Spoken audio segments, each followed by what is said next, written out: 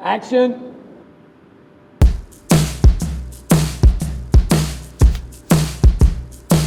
Maybe I will. I should get away with that. I go to first.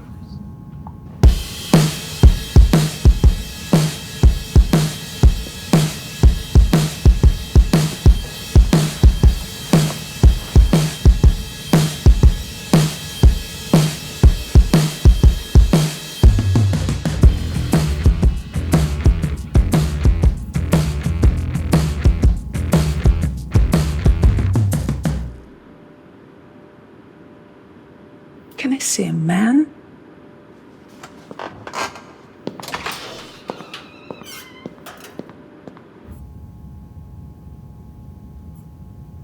Cut! Okay, Jeffrey, you gotta move a little bit more seductively. And Sunshine, please, spread your arms like an angel that you are, okay? Jeff? So we will do one more time, okay? But what I need, try to show you more expression, how you feel it, okay? Okay. Thank you. Yes, they ready. One more time, please. Stand by. Quiet.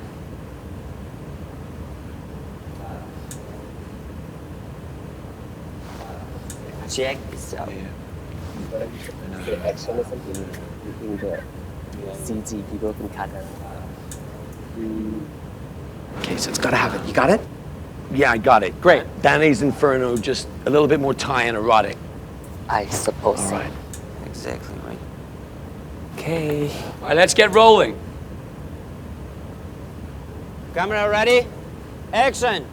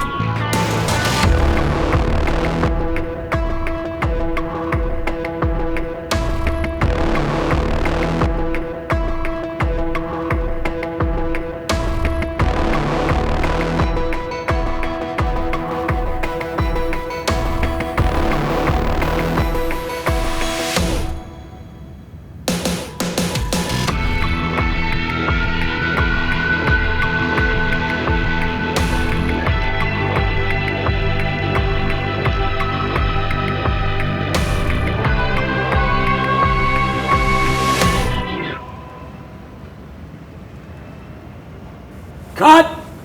Okay, see you guys in 7 days. That is a wrap. Oh wow, Amazing. cool. Finally. Finally. 7 days. 7 days. Bravo. Congratulations. Okay, let me check some.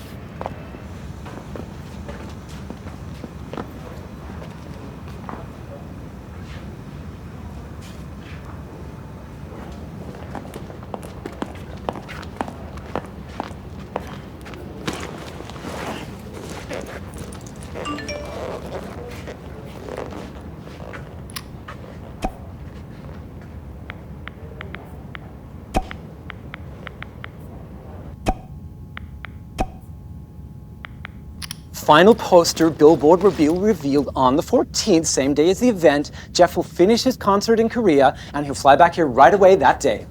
Make sure he will be Faust, not a K-pop idol. Oh, it's you, Mephistopheles. I like your acting. Thank you. I love his abs. We will literally spray the fragrance of Devil all around Bangkok shopping district where it would be distributing. Make sure they can do it on time. Well, of course, we have 7 days. Anyway, everything is going to go completely to schedule. You don't need to worry about a single thing. I've got it completely covered. I will.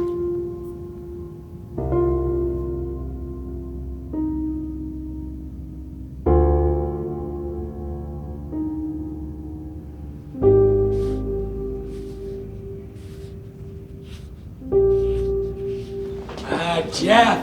you did a terrific job. Thank you so much. See you again. On the 14th, the event is on the 14th. It's on Valentine's Day, Jeff. We need you. Oh, but we're super busy. We gotta go. Bye, guys.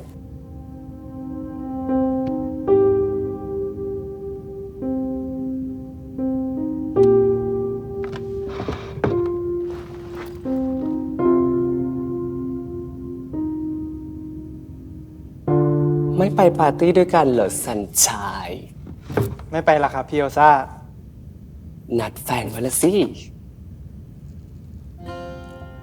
ตั้งใจจะเซอร์ไพรส์เขานิดหน่อย ขอบคุณนะครับพี่ที่เลือกผม อีก7 วันก็รอดูตัวเองขึ้นบิลบอร์ดทั่วกรุงเทพได้เลยจ้า เห็นหน้านิดเดียวใครจะจำได้ เอานะสักวันแสงจะต้องส่องหน้าเธอเต็มๆ เชื่อฉันสิสันชายแล้ววันที่ 14 จะไม่มาร่วมงานเปิดตัวเหรอคะ วันนั้นผมเดินทางพอดีครับ เสียดาย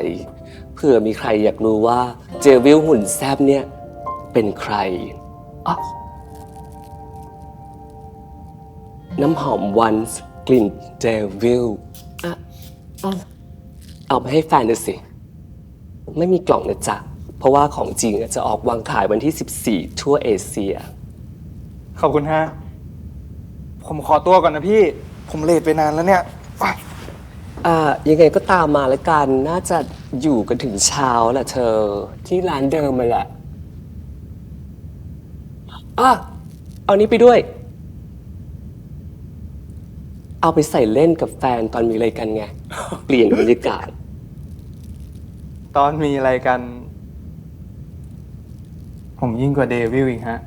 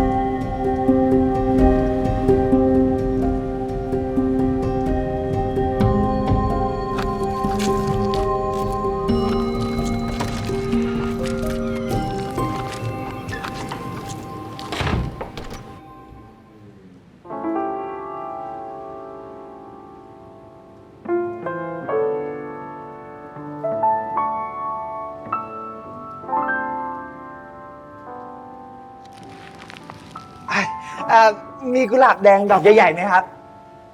มีแต่ดอกยังไม่ใหญ่ครับ ถ้าคืนนี้ให้โอกาสเขานอนเต็มอิ่มอีกสักคืน พอพรุ่งนี้เช้า เขาก็จะรับกี่ดอกดีครับ ดอกเดียวครับ ผมรีบ ไม่ขาย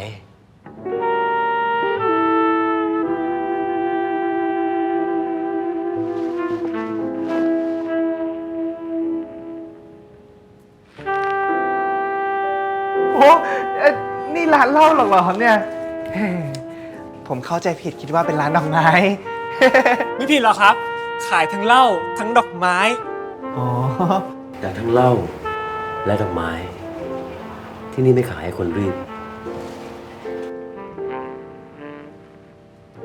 พี่ครับ ผมอยากซื้อดอกไม้ให้แฟน ผมไม่เคยให้ดอกไม้แฟนเลย วันนี้ผมทำงานเลิกเลทแฟนผมรออยู่ที่ร้านอาหาร ผมวิ่งมาแล้วฝนก็ตก แม่งเดือนกุมภาแท้ๆโคตรแปรปรวน พี่ช่วยขายดอกไม้ให้ผมเถอะครับ เอาดอกนี้ไหมใหญ่ สู้ฝน แมรี่นางเพิ่งบานเมื่อกี้นี้เอง นางชอบฝน ขอบคุณครับ แล้วถ้าผมจะขอให้ทางร้านส่งดอกกุหลาบให้แฟนผมทุกเช้าวันละดอกจนกว่าจะถึงวันวาเลนไทน์จะได้ไหมครับ ไม่ได้ อ้าวทำไมล่ะครับ คนที่จ้างให้คนเลือกดอกไม้ จัดดอกไม้ และตื่นแต่เช้าไปส่งให้แฟน ขณะที่ตัวเองหลับสบาย และไม่แคร์ด้วยซ้ำว่าดอกนั้นจะสวยหรือซ้ำเดี๋ยวนี้เขาเรียกว่าความรักแล้ววะไอ้หนุ่ม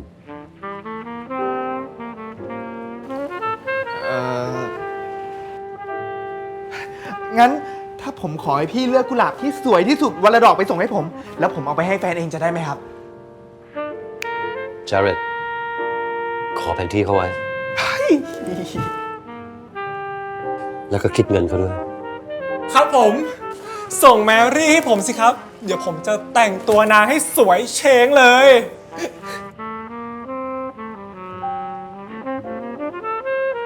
แมรี่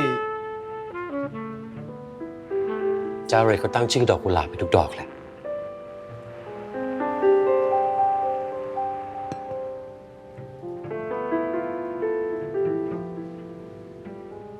ร้านพี่นี่แปลกดีนะครับ เหล้ากับดอกไม้ ผมไม่คิดว่ามันจะเข้ากันได้ ดอกไม้ทำให้เมาเหล้าทำให้เห็นความจริง ไม่เคยได้ยินเลยสิ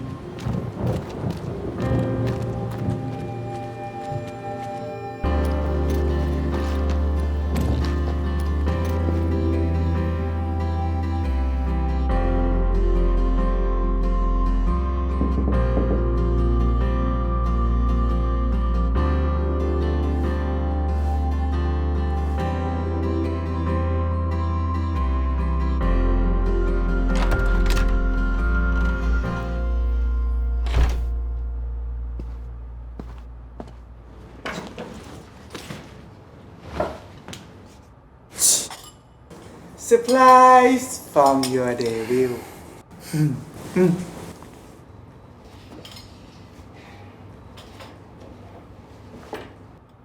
นี่แค่เซอร์ไพรส์ดอกแรกนะ คืนนี้ยังมีอีกหลายดอก เตรียมรับได้เลย เอ้า แล้วนี่เลนสั่งเลยหรือยัง เต็มที่นะวันนี้ซันเลี้ยงเอง เลนกินแต่กะเพราเนื้อสับไข่ดาวอยู่ได้ไม่รู้จะเบื่อ เปลี่ยนบรรยากาศซะบ้าง ซัน ซันรู้ว่าช่วงหลังมาเนี่ยซันเอาแต่ทำงานไม่มีเวลาให้เลนเลย ไม่เคยไปช่วยเลนที่ร้านเลยด้วยซ้ำแต่ตอนเนี้ยซันงดรับงานแล้วนะ1 เดือนเต็ม อีก7 วันก็มีงานเปิดตัวน้ำหอมที่ซันเพิ่งถ่ายไปวันเนี้ยแต่ซันก็ไม่ไป นี่เขาให้มาขวดหนึ่งอะเลนเอาไปใช้ดิ เราแพ้น้ำหอม เออ จริงด้วย ถึงซันไม่ไปอะนะ เขาก็หาคนอื่นแทนได้ เพราะที่ถ่ายวันเนี้ยซันก็แค่หันข้างกับเงยหน้า คิดดูดิ ถ่ายทั้งวัน สุดท้ายผู้กำกับไม่ให้ซันเงยหน้ากับกลางปีกอย่างเงี้ย Life sucks ซันไม่ไปหรอก เพราะอะไรรู้ปะ เพราะว่าวันนั้นเป็นวันวาเลนไทน์นะสิ และพอเซอร์ไพรส์ดอกที่สอง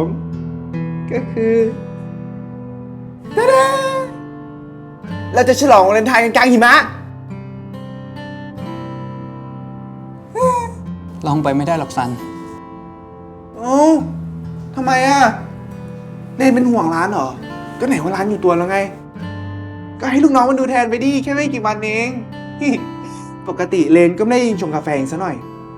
นี่สั่งอุตส่าห์เก็บตังค์พาเลนไปเที่ยวนี่ไงทำไมไม่เซอร์ไพรส์เลยอ่ะโถเลน ซัน เราเลิกกันเถอะ เฮ้ย มุกปะเนี่ย มุกไม่ผ่าน เราพูดจริง เฮ้ย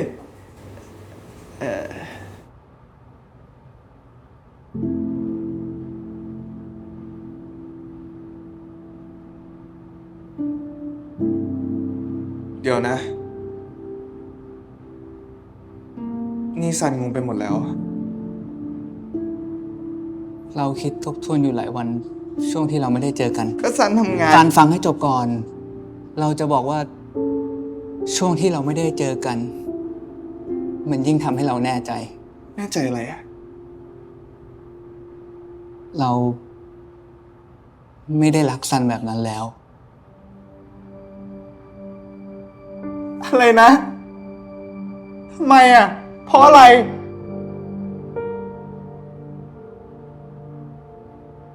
อย่าหาเหตุผลเลย เราไม่อยาก ตั้งแต่เมื่อไหร่ สักพัก สักพักนะเมื่อไหร่ สักพักก็คือสักพัก จะให้เราบอกเวลาไหนเป๊ะๆนะไม่ได้หรอก ทำไมอ่ะ เลนตื่นขึ้นมาเราก็นึกขึ้นได้ว่าไม่รักซันแล้วงั้นเหรอ แล้วซันต้องทำไง เขานอนแล้ววิ่งตื่นขึ้นมาแล้วก็ลืมเลนได้เลยงั้นเหรอ มันง่ายอย่างนั้นเลยเหรอ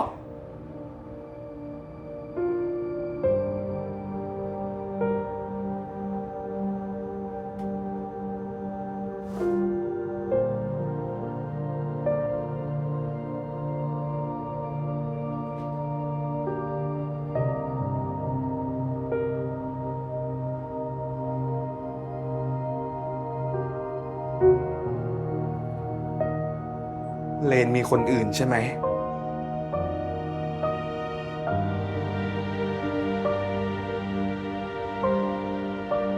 ในบอกว่าอย่าไปหาเหตุผล นี่ไงเหตุผล เลนมีคนอื่นขณะที่ซันทำงานหนักรับแม่งทุกงาน จะบนเล็กบนน้อยหันข้างหันหลังเก็บตังค์พาเลนไปเที่ยว แล้วไงอ่ะเซอร์ไพรส์กูกับโคตรเจ็บ ซั เล น ย อย่าหยาบ ไม่มี คาย คนอื่นแล้ว พูด บอก กัน ว่ามี ดีๆก็ได้ทำไมจะ พู ต้ ด อง กันดีๆเหรอ นี่กูถูกสวม อย่าหยาบคายแล้วก็ควบคุมอารมณ์ตัวเองหน่อย จะพูดยังไง ที่รักครับ ที่รักไปเจอเด็กใหม่ที่ไหนเหรอครับ มันแซ่บสะใจถึง เห ใจ ตุผลมันไม่ใช่แค่นั้นหรอก มา ซั บ น อกเลิกกัน ที่เราไม่อยากยก เนี่ เหตุผลมาอ้างเพราะไม่มีประโยชน์มันจะ ก็ไหนทุกทีเป็นคนมีเหตุผลนังไม่ใช่เหรอ AR อะไรก็เหตุผลแล้วพอมาตอนนี้ทำไมพู พู ด ด อย่าง ไป เงี้ย มันก็ทำให้เจ็บเปล่า แล้วแบบนี้คิดว่าไม่เจ็บ ๆอย่าเสียงดัง แบบนี้คิดว่าไม่เจ็บ นี่คนเอาไว้ย พอเถอะ พ่อเหรอว่าจะเลนไปเถอะ เลนเดี๋ยวดิ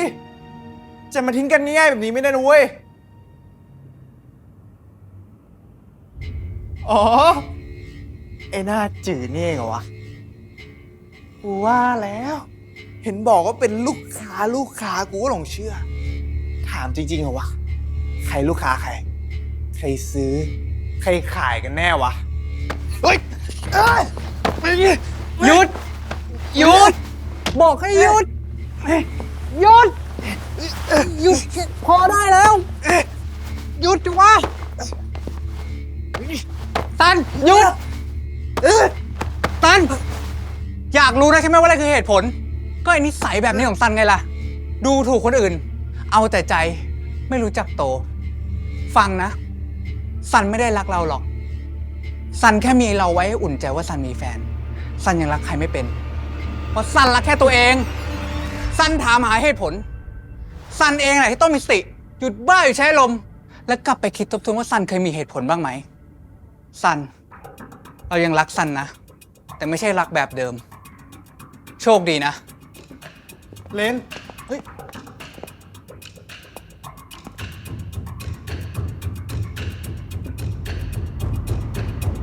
โถ่เว้ย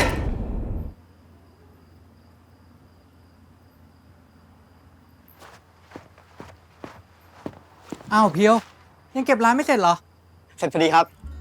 วันนี้ลูกค้าเยอะมากเลยพี่เลน ถ้าเสร็จแล้วกลับเถอะเดี๋ยวที่บ้านเป็นห่วง ครับผม พี่แอร์ครับ ผมส่งใบสมัครประกวดเต้นแล้วนะครับ ชนะได้แข่งที่เกาหลีเนี่ย ลุยเลย เพียวทำได้อยู่แล้ว พรุ่งนี้พี่แอร์ช่วยมาติวเทคนิคให้ผมหน่อยได้ไหมครับ ตอนร้านปิดแล้วก็ได้ เจ้าเพียว พรุ่งนี้พี่แอร์เขามีสอบทั้งวัน ไม่เป็นไรไม่เป็นไรเลย เดี๋ยวพรุ่งนี้พี่สอบเสร็จแล้วจะรีบมาติวให้เลยนะ ขอบคุณมากครับพี่ งั้นผมกลับก่อนนะครับ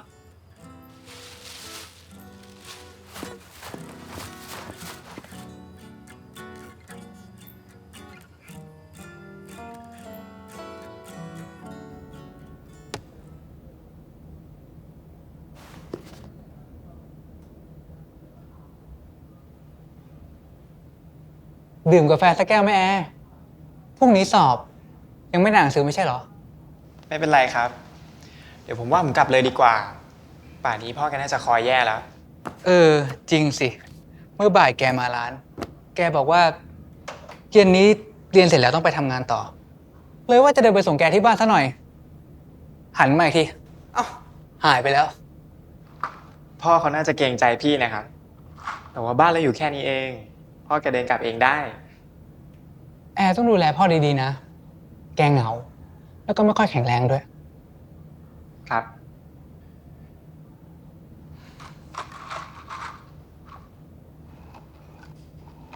แล้ววันนี้เป็นไงบ้าง ก็ยุ่งๆครับ ช่วงนี้ผมวิ่งส่งเล่มกรมธรรม์อยู่ ลูกค้าอยากได้ประกันชีวิตที่ครอบคลุมรอบด้าน เห็นไม่ค่อยพูดแบบเนี้ย เก่งเหมือนกันนะเราอะ ช่วงนี้คนหันมาดูแลสุขภาพกันมากขึ้นครับพี่เรน ผมก็เลยแนะนำประโยชน์ แล้วก็สิ่งดีๆให้กับพวกเขา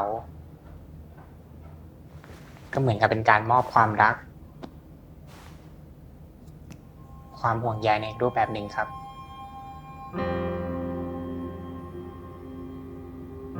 วันนี้ขอบคุณนะ ที่ไปเป็นเพื่อน แต่อารมณ์ร้อนเหมือนกันนะเราอะ ผมทนไม่ได้นี่ครับที่เขามาว่าพี่อะ แอร์นายเป็นคนดีมากนะ ผมไม่ใช่คนดีหรอกครับ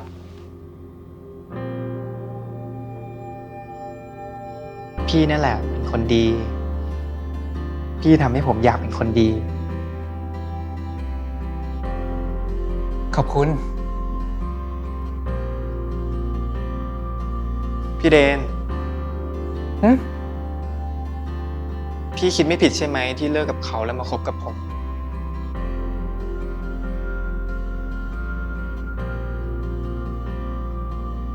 ทำไมถึงคิดว่าพี่จะคิดผิด ก็ผมไม่มีอะไรเลย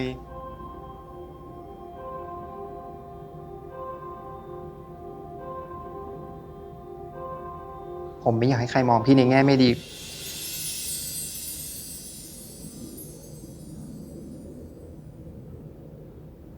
ผมไม่อยากให้ใครดูถูกพี่ว่า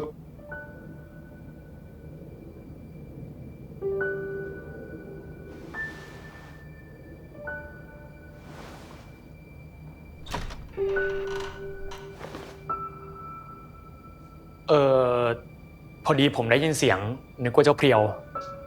เจ้าเพียวเพิ่งกลับไปเมื่อกี้นี้เอง นัดล่ะทำไมไม่กลับ พรุ่งนี้ผมว่าจะลองอบขนมตัวใหม่นะครับ ก็เลยอยู่เตรียมเครื่องแช่เย็นไว้ พรุ่งนี้เช้ามาจะได้อบใหม่ๆพร้อมขายพอดี แค่ได้บาริสต้ามือรางวัลอย่างนัดมาอยู่ที่ร้านเนี่ย ก็โชคดีแย่ๆอยู่แล้ว ดูดิ ยังมาทำขนมเองอีก บอกให้ไปรับเขามาก็ไม่เชื่อ ถ้ามันไม่สดใหม่มันก็ไม่อร่อยนี่ครับ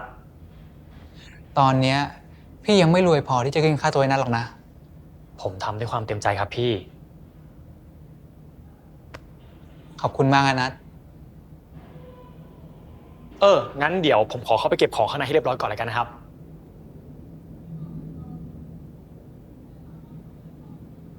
ผมกลับก่อนนะครับ กลับเถอะ แต่สัญญากับเราสักอย่างได้ไหม สัญญาอะไรเหรอครับ สัญญาว่านายต้องเลิกด้อยค่าตัวเอง นายเป็นคนดี ใครไม่เห็นค่าก็ช่างเขาเป็นไร แต่นายต้องเห็นคุณค่าในตัวเอง ครับ เงินไว้พรุ่งนี้ วันนี้ เดี๋ยวนี้ ผมหมายถึงว่าพรุ่งนี้ผมสอบเสร็จแล้วจะรีบ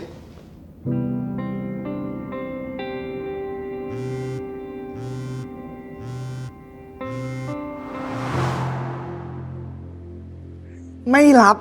โทรเป็น10 ครั้งไม่รับแต่เอาไปจีได้ พี่ดูนี่ดิ เมื่อกี้นี่เอง เขาทำกับผมอย่างนี้ได้ไงวะฮะไม่ไลฟ์สัก การงานก็ไม่ได้เดบิวต์สึกถูกแฟนบอกเลิกอีก ผมรู้ เขาชอบเด็ก ไอ้นั่นมันยังเด็ก อ่อนๆ กรอบๆ หวานๆ เฮ้ยผมคงไม่หวานแล้วดิ เขาถึงได้ด่าผมว่าไม่รู้จักโต มึงมันก็ไม่รู้จักโตจริงด้วยล่ะ ฮะ เฮ้ย คนที่ผมตามติ๊กต็อกเขาอยู่ เขาสอนเต้น cover ด้วย นี่ไง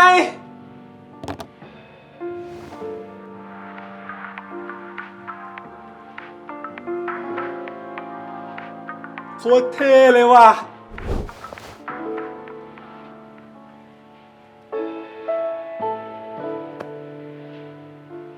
ผมรู้ว่าผมกับเขาแม่งโคตรต่างกัน ยังกันมาจากคนละภพ เราชอบอะไรไม่เหมือนกันเลย แต่มันจะเป็นด้วยเหรอพี่ที่คนเป็นแฟนกันเหมือนกันถึงจะอยู่ด้วยกันได้ นี่ก็ไม่เคยเห็นใครเป็นแฟนกับผีหรือมนุษย์ต่างดาวนะ นอกจากในหนังนะ หมดแก้วเนี่ยกลับบ้านไปได้แล้ว จะปิดร้านแล้ว ร้านเหล้าอะไรปิดเร็วจังวะพี่ นี่ไม่ใช่ร้านเหล้า เป็นร้านดอกไม้ที่ขายเหล้า ดอกไม้กูต้องรีบนอน ความสมดุลนะเข้าใจไหม อะไรที่มันต่างกันนะมันจะอยู่ด้วยกันได้ด้วยความสมดุล พี่แม่งโคตรเบียวเลยวะ นายเมาแล้วกลับบ้านไปได้แล้ว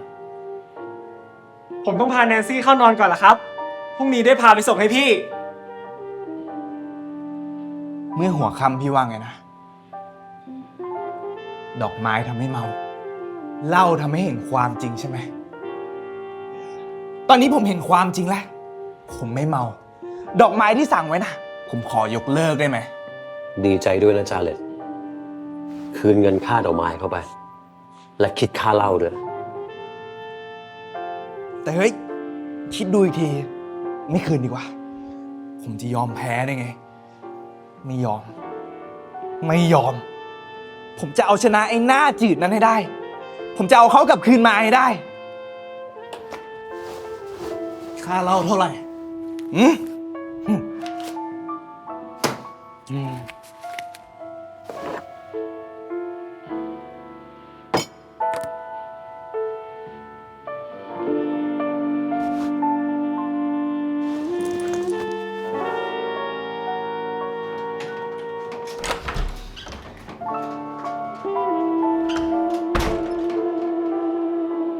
นายนี่มันยังเมาอยู่นี่หว่า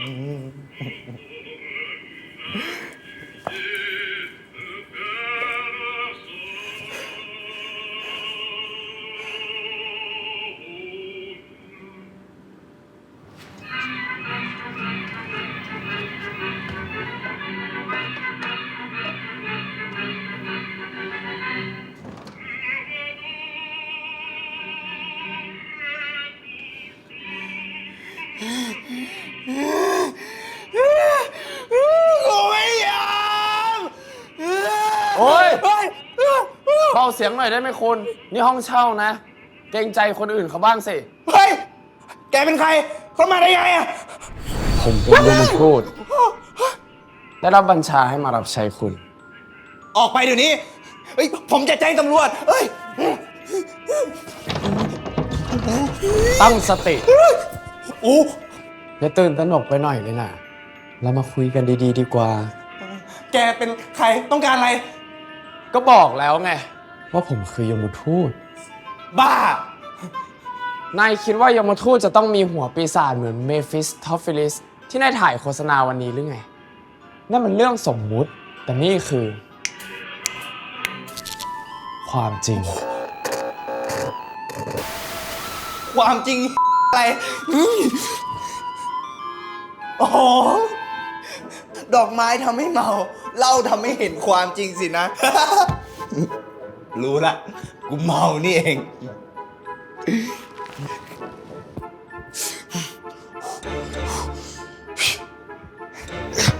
ถ้าคิดว่าเมา ก็ไปอาบน้ำซะก่อนไปหรือจะให้ผมอาบให้ เฮ้ย เฮ้ย ไม่ต้อง โอ้ย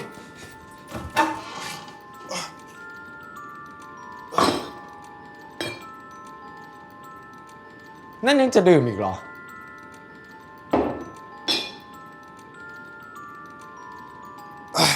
ก็จะได้เห็นความจริงให้ชัดขึ้นไง ยังมาทูดอะไรวะ แต่งตัวยังกระลุนมาจากแฟชั่นวีค หน้าตาเนื้อตัวก็ดูเหมือนคน แต่ดูอีกทีก็ไม่ใช่คน เพราะผมไม่ใช่ยมทูตธรรมดา แต่เป็นยมทูตคิวปิดนะสิ เป็นยังไงวะยังมาโทษคิวปิดอะ ผมอาจช่วยนายได้นะสิ แต่มันไม่ได้ง่ายขนาดยิงสอนปุ๊บเขาจะรักนายปั๊บแล้วกลับมาหานายหรอกนะ นายอาจจะต้องใช้สติและเหตุผลสักหน่อยจำได้ไหมเรื่องหัวข้ามแฟนนายก็บอกกับนายแบบนี้ ผมต้องทำยังไงครับท่านคุณยมทูตคิวปิด ลำบากนักเรียกผมว่าคิวเฉยๆก็ได้ ครับคุณคิว แล้วไม่ต้องเรียกคุณด้วย คิดซะว่าเราเป็นเพื่อนกัน ได้เลยเพื่อน ผมจะให้โอกาสนายกำจัดอุปสรรคออกไป7 ครั้ง พูดง่ายๆ ผมจะให้โอกาสนายกำจัดคนได้7 คน นายจะลบใครก็ได้ที่คิดว่าถ้าเขาหายไปแล้ว เรนจะกลับมาหานาย แต่อะไร ผมขอร้อง ให้นายคิดดี ไม่ต้องคิดเลย ผมรู้ว่าผมจะลบใคร ๆ คิดให้ดี โอ้ยผมรู้ว่าผมจะลบใคร ๆ ใจเย็นๆ ผมเดาได้ว่านายจะลบใคร ผมถึงมาบอกให้นายใช้สติและเหตุผลนี้ล่ะอยาวแต่อารมณ์นายยังมีเวลาจนถึงเที่ยงคืน อีก 5 นาที ถ้างั้นมาทำความรู้จักกันหน่อยดีกว่า ไหนบอกมาหน่อยสิว่า นายมาจากนรกหรือสวรรค์ และใครส่งนายมา ผมมาจากกึ่งกลางระหว่างนรกกับสวรรค์ ระหว่างอดีตและอนาคต ระหว่างอดีตกับอนาคต ก็ปัจจุบันนะสิ เวลาของคนเราไม่เท่ากัน ปัจจุบันของนายคืออนาคตของผม เฮ้ย เอาไงกันแน่วะ เทพเจ้าไสยศาสตร์ ควอนตัมมัลติเวิร์ส เลือกเอาให้แน่สักอย่าง แล้วโลกที่นายอยู่ มันมีอะไรแน่สักอย่างไหมล่ะ อ่ะทำมาก็มา สาธุ บางทีทุกอย่างที่นายพูดมามันก็อ่านลอยวนรวมๆอยู่ตรงหน้าเรานี้ก็ได้นะ แค่เรามองไม่เห็นเท่านั้นเอง เรานี่ เมาแล้วก็ฟุ้งซ่านดีว่ะ ความรู้ปนกันมั่วไปหมด มนุษย์ก็อย่างเงี้ยแหละ ต่อให้รู้มากเท่าไหร่ ก็ยังมีอีกตั้งหลายต่อหลายอย่างที่ยังไม่รู้ แล้วไอ้คนที่ผมอยากลบนะ นายจะทำให้มันหายไปจากโลกนี้ จักรวาลนี้ จักรวาลนี้ นายจะทำให้มันหายไปจากจักรวาลนี้ได้ไง ผมก็แค่ แล้วเขาก็หายไป ง่ายขนาดนั้นเลย ง่ายขนาดนั้น แม่งง่ายมันเลยเลิกรักผมเลยว่ะ แค่ เขาก็เลิกรักผมแล้วอะ เอ้า ดิ่งซะงั้น นี่ไง ผมอยู่นี่ รอรับคำสั่งจากนายแล้ว จริงด้วย ผมมีอำนาจนั้นแล้ว ผมอยากให้นายเรียกมันว่าโอกาส อำนาจที่จะลบใครออกไป เพื่อให้เลนกลับมารักผม นายใช้อำนาจลบใครก็ได้ แต่จะได้ความรักกลับคืนมาไหม นายต้องคิดให้รอบคอบ คิดอีกกี่รอบ คนที่ผมอยากลบก็คือคนเดิม แล้วผมต้องอธิษฐานไหม แล้วแต่นายเลย จะหลับตา ลืมตา หรือตะโกนชื่อคนนั้นออกมาก็ได้ ตามสบาย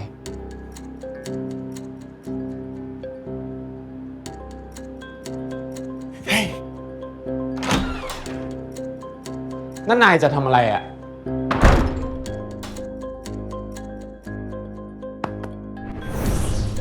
คงไม่คิดจะโดดลงไปหรอกนะ ผมจะกระโดดลงไปทำไมโง่ ในเมื่อพรุ่งนี้ เรนจะกลับมาหาผม แล้วนายออกมาทำไม ก็นายบอกว่าตะโกนชื่อไอ้หมอนั่นออกมาได้ไม่ใช่หรอ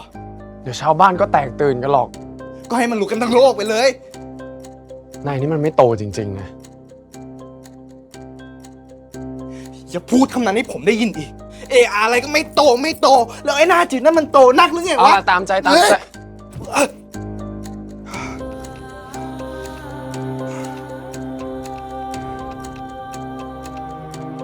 ผมอธิษฐานได้หรือยัง ถ้านายคิดดีแล้ว ผมคิดดีแล้ว เชิญ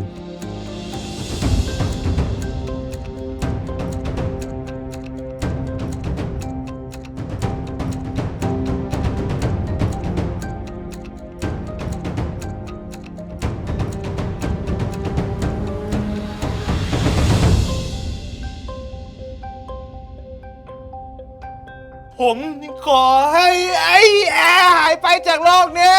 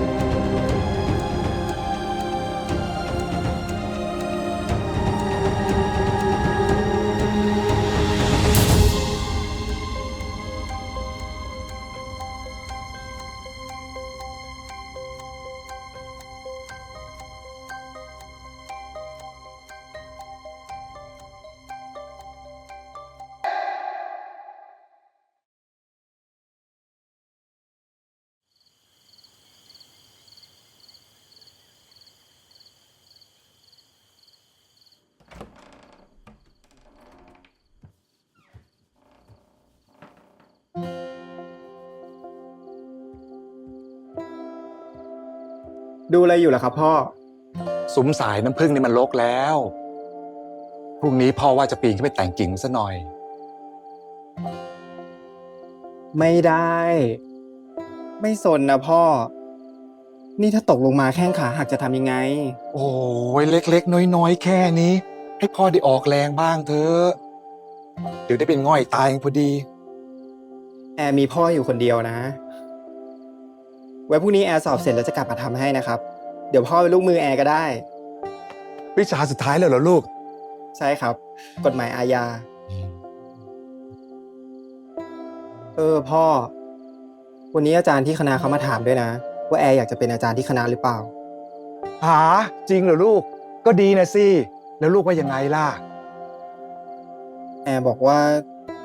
ขอคิดดูก่อน โอกาสดีๆ อย่างนี้ อาจารย์เขาสามาชวน แล้วทำไมต้องคิดล่ะลูก ก็อาจารย์เขาบอกว่า ถ้าแอร์อยากเป็นอาจารย์น่ะเขาจะหาทุนให้ไปเรียนต่อเมืองนอก แอร์ไม่อยากทิ้งพ่อไป แอร์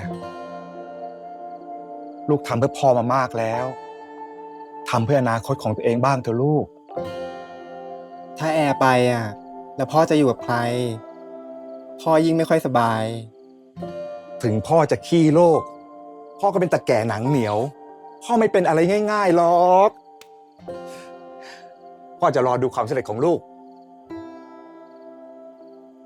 เวลาค่อยคุยเรื่องนี้กันนะครับไปเข้าบ้านกัน ดึกแล้ว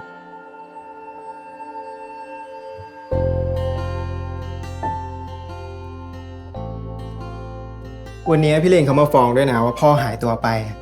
เขาเป็นห่วงแทบแย่น่ะ เขาบอกว่าจะมาส่งพ่อ พ่อเกรงใจเขา บ้านเราอยู่แค่นี้เอง พ่อยังเดินไปกินกาแฟร้านเขาได้ แล้วทำไมจะเดินกลับมาเองไม่ได้ ทีหลังก็บอกเขาซะหน่อยนะครับพ่อ พ่อเห็นเขายุ่ง ลูกค้าเขาเยอะนะช่วงนี้ คนอะไรเนี่ยใจดีจริงๆเอ้าแล้วนี่ยังไม่เข้านอนอีกเหรอลูก ยังครับ แอร์ว่าจะอ่านหนังสือต่ออีกสักหน่อยเดี๋ยวแอร์จะเตรียมอาหารเช้าไว้ในห้องครัวนะครับเผื่อพ่อยังไม่ตื่น รีบไปอ่านหนังสือเถอะจะได้รีบเข้านอน กุดไนท์ครับพ่อ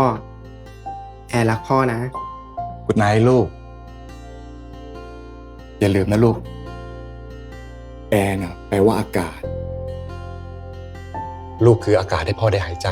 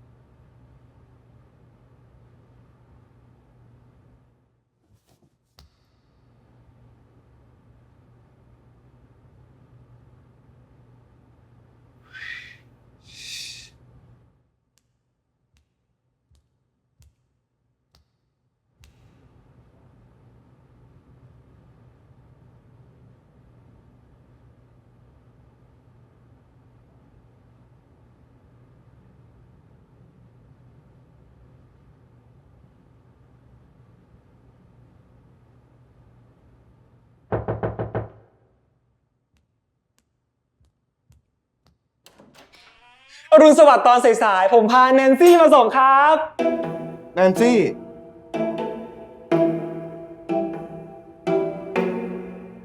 ขอบใจนะ ผมจะมาส่งตั้งแต่เช้าแล้ว แต่พี่เต้เต้บอกว่าสายๆเหอะมันยังไม่ฟื้นหรอก พี่เต้เต้ เจ้าของร้านไง พี่เต้เต้เดาถูกจริงๆด้วย ตื่นสายอย่างนี้ทุกวันเหรอครับ ก็เมื่อคืนเมาซะขนาดนั้น ไปเมาที่ไหนมาล่ะครับ ก็ที่ร้านนายไง ร้านผม เมื่อคืนพี่ไปสั่งดอกไม้ตอนหัวค่ำแล้วก็ไม่ได้กลับมาอีกนี่ครับ เฮ้ย อะไรวะ นี่ฉันเมาหรือว่านายสติเลอะเลือนกันแน่วะเนี่ย ผมรู้ว่าผมไม่เหมือนคนปกติสักเท่าไหร่ แต่ผมไม่เคยเมา และสติผมไม่เลอะเลือนแน่ครับ ขอให้วันนี้เป็นวันที่ดีนะครับหวัดดีครับ เอาเฮ้ย เดี๋ยว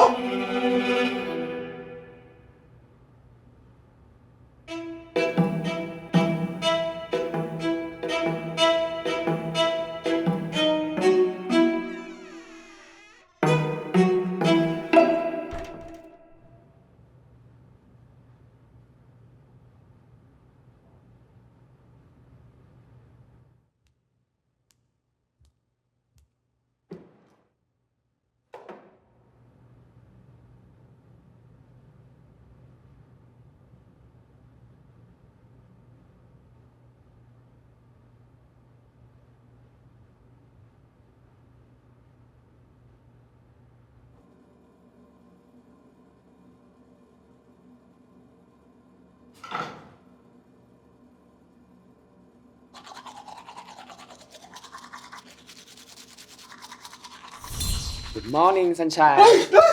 กาแฟสักแก้วไหมครับ นี่แกนายมีตัวตนจริงๆเหรอวะเนี่ย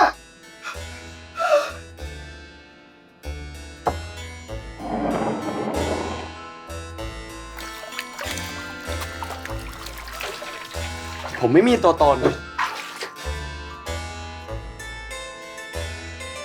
แต่ผมมีอยู่จริง ไม่เชื่อนายลองสัมผัสดูก็ได้ นั่นมันผ้าเช็ดตัวฉัน นายอยากให้ผมเปลือยแบบนี้จนตัวแห้งเลยเหรอ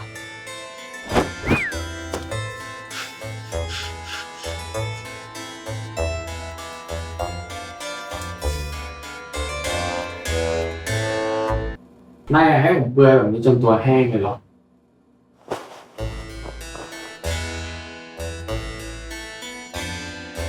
นี่ถ้าฉันไม่ได้เมา ไม่ได้ฝัน จริงซะยิ่งกว่าจริงอีกครับ ถ้างั้น เฮ้ย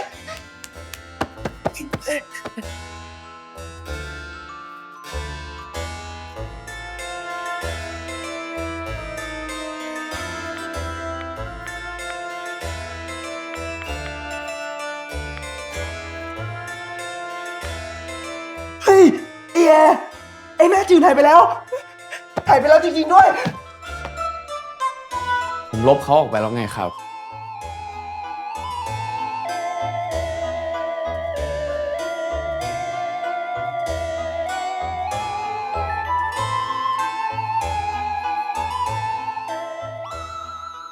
ตามคำบัญชาของนาย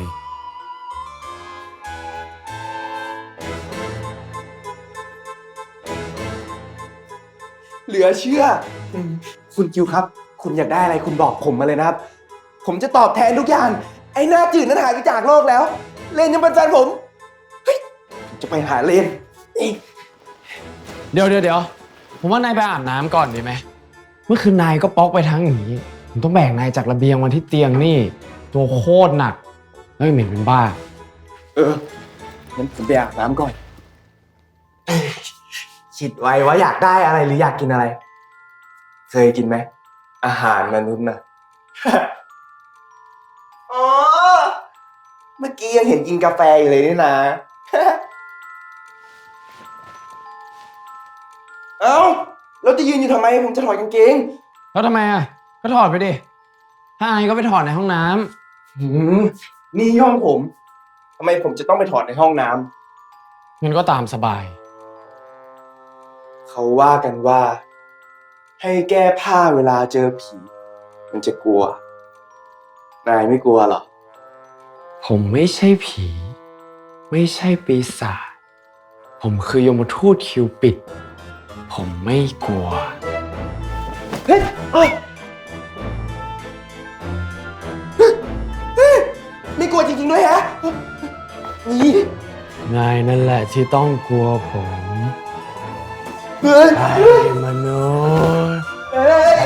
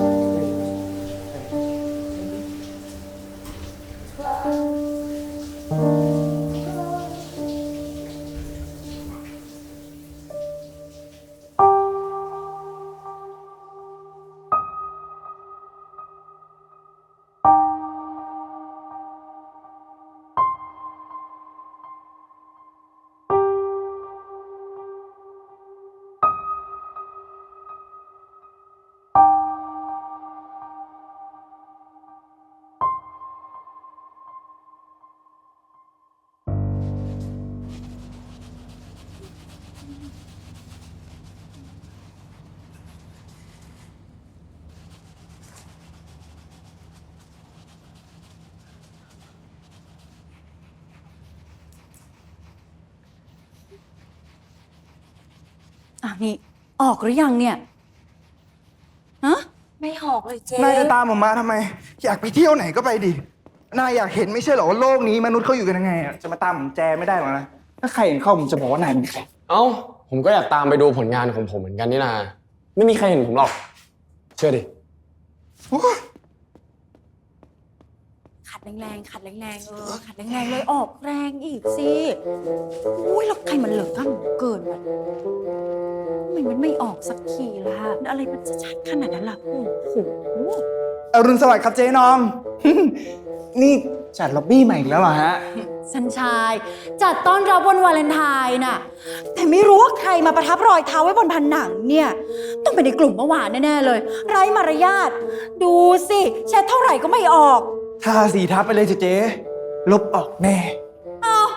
ทั้งห้องก็หมดความคลาสสิกกันไปเลยนะสินี่สัญชายเจมีเรื่องอยากจะคุยด้วยหน่อย เรื่องอะไรครับเจ๊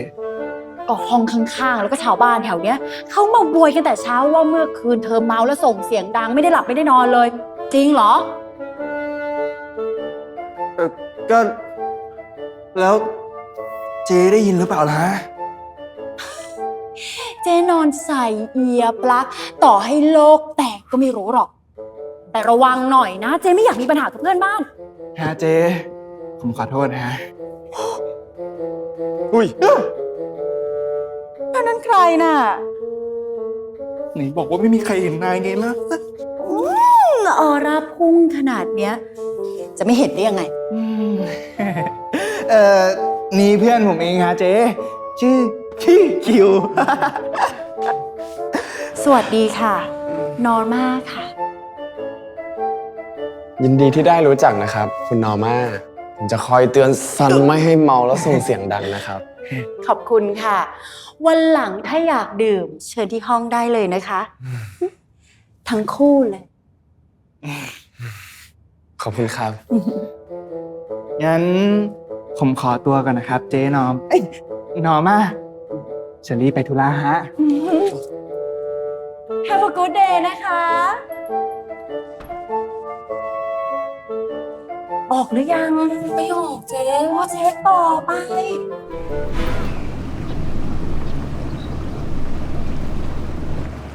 ไหนบอกว่าไม่มีใครเห็นนายไงล่ะ ไม่รู้ดิ ผมนึกว่าไม่มีใครเห็นจริงๆนะ นี่เป็นความรู้ใหม่ของผมเหมือนกัน แล้วแต่งตัวซะขนาดเนี้ยไม่ร้อนหรือไงวะ ร้อนดิ ถามได้ เฮ้ย นั่นเขาไปไหนกันอ่ะ ข้ามเรือไปฟากโน้นนะเด็ เราข้ามได้ไหม ผมอยากนั่งเรือข้ามฟาก แมวอ่ะว่ายน้ำไม่เป็น นั่งรถไปดีกว่า ไหนว่าขออะไรก็จะให้ไง ไว้วันหลังแล้วกัน เฮ้ย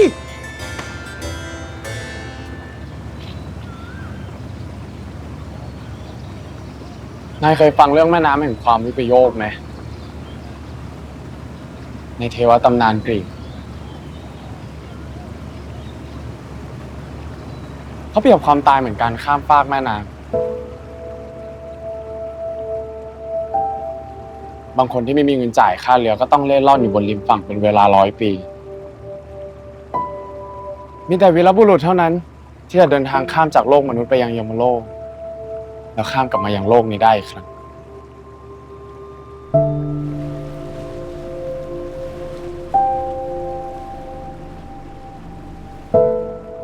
นายคงอยากกลับมาโลกนี้อีกครั้งใช่ไหม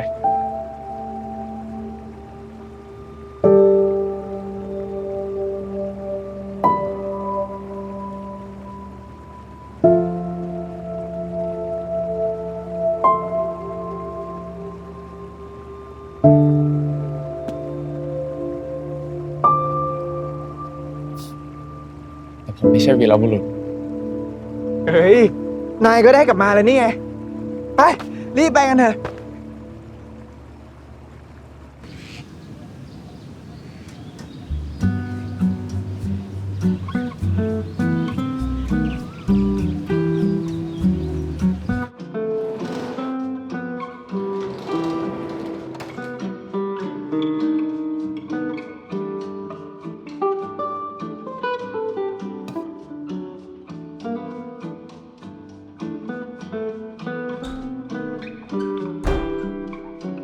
เรียนให้มาถามว่ายกล้อได้ยัง อ้าวลุงคนนั้นมาอีกแล้วเหรอ ไม่เห็นเข้ามาสั่ง อยู่นู่น สบายดีนะครับคุณลุง สบายดีครับ ยกล้อผมให้เจ้าเพียวทำให้อยู่ เดี๋ยวเอาออกมาเสิร์ฟให้นะครับ ครับผมขอบคุณมากครับ พี่เรียนแกใจดีเนาะ ไม่เคยคิดตังค์ลุงแกสักที แถมยกล้อ ก็ไม่ได้อยู่ในเมนูซะด้วย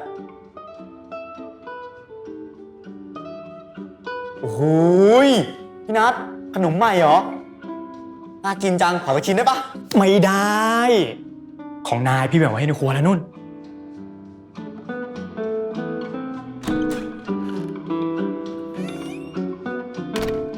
ขอบคุณนะครับ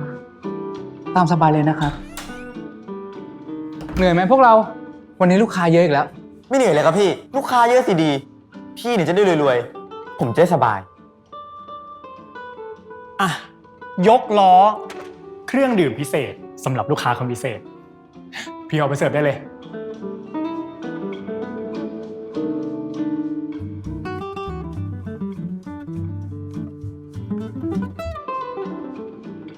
พี่เลนครับสัญชัย ในนั่งข้างนอกนี่แหละ ดื่มเลยไหมเดี๋ยวสั่งให้ อเมริกาโน่เย็นแก้วหนึงมานะครับ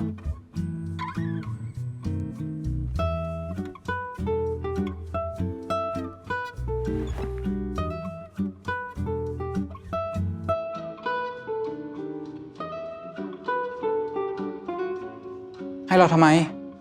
อยากให้ อ๋อ ขออเมริกาโน่ร้อนแก้วหนึ่งดิ ซันไม่กินกาแฟไม่ใช่เหรอ ซันสั่งให้เพื่อนน่ะ อ๋อ แฟนใหม่เหรอหล่อดีนี่ บ้าน่ะ เพื่อนพูดเป็นเล่น โทษที เราก็นึกว่าแฟนใหม่ซันจริง เดี๋ยวนะ ซันจะมีแฟนใหม่ได้ไง ก็เราสองคน ๆ ไปคุยกันตรงนู้นดีกว่า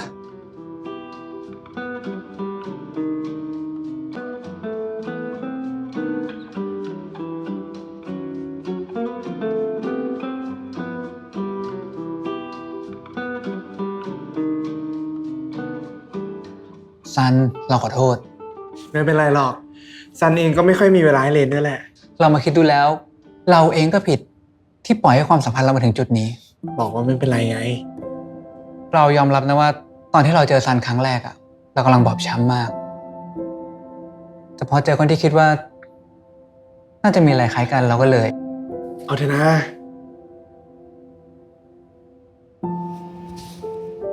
แต่เวลาก็พิสูจน์ให้เห็นแล้วว่า เราไม่มีอะไรเหมือนกันเลยอะ คนเราจะเหมือนกันทุกอย่างได้ไง เลนเคยบอกไม่ใช่เหรอ ว่าเลนชอบที่โลกนี้มีความแตกต่าง ใช่ แต่สำหรับชีวิตคู่ เรามาเริ่มกันใหม่นะ อย่างพี่กับน้อง เราสัญญาจะเป็นพี่ชายที่ดีตลอดกาล พี่น้องอะไรอ่ะ นี่เราเป็นแฟนกันจะเป็นพี่น้องได้ไง นี่เรากำลังปรับความเข้าใจกันเพื่อเริ่มต้นกันใหม่ไงล่ะ ซันนี่เรายังทำใจไม่ได้อีกเหรอ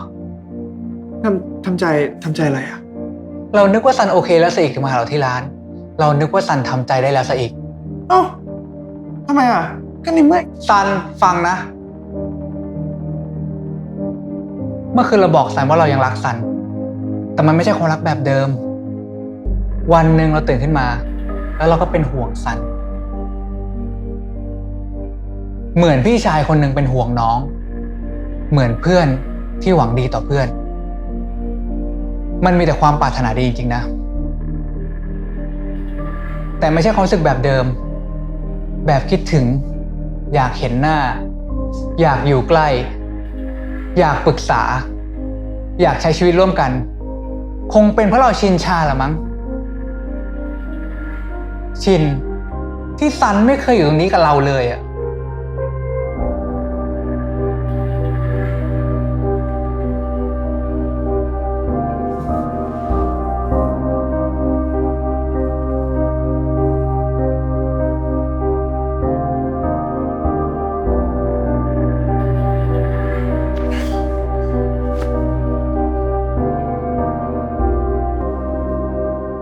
เลน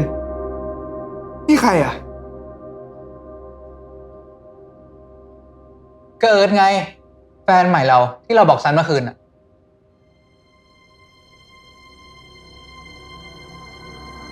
ไอ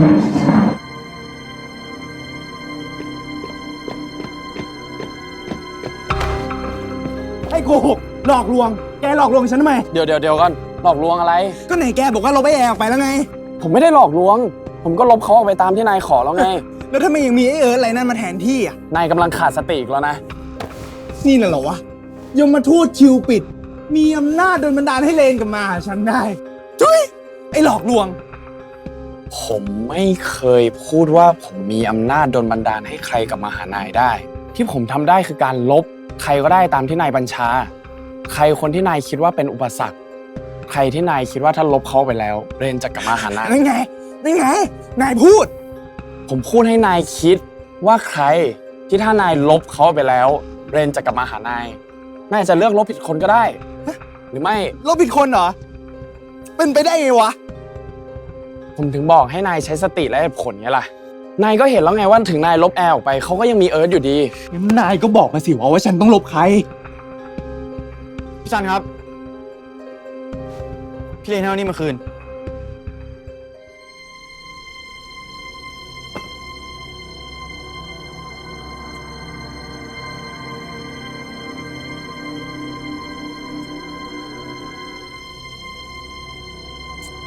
โถ่เอ้ย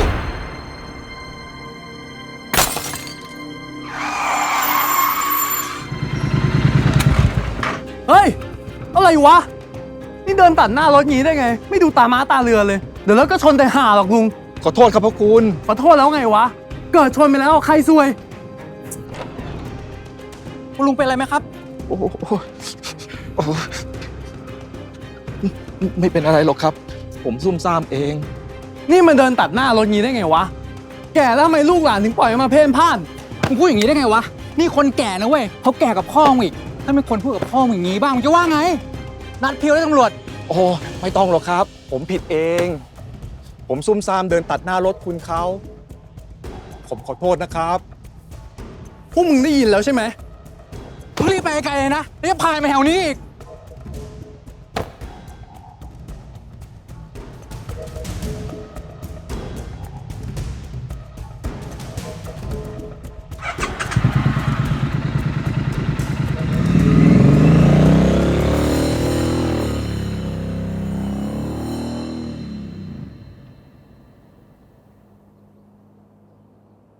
คุณลุงไม่เป็นอะไรแน่นะครับ ไม่เป็นอะไร ไม่เป็นอะไรจริงๆครับ แล้วนี่คุณลุงบ้านอยู่ที่ไหนล่ะครับ แกมาที่นี่ทุกวันเหรอคุณ เดี๋ยวผมให้คนไปส่งที่บ้านนะครับลุง อ๋อไม่เป็นไร บ้านลุงอยู่แค่นี้เอง เดี๋ยวลุงเดินกลับไปเองได้ ไม่ได้ครับ ผมเป็นห่วง ผมขาดลูกค้าคนสำคัญอย่างลุงไปไม่ได้นะครับ โถพ่อคุณวุ่นวายกันไปหมด เมื่อกี้ลุงคิดอะไรเพลินไปหน่อย ต่อไปอ่ะลุงจะมีสติให้มากขึ้น ขอบคุณมากนะครับทุกคน ต้องขอโทษด้วยจริงๆล่ะ เพียว เดินไปเพื่อนลุงแกหน่อย ไปแล้วลุงไงไม่ต้องไปทำงานเถอะอีหนีไปเถอะครับลุงอย่าดื้อ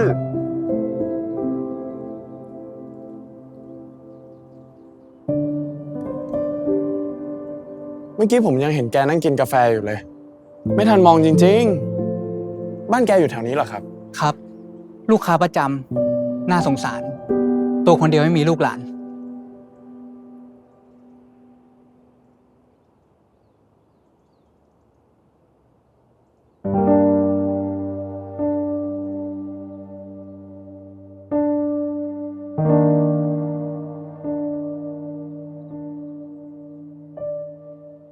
นายรู้ไหมทำไมลุงคนนั้นแกถึงไม่มีลูกหลานคอยดูแล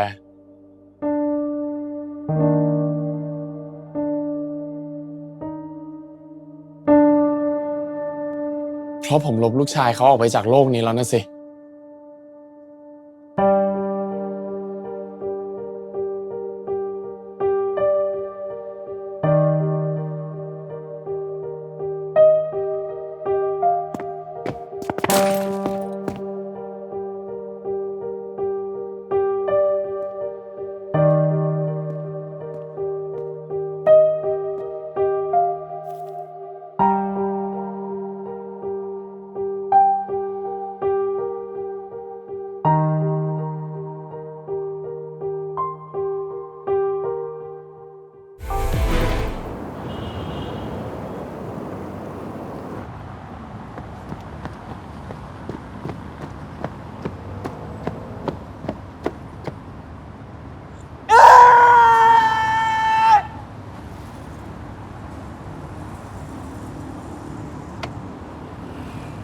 คิดว่าเรนจะได้ยินเสียงของนายไหม เอ้า ตามมาทำไม ตามมาดูว่านายจะโกรธได้นานสักแค่ไหนไง ยิ่งกว่าโกรธผมกำลังจะบ้า เอ๊ะ นายก็รู้ตัวนี่ แล้วทำไมถึงปล่อยให้อารมณ์ครอบงำล่ะ เพราะผมยังเป็นคนไง มีเลือด มีเนื้อ ไม่ใช่นาย ไม่ใช่คน ไม่มีหัวใจ เอาล่ะ สรุปว่าถึงไม่มีแอร์ เรนก็ไม่กลับมา นายยังมีโอกาสลบใครก็ได้6 คน6 ครั้ง6 คืน ผมจะลบ เดี๋ยว อย่าพึ่ง ยังไม่ถึงเวลา ไว้คืนนี้ก่อน อีกอย่าง นายได้มีเวลาคิดให้รอบคอบด้วยไง มีสติ เอาล่ะ พอ ผมเบื่อที่จะฟังเต็มทีแล้ว มีสติ เหตุผล งั้นคืนนี้ก็เจอกัน เอ้า ไปไหนอะขอผมไปด้วยคนสิ ไม่ต้อง เราแยกกัน แยกกัน เรายังไม่ได้เป็นอะไรกันสักหน่อย ไม่อยากกวน พาผมเที่ยวหน่อยนะ ไม่มีอารมณ์ ก็ไม่ได้อยากให้นายมีอารมณ์กับผมนะ จะไปไหนก็ไป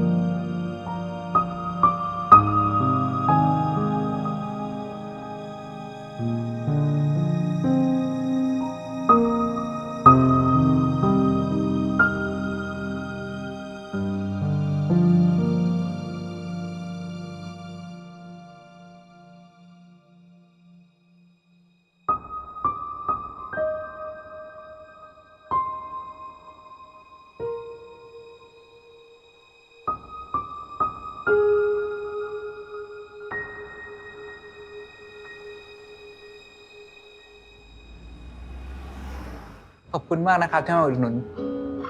ครับ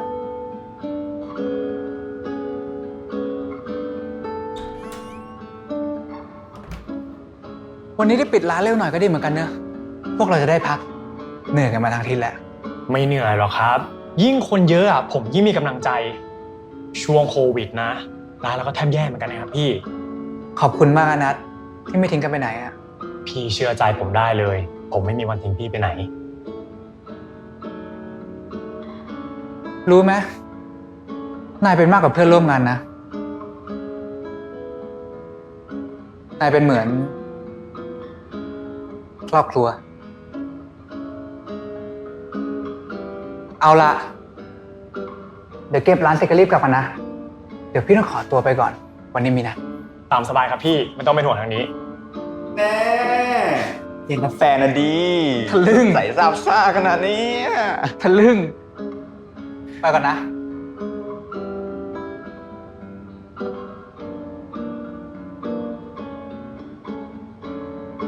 แน่มองกระตามอยู่นั่นแหละ ไปเก็บโต๊ะดีจะได้รีบกลับ เรียบร้อยแล้วครับ พี่นัทขนมที่พี่ทำวันเนี้ยแม่งโคตรอร่อยเลยหลังแบ่งผมเองนะ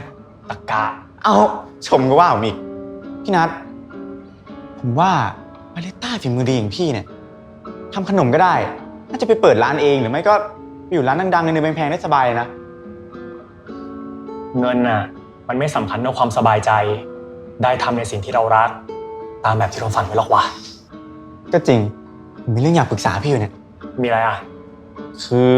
ผมอยากออกไปตามหาฝันของตัวเองอะ ฮะ เอ็งว่าไงนะ ผมอยากเป็นแดนเซอร์ว่ะพี่ แต่ว่าเอ็งเต้นไม่ได้ แต่ใจมันรักไง ถึงวันเนี้ยผมเต้นไม่ได้อะแต่ถ้าผมได้ฝึกอะมันก็ต้องเต้นได้สักวันปะวะ แล้วไงวะ เอ็งจะเอาไปฝึกเต้น พี่ว่าดีปะถ้าผมทำงานไปด้วยเรียนไปด้วยอะแค่นี้ไม่หมดเวลาแล้วจะเวลาไหนไปซ้อม เอ็งก็เสิร์ฟไปด้วย เต้นไปด้วยสิวะ ฉันน่ะเห็นในหนังฝรั่งมาพระเอกเสิร์ฟไปด้วย เต้นไปด้วย โอ้โหโคตรเท่ งั้นพี่ต้องชงกาแฟไปด้วยเต้นไปด้วยดิ อ้าว อย่าท้านะเว้ย จะลองมั้ยล่ะ มาดิเอาดิ นี่เต้นไงโอ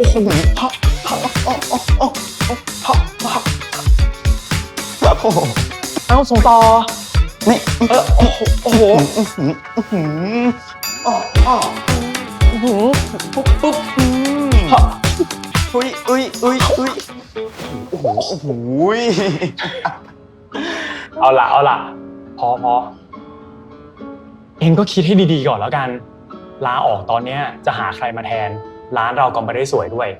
อยู่ช่วยพี่เดนก่อนดีกว่า เขาดีกว่าเราตายนะเว้ย ผมว่าเนี่ยที่พี่ไม่ยอมไปไหนอะหัวใจของพี่อะที่พี่เลนใช่ไหมล่ะ มึงนี่พรเฮ้ย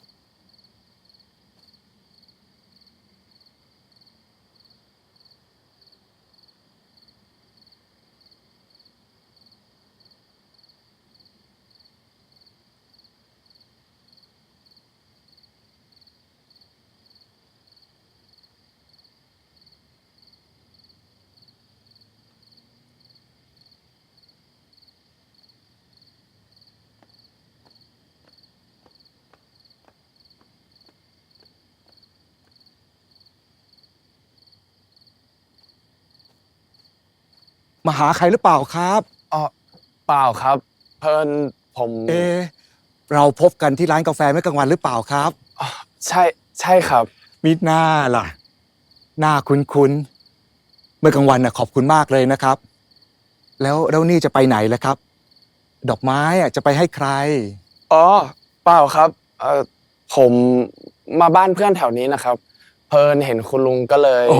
งั้นแวะเข้ามากินน้ำกินท่าซะก่อนจะเป็นไง ไม่เป็นไรครับผม เดี๋ยวผมว่าจะกลับพอดี กลับบ้านเหรอครับ บ้านอยู่ไหนล่ะ บ้านผม อยู่ต่างจังหวัดนะครับ มาอยู่ที่นี่ชั่วคราว แล้วเป็นยังไงล่ะกรุงเทพชอบไหมมาเข้ามาก่อน แวะบ้านผมสักเดี๋ยวหนึ่งทำไมรังเกียจโถพูดอะไรอย่างนั้นครับคุณลุง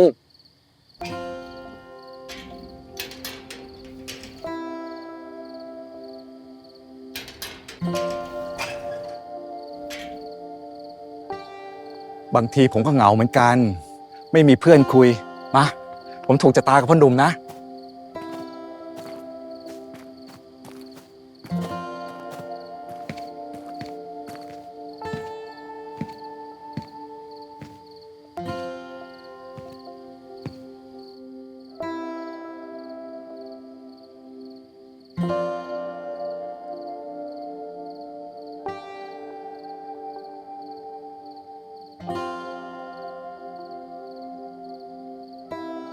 ดอกไม้นี่หอมจังเลยครับ ครับดอกสายน้ำผึ้งแหละปลูกไว้ตั้งแต่สมัยภรรยาผมยังอยู่ ตอนนี้ก็รกเต็มที จะตัดออกเสียบ้างก็ไม่มีปัญญา ไว้ผมมาช่วยไหมครับคุณลุง โอ้ยไม่เป็นไรอยู่ไปอย่างนี้แหละ ข้อดีของมันก็คือให้ดอกหอมตั้งแต่หัวค่ำยันเช้าเลย บางทีนะลุงก็ออกมาคิดอะไรเพลินๆที่เฉลียงนี่แหละ แล้วก็เผลอหลับไป ตื่นขึ้นมาอีกทีก็เช้ามืด ได้เวลาไปใส่บาตรพระพอดีเลย ยุงกัดแย่สิครับ ไอ้มันกัดไปเลย เพื่อนร่วมโลกแบ่งปันกันไป ลุงเองก็ไม่มีสมบัติพระสถานอะไรจะให้ใคร บริจาคเลือดให้ยุงนั่นแหละ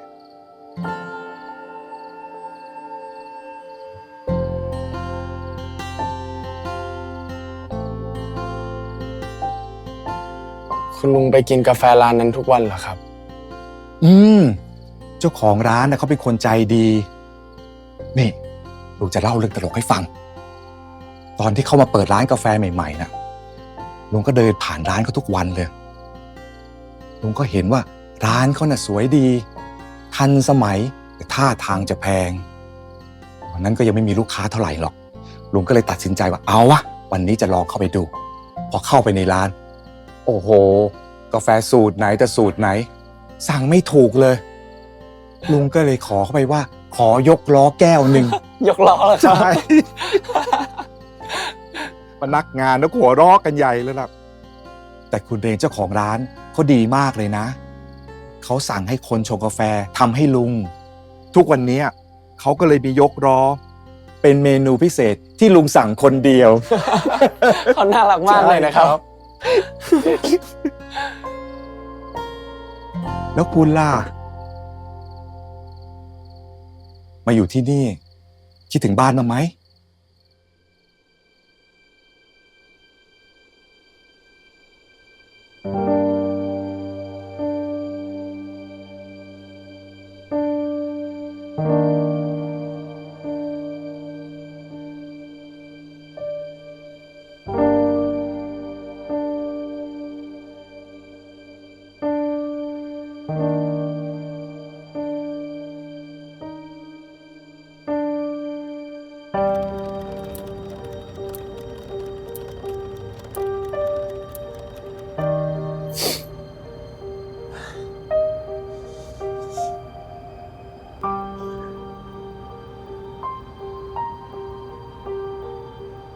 ผมรู้แล้วว่าผมจะขอให้นายลบใครคืนนี้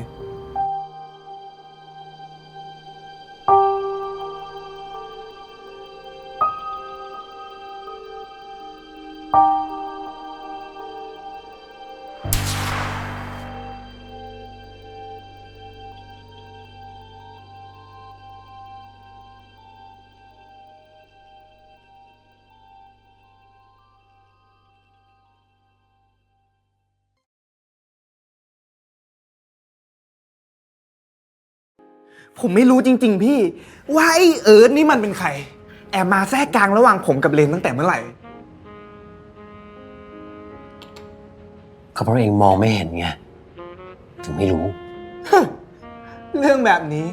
ใครมันจะมาทำให้เห็นวะพี่ เรื่องแบบนี้ หรือว่าเรื่องแบบไหน ถ้าใช้แค่ตาและไม่ได้ใช้ใจ เองก็ไม่เห็นหรอกเว้ย คิดดูดิ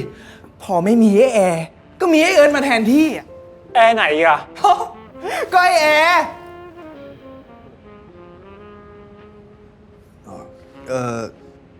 นี่พี่ เมื่อคืน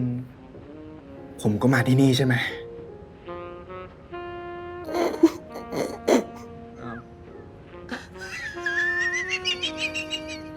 อ้าว ถามทำไมวะ ผมแค่ถามให้แน่ใจนะ แน่ใจอะไร ฮะ แน่ใจว่าเองมีตัวตนอยู่จริงหรือเปล่าเหรอ ไม่หรอกเว้ย เพราะว่าเราทุกคนน่ะ ไม่มีตัวตนอยู่จริง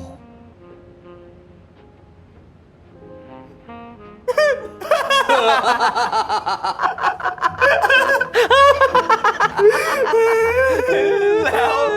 เมื่อคืนผมอยู่ที่ไหน หรือผมอยู่ในอีกมิติเวลาหนึ่งอะผมก็ไม่รู้ เพราะว่าเวลามันไม่มีอยู่จริงไง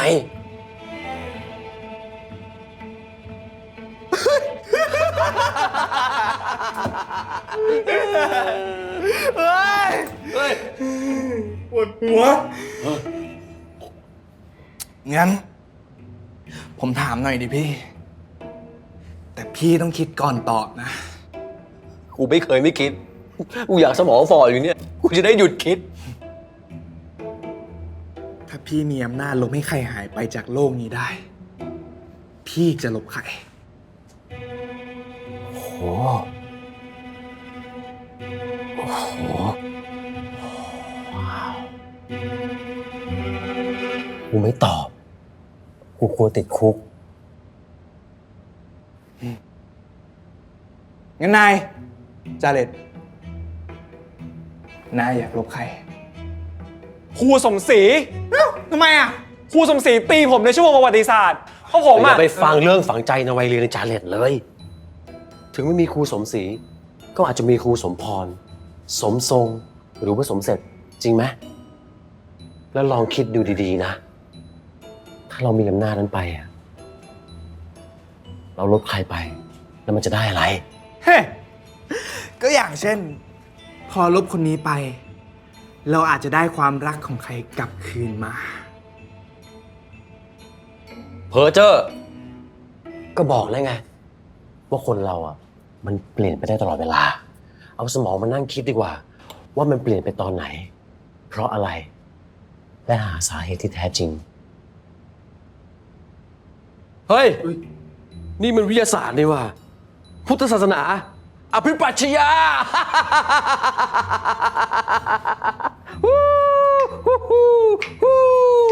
เปลี่ยนไปตอนไหน เพราะอะไรผมนึกออกแล้วเฮ้ย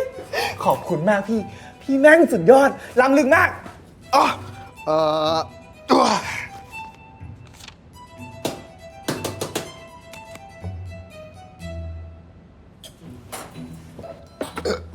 ผมไปละ พรุ่งนี้อย่าลืมส่งดอกไม้นะ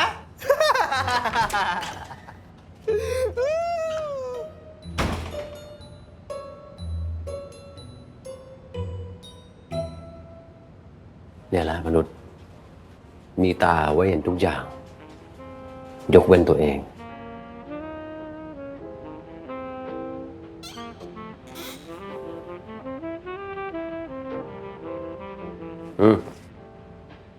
พาดอกไม้เข้านอนได้แล้ว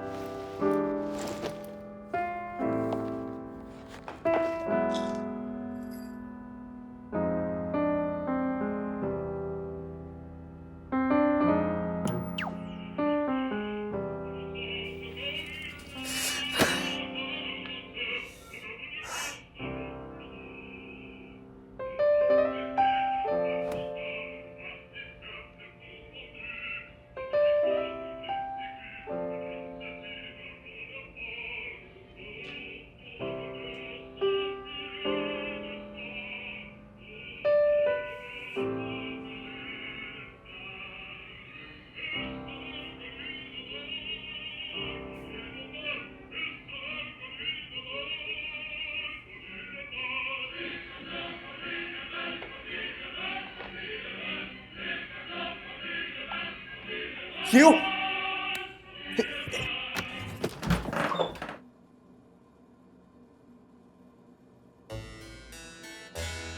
ถ้ายังเมาไม่พอดื่มต่อกับผมสักแก้วนึงครับคุณสัญชัย นายนี่ชอบแช่น้ำนะ ไม่เคยมีอ่างอาบน้ำหรือไง โอ้ลืมไป ในนรกมีแต่กระทะทองแดง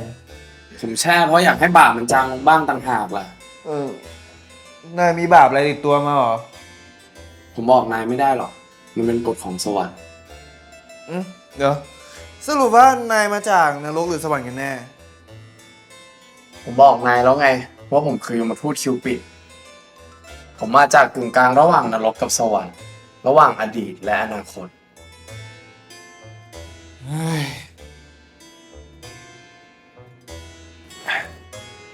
ผมรู้แล้วว่าผมจะขอให้นายลบใครคืนนี้ เอิร์ธพิษผมแปลกใจนะเนี่ย นายบอกให้ผมคิดให้รอบคอบไม่ใช่เหรอ น่าสนใจ ผมอยากรู้ว่าใครและอยากฟังเหตุผลของนายซะแล้วสิ ต้องฟังเหตุผลด้วยเหรอ ต้องฟังสิ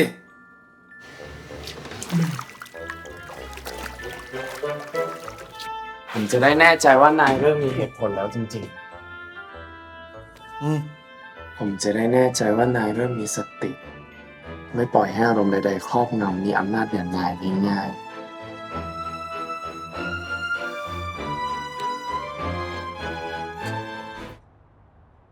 นายบอกให้ผมคิดให้รอบคอบไม่ใช่เหรอ น่าสนใจ ผมอยากรู้ว่าใครและอยากฟังเหตุผลของนายซะแล้วสิ ต้องฟังเหตุผลด้วยเหรอ ต้องฟังสิ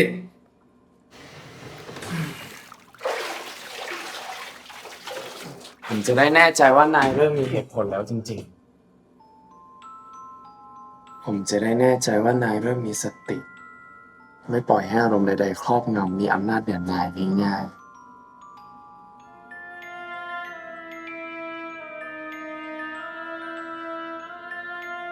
นี่นายกำลังทดสอบผมอยู่เหรอ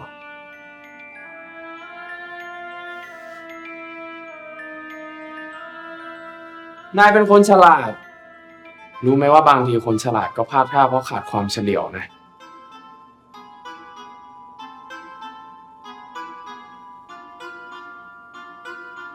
ใส่เสื้อผ้าซะก่อนเดี๋ยวไป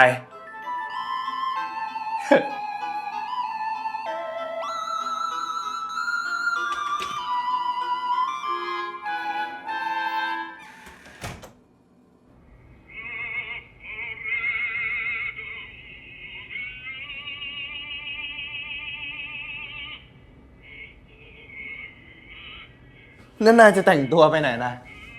หรือว่านี่เป็นชุดปฏิบัติการของนาย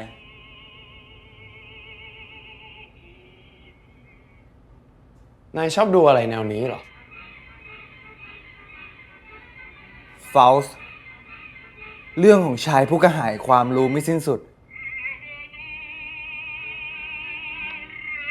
จนยอมขายวิญญาณให้เมฟิสโทฟิลิสแลกกับความรู้แจ้งถึงชีวิตที่เขาอยากได้ ผมทำการบ้านในฐานะนักแสดงนะ อ๋อ เพราะนายต้องสวมบทเมฟิสทอฟฟิลิส นายเป็นนักแสดงที่ดีนะ แต่ที่นี่ไม่สิ ในโลกคอมเมอร์เชียลเขาอาจจะไม่ต้องการนักแสดงที่ดีแบบผมก็ได้นะ เพราะทำการบ้านแทบตาย เขาให้ผมแค่หันข้างกับเงยหน้า ในขณะที่ไอโอป้านั้นแทบจะเล่นไม่ได้เลยด้วยซ้ำแต่มันดัง เขาชื่ออะไรนะ ดาราคนนั้นน่ะ เจฟฟี่วอง ในขณะที่ผมซันชายไร้หวัง นักแสดงโนเนมไม่มีใครรู้จัก นายคงไม่ขอให้ผมลบเจฟฟี่วองในคืนนี้ใช่ไหม บ้านะ ผมจะลบมันทำไม ไม่มีเจฟฟี่หว่องก็ไม่เกิดผลอะไรกับเลนซะหน่อย เพราะเลนไม่เคยสนใจพวกดารา แล้วใครกันนะ ที่นายอยากจะให้ผมลบในคืนนี้ เมฆ เมฆ ใครคือเมฆ แฟนเก่าของเลน ก่อนที่เขาจะมาเจอผม เหตุผล นี่นายต้องกลั่นกรองเหตุผลก่อนอนุมัติเหรอ ผมไม่มีอำนาจอนุมัติหรอก เมื่อไหร่ที่นายยืนยันคำอธิษฐาน ผมมีหน้าที่แค่ทำให้เขาคนนั้นหายไป ไม่ว่าจะเป็นใครก็ตาม แล้วนายจะถามหาเหตุผลผมทำไม นายจะได้ไม่ต้องมานั่งลายใจภายหลังกับบาปที่นายทำนะสิ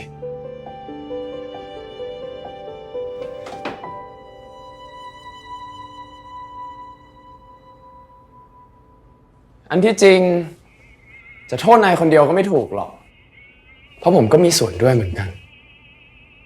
เราเป็นพาร์ทเนอร์อินครามขนาดแท้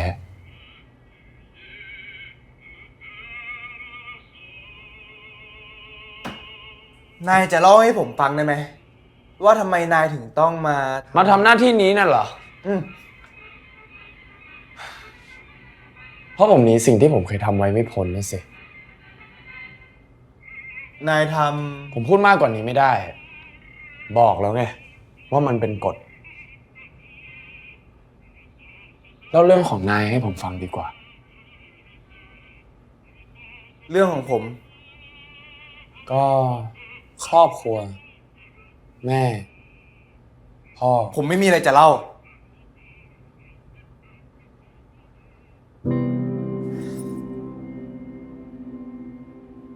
นายก็มีกฎของนาย ผมก็มีกฎของผม กฎของโลกสินะ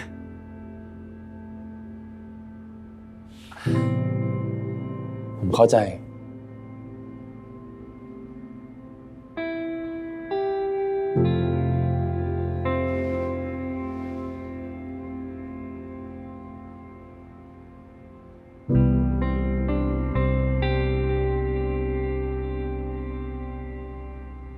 ถ้าคืนนี้ผมอธิษฐานให้ใครสักคนหายไป แล้วสิ่งที่ผมอธิษฐานไปเมื่อคืนนี้จะกลับมาเป็นเหมือนเดิมไหม เหมือนเดิม แล้วไม่เหมือนเดิม หมายความว่าไง เมื่อนายอธิษฐานใหม่คำอธิษฐานเดิมจะถูกลบล้างไป และทุกคำอธิษฐานจะเริ่มจากจุดเดียวกัน คือนายเพิ่งเลิกกับเลน เหมือนรีเซ็ตใหม่ว่างั้น ทำนองนั้น แล้วที่ว่าไม่เหมือนเดิมคืออะไร ก็เพราะคำอธิษฐานใหม่ของนายจะทำให้ทุกอย่างเปลี่ยนไปทันทีอีกเหมือนกันไง งงว่ะ ว่าแต่ไอ้กติกานี่มันตั้งอยู่บนกฎของอะไรคือผมหมายความว่า น่าจะให้ผมตอบว่ากฎของเวลา สมรรถภาพ หรือควอนตัมอะไรเงี้ยสิ นายอย่ารู้ให้มันปวดหัวเลย หรือว่าจะเป็นกฎของไสยศาสตร์ อะไรที่มนุษย์ไม่รู้ก็โยนให้ไสยศาสตร์ แต่ถ้ารู้และหาคำตอบได้เมื่อไหร่ ก็กลายเป็นวิทยาศาสตร์ ถ้าเป็นวิทยาศาสตร์ จะอธิบายตัวนายว่ายังไงดีนะ อย่าสนใจในตัวผมเลย เอาเป็นว่าทุกอย่างตั้งอยู่บนกฎของความไม่แน่นอน กฎของความไม่แน่นอน ใช่ กลับมาเรื่องของนายดีกว่า เรื่องของผม โอเค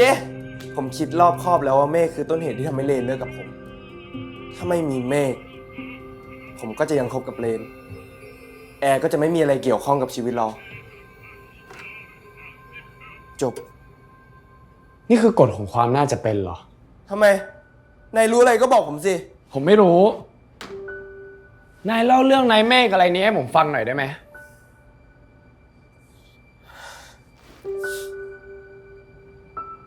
เลนเลิกกับเมฆก่อนจะมาเจอผม ที่จริงเลนแก่กว่าผมตั้ง5 ปี แต่ผมไม่ได้รู้สึกว่าห่างกันนะ เราคบกันตั้ง2 เดือนกว่าเขาจะพาผมเข้าบ้าน คืนนั้น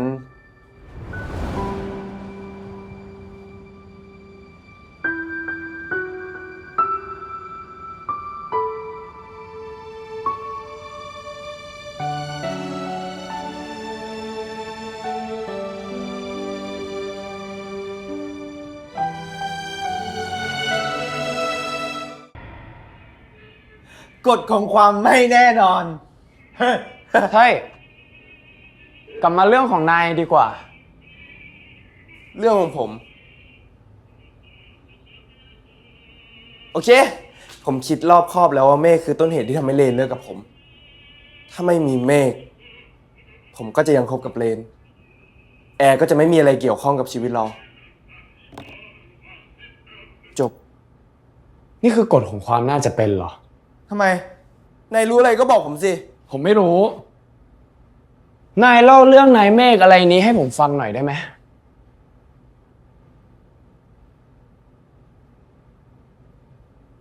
เลนเลิกกับเมฆก่อนจะมาเจอผม ที่จริงเลนแก่กว่าผมตั้ง5 ปี แต่ผมไม่ได้รู้สึกว่าห่างกันนะ เราคบกันตั้ง2 เดือนกว่าเขาจะพาผมเข้าบ้าน คืนนั้น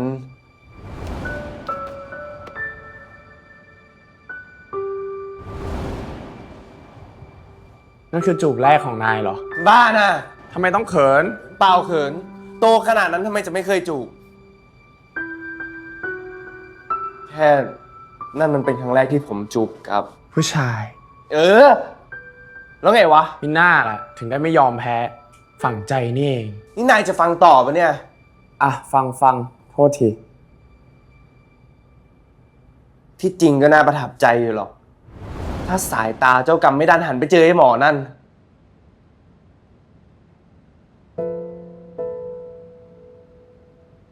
แฟนเก่าพี่เหรอ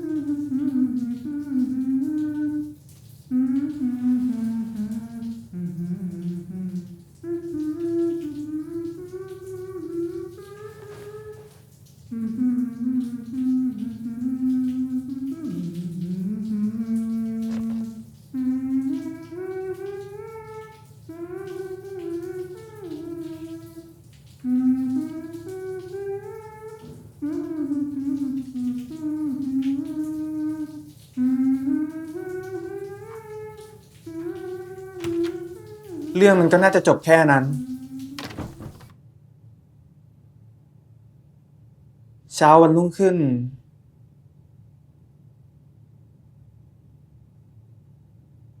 ไอ้เจ้าเมฆก็หายไปไหนแล้วไม่รู้ คืนแรก จูบแรก ครั้งแรก ฟังดูแล้วก็น่าประทับใจดีนี่ ผมก็นึกว่าเมื่อมีผม เลนก็คงจะค่อยๆลืมคนเก่า บางที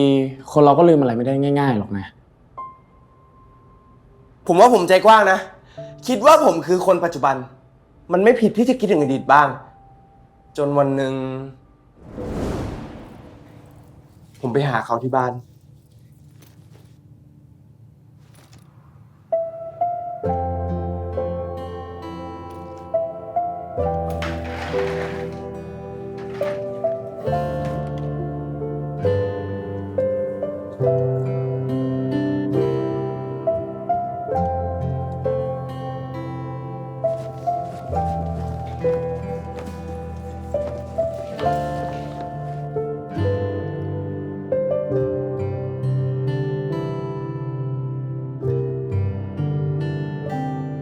เห็นประตูห้องเก็บของแง้มอยู่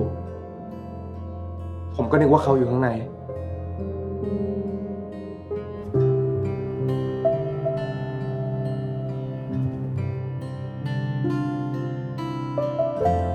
ผมเปิดเข้าไป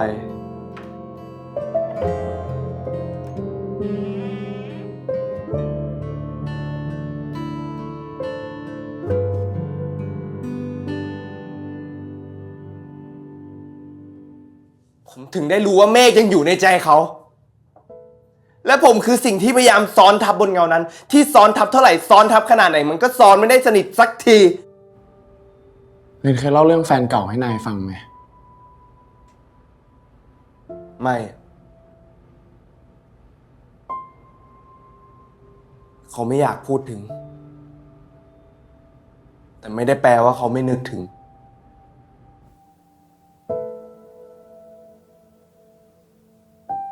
หลายครั้งที่ผมมองตาเขา แล้วผมไม่เห็นตัวผมอยู่ในนั้น แต่เป็นเมฆ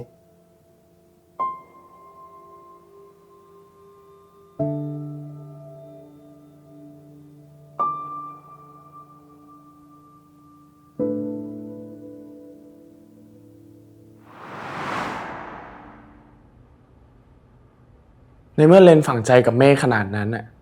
นายรู้ไหมว่าทำไมเขาถึงเลิกกัน เขาไม่เคยเล่าหรอก แต่ห้องเก็บของนั้นเล่าได้ละเอียดทุกเม็ดเลยทีเดียว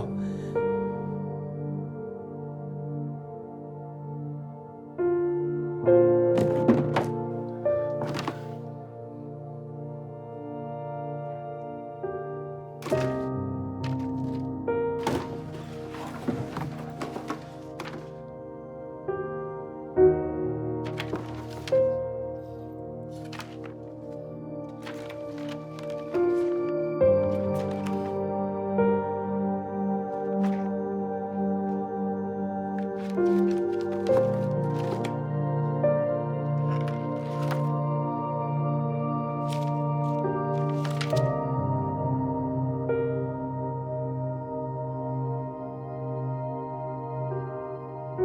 เขารู้จักกันที่มหาลัย เมฆเป็นนักกิจกรรม เป็นนักกีฬา เป็นนักเรียนทุนเรียนเก่ง ไม่มีอะไรเหมือนผมสักอย่างอ้อมีอย่างที่เหมือนกันคือจน ต้องดิ้นรนด้วยตัวเอง ไปไหนลากเลยคนเดียวเลยคนเดียวเลยยิงเดินนั่นนั่นไปนั่นไปวิ่งสวนเอาตัวนั้นไปขวา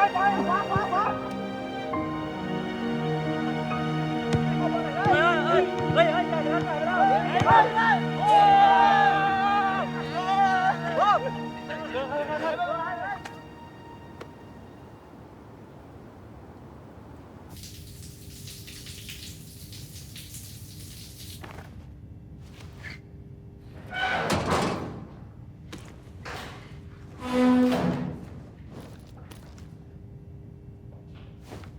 ไปหาอะไรกินก่อนปะ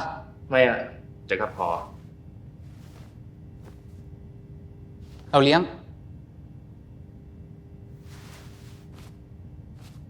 ทำไมต้องเลี้ยง ก็เฮ้ยเพื่อนกัน เฮ้ยเดี๋ยวดิ อยู่ทีมเดียวกันไม่คิดจะผูกมิตรหน่อยวะ อาทิตย์หน้ามีสอบต้องอ่านหนังสือ โอ้ยตั้งอาทิตย์หน้าอีกตั้งหลายวันรีแลกซ์หน่อยดิ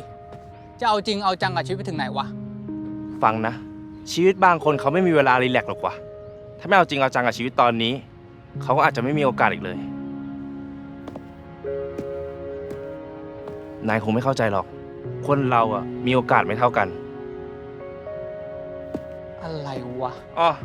และสำหรับเรานะ ข้าวที่คนอื่นเลี้ยงอ่ะไม่อร่อยเท่าข้าวที่ซื้อกินเองหรอกนะ นายไปเลี้ยงคนอื่นเถอะ เราไม่หิว เฮ้ยเดี๋ยวดิ ไม่เลี้ยงก็ได้ ต่างคนต่างออก โอเคปะเราหิว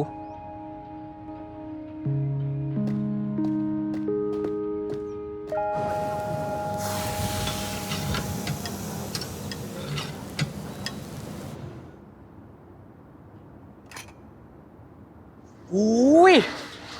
โคตรน่ากินอ่ะ ปกติกินแต่ร้านหรูๆหรือไง ก็เกินไป เราไม่ได้กินหรูทุกมื้อหรอกว่ะแค่ชนชั้นกลางธรรมดาธรรมดา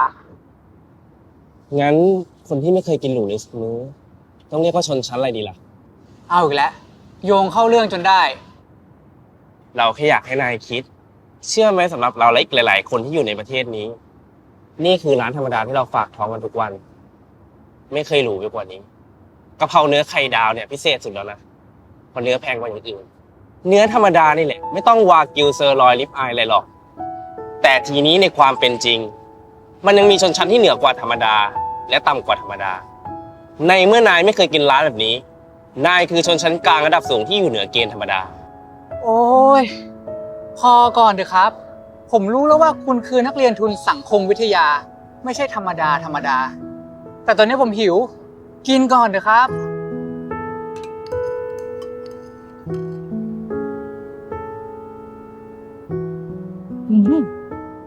โคตรเผ็ด แต่โคตรอร่อย ก็เตือนแล้วไงว่าให้บอกเขาว่าไม่เอาเผ็ด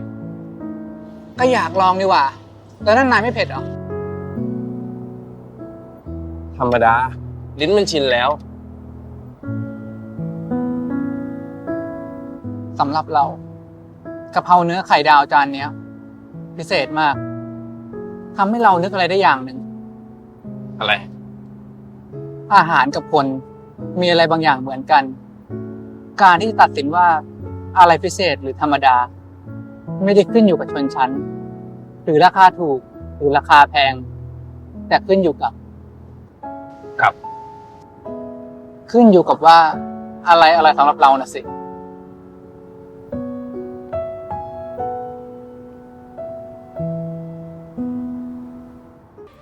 เขารู้จักกันที่มหาลัย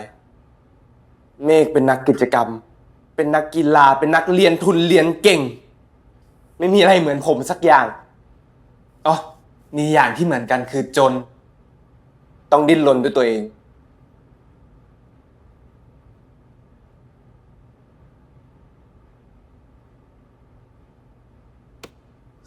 5 ทุ่มแล้ว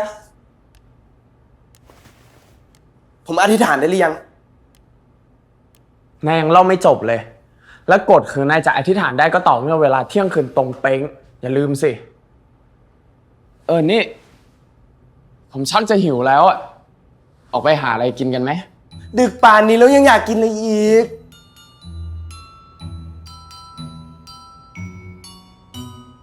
นายหิวเป็นด้วยเหรอ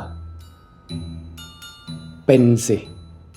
ผมก็หิวเป็นเหมือนนายเนี่ยแหละ แล้วนายอยากกินอะไรล่ะ ข้าวกะเพราเนื้อไข่ดาว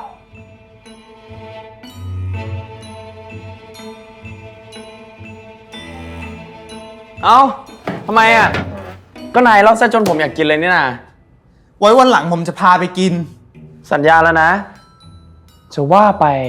มีอะไรที่ผมอยากกินตั้งหลายอย่าง แล้วมีอีกตั้งหลายที่ที่ผมอยากไป นายไม่ใช่คนกรุงเทพ คือผมหมายถึงตอนที่นายเป็นคนอะ เปล่า จากสำเนียง ผมว่านายน่าจะมาจากแถวไม่รู้สิ บอกไม่ถูก ลองทาย เหมือน ไม่ได้อยู่ที่ไหนถาวร นี่นายเป็นนักภาษาศาสตร์เหรอ ผมจบการแสดงมานะ หูต้องไว จับสำเนียงได้เร็ว ถูกไหม ถูก ผมเกิดในจังหวัดที่ไกลโพ้น พออายุสัก 17-18 ผมก็ไปอยู่ที่อื่น ให้ผมทายอีกไหม ลองสิ นายเรียนจบมัธยม แล้วไปเรียนต่อ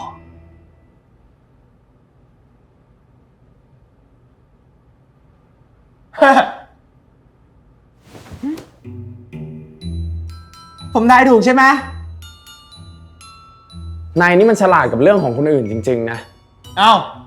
นี่นายจะด่าผมว่าเสือกนี่ว่า ผมยังไม่ได้พูดสักคำ ผมแค่แปลกใจไงว่าคนฉลาดอย่างนายอ่ะทำไม เอาละพอแล้วไม่ต้องพูด คนเรามักจะมองไม่เห็นปัญหาของตัวเองอ่ะจนอะไรมันสายไป ไม่แปลก ไม่สายดี ผมเห็นปัญหาแล้วนี่ไง จะฟังต่อหรือเปล่า อ๋อ ฟังโทษที ก็อย่างที่ผมบอก ผมไม่มีอะไรเหมือนไอ้เจ้าเมฆ แค่จนเหมือนกัน ซึ่งตรงนี้แหละมั้งที่ทำให้เลนสนใจในตัวผม เขาชอบคนสู้ชีวิต ผมก็สู้ชีวิต แต่ผมกับเมฆเราสู้กันคนละแนวทาง ถึงแม้ว่าโลกภายนอกของมหาวิทยาลัยจะยังเรียกร้องกฎหมายสมรสเท่าเทียมไม่สำเร็จ แต่ในรั้วมหาวิทยาลัยของเรากลับมีเรื่องที่ไม่เท่าเทียมมากกว่านั้น เหมือนโลกในนี้ถูกคนบางกลุ่มหยุดเวลาให้ล้าหลังอยู่กับที่ ตามประกาศมหาวิทยาลัยพ.ศ. 2564 ที่กำหนดแนวทางปฏิบัติการแต่งกายของนักศึกษาตามเพศสภาพ หรือเพศภาวะ หรืออัตลักษณ์ทางเพศที่ไม่ตรงกับเพศกำเนิด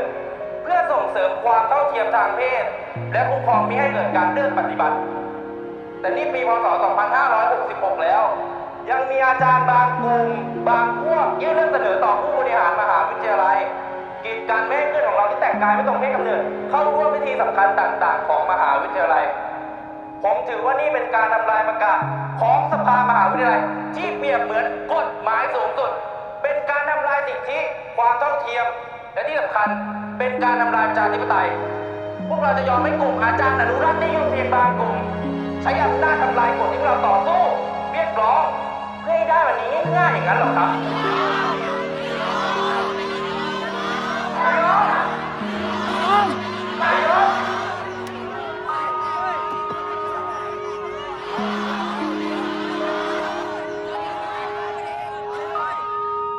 เมฆมีอิทธิพลทางความคิดกับเลน เขาคิดสอดคล้องไปในทางเดียวกัน จากเพื่อน ก็กลายเป็นคนรัก ตกเย็นก็พากันไปกินข้าวกะเพราเนื้อไข่ดาวด้วยกันทุกวัน จนเรียนจบต่างคนต่างทำงาน เลนทำงานในระบบได้ไม่นานก็ออกมาเปิดร้านกาแฟ ส่วนเมฆเป็นนักเคลื่อนไหวเพื่อสังคมเต็มตัว แต่คงไม่ได้เป็นที่รักของผู้มีอิทธิพลในสังคมสักเท่าไหร่หรอก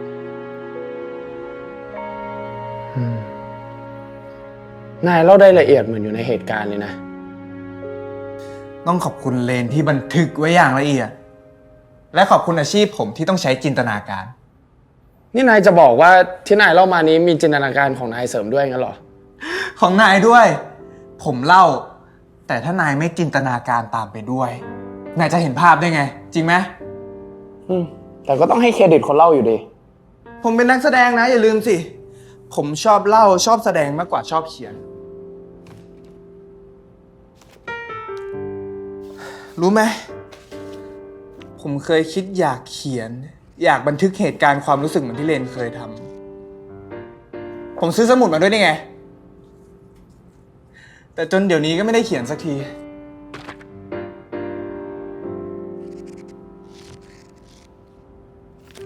แต่โพสต์ลงโซเชียลมีเดียแทน ไม่นะ ผมมีเอาไว้ส่อง ไม่ได้มีไว้โพสต์ นักแสดงนี่เป็นเหมือนนายทุกคนไหม แสดงเรื่องของคนอื่น แต่ปิดเรื่องของตัวเอง เอ้า นี่นายจะด่าผมว่าเสือกเหรอ เฮ้ยเปล่า ผมชักสนใจต่างหากล่ะทำไมผมไม่เคยคิดจะเรียนการแสดงการละครอะไรนี้บ้างนะ ไว้นายสอนผมหน่อยได้บ้างหรือเปล่า ได้ แต่ผมดุนะ แต่ผมเป็นยมทูตนะทำไมผมจะต้องกลัว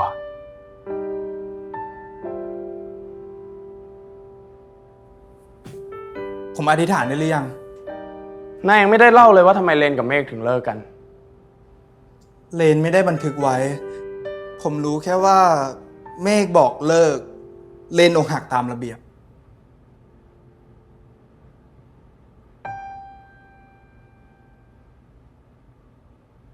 ใช้จินตนาการของนายให้ผมได้เห็นภาพหน่อยสิ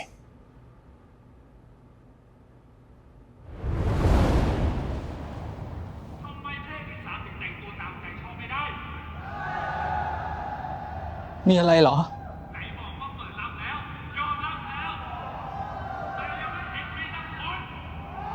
เรา พอแค่นี้เถอะ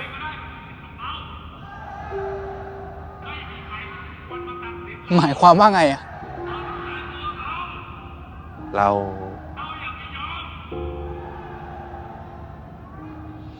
มีคนอื่น จริงเหรอวะ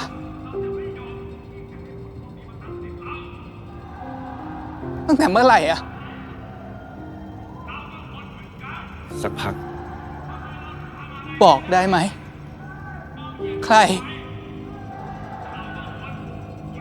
เดี๋ยวนายแน่ใจแล้วเหรอ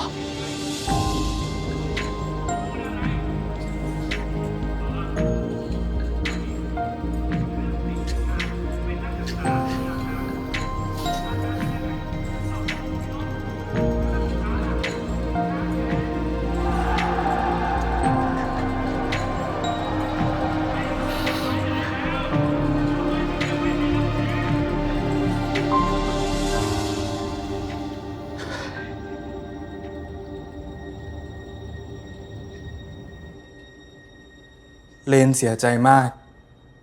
จนเขาได้มาเจอผม เลนก็เลยคิดว่านายจะมาแทนที่ของเมฆได้ ผมคิดว่างั้นนะ ก็อย่างที่ผมบอกไง หลายครั้งที่ผมมองตาเขา แล้วผมไม่เห็นตัวผมอยู่ในนั้น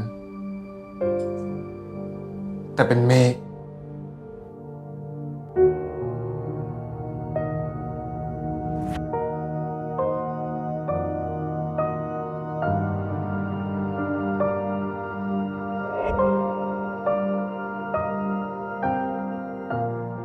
เดี๋ยวนะ ผมสงสัยอะไรหน่อยนึง อะไร สรุปแล้วเมฆมีคนอื่นจริงหรือเปล่า ไม่เลวข้อสงสัยของนายไม่เลวคำตอบก็คือ จริง ใคร ประชาชน เลนเองก็เพิ่งมารู้ทีหลังเหมือนกัน อุดมการณ์ผมชักศรัทธาในตัวเขาซะแล้วสิ ถ้านายเรียกความพยายามที่จะเปลี่ยนโลก เปลี่ยนสังคมให้เป็นตามใจต้องการว่าอุดมการณ์แล้วการที่ผมต่อสู้ทุกวันนี้เพื่อให้ผมมีชีวิตที่สบายอยู่ได้ไม่เดือดร้อนด้วยการทำงานที่ผมรักให้ดีที่สุด การที่ผมอยากอยู่ในสังคมให้ได้อย่างมีความสุขคงไม่ถือเป็นผู้มีอุดมการณ์น่าศรัทธาใช่ไหมผมเชื่อว่าคนเราต้องปรับตัวเข้าหาสังคม แต่ไอ้เจ้าเมฆเขาสู้กับสังคม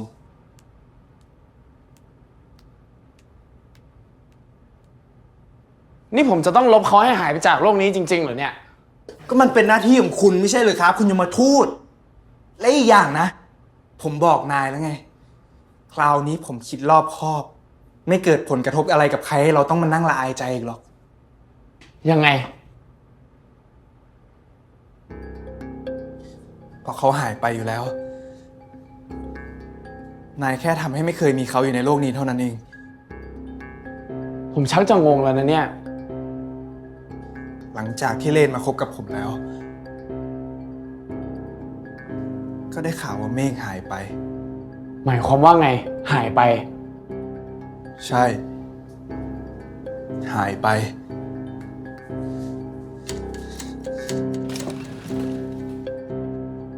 ไม่รู้ว่าเขาหนีไป หรือใครทำให้เขาหายสาบสูญ ถ้างั้นที่เขาเลิกกับเลนก็เพื่อเซฟเลน คงงั้นนะ นี่ผมจะต้องทำให้คนที่หายสาบสูญไปแล้วสาบสูญไปอีกงั้นเหรอ ก็ใช่นะสิ เป็นเพราะไอ้เจ้าเมฆนั่นแหละ ถึงมันจะสาบสูญไปแล้วแต่ความทรงจำของเลนที่เกี่ยวกับมันก็ยังมีอยู่ นายรู้ไหม ถ้ามีใครทำให้เมฆหายสาบสูญไปจริงอ่ะ ใครคนนั้นก็อำมหิตมาก แต่นายกำลังจะทำให้เขาถูกลืมไปจากโลกนี้ นายอำมหิตยิ่งกว่า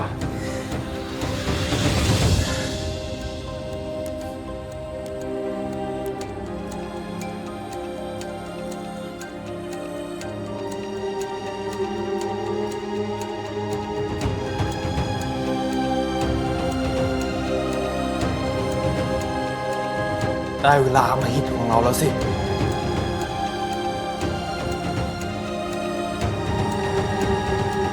ผมขอให้ เ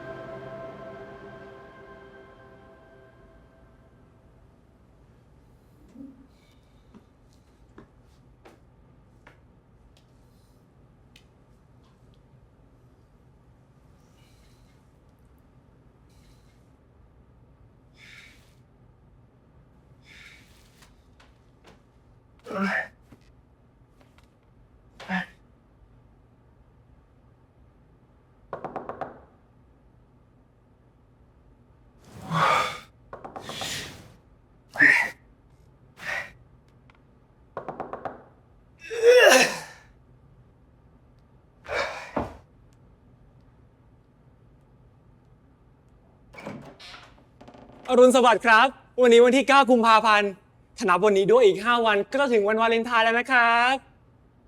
ผมพาโรซี่มาส่ง โรซี่ โห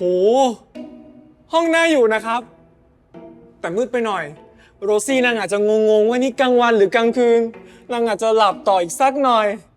แต่เดี๋ยวพอพานางออกไปข้างนอก กว่าจะถึงมือแฟนคุณ นางก็ตื่นพอดีแล้วครับ อ๋อ ขอบใจนะ เอ้า นั่นแมรี่กับแนนซี่นี่ทำไมยังอยู่ที่นี่อะครับ ไม่ได้เอามาให้แฟนคุณหรอกเหรอ ให้แล้ว แฟนเอามาปักจัดการให้ทุกคืนนะ อ๋อ นี่เอง งั้นผมไม่กลัวแล้วพักผ่อนต่อเถอะ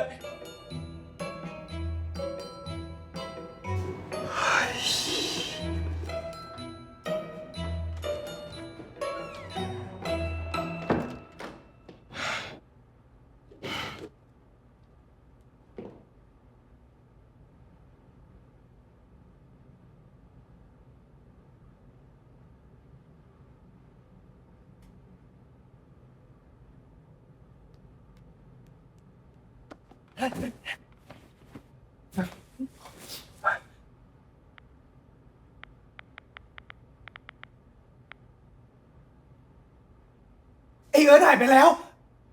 ทุกอย่างกลับมาที่จุดเดิมเสมอสินะ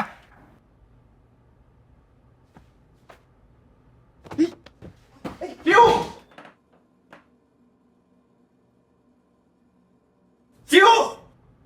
นายอยู่หรือเปล่า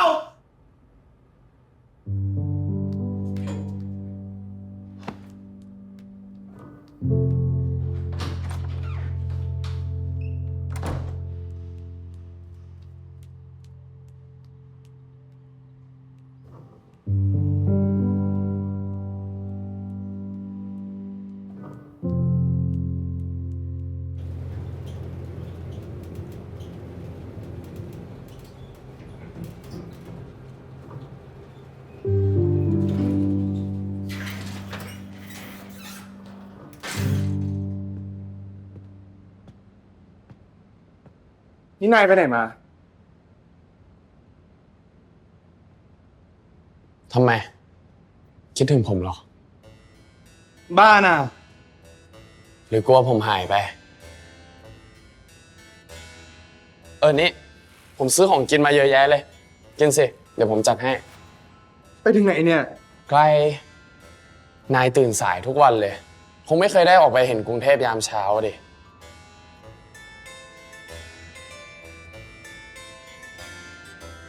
นี่นายยังไม่ได้อาบน้ำแปรงฟันใช่ไหม ไปก่อนเลย ไป น้ำเต้าหู้อุ่นให้แล้ว แล้วนั่นนายกินอะไรอ่ะ ยกล้อ คืออะไร นายไม่รู้จักหรอกรีบกินสิ เดี๋ยวเย็นหมด นายอยากได้อะไรเพิ่มปะ นี่นายเป็นคนชอบเทคแคร์คนอื่นเหรอ ตอนที่นายเป็นคนน่ะ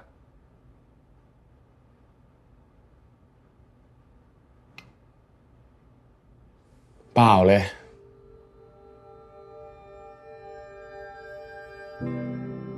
ผมไม่มีโอกาสได้ดูแลใครด้วยซ้ำที่จริง ผมเสียโอกาสนั้นไปต่างหาก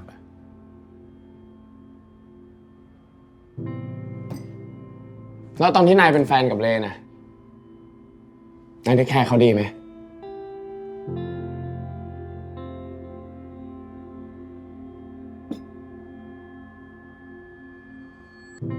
ไม่ค่อยอ่ะ เลนต่างหากที่เทคแคร์ผม ตอนนั้นผมทำงานไปด้วยเรียนไปด้วย ส่งเสียตัวเองจนจบ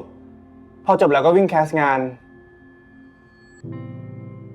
ช่วงหลังๆมานี้ ผมไม่ค่อยมีเวลาให้เขาสักเท่าไหร่ กว่าจะรู้ตัว แต่ผมก็วางแผนนี่ไง ผมงดรับงานเดือนหนึ่ง จองตั๋วจองที่พักวางแผนจะเซอร์ไพรส์เขาพาเขาไปเที่ยวไปดูหิมะ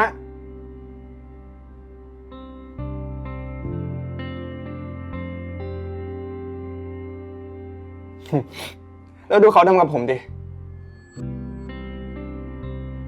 อย่าโทษเขาเลย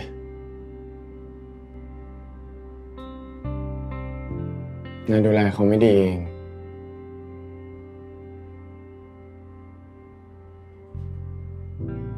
ผมถึงขอโอกาสอีกครั้งนี้ไง ต่อไปผมจะสนใจ เอาใจเขาให้มากขึ้น จะไม่หงุดหงิดเวลาเขากินข้าวกะเพราเนื้อ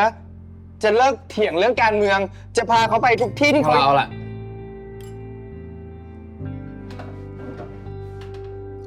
ที่จริง ถ้าเราใช้โอกาสครั้งเดียวที่มีให้ดีที่สุดอะ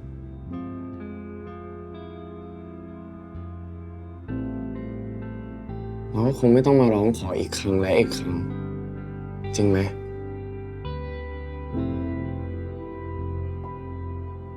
เอ้า ลงมือเถอะ รออะไรอ่ะ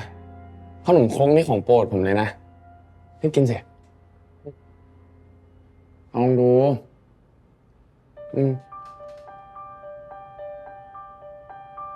อันเนี้ยเอา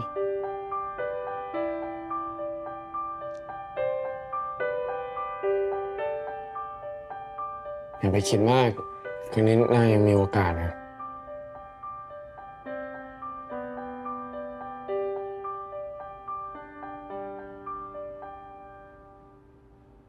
เช็ดไปเลยโอ้แรงๆบอยไหนออกแรงอีกสิเอาอีกรอยนี่มันให้มันหายไปเลย เอออุ้ยแล้วทำไมมันเป็นคราบอย่างนั้นล่ะใช้2 มือเลย จะได้มีแรงมากขึ้น เอาให้ออกให้ได้นะรู้ไหมออกแรงเยอะกว่านี้สิอ้าวสันชายแหมเอาดอกกุหลาบไปให้ใครทุกวันจ๊ะ แฟนครับ หมู่นี้ไม่ค่อยเห็นเลยนะ นึกว่าเปลี่ยนแฟนแล้วซะอีก โหยังรักกันดูดดื่มเหมือนเดิมเลยครับเจ๊ แล้วน้องคิวล่ะคะ ไม่มีแฟนกับเขาบ้างหรอ ถึงได้มาสิงอยู่กับคนมีแฟนแล้วแถวนี้ ยังไม่มีครับคุณนอร์มาแต่แหม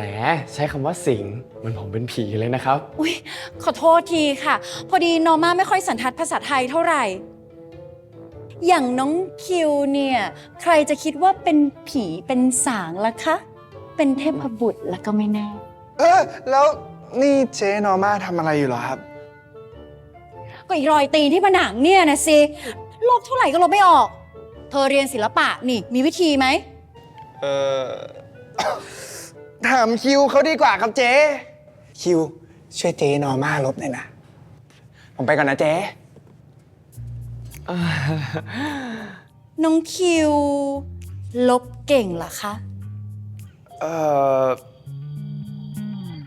แต่บางอย่างยิ่งลบก็ยิ่งเลอะนะครับ ผมว่าปล่อยมันเลอะไปก็อาร์ตดีครับ เป็นกำแพงแห่งประสบการณ์ไงครับ แหมช่างพูด งั้นนอร์มาคงต้องให้น้องคิว ประทับรอยประสบการณ์ไว้บนผนังบ้างแล้วล่ะค่ะ ด้วยความยินดีครับ แต่ตอนนี้ผมขอตัวก่อนนะครับ ผมรีบ แล้วเจอกันค่ะ เช็ดต่อสิ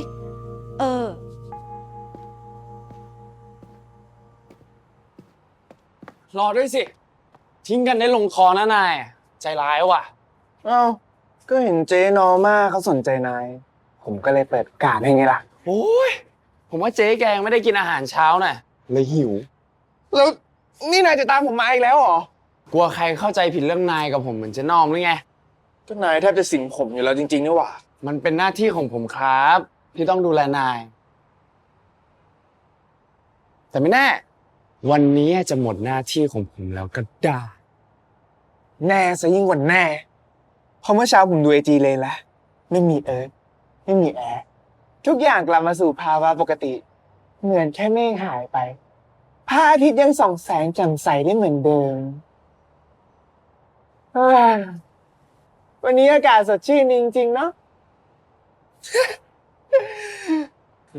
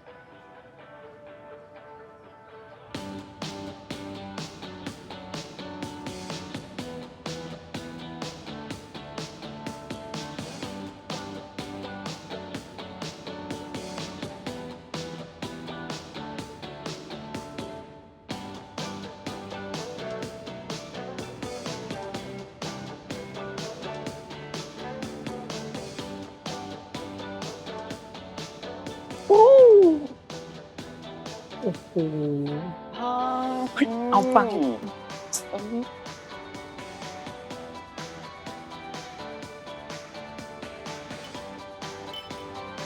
ครับ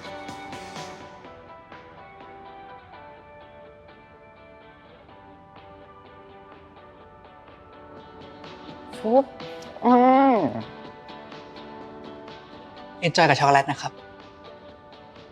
อันนี้ช็อกโกแลตสูตรพิเศษของทางร้านเลยนะครับ วันนี้คือคักดีนะครับ ไอเดียนายเยี่ยมมากนะ สุขสันต์วันช็อกโกแลตครับ ขอบใจ สูตรพิเศษเพิ่งคิดค้นทำให้พี่ชิมเป็นคนแรก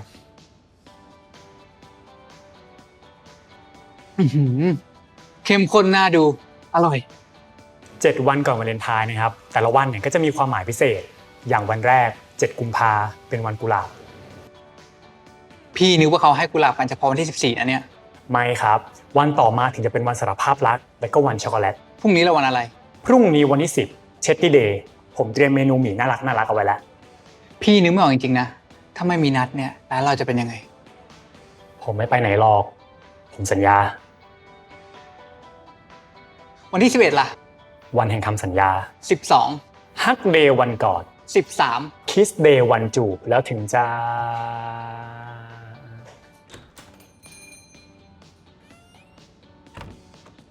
เชิญครับ สุขสันต์วันช็อกโกแลตครับ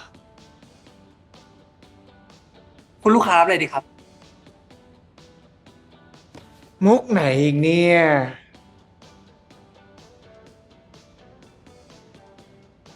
งั้น ขออะไรที่มันสเปเชียลหน่อยละกัน งั้นขอแนะนำช็อกโกแลตครับ วันนี้วันช็อกโกแลต ขอทราบชื่อคุณลูกค้าด้วยครับ เฮ้ย ทำไมต้องถามชื่อ แฟนคุณยังใช้ชื่อเดิม นี่มาอะไรกันครับ ผมยังไม่มีแฟน อุ้ยไม่เอานะ นี่ผมชักไม่สนุกแล้วนะ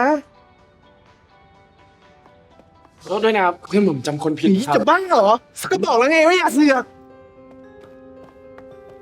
นี่มันรายการล้อเล่นแคนดี้คาเมล่าหรือเปล่าครับเนี่ย ล้อเล่นเหรอ ทำไมนายถึงคิดว่านี่เป็นเรื่องล้อเล่นน่ะ เพราะผมไม่รู้จักคุณนะดิ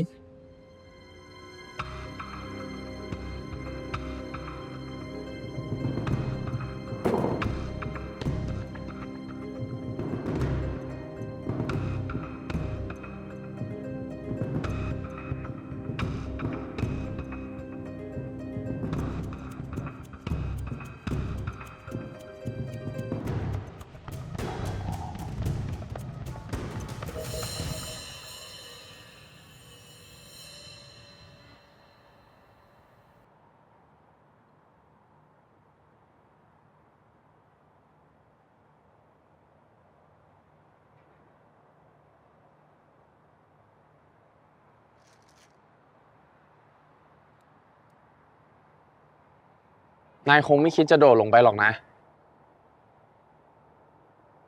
แค่นี้ไม่ตายหรอก ถ้าตายจริง ๆ แล้วนายจะเสียดายผมไม่น่าทำเลย นายเคยทำแล้วเหรอ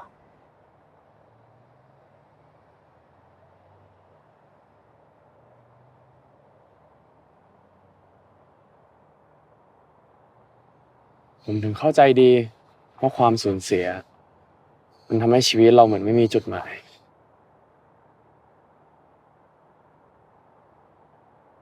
เอ้ากินซะ ผมซื้อมาฝาก อะไร ช็อกโกแลตลาวา สุขสันต์วันช็อกโกแลต โอ้ย ใจเย็นๆเพิ่งผ่านไป2 คน2 คืนเท่านั้นเอง นายโชคดีแค่ไหนที่ยังมีโอกาสอีกตั้ง5 ครั้ง มันไม่เวิร์กมันไม่เวิร์กพรของนายมันไม่เวิร์กนายก็เห็นว่ามันไม่เวิร์ก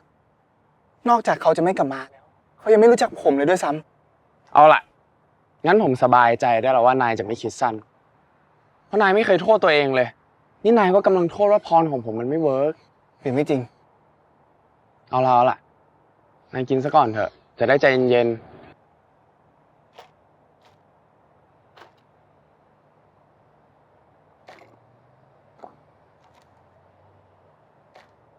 ช็อกโกแลตร้านเลนนี่ก็อร่อยดีเหมือนกันนะ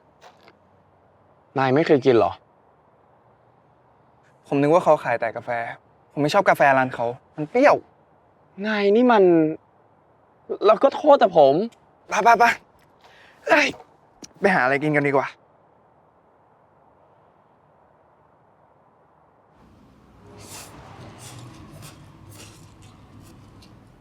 ทำไมนายถึงไม่ยอมบอกผม ว่ามันไม่เวิร์ก นี่นาย ผมบอกแล้วไง ผมมีหน้าที่ให้พรนาย แต่ไม่ได้มีหน้าที่พยากรณ์ผลที่จะตามมา แสดงว่านายรู้ผล ผมคาดเดาได้เองต่างหากงั้นมันไม่ต้องใช้พลังพิเศษหรอกนะ ผมบอกแล้วไง นายเนี่ยฉลาดแต่ขาดความเฉลียวนายมัวแต่ลิงโลดดีใจว่าได้อำนาจพิเศษ อำนาจอาจจะทำให้ใครหายไปจากโลกนี้ก็ได้ แต่จะทำให้เขากลับมารักนายได้ไหม อันที่นายต้องคิดดีๆ การลากเส้นต่อจุด ระหว่างสิ่งที่เราได้มากับสิ่งที่เราอยากได้ มันยากจังนะ ทีแรกผมก็นึกว่ามันง่าย ลบคนนั้นสิ ลบคนนี้สิ แล้วเขาก็กลับมา แต่ตอนนี้ผมดูแล้วว่ามันโคตรยาก ยิ่งลบก็ยิ่งเลอะ งั้น คุณเทพบุตรสุดฉลาดช่วยบอกผมหน่อยได้ไหมครับ ว่าทำไมลบเมฆไป แล้วเรนถึงไม่รู้จักผม นายพบเรนครั้งแรกที่ไหน ที่บาร์ทำไม เล่าให้ผมฟังซิ ผมไปเที่ยวที่บาร์นั่น5 ปีมาละ นายไปกับใคร คนเดียว นักเรียนการแสดงไปหาวัตถุดิบ ตอนนั้นผมเพิ่งเลิกกับแฟนคิดว่าตัวเองอกหัก ที่จริงก็แค่ความรักแบบเด็กๆ เอา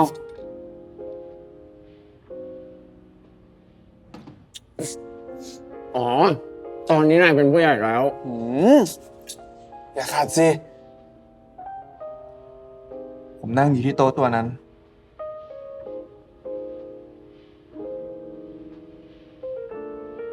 ดนตรีบรรเลงไปเรื่อยๆ ผมมองไปรอบๆ คืนนั้นแขกไม่เยอะนะ แล้วผมก็เห็นเลน อยู่กับผู้หญิงคนหนึ่ง อย่าบอกนะว่าเรนก็มีแฟน เฮ้ยเปล่าผู้หญิงคนนั้นชื่อมีนเพื่อนของเขา เป็นนักร้องประจำที่นี่ แล้วเธอก็ขึ้นไปร้องเพลง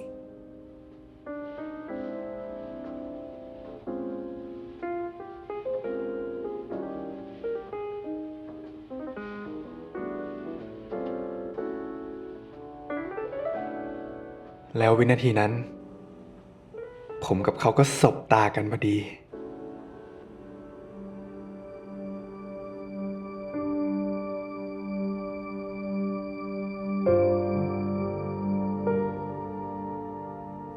แล้วเขาก็เหมือน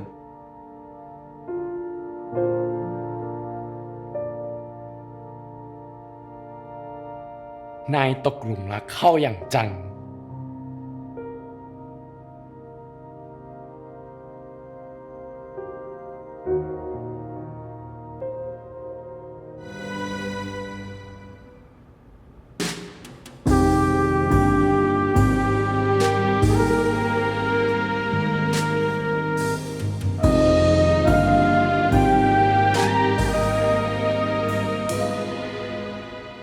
เราเดินทางผ่านกันมาจากคนละดาว ในค่ำคืนเหน็บหนาว จะเป็นเวลาโชคชะตาหรือว่าความไว้วันที่พายเธอและฉันอยู่ด้วยกันที่ตรงนี้และเมื่อตอนสายตาเรามาประสานกันจักรวาลของเราเคลื่อนเข้ามาซ้อนกันหากเรานั้นสวมกอดโดยไม่ต้องรู้จักมันจะเป็นความรู้สึกอย่างไรได้สัมผัสผ่านลมหายใจปล่อยให้เราได้ลอยลงไปในนาทีนี้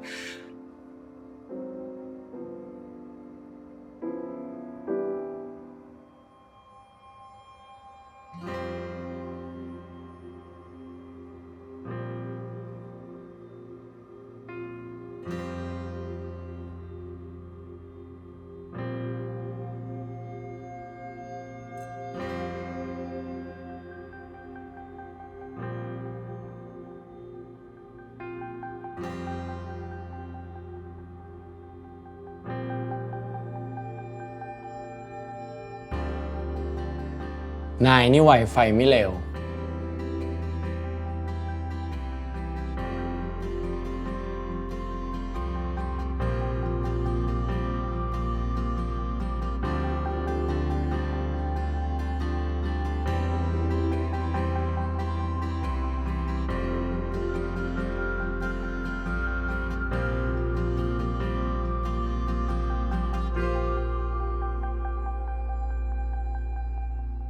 นักร้องเก่งมาก พี่รู้จักเหรอครับ เพื่อนพี่เอง เพื่อนสนิทนะ ผมอยากร้องอย่างนี้ได้บ้างจัง แต่ไม่มีพรสวรรค์ คนเรามีพรสวรรค์ทั้งนั้นแหละ แค่ไม่เหมือนกัน น้องเรียนอะไรนะ การแสดงครับ นั่นไงพรสวรรค์ แล้วพี่ล่ะฮะทำอะไร เปิดร้านกาแฟน่ะ ชงกาแฟนี่ก็พรสวรรค์ เปล่า จ้างเขาเอาน่ะ พี่ทำไม่เป็นหรอก ทำงานประจำได้ปีหนึ่งแล้วก็เบื่อระบบ ไม่ชอบมีเจ้านาย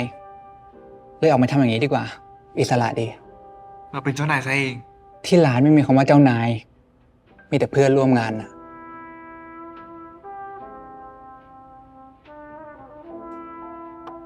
พี่ดูมีเรื่องไม่ค่อยสบายใจนะครับ เรื่องธรรมดานะคนเราจะมีแต่ความสุขความสบายใจได้ยังไงล่ะ จริงไหม ถ้าพี่อยากระบาย ผมยินดีรับฟังนะครับ ขอบคุณน้องอย่าสนใจเลย แล้วทำไมมาเที่ยวคนเดียวล่ะ ครับ มาหาวัตถุดิบครับ แล้วหาเจอหรือยังล่ะ วัตถุดิบน่ะ คิดว่าเจอนะครับ แล้วเที่ยวดึกแบบนี้บ่อยเหรอ เอาเงินที่ไหนมาบ่อยครับ นานๆทีเผอิญพรุ่งนี้ไม่มีเรียน มีแค่ถ่ายงานตอนเย็น ถ่ายงาน ถ่ายแบบเสื้อผ้าออนไลน์นะครับ ผมทำงานไปด้วยเรียนไปด้วย ส่งเสียตัวเองเรียน เก่งมาก พี่ชื่นชมมากเลยนะ คนที่ทำงานไปด้วยเรียนไปด้วยเนี่ย พี่ทำไม่ได้แน่ จำเป็นนะครับ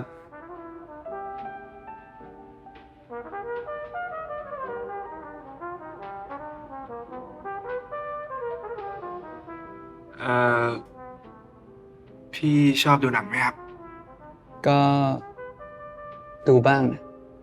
ดูบ้าง แปลว่าไม่ดู ไว้เราเป็นพระเอกเมื่อไหร่อ่ะ บอกพี่ดิ จะไปดู สัญญาแล้วนะ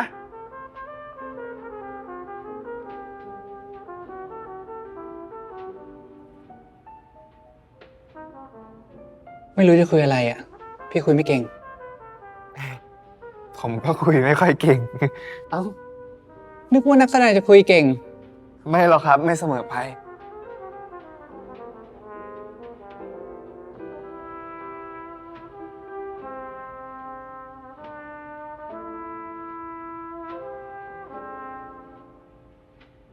เอ้า เงียบ คุยอะไรดี นั่นดิ คุยอะไรดีอะ ทำไมพี่มาเที่ยวคนเดียวครับ มาหาเพื่อนน่ะ แล้วก็ ไม่มีใครมาด้วย แฟนพี่นะครับ เลิกไปแล้ว ผมขอโทษ เฮ้ย ไม่เป็นไร เรื่องนี้นี่เองที่ทำให้พี่ดูโคตรเศร้า ใช่ไหมฮะ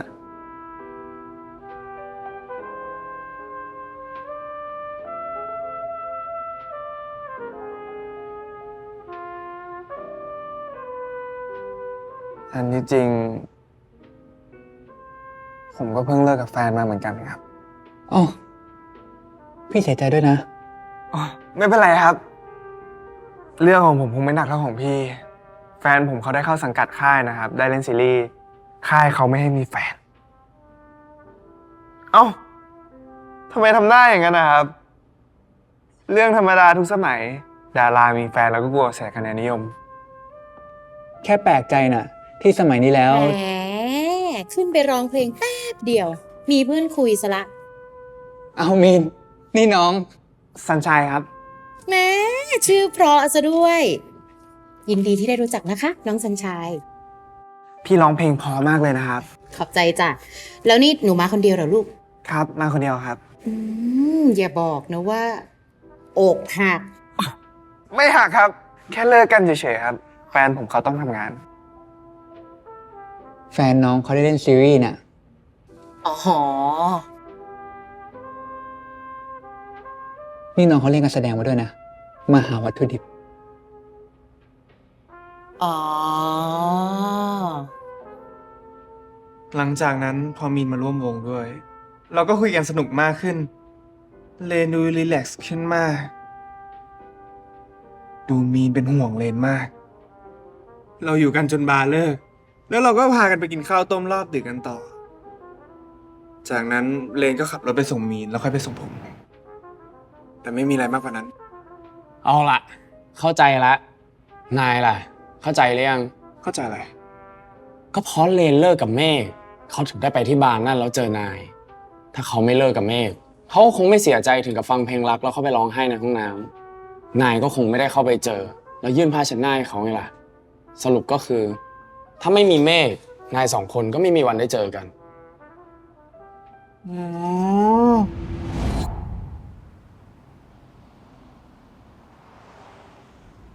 เพราะอย่างนั้นเราสองคนเลยไม่รู้จักกันสินะ ผมก็เลยเป็นคนแปลกหน้าสำหรับเขาอยู่ใช่ไหม แต่นายมีโอกาสที่จะชนะใจเขาได้นะ จะลองไหม หมายความว่าผมต้องเริ่มต้นใหม่ ใช่ นายจะเลือกโอกาสนี้เพื่อเริ่มต้นใหม่หรือนายจะใช้อำนาจลบใครออกไปอีกนายยังเหลือเวลาอีก5 คืน ก่อนจะถึงวาเลนไทน์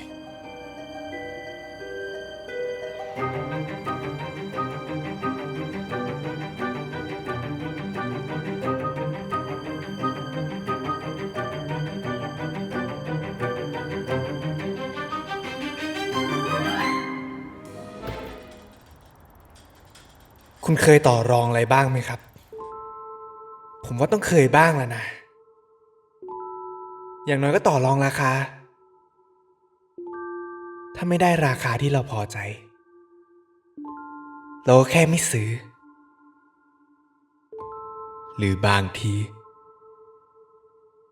เราก็ต่อรองแค่พอเป็นพิธี เพราะถึงยังไงเราก็ซื้ออยู่แล้วแน่ๆ เพราะเราอยากได้ ผมก็ไม่เข้าใจเหมือนกันว่าทำไมเราถึงต้องต่อรอง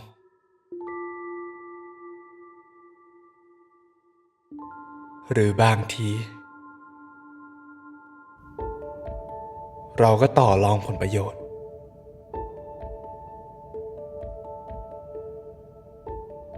อันนี้อาจจะยากขึ้นมาหน่อย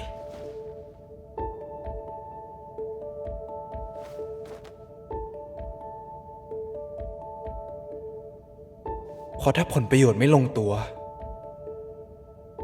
ฝ่ายใดฝ่ายหนึ่งก็ต้องเป็นฝ่ายเสียเปรียบ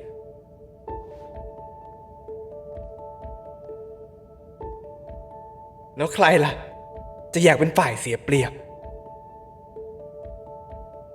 ไม่ใช่ผมแน่ๆ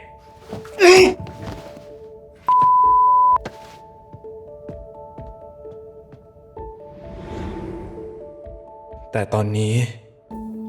ผมกำลังต่อรองกับอะไร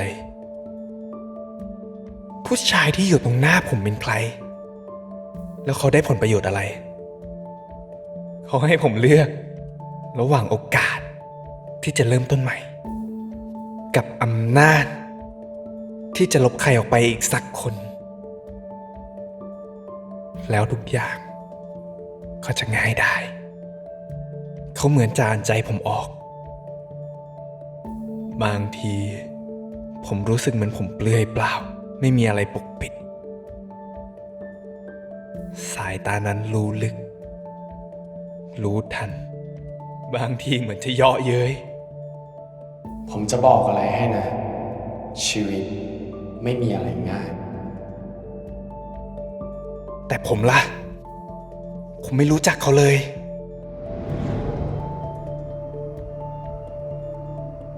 บางทีที่ร่างกายเขาเปลือยเปล่า แต่ก็เหมือนมีอะไรปกปิด สายตาที่บางทีก็เหมือนจะมีความเศร้า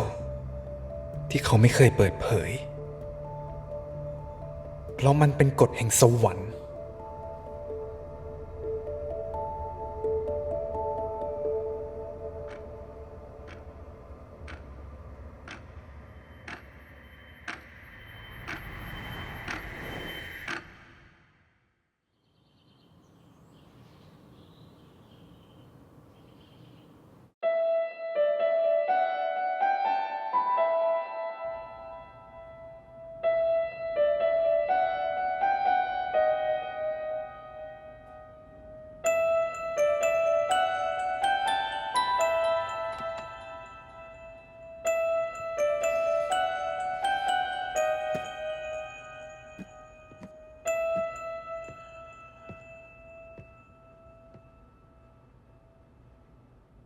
ท่าทางจากงานใหญ่นะคราวนี้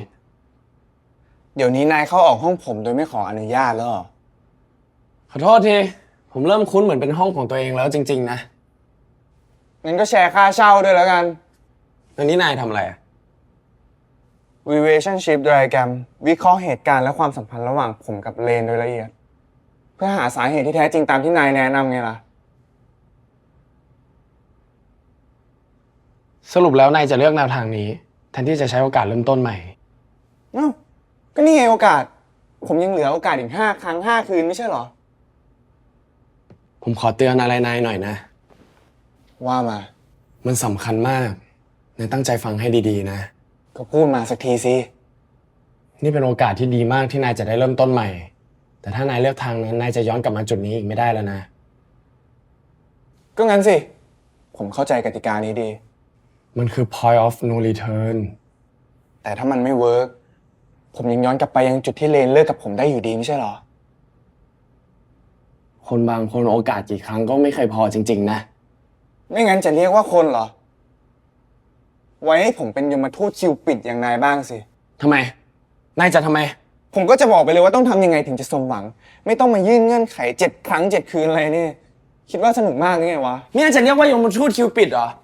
ถ้าจะทำอย่างนั้นได้คงต้องเกิดเป็นคิวปิดถึงจะได้มีอำนาจเต็ม ไม่ต้องเอาชีวิตใครมาแลกเพื่อให้นายสมหวังหรอก นึกว่าสนุกหรือไงวะ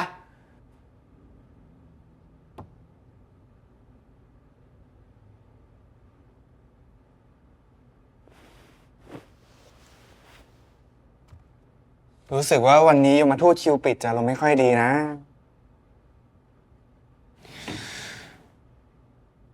บอกผมหน่อยได้ไหม นายไปลมณ์เสียเรื่องอะไรมา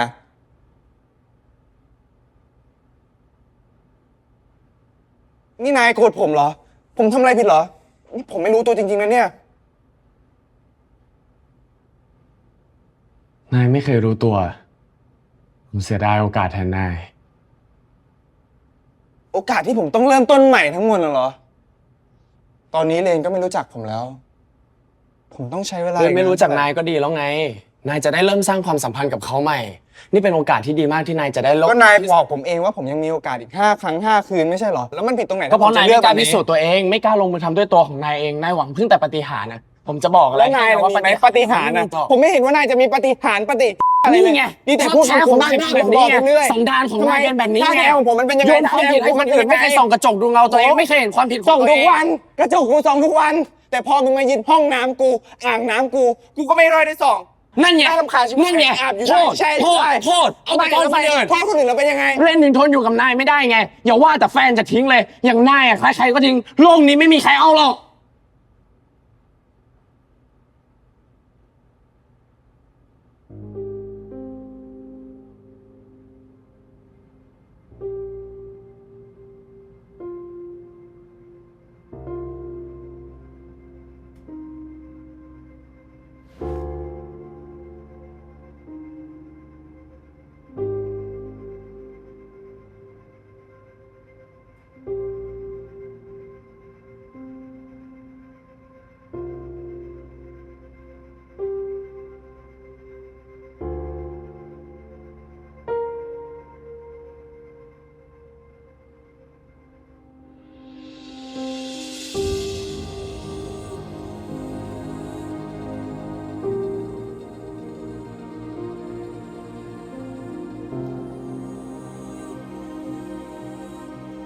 ผมขอโทษ ออกไป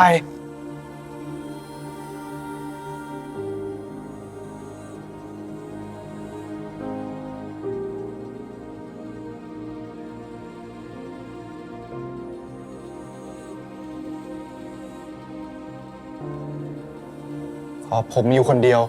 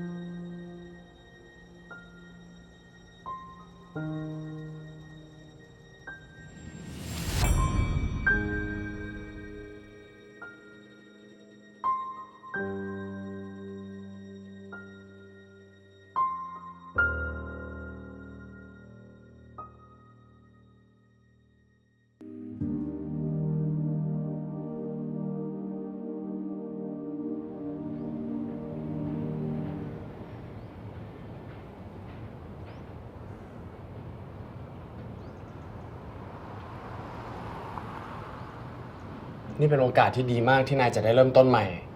ก็นี่ไงโอกาส ผมยังเหลือโอกาสอีก5 ครั้ง 5 คืนไม่ใช่เหรอ ผมขอเตือนอะไรนายหน่อยนะ ว่ามา มันสำคัญมาก นายตั้งใจฟังให้ดีๆนะ ก็พูดมาสักทีสิ นี่เป็นโอกาสที่ดีมากที่นายจะได้เริ่มต้นใหม่ แต่ถ้านายเลือกทางนั้น นายจะย้อนกลับมาจุดนี้อีกไม่ได้แล้วนะ ก็งั้นสิ ผมเข้าใจกติกานี้ดี มันคือ point of no return แต่ถ้ามันไม่เวิร์กผมยังย้อนกลับไปยังจุดที่เลนเลิกกับผมได้อยู่ดีไม่ใช่เหรอ คนบางคนน่ะ โอกาสกี่ครั้งก็ไม่เคยพอจริงๆนะ ไม่งั้นจะเรียกว่าคนเหรอ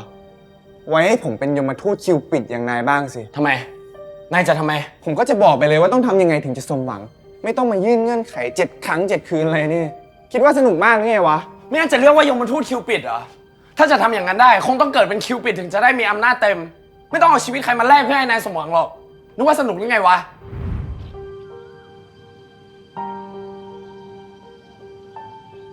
บอกผมหน่อยได้ไหม นายไปอารมณ์เสียเรื่องอะไรมา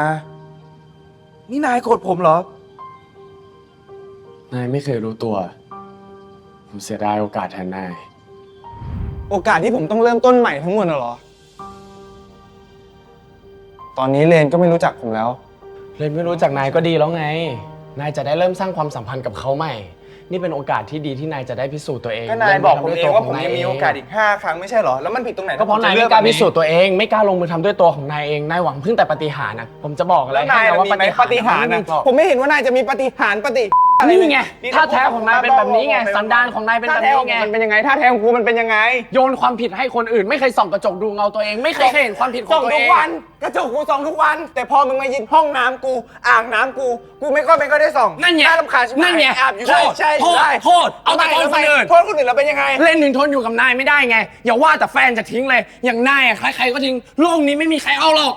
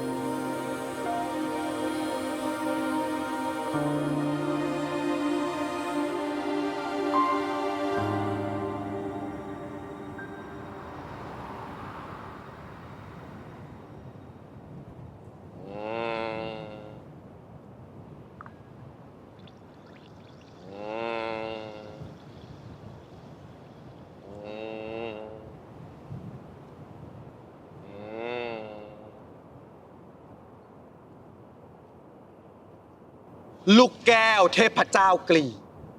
รู้อดีต ปัจจุบัน อนาคต อยากลองไหมจ๊ะ ไม่เป็นไรครับ สำหรับหนู หมอทำนายให้ฟรี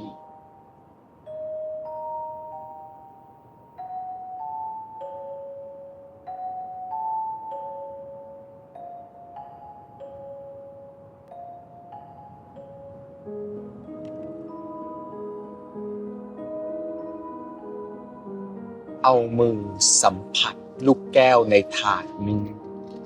แล้วคละกันให้หมดลูกแก้ว เป็นตัวแทนเทพเจ้ากลี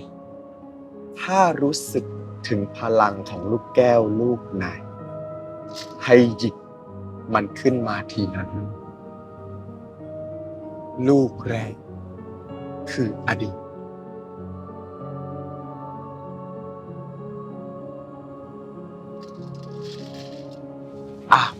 เชิญ แล้วผมต้องอธิษฐานอะไรไหมครับ ไม่ต้อง แค่ทำจิตให้ว่าง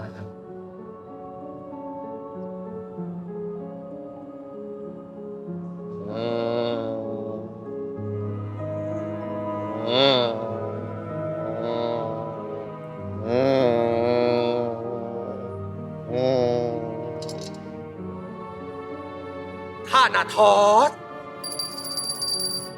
เทพเจ้าแห่งความตาย อดีตของหนูมืดสนิทมืดแล้วเกินมืดเหมือนความตายมืดจนมองไม่เห็นอะไรเลย อ้าว หมายความว่าไงอะครับ หนูต้องหยิบขึ้นมาอีกลูกหนึ่ง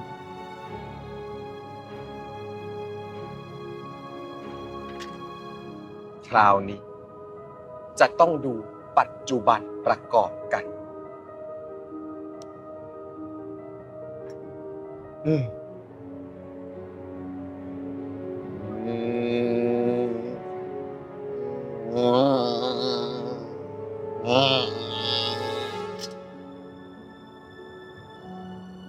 อีโรสเทพแห่งความรัก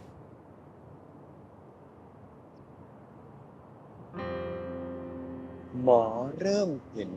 ควันจางๆ เริ่มก่อตัวอยู่ในลูกแก้วนี้ค่อยๆลอยอ้อยอิงขวัญสีชมพูหนูกำลังจะมีความรัก ความตาย ความรัก มันจะเป็นไปได้เหรอ หยิบขึ้นมาอีกลูกหนึ่ง คราวนี้จะเป็นการสรุป สิ่งที่จะเกิดขึ้นกับอนาคตของหนูเธอ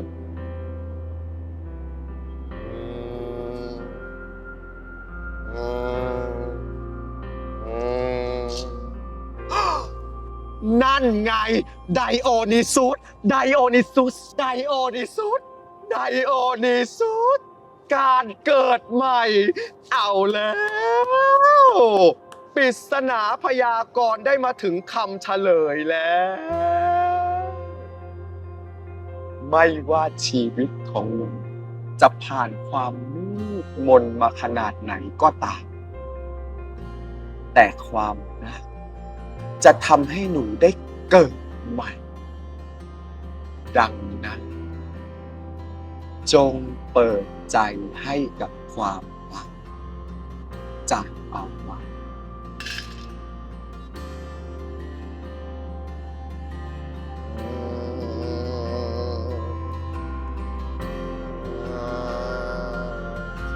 ดันเข้ามาอีก นี่ออกแรงหน่อยสิ มีแรงไหมเนี่ยโอ้เข้ามาอีก แล้วดันเข้าไปชิดๆ เดี๋ยวมันเห็นนะฝั่งนู้นน่ะอ้าว น้องคิว ไปไหนมาคะ แล้วสันชายไปไหนซะล่ะ อ๋อ คงอยู่บนห้องครับ พอดีผมออกไปธุระนะครับ แล้วนี่พี่น้องมาลบรอยเปื้อนนั้นได้แล้วเหรอครับ ยังหรอกค่ะ แต่ก็อย่างที่น้องคิวว่าแหละ ยิ่งลบก็ยิ่งเลอะ ก็เลยเอาเก้าอี้นั่นมาบังไว้ก่อน น้องคิวว่าดูดีไหมคะ อ๋อ ครับ แต่ก็ชั่วคราวนะคะ จนกว่าจะหาวิธีลบได้นี่เจมีเรื่องอะไรอยากจะถามน้องคิวสักหน่อย อย่าหาว่าละลาบละล้วงเลยนะคะ ครับผม น้องคิวเป็นเพื่อนกับสัญชัยแน่นะ อ้าว แน่สิครับ ก็100 วันพันปีไม่เห็นเขาจะมีเพื่อนเลยสักคน แล้วหมู่นี้ก็ไม่ค่อยเห็นแฟนเขาด้วย อ๋อ คงต่างคนต่างงานยุ่งนะครับ งานน้องคิวก็คงจะเป็นเพื่อนในวงการของน้องสัญชัยใช่ไหมคะ พี่น้องมานี่ตาถึงจริง ๆ แต่ผมยังไม่ดังหรอกครับ มีละครหรือว่าซีรีส์เรื่องอะไรบ้างไหมคะน้องมาจะได้ตามไปดู อาชญากรรมกรรมเทพครับ แปลกจัง น่าสนใจจังเลยค่ะ ต้องเป็นแนวจำเลยรักแน่ๆเลยออนแอร์หรือยังคะ ยังถ่ายไม่เสร็จเลยครับ ไว้ออนเมื่อไหร่ช่วยติดตามด้วยนะครับ แน่นอนค่ะ งั้นผมขอตัวก่อนนะครับ เชิญค่ะเฮ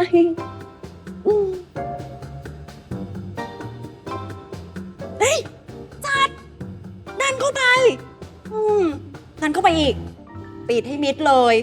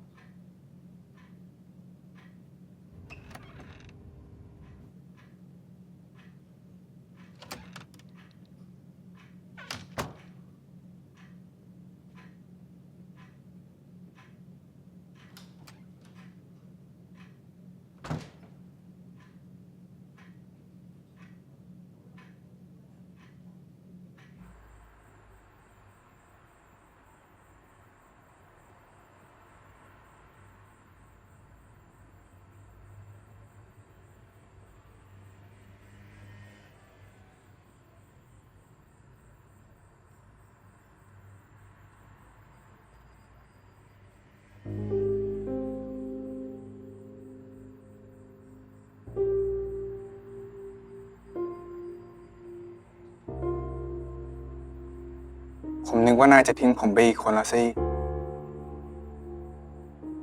นายเป็นคนไล่ผมไปเองนะ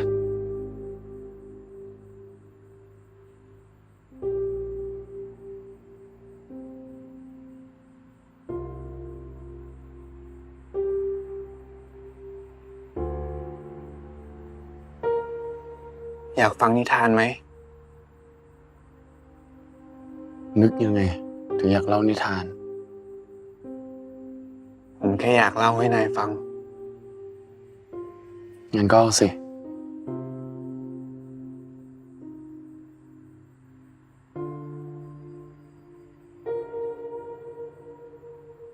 มีเด็กผู้ชายคนหนึ่ง เขามีพ่อ มีแม่ ชีวิตเขามีความสุขดี เขาชอบฟังนิทานที่แม่เล่าให้ฟังทุกคืน แต่ต่อมา แม่เขาก็หยุดเล่านิทานก่อนนอน เพราะมัวแต่นั่งคอยพ่อจนดึกดื่น คืนหนึ่ง เขาตื่นขึ้นมากลางดึกเพราะได้ยินเสียงคนทะเลาะกัน พ่อแม่เขานั่นเอง เขาลุกขึ้นมาจากที่นอน เห็นพ่อกำลังเก็บของ เขาเดินไปเกาะแขนพ่อถามพ่อว่าจะไปไหน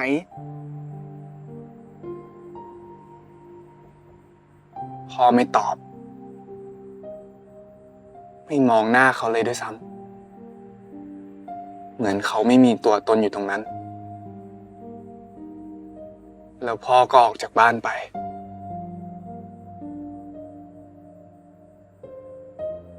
เขารอพ่อกลับมา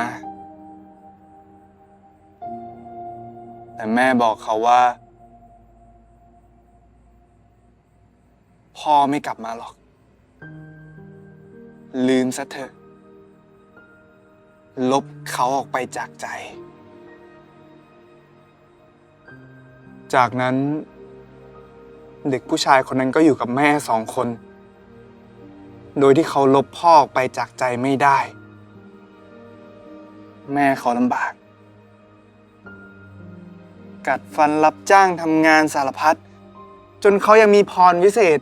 เสกให้แม่รวย มีเงินแต่งตัวสวยๆ ซื้อบ้านซื้อรถ มีชีวิตสุขสบายเหมือนแม่เพื่อนคนอื่น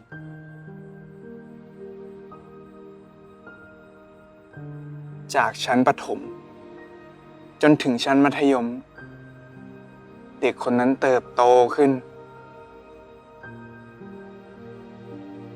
แล้ววันหนึ่ง เขาก็เห็นแม่อยู่กับผู้ชายคนหนึ่ง ไม่ใช่พ่อ ไม่เหมือนพ่อ เขาไม่ใช่คนในเมืองนั้น เขามาจากแดนไกล แม่บอกเขาว่า แม่จะย้ายไปอยู่กับผู้ชายคนนั้น แม่จะได้มีเงิน อยู่ที่นี่แม่ไม่มีวันหาเงินพอส่งให้เขามีชีวิตที่ดี แม่จะส่งเงินให้เขาได้เรียนหนังสือ อยากให้เขามีอนาคตที่ดี ขอให้เขาตั้งใจเรียน แล้วแม่ก็ไป เขาตั้งใจเรียน ตั้งใจรอข่าวคราวของแม่ รอที่จะได้คุยกับแม่แค่นานๆครั้ง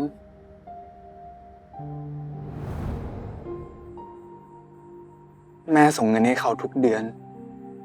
จนถึงวันที่เขาเรียนจบม .6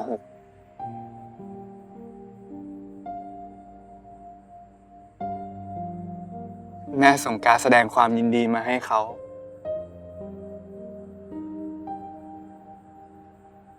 แล้วแม่ก็หายไป ไม่มีข่าวคราวใดๆอีกเลย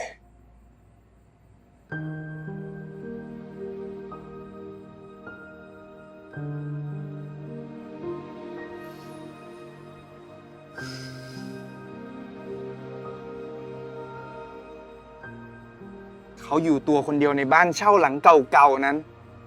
บ้านที่หันมองไปทางไหนก็มีแต่ภาพของพ่อกับแม่ที่เขาล้มไม่ออก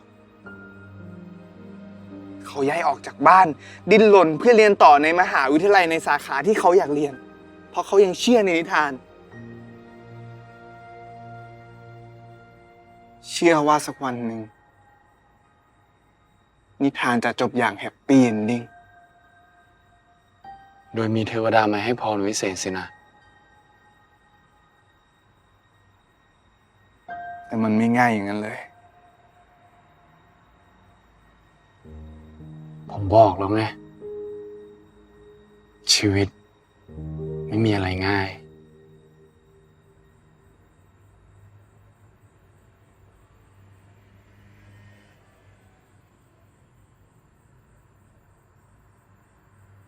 ผมขอโทษ ที่ผมพูดไปเมื่อตอนบ่าย นายไม่ผิดหรอก เพราะมันจริงอย่างที่นายพูด รู้ไหม ชีวิตผม ต่างจากเด็กในนิทานของนาย ยังไง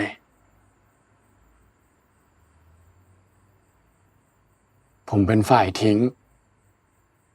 ผมทิ้งใครคนหนึ่ง ไม่ใช่แฟน ไม่ใช่คนรัก แต่เป็นคนที่รัก และปรารถนาดีกับผมมากที่สุด ผมเห็นแก่ตัวเกินไป คิดถึงแต่ชีวิตของตัวเอง อยากมีชีวิตที่ผมเลือกเองทั้งที่ เขาเป็นคนให้ชีวิตผม กว่าผมจะรู้ตัวว่าชีวิตที่ผมอยากมี มันจะมีความหมายไปไม่ได้เลยถ้าไม่มีเขา ก็ต่อเมื่อ เขาจะไม่อยู่กับผมแล้วจริงๆ แต่ผมก็เหมือนนายตรงที่เมื่อการต้องจากลามาถึง ผมรับไม่ได้ ผมโกรธ ผมต่อรอง ผมเจ็บปวดสูญเสีย กว่าที่ผมจะรู้ว่า มันไม่มีทางแล้วจริงๆ แล้วนายทำยังไง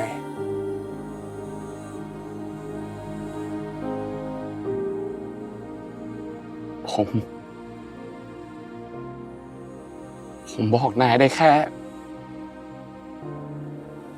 ผมไม่อยากให้นายเป็นเหมือนผม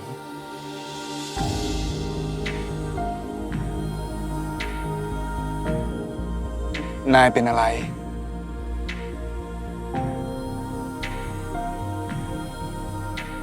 ผมกำลังทำผิดกฎ ผมช่วยอะไรนายได้บ้าง บอกผมมา นายอยากให้ผมลบใครเป็นคนต่อไป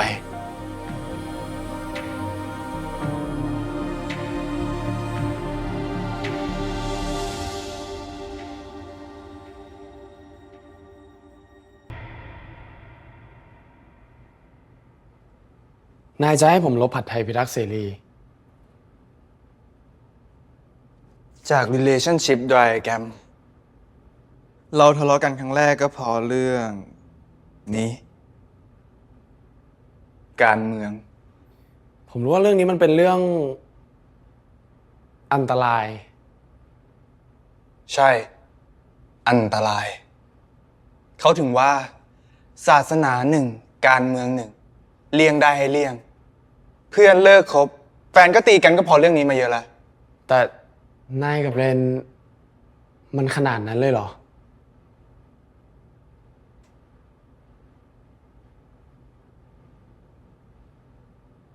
วันนั้น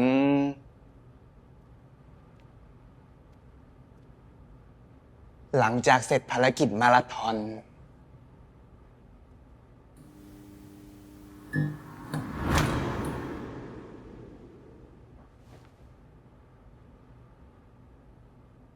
แล้วเราก็มานั่งโซยบะหมี่ด้วยความหิวกันบนเก้าอี้ตัวนี้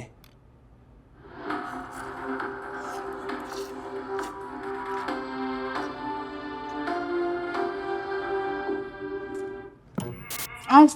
เปลี่ยนทำไมไปดู แสดงว่าคุณผัดไทยไม่เห็นด้วยที่ว่าใครหรือปัจเจกชนจะลุกขึ้นมาช่วยเหลือเพื่อระดมทุน คุณไม่คิดว่านั่นคือการได้ช่วยเหลือเพื่อนมนุษย์เหรอคะ เวทนานิยม อะไรนะคะที่ฉันฟังไม่ชัด คุณพิธีกรก็เสี้ยมเหลือเกินนะครับ ผมรู้ว่าคุณน่ะอยากจะให้ผมกับคุณประไทยเนี่ย คุณเทวันอย่าเพิ่งขัดนะคะดิฉันขอฟังคุณผัดไทยให้ชัดๆหน่อย เวทนานิยม การที่เราได้เวทนาคนอื่นก็เหมือนการยกตัวเราให้เหนือกว่าคนอื่น ซึ่งจริงๆแล้วมันควรจะเป็นเรื่องของ น่าเบื่อจะตาย สิทธิขั้นพื้นฐานของประชาชนที่มีความ ซันไม่สนเรื่องสังคมเหรอ ได้เหรอคะ ยังไงคะ ไม่อะ การจัดสรรใน อ๋อดิฉันทราบ แปลกว่ะ คุณผัดไทยกำลัง แปลกยังไง นิดนึงนะคะขอถามคุณเทวันหน่อยค่ะว่า คุณเทวัน แปลกยังไง เห็นด้วยไหมคะว่าสังคม พี่เกียรติเถียงจะดู ความไม่เท่าเทียมเรื่องสิทธิขั้นพื้นฐาน คุณพูดแบบนี้ก็เหมือนมัดมือชกผมเลยดิอันนี้ผมถามคุณกลับบ้างได้ไหมว่านิ้วมือคนเราเนี่ยมันเท่ากันไหม แต่คุณพัทไทยบอกว่าเราสามารถจัดสรรให้เราเนี่ยเริ่มต้นเท่าเทียมกันในขั้นพื้นฐานได้ นั้นผมไม่เถียงอยู่แล้วก็ทุกวันนี้เราไม่พยายามจัดสรรในพื้นฐานตรงไหนคุณไปบอก แต่เราก็ไม่ได้เป็นบางเหมือนอย่างบางประเทศ ไม่ต้องพูดถึงประเทศอื่นเลย ประเทศอื่นเขาเป็นยังไงก็ช่างเขานะแต่เราเนี่ยเสียภาษียังไงแล้วเขาเสียภาษีเท่าไหร่ ถ้าคุณอยากได้อย่างนั้นคุณเอาไหมเสียภาษีเท่าเขาอ่ะ อาจจะเอานะคะ ถ้าดิฉันเสียภาษีมากขึ้นแต่สามารถได้สิทธิ์ต่างๆเท่ากับคุณเทวัน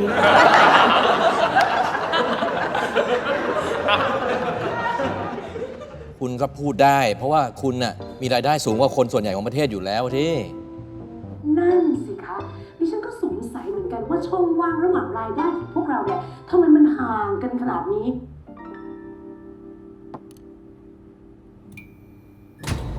แล้วนายไม่สนเรื่องสังคมจริงๆนะเหรอ ผมเคยบอกนายแล้วไม่ใช่เหรอ ว่าผมกับไอ้เจ้าเมฆเราสู้กันคนละแบบ แล้วไงต่อ นายก็เลยเถียงกับเลนเพราะเรื่องนายผัดไทย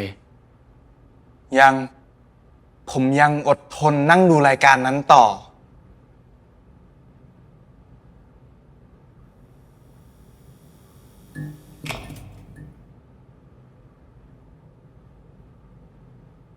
คุณพัทไทยว่ายังไงคะ ผมเชื่อว่าสังคมที่เริ่มต้นเท่ากันไม่ทำให้ใครต้องเสียประโยชน์ ซึ่งผมไม่ได้ต้องการให้คนที่มีต้นทุนชีวิตอยู่แล้ว ไม่ว่าจะมากหรือน้อยก็ตาม ต้องลดลงมาติดลบ ผมแค่อยากเห็นความยุติธรรมที่เกิดขึ้นในสังค พู ม ดเหมือนกับว่าประเทศเราบ้านเมืองเราไม่มีกฎหมาย อย่าเพิ่งขัดสิครับ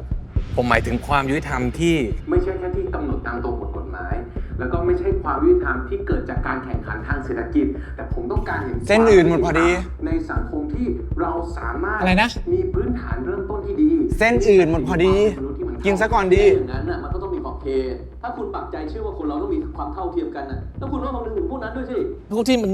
ไม่ได้ประกอบสัมมาอาชีพ ไม่ได้มีความประพฤติที่ดี ไม่ได้ก็ไงคุณคิดแบบนี้ครับ อย่าเพิ่งขัดผม ผมขออภัยจริงๆครับท่านคำนี้ผมต้องขัดจริงๆคำว่าประพฤติดี ก็นี่ไงผมอธิบายไม่จบเลย ผมอยาก กำลังอธิบายว่าอธิบายว่ามันเป็นยังไงไง เอาละค่ะดิฉันขอขัดทั้งสองท่านเลยนะคะ นี่คุณกำลังลุมผมอยู่นี่ มิได้ค่ะ แต่ดิฉันต้องควบคุมเวลา แล้วขณะนี้เรากำลังออกนอกประเด็น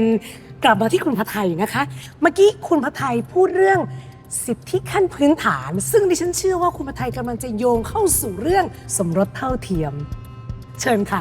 โอเคขอบคุณครับ ผมกำลังจะยกตัวอย่างว่าสมรสเท่าเทียมควรเป็นสิทธิขั้นพื้นฐานที่เราทุกคน รวมทั้งคุณเทวันเนี่ยควรให้ความสนใจเป็นสิทธิ แล้วผมไม่สนใจตรงไหนอ่ะ โอ้เดี๋ยวนะคะ เมื่อวันก่อนเนี่ยดิฉันดูอภิปรายค่ะ แล้วก็ดิฉันเห็นท่านผู้ทรงเกียรติทั้งหลายเดินคุยไม่เห็นมีใครสนใจเลยนะคะ แล้วคุณได้ฟังผมอภิปรายหลังจากนั้นหรือเปล่า ผมก็บอกแล้วไงว่าผมสนับสนุน เพราะนี่มันเป็นไปตามสิทธิมนุษยชนระหว่างประเทศอยู่แล้ว ผมสนับสนุนพูดอีกทีก็ได้นะว่าผมสนับสนุนการสมรสของบุคคลที่มีความหลากหลายทางเพศ และสิทธิในการสมรสเนี่ยมันไม่ควรจะถูกพิจารณาโดยเอาสรีระมาเป็นเกณฑ์ นี่ไงเราถึงเสนอพรบคู่ชีวิตเนี่ยเป็นทางออกที่ดีที่สุดแล้ว พรบคู่ชีวิตไม่เท่ากับสมรสเท่าเทียม มันไม่เท่า ะครับ กันตรงไหนครับ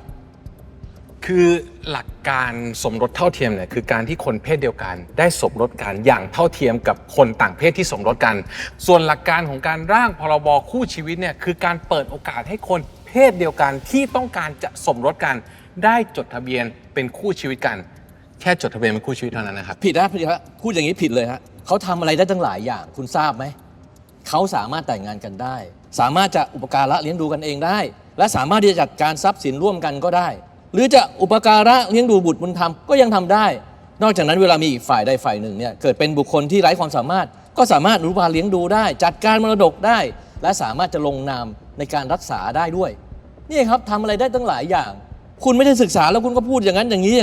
จริงๆผมว่ามันไม่ได้ประเด็นเรื่องนี้หรอกประเด็นจริงๆนะครับผมบอกเรื่องอะไรเขาต้องการที่จะเปลี่ยนคำว่าชายและหญิงเนี่ยเป็นคำว่าบุคคลเห็นไหม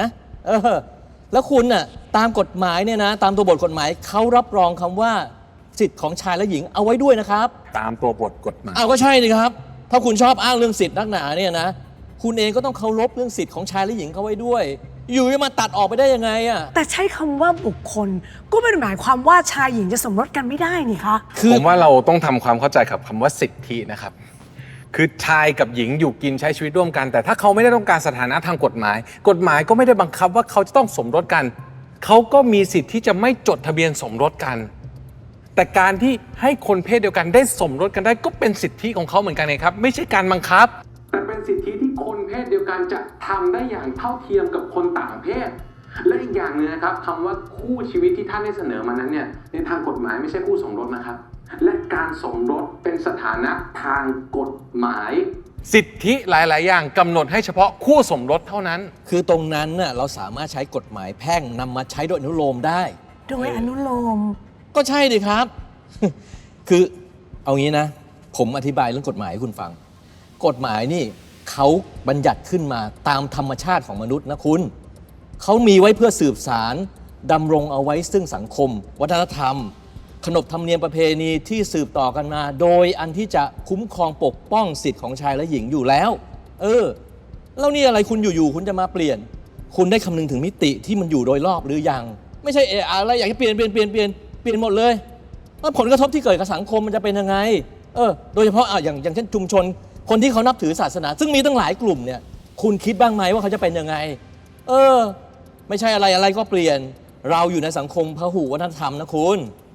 พระไทยว่ายังไงคะวัฒนธรรมกับมนุษยธรรมต้องเดินไปด้วยกันครับตราบใดที่ปัญหายังไม่ได้เกิดกับตัวคุณก็เลือกที่พิทักษ์วัฒนธรรมแต่ถ้าเมื่อไหร่ตัวคุณญาติพี่น้องของคุณคนใกล้ชิดของคุณที่มีคู่ชีวิตเพศเดียวกันต้องตกอยู่ในสถานการณ์ที่มันคับขันเช่นเจ็บป่วยไม่สามารถรักษาพยาบาลด้วยเงินจำนวนมากได้และไม่สามารถเข้าถึงสวัสดิการรักษาพยาบาลของคู่ชีวิตได้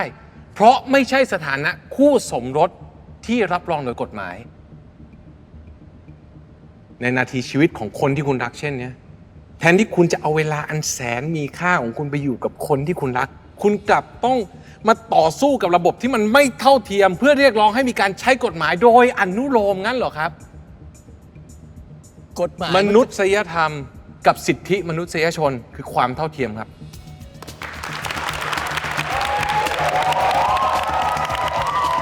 เอาละค่ะกฎหมายมันบอกเอาไว้อยู่แล้วนะฮะไม่คือกฎหมายมันบอกไว้อยู่แล้วมันสามารถเอาไปใช้ได้วันนี้หมดเวลาแล้วนะคะกับการเสวนาจุดประเด็นเห็นต่าง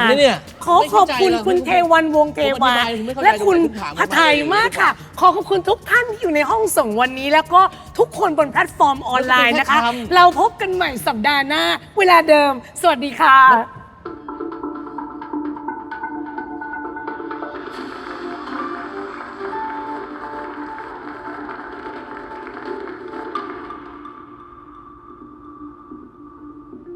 เปลี่ยนช่องได้ยัง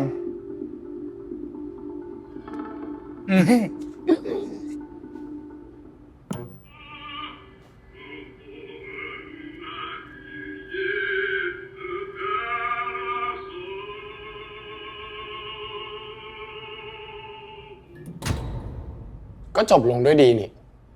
หมายถึงเรื่องของผมกับเลนคืนนั้นนะเปล่ารายการนั่นนายผัดไทยพูดจบได้ดีนะโถ่เอ้ยนายอยู่ข้างนายเทวันเหรอเปล่าผมไม่เลือกข้างไหนทั้งนั้นแหละแต่หลายเรื่องที่พระไทยพูดเราเห็นด้วยกับเขานะไม่ใช่แค่เรื่องสมรสเท่าเทียมแต่ยังมีอีกหลายต่อหลายเรื่องอะไรหลายเรื่องยกเลิกทรงผมนักเรียนน่ะเหรอเด็กก็ควรมีสิทธิ์ในร่างกายตัวเองหรือเปล่า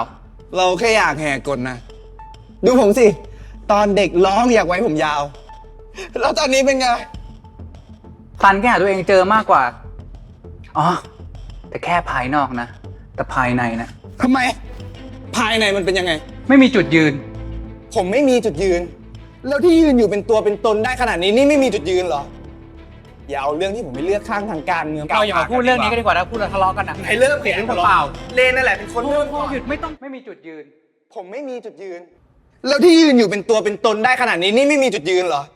อย่าเอาเรื่องที่ผมไม่เลือกข้างทางการเมืองมากล่าวหาอย่ามาพูดเรื่องนี้ก็ดีกว่าถ้าพูดแล้วทะเลาะกันนะเสียเรื่องเปล่าทะเลาะเลนนั่นแหละเป็นคนเริ่มก่อนหยุดไม่ต้องพูดใช้เหตุผลไม่ต้องพูดเลนนั่นแหละเป็นแฟนขับนายพระไทยซะจนแต่ต้องไม่ได้ไม่ใช่แต่ต้องไม่ได้แค่แลกเปลี่ยนความคิดเห็นกันดีๆแต่ต้องไม่ได้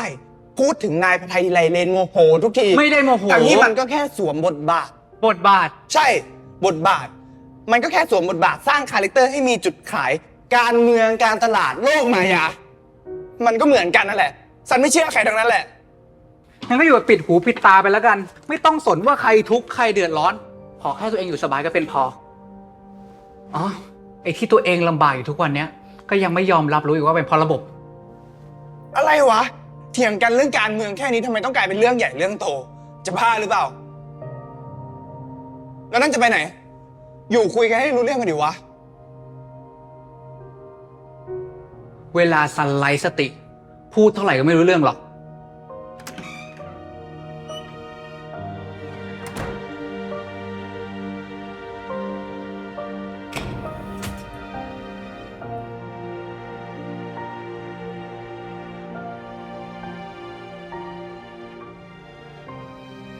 ตั้งแต่วันนั้น เราก็ไม่เคยคุยกันเรื่องการเมืองอีกเลย เช้าวันรุ่งขึ้นเลนก็มาหาผมทำเหมือนไม่มีอะไรเกิดขึ้น ผมว่าเขาเรียนรู้นะ ว่าเรื่องไหนควรพูดหรือไม่ควรพูด เพื่อไม่ให้ทะเลาะกัน แล้วเรื่องไหนล่ะ ที่พูดคุยกันได้อะ ก็เยอะแยะไปอ่ะ กลางวันผมก็ทักแชทไป ตัวเองทำอะไรอยู่กินข้าวยัง พอเจอหน้ากันผมก็เหนื่อยไหมรถติดไหมเย็นนี้ตัวเองอยากกินอะไรไปหาอะไรกินกัน แล้วก็กลับมาห้องนอนดูซีรีส์เพลียหลับไปแค่นี้ก็แค่นี้ ผมรู้ชีวิตสมัยใหม่ก็งี้แหละ ผมไม่ได้อยู่ไปวันๆนะผมมีความหวังความฝัน สักวันถ้าผมรวยมีชื่อเสียง ชีวิตมันก็ไม่ใช่แค่นี้หรอก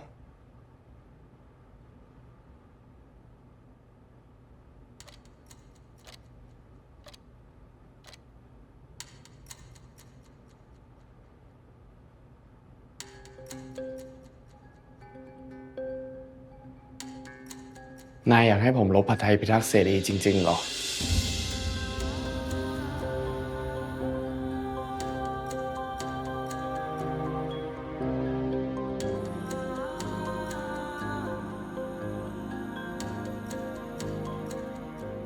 ชุดปฏิบัติการนายพร้อมแล้วนี่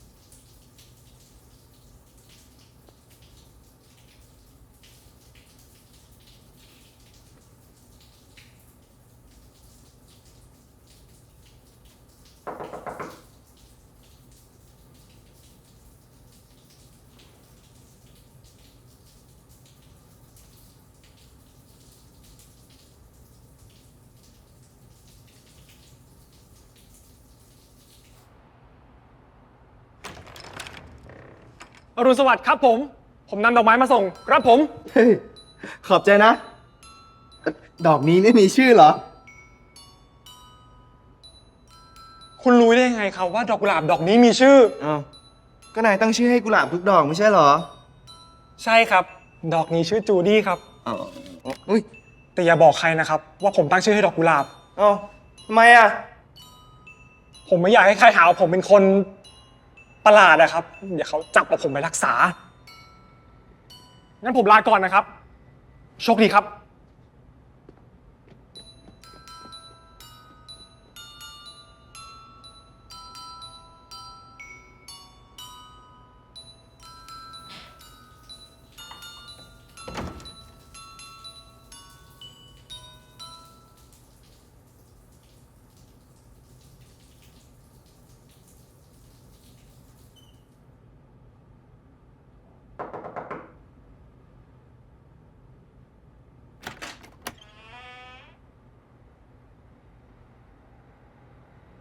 อรุณสวัสดิ์ครับผม โอ้เฮ้ย ผมนึกว่านายอยู่ในห้องน้ำแล้วใครอ่ะ ผมแค่แวะมาบอกว่าผมจะออกไปหาอะไรกินนะครับ ถ้าสนใจอยากตามผมไปแล้วก็ตามไปที่ร้าน เข้าไปอาบน้ำแป๊บเดียว คิดถึงขนาดต้องมายืนรอเลยเหรอ บอกให้อาบด้วยกันก็ไม่เชื่อ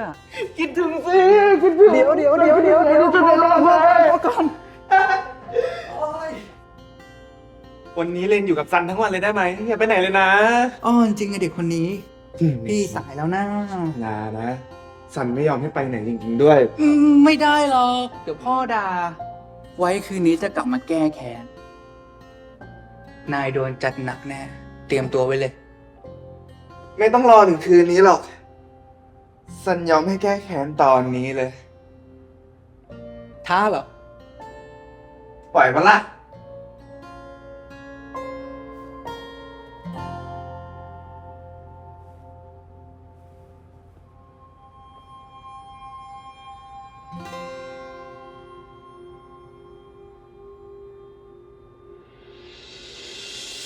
ไม่ดีกว่า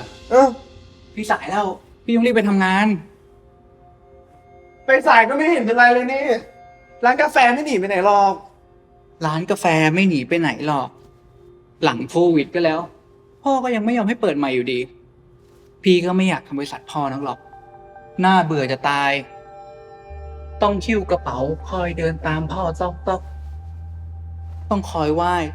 ทำตัวอ่อนน้อมกับผู้หลักผู้ใหญ่ เวลาไปประมูลงานราชการ แต่เราเป็นลูกไงเนอะทำไงได้อะ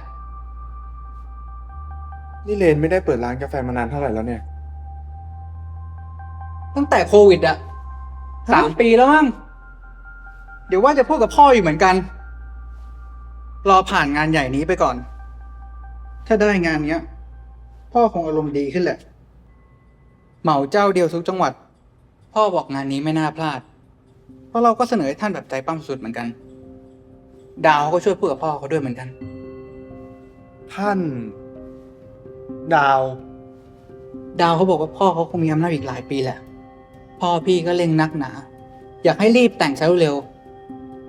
ๆแต่พี่ยังไม่อยากแต่ง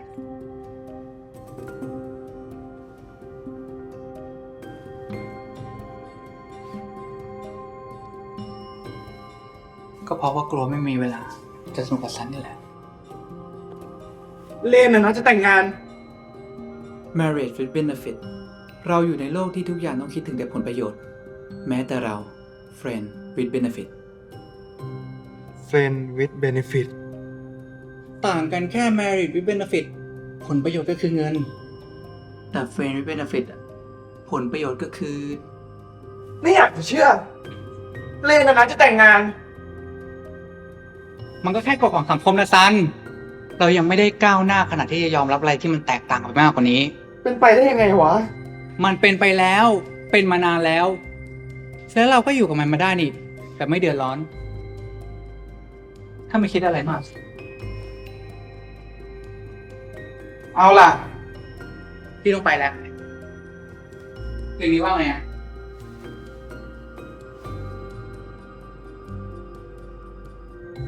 ผมมีถ่ายงาน งั้นก็ตามใจ ถ้าถ่ายเสร็จเร็วอ่ะ ทักมาได้นะ อ๋อ เย็นเนี้ยอย่าเพิ่งทักมานะ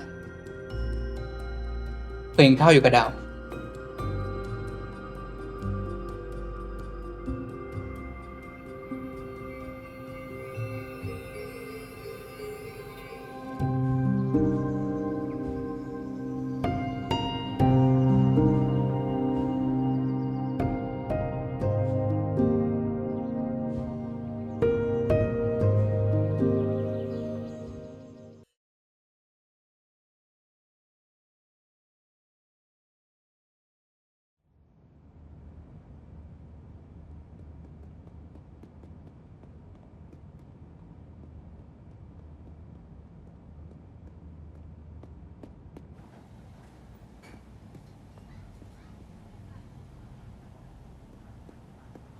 อ้าวสัญชัย วันนี้ไปทำงานเหรอ อ๋อครับ เจ๊ไปไหนมาครับ ไปจ่ายตลาดมานะสิ ข้าวของสมัยนี้แพงจริง นี่ ผมไม่คุ้นกับเจลูกนี้เลยนะครับเนี่ย ออกนอกบ้านก็ต้องทำตัวธรรมดาให้เหมือนผู้เหมือนคนเขาหน่อย เมนเขาจะหาว่าบ้า คนอย่างเจ๊นอม มีแคร์ด้วยเหรอครับ ไม่แคร์แต่เบื่อ เวลาเดินตามถนนแล้วสายตาทุกคู่มองมาที่เราเหมือนเราเป็นตัวประหลาดเพียงเพราะว่าเราไม่เหมือนคนอื่นอ่ะ มันน่าเบื่อ เจ๊ก็เลยต้องยอมทำตัวธรรมดาให้มันเหมือนคนอื่นเขานี่ไง งงไหมชีวิต โอ้ยเบื่อ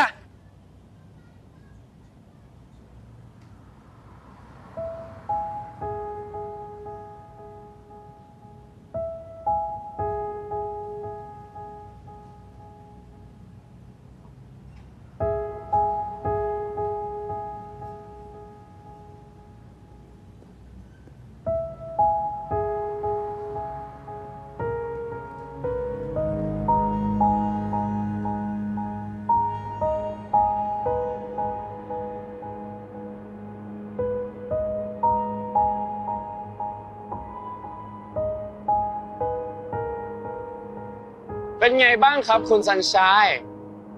วันนี้อะไรดูมีระเบียบเรียบร้อยขึ้นตั้งเยอะคิวยมทูตเจ้าเล่ห์เดี๋ยวอย่าเพิ่งโมโหผมสิครับไม่อายเด็กเหรอครับ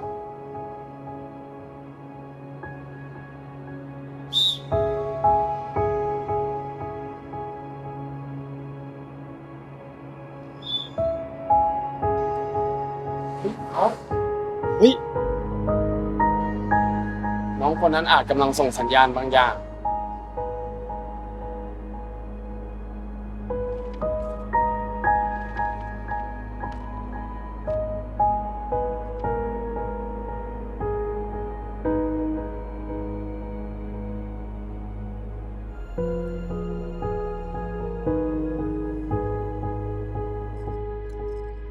นายรู้ไหมไม่ว่าเราจะลบใครให้หายไปจากโลกนี้แต่มีอยู่สิ่งหนึ่งที่ไม่มีวันเปลี่ยนคือที่นี่มีของอร่อยให้กินไม่มีวันหมดทั้งไปกินไม่ซ้ำร้านก็ยังได้นายนี่มันโคตรตะกะเลยว่ะ ไม่มีใครทำบุญให้เลยไงวะ เขาเรื่องแนวนี้อยู่เรื่อยถามจริงเหอะตอนเด็กๆนายเคยเรียนวิทยาศาสตร์บ้างไหมเคย แต่นายคงไม่บอกนะว่าทุกอย่างที่เกิดขึ้นนี่มันเปล่าผมไม่บอกอย่างนั้นหรอกเพราะจักรวาลนี้มีอะไรอีกล้านอย่างที่เรารู้ไปไม่ถึงบางอย่างก็ก้ำกึ่งคุมเครือเรายังอธิบายธรรมชาติไม่ได้ทั้งหมดไอน์สไตน์ถึงได้กุ้มใจไงล่ะพอเหอะอย่าพูดถึงไอน์สไตน์ไอน์สเตอร์อะไรนั่นเลยไม่เข้าหัวผมหรอกตอนนี้ที่ผมอยากรู้ก็คือมันเป็นแบบนี้ได้ไงหมายความว่าไงบ้านเมืองที่แสนจะมีระเบียบนี่น่ะหรอนั่นก็อีกเรื่องหนึ่งแต่เรื่องสำคัญอีกเรื่องก็คือเลนกับผมกลายเป็นเฟรนด์วิดเบเนฟิตและที่ร้ายไปกว่านั้นก็คือเขามีคนที่เขากำลังจะแต่งงานด้วยมันก็เรื่องเดียวกันสัมพันธ์กันอย่างแยกไม่ออกเลยแหละอธิบายสินายเคยโยนหินลงไปในน้ำไหมมันจะเกิดเป็นคลื่นกระเพื่อมออกไปเป็นวงนายจะเรียกมันว่าคลื่นน้ำก็ได้เหมือนกันนี่ก็คลื่นแต่ไม่รู้จะเรียกว่าคลื่นอะไรแปลง่ายๆว่ามันส่งผลกระทบถึงกันนั่นคือความน่าจะเป็นอาจจะใช่หรืออาจจะไม่ใช่ก็ได้โอ้ปวดหัวอธิบายให้มันง่ายๆหน่อยได้ไหมโอเคผมอาจจะพูดในระดับเหนือสำนึกมากไปหน่อยงั้นผมจะอธิบายในระดับสามัญสำนึกง่ายๆเลยก็คือถ้าไม่มีผัดไทยพิทักษ์เสรีนายกับเรนก็จะไม่มีการทะเลาะกันครั้งแรกยิ่งไปกว่านั้นเมื่อผัดไทยพิทักษ์เสรีหายไปมันส่งผลกระทบในวงกว้างอย่างนึกไม่ถึง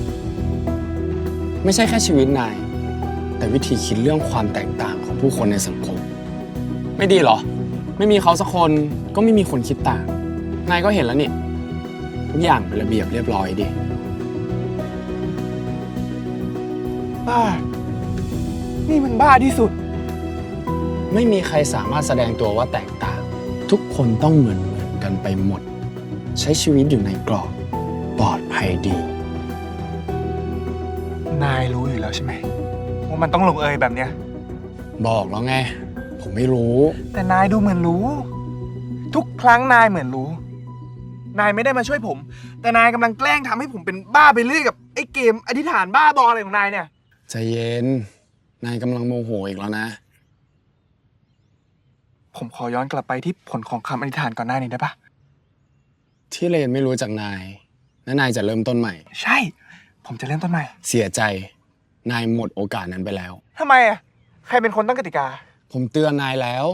นายยืนยันเองว่าจะเลือกอธิษฐานใหม่ นายผ่านจุดนั้นมาแล้ว point of no return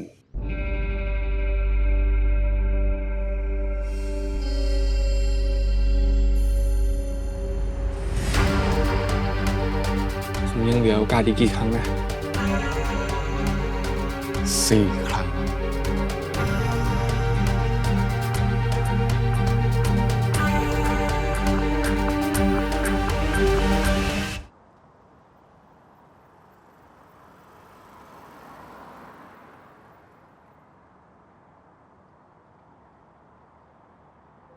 เราไปเที่ยวไหนกันต่อดิโอกาสนี้หาไม่ได้ง่ายๆนะโลกจึงมีระเบียบวินัย ก็อาจจะไม่เสมอไปหรอก ดูนั่นดิ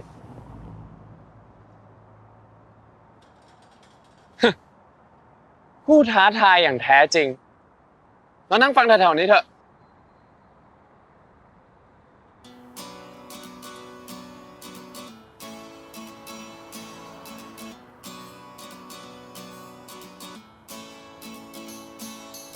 คนเราไม่เคยจะรู้ตัว คิดว่าตัวเรานั้นจะรู้ดี ตั้งคำถามทุกสิ่งทั่วท้องฟ้ากำหนดความหมายให้โชคชะตาคนนั้นช่างตัวใหญ่ การจะเห็นอะไรรอบมันหรือมองความหลากหลายของชีวิตเห็นเท่าไรรู้อะไร ไอ้ดำรง สิ่งใดที่เรามองไม่เห็นอยู่ อาจจะเป็นหรือตายได้เท่ากัน แมวตัวนั้นในกล่องอยู่คำฟ้าหรือสลายและดับไปพร้อมเวลาคนคิดว่าตอนใหญ่คิดว่าฟ้าที่ไกลไกลมันครับขึ้นนะครับขึ้นนะครับบินทะยานสู่ฟ้าตัวมาไล่เขาทำไมน่ะ มันไม่เป็นระเบียบหรอมั้ง เฮ้ย นี่มันที่สาธารณะ ใจเย็น อย่าลืมสิว่าตอนนี้เราไม่ได้อยู่ในโลกแบบเดิม นี่มันแย่มากเลยนะ ผมไม่นึกเลย น่าเสียดายผมชอบเพลงเขามากนะ ผมเข้าใจไม่หมดทุกอย่าง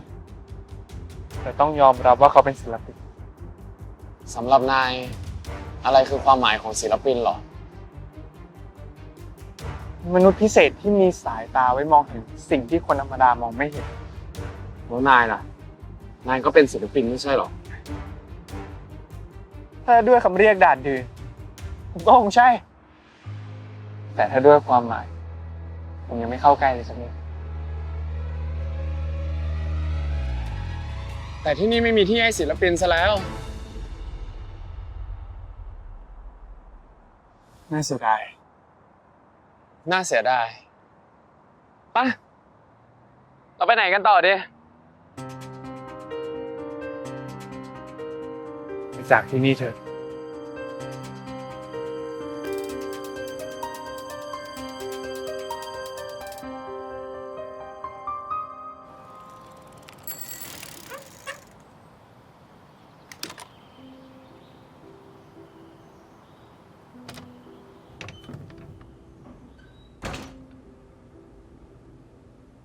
เดี๋ยวฉันมานะสาวๆ แป๊บเดียว น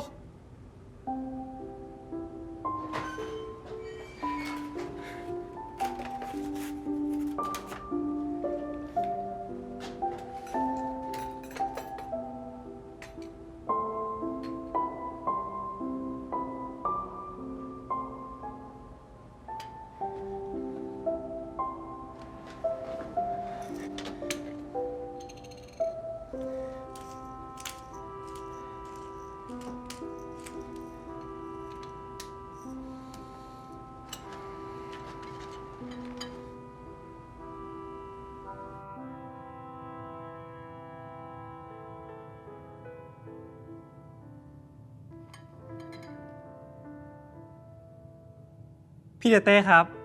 มื้อกลางวันพร้อมเสิร์ฟแล้วนะครับ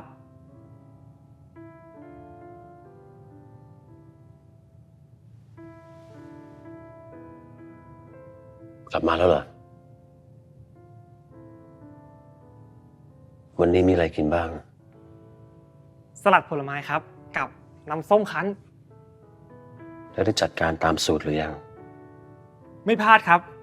อาหารทุกชนิดให้โรยพริกไทย ชีวิตได้มีรสชาติใหม่ๆขึ้นมาบ้าง ขอบใจนะ แล้ววันนี้ข้างนอกเป็นไงบ้าง เหมือนเดิมครับ เรียบร้อยดีไม่มีอะไรเปลี่ยน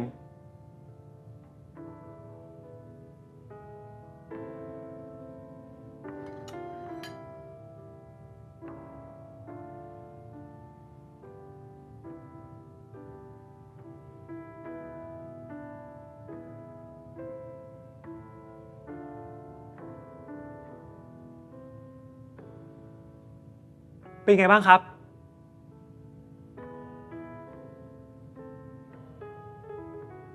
สตรอเบอรี่หวานดี หวานเหมือนสตรอเบอรี่พริกไทยไม่ได้ทำให้รสชาติมันเปลี่ยนไปเลย เพิ่มพริกไทยหน่อยไหมครับ น่ารักเลยฉันคิดว่า ฉันคงเบื่อพริกไทยแล้วล่ะ ถ้าพี่อยากได้อะไรก็บอกผมแล้วกันนะครับ ไปเถอะ จะไปทำอะไรไปทำซะ เดี๋ยวผมว่าจะให้น้ำพวกสาวๆ อยู่เป็นเพื่อนคุยกับพวกนางสักแป๊บ แล้วค่อยเปิดเพลงกล่อมให้พวกนางนอนกลางวัน จากนั้นผมว่าจะขอแวะไปดูยายสักหน่อย แกไม่ค่อยสบาย เป็นอะไรไปล่ะ โรคคนแก่นะครับ ปีนี้ยายแก่ไปจมเลย ผมว่าคนเราก็เหมือนดอกไม้นะครับ แต่ก็ยังดีที่มีเวลาบานได้นานกว่า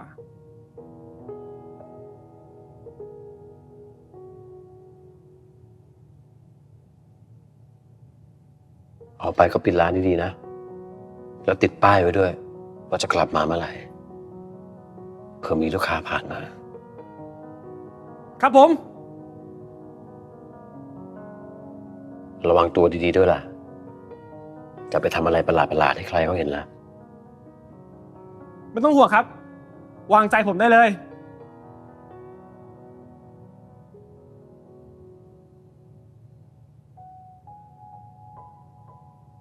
แกนี่มันเก่งกว่าฉันจริงๆจาเล็ต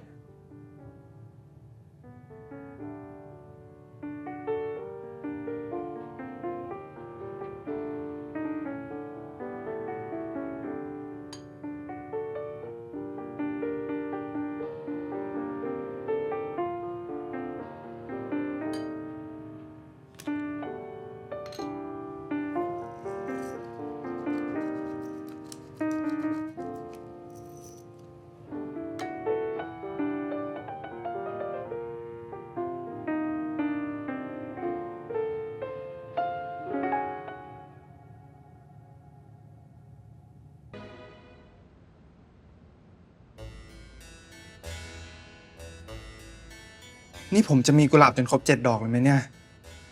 ผมว่าเป็นคำถามที่น่าคิดนะ ถ้านายคาดคะเนอะไรได้ก็บอกผมบ้างสิ บอกแล้วนายจะฟังเหรอ อย่างน้อยผมก็จะได้รู้ไว้ รู้ไว้แต่ไม่ใส่ใจ เหมือนที่นายเลือกใช้อำนาจลบผัดไทยแทนที่จะใช้โอกาส เอาละผมคาดคะเนพลาด พลาดซ้ำแล้วซ้ำอีก นี่นายมีหน้าที่คอยซ้ำเติมผมงั้นเหรอ ถามหน่อย ในสวรรค์หรือนรกของนาย มีใครเป็นบอสใหญ่ ซุส เฮเดส พระพรหมยมบาล หรือว่าใคร ทำไม นายจะไปเจรจากับเขาเหรอ ผมแค่อยากรู้ ว่านายทำตามคำสั่งใคร หรือนายแค่สนุกของนายเอง คุณซันครับจำไว้อย่างหนึ่งนะครับ ผมไม่สนุก นายขึ้นตรงกับใคร กรรม ธรรมดา ธรรมชาติ พระเจ้า ถูกทั้งหมด นี่นายเป็นใครกันแน่ นายคิดออกหรือยังว่าคืนนี้นายจะลบใคร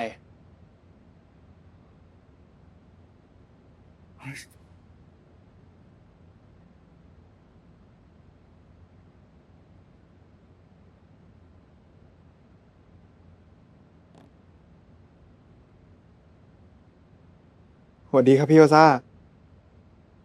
ยังครับ ผมเป็นคนนอนดึกพี่ก็รู้ อะไรนะครับ ละครเวที ไม่ละครับ ผมขอพักเดือนหนึ่งพาแฟนไปเที่ยว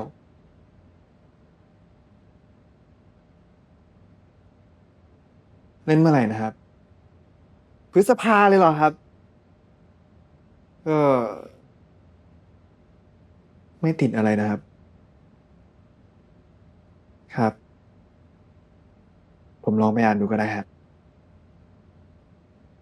ขอบคุณพี่มากนะครับ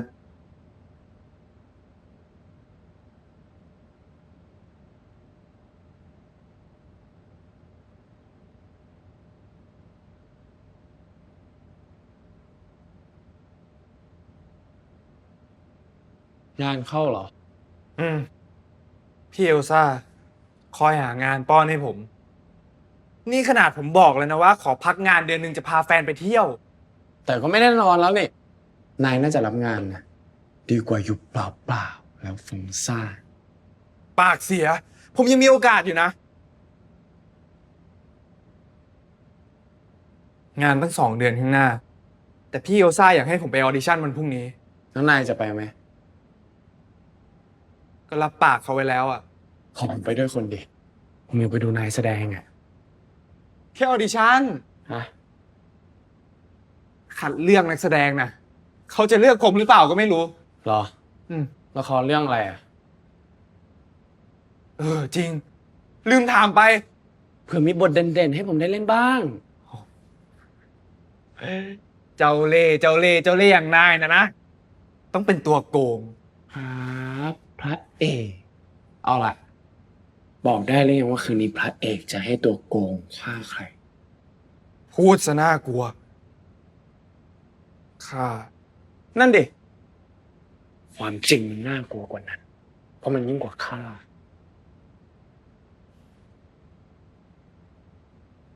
มีน อะไรนะ มีน เพื่อนสนิทของเขา โหดมาก นายโหดกว่าที่ผมคิด ก็นี่เมื่อผมย้อนกลับไปแก้เมื่อคืนก่อนที่ผมพลาดไม่ได้แล้วนี่ นายไม่ได้พลาดแค่เมื่อคืนก่อน นายพลาดมาตั้งแต่ต้น หยุดปากดีแล้วทำตามหน้าที่ของนายเถอะในเมื่อผมถอยไม่ได้ ผมก็จะลบไม่ให้หมดทั้งโลกนี่แหละ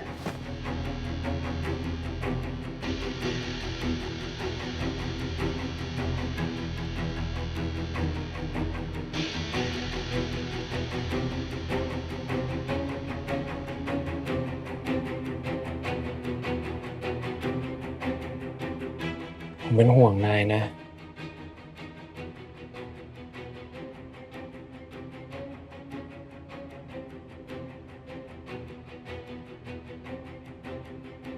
นายจำครั้งแรกที่ผมเจอกับเลนได้ไหม ที่บาร์นั่น ใช่ บาร์ที่มีนร้องเพลง เรากินเหล้ากันจนบาร์เลิก เลนชวนผมกับมีนไปกินข้าวต้มรอบดึกกันต่อ เราออกมาถึงหน้าบาร์ เลนไปเอารถ ผมยืนรออยู่กับมีน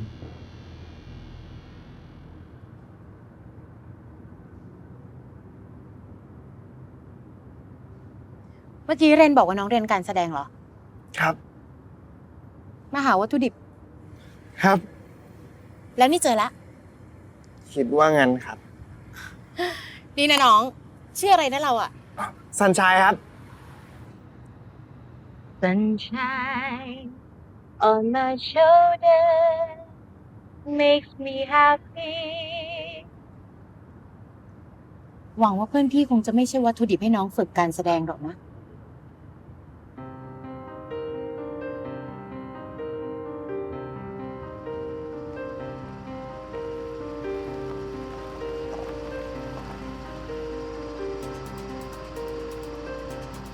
เชิญครับ ผมหิวแล้ว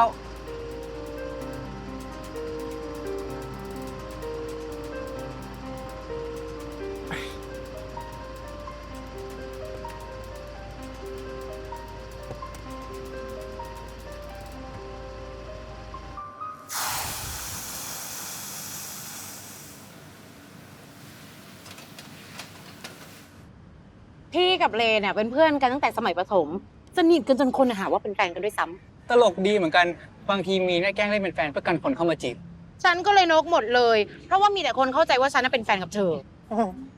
แล้วพี่มีนมีแฟนหรือยังครับ โอ้ยไม่เห็นมีใครหลงผิดเข้ามาเลยสักคน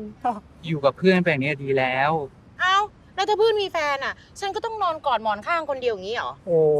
เราเคยทิ้งให้เพื่อนเหงาขนาดนั้นเลยเหรอ ก็มีบ้างเลยยะฉันน่ะจะเข้าไปแทรกกลางระหว่างเธอกับแฟนตลอดเวลาได้ยังไงเลยยะ แต่ตอนนี้เรารู้แล้ว ว่าคนที่อยู่กับเราเวลาทุกข์ที่สุดอ่ะไม่ใช่แฟน แต่คือเพื่อน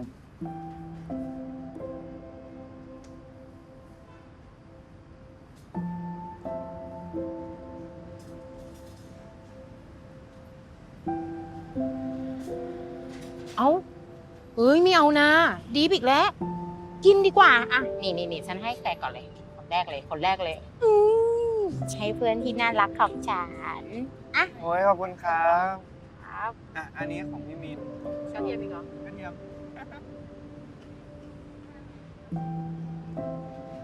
เพื่อนรักเพื่อนสนิท เขาสนิทกันซะจนบางครั้งผมรู้สึกว่าผมเป็นส่วนเกิน เลนมีอะไรไม่สบายใจ ก็จะเล่าให้มีนฟังมากกว่าเล่าให้ผมฟังซะอีก แล้วหนึ่งในเรื่องที่เลนเล่าให้มีนฟังคือเรื่องของนาย ถูกเพลงเลย แล้วนายรู้ไหมว่าเลนเล่าเรื่องนายว่ายังไง ก็คงเรื่องแง่มุมไม่ดีของผมแล้วมั้ง แง่มุมไม่ดีอะไรบ้าง ก็อย่างที่เลนชอบว่าผมละมั้ง เด็ก เอาแต่ใจไม่มีเหตุผล แล้วมีนว่าไง ก็อยู่ให้เลิกกันนะสิ นี่คือการคาดคะเน ที่ผมค่อนข้างจะแน่ใจ ค่อนข้างจะ งั้น แน่ใจ ซันรู้ใช่ไหมว่าเรนเขาเฮิร์ตจากความรักครั้งก่อนของเขามากอะ พอจะทราบครับ กว่าจะทำใจได้ ซันไม่รู้หรอกว่าเขาผ่านอะไรมาบ้าง พี่พยายามอยู่กับเขาตลอด เวลาไปร้องเพลงก็พยายามขยันขยอชวนเขาไปด้วย ไม่อยากให้เขาอยู่คนเดียวนะ ครับ ครั้งก่อนพี่ก็เตือนเขานะ ว่าคงไปกันไม่ได้หรอก แต่ความรักอะเนาะ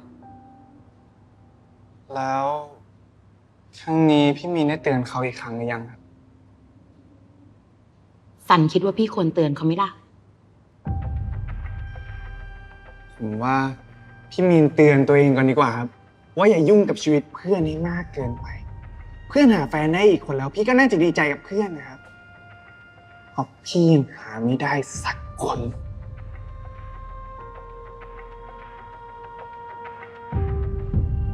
นายพูดอย่างนั้นหรอ เปล่าผมไม่ได้พูด แต่ความจริงคือ ว่ายังไงล่ะ ซันคิดว่าพี่ควรเตือนเขาไหม ควรครับ พี่มีนช่วยเตือนเขาว่า เขาเจอคนที่จะรัก และดูแลเขาตลอดไปแล้ว อย่าทิ้งเขาไปเลยนะ เครื่องดื่มซิกเนเจอร์ของทางร้านมาแล้วครับ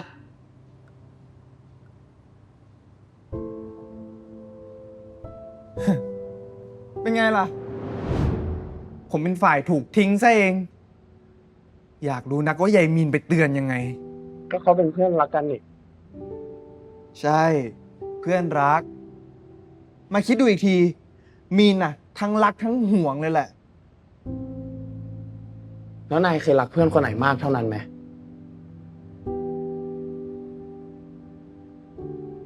ไม่ แล้วนายเคยมีเพื่อนคนไหนรักนายมากเท่านั้นไหม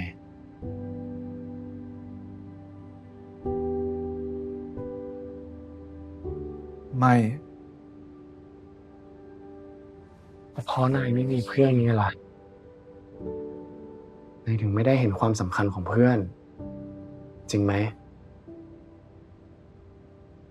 แล้วนายยังลบเขาได้ลงคออีก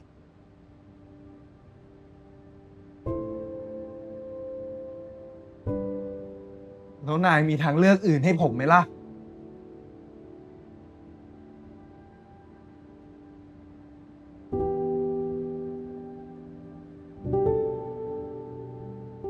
เสียใจ ผมไม่มี งั้นก็ตามนั้นนะ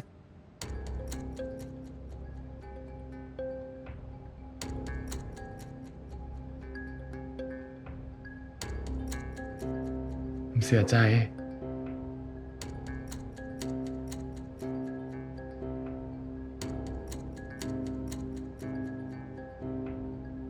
นี่นายเสียใจให้ใคร ให้ผม หรือให้มีน ให้ทุกคน นาย มีน แล้วก็เล่น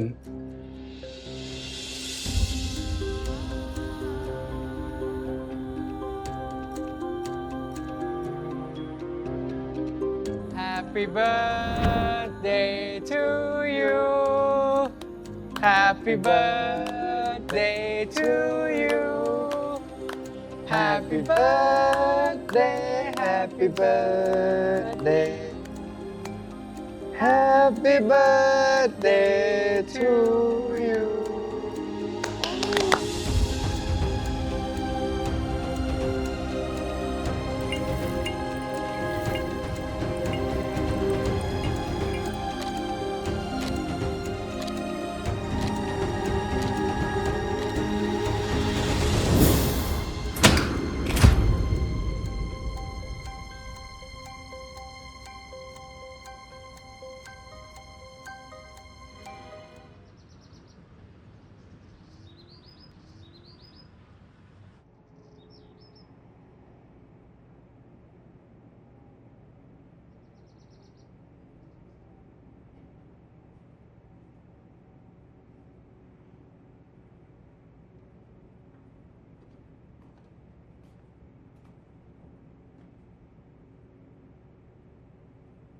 ตื่นได้แล้ว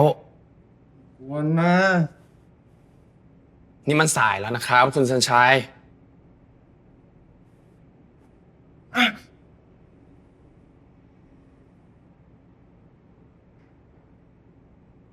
เฮ้ย โทรศัพท์เป็นอะไรวะเนี่ย นายแค่ลืมชาร์จแบตละมั้ง น่าจะจริง เฮ้ย แล้วนี่นายนอนที่ไหนวะเนี่ย ก็นอนกับนายไง เหมือนทุกคืน เหมือนทุกคืน ไม่จะมาตกใจอะไรตอนนี้เรานอนด้วยกันมา4 คืนแล้วนะ ฮะ4 คืน เป็นเพราะนายตื่นขึ้นมาก็หมกมุ่นอยู่แต่กับเรื่องของตัวเอง ไม่มีเวลาสนใจผมเลย จริงสิพอเที่ยงคืนเป้งผมก็หลับป๊อกไปทุกคืน แล้วนี่ ผมต้องแบกคุณขึ้นเตียงทุกคืนถอดเสื้อผ้าให้ นี่นาย อย่าเล่นบทสาวน้อยเสียตัวไปหน่อยเลยนะ ผมไม่ได้ทำอะไรนายหรอก รับรองไม่มีอะไรบุบสลาย บ้า รีบไปอาบน้ำเถอะ วันนี้นอกจากนายต้องไปพิสูจน์ผลคำอธิษฐานแล้วนายมีนัดออดิชั่นละครด้วยนะ อย่าลืม จากนั้นนายต้องพาผมไปหาอะไรอร่อยกิน นายยังไม่ได้พาผมไปกินกะเพราเนื้อเลย เดี๋ยวนะ ที่นายแกเป็นผู้จัดการฉันตั้งแต่เมื่อไหร่เนี่ย ก็หมู่นี้นายจัดการตัวเองไม่ค่อยจะได้เลย ผมเป็นผู้จัดการให้โดยไม่คิดตังค์น่ะดีเท่าไหร่แล้ว เขาคงมาส่งดอกไม้แล้วอะ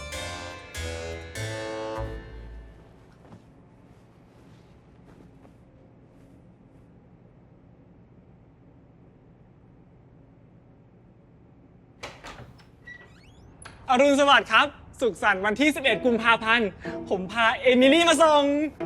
อรุณสวัสดิ์ขอบใจนะ แมรี่ แนนซี่ โรซี่ จูดี้ สบายดีไหมครับ สบายดี ผมขออนุญาตเข้าไปเยี่ยมพวกนางหน่อยได้ไหมครับ เชิญสิ สวัสดีสาวๆโคแมรี่ นี่แกเริ่มเหี่ยวแล้ว นี่ผมจะบอกเคล็ดลับคุณให้นะ ถ้าคุณอยากให้สาวๆอายุยืน อยู่กับคุณเป็นนานๆ ให้คุณเปลี่ยนน้ำให้สะอาด ใส่น้ำตาลเพิ่มความหวานให้นางสักหน่อย นางกินน้ำตาลเป็นอาหารนะครับ นางถึงได้สวยหวานแบบนี้ไง แล้วก็บดยาแก้ปวดหัวใส่ไปด้วยสักครึ่งเม็ด คนสวยอ่ะมักจะปวดหัวง่าย แล้วก็เหรียญสลึงทองแดงจากเหรียญสลึงจะช่วยให้พวกนางเหี่ยวช้าไม่ต้องพึ่งโบท็อกซ์เลยล่ะครับ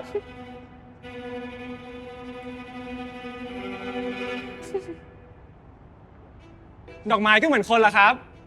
ต้องเอาใจใส่ดูแลดีๆ เขาจะได้อยู่กับเราไว้นานๆ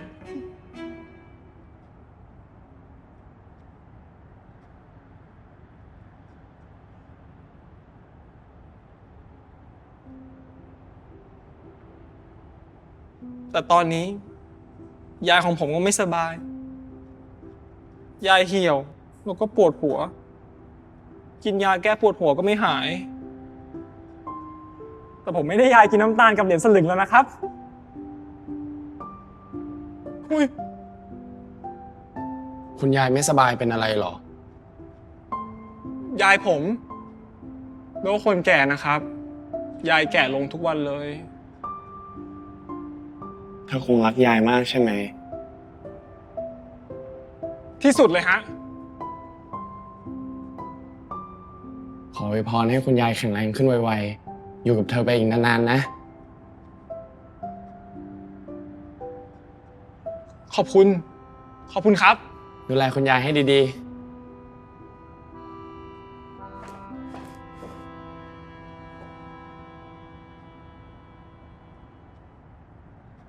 นี่นายมีพรพิเศษทำให้คนหายป่วยด้วยเหรอ ๆ ถ้ามีก็ดีนะสิ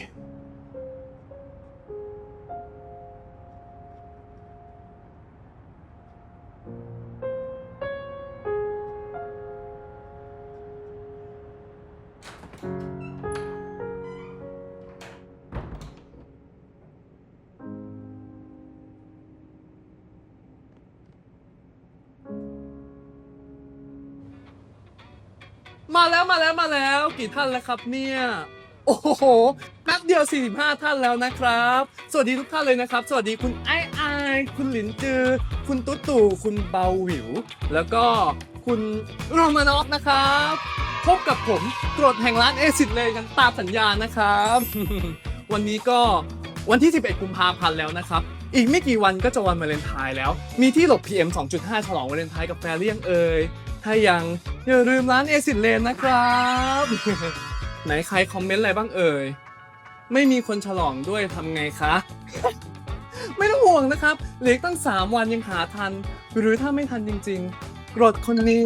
ยังว่างนะครับ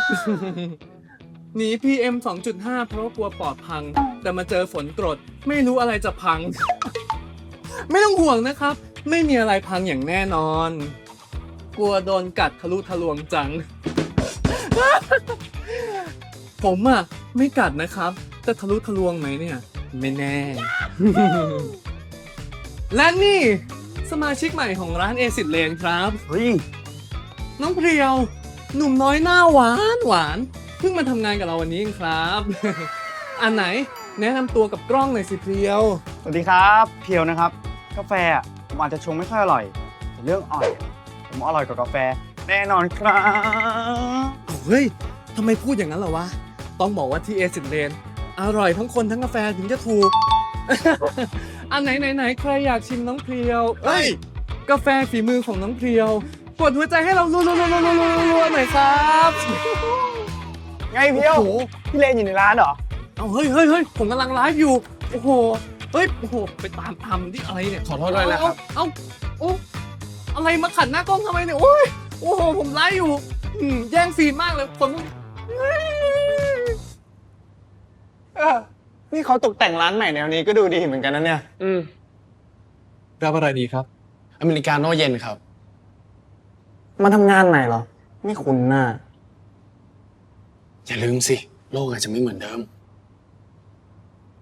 ผมก็ทำงานที่นี่มาสักพักแล้วนะครับ โปรโมชั่นวันนี้คู่รักสั่งเครื่องดื่มซิกเนเจอร์2แก้วจะได้คูปองฟรี1แก้วแต่แลกได้เฉพาะวาเลนไทน์นะครับ เอาผมสั่งอเมริกาโน่ไปแล้ว แล้วก็ไม่ใช่คู่รักด้วย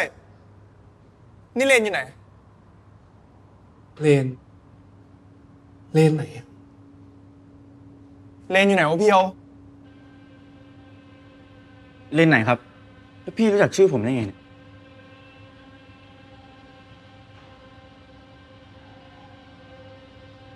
นี่นายเล่นกลอะไรอีกวะเนี่ย สติ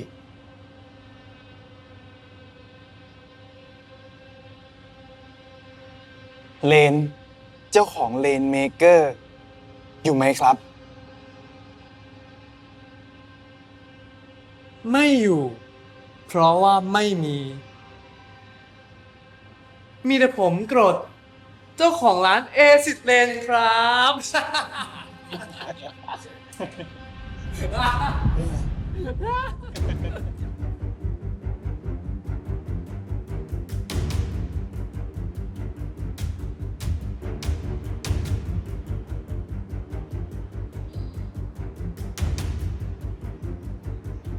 ไอ้คิว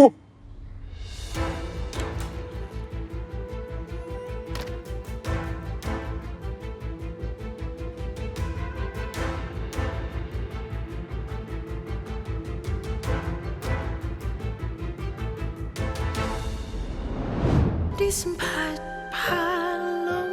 หายใจปล่อยให้เราได้ลอยลงไปในนั้น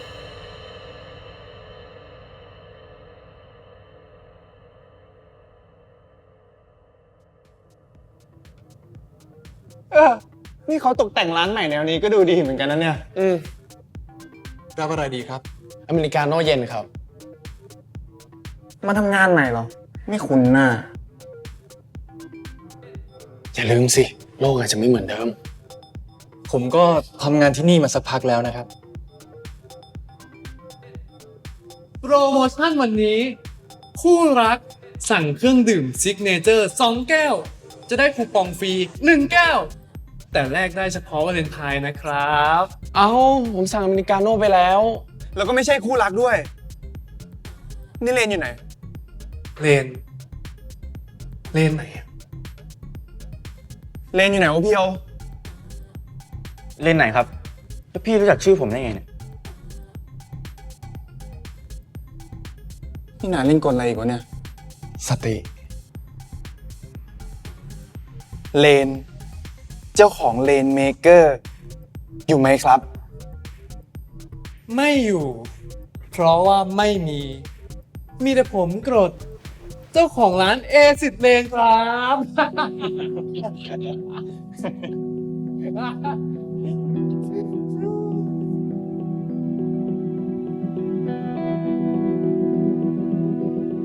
อีคิว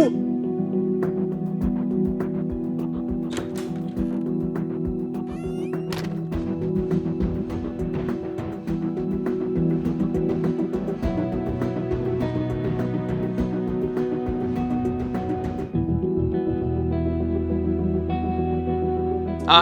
ดื่มซะก่อน จะได้ใจเย็นๆ ไม่หิวน้ำเหรอ น่านะ นี่ผมเปลี่ยนเป็นเครื่องดื่มซิกเนเจอร์เลยนะ จะได้คูปองฟรีวันวาเลนไทน์นายทำเกินไปแล้วนะซัน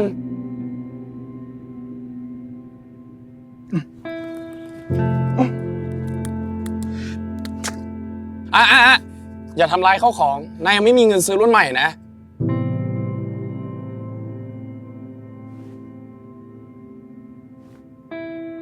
ขอยืมโทรศัพท์หน่อยดิ อยากรู้ว่าเลนหายไปไหน ผมไม่มีโทรศัพท์ โอ๊ยเอ้าแล้วนั่นจะไปไหนอะนายมีนัดออดิชั่นวันนี้นะ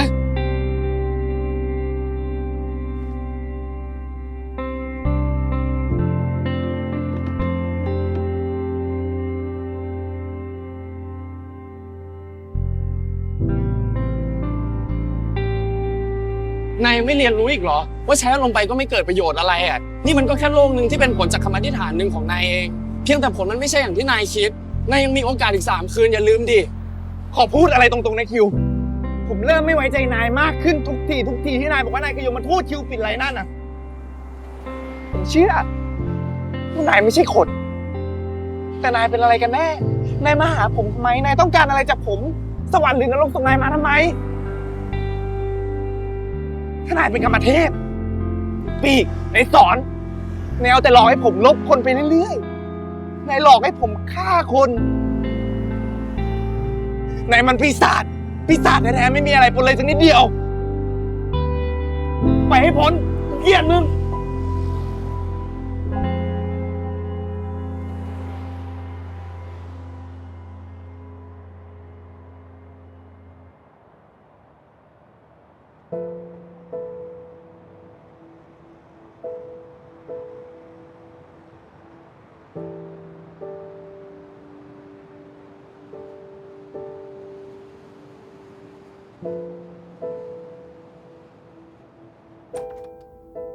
นัด คุณ เรารู้จักกันเหรอครับ เรารู้จักกัน แต่ตอนนี้เราอาจไม่รู้จักกัน ผมไปหาเลนที่ร้านเลนเมเกอร์มา แต่ตอนนี้กลายเป็นเอซิดเลนไปแล้ว ร้านเรนเมเกอร์ปิดมา5 ปีกว่าแล้วนะครับ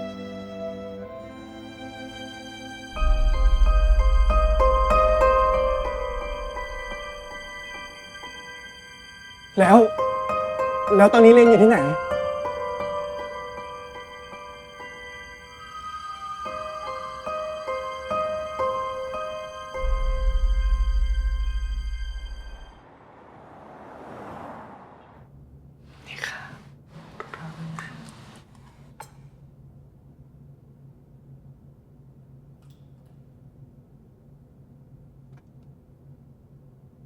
ตอนเห็นหน้าคุณทีแรกเหมือนผมเคยเห็นคุณ แต่นึกไม่ออกว่าเคยเห็นที่ไหน ช่างมันเถอะ ผมก็รู้จักคุณจากที่ไหนสักที่ คงเลนเมเกอร์นั่นแหละ เรนเมเกอร์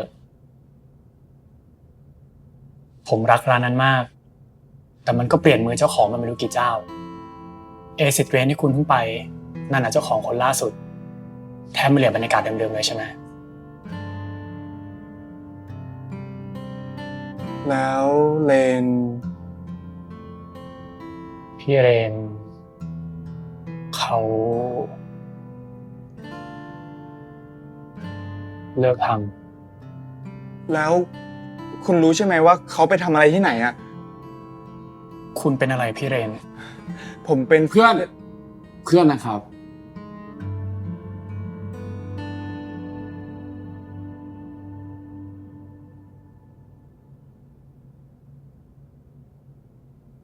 พี่เรนไม่อยู่แล้วล่ะครับ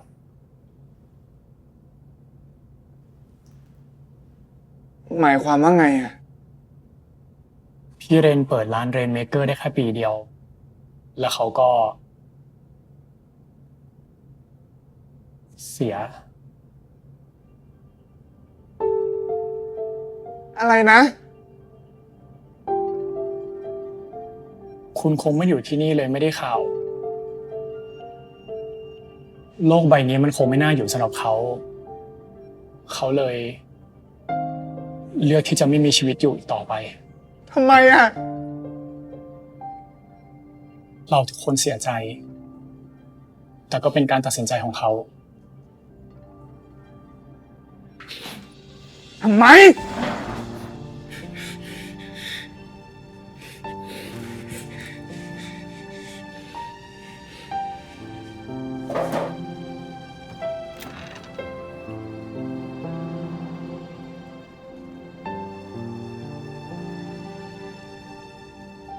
เพื่อนคุณคงรักพี่เรนมาก ผมก็รักพี่เรนมากเช่นกัน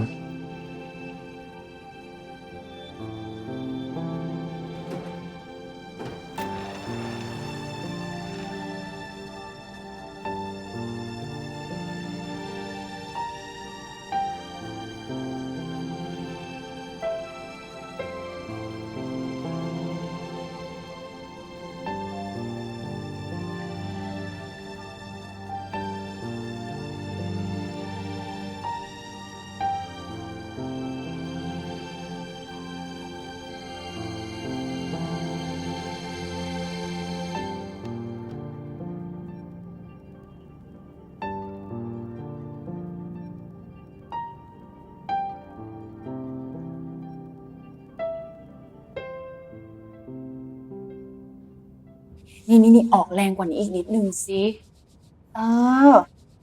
พวกคราบเนี่ยเอาให้หมดเลยนะ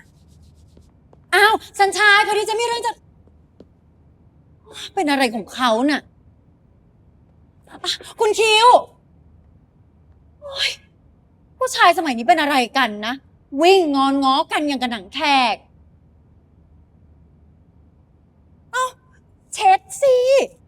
เช็ดอีกเนี่ยมันยังเป็นรอยอยู่เลย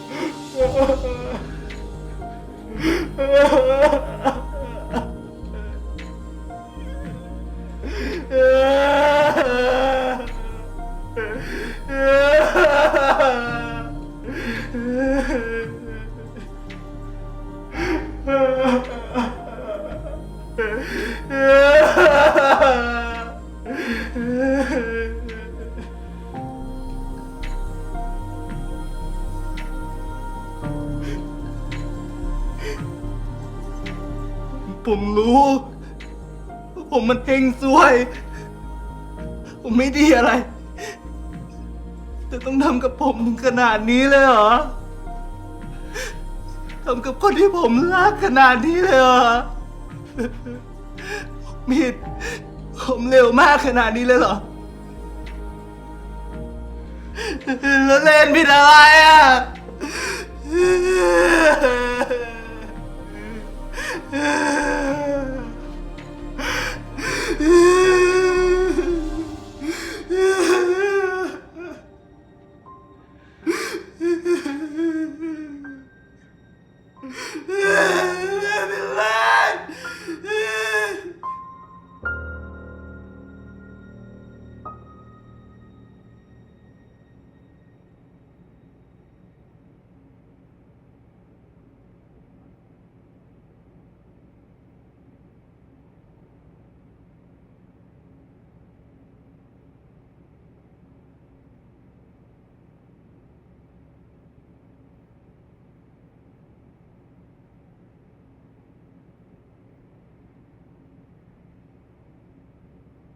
นายลองกินซุปนี้หน่อยเถอะนะ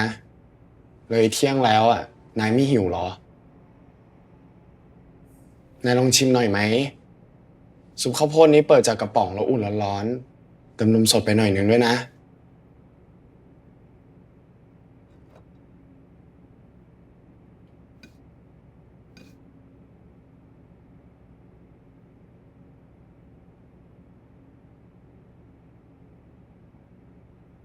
นายจำได้ใช่ไหม ที่ผมเคยเล่าให้นายฟังว่าผมเคยต้องเจอกับการจากลา ผมรู้ดีว่ามันเจ็บปวดแค่ไหน ผมสาบานได้ ผมไม่อยากเห็นนายต้องเจ็บปวดแบบผม ไม่มีเหตุผลอะไรที่ผมจะอยากเห็นนายเจ็บปวดเลยสักนิดเดียว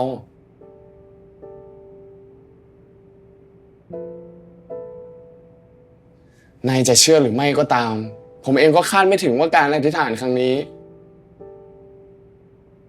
จะส่งผลแบบนี้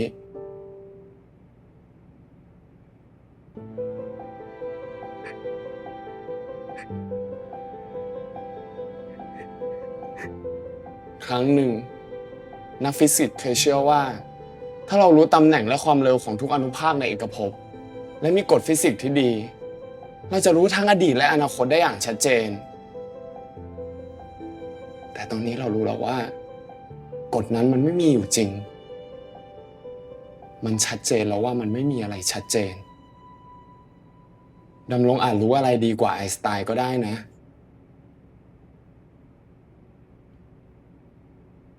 ดำรง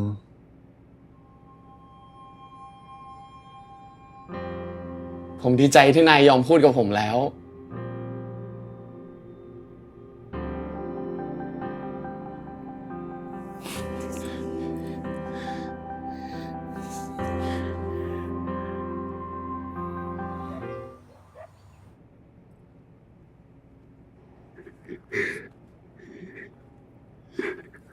ครั้งหนึ่ง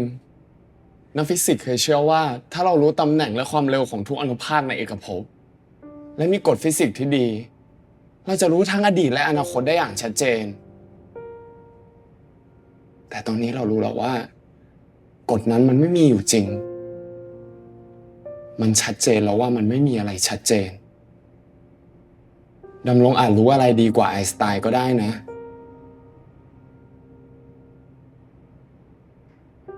ดำรง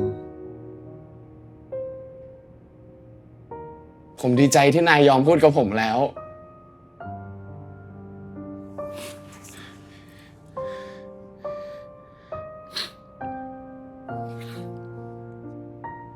ใช่ ดำรง นักดนตรีที่เราเจอเมื่อวานนี้ไง เสียดายที่โลกเมื่อวานไม่ใช่โลกที่เหมาะกับเขา คนเราไม่เคยจะรู้ตัว คิดว่าตัวเรานั้นจะรู้ดี ตั้งคำถามทุกสิ่งทั่วท้องฟ้ากำหนดความหมายให้โชคชะตาคนคิดว่าต้นใหญ่ คิดว่าฟ้าที่ไกลไกลมัน บินทะยานสู่ฟ้าทาตะวันสูงเท่าไรสูงขึ้นไปก็หล่นลง แต่นายเห็นแล้วใช่ไหมว่าเขายังสู้ มนุษย์เราหาคำตอบหาเหตุผลหาตรรกะให้จักรวาลที่ไร้เหตุผล เราอยากมีอำนาจอย่างรู้อนาคต แต่เราตัวใหญ่เกินไป จนมองไม่เห็นสิ่งเล็กๆที่อยู่ตรงหน้า สิ่งเล็กๆที่เล็กกว่าอัตตา สิ่งเล็กๆที่เรียกว่าปัจจุบัน เรามองไม่เห็น เพราะเราตัวใหญ่เกินไป กว่าเราจะรู้ มันก็สายเกินไป เห็นเท่าไรรู้อะไรไอ้ดำรง หรือไม่ เราก็ไม่มีวันรู้เลย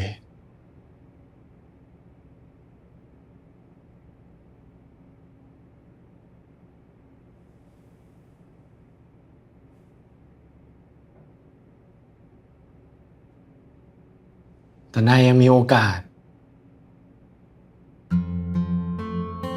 โอกาสที่เราร้องขออยู่เสมอเมื่อมันหมดไปโดยไม่รู้ตัว โอกาสที่เราใช้มันอย่างฟุ่มเฟือย ไม่เห็นค่า ไม่เคยพอ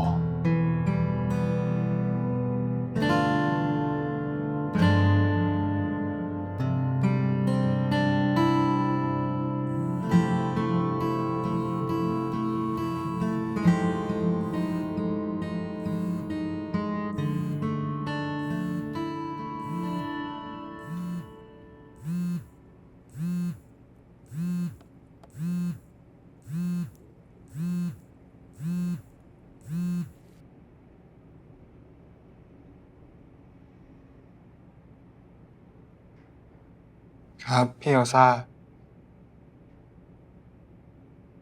พอดีแบตหมดครับ ไม่ครับ ไม่ได้เป็นไรครับ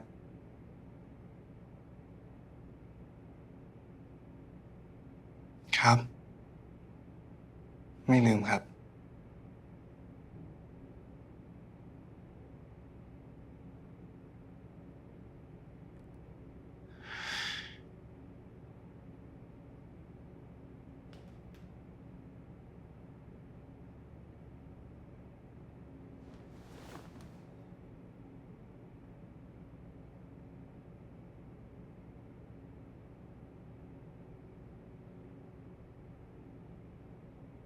นายจะปล่อยให้เวลาทุกวินาทีผ่านไปโดยเปล่าประโยชน์แบบนี้เหรอ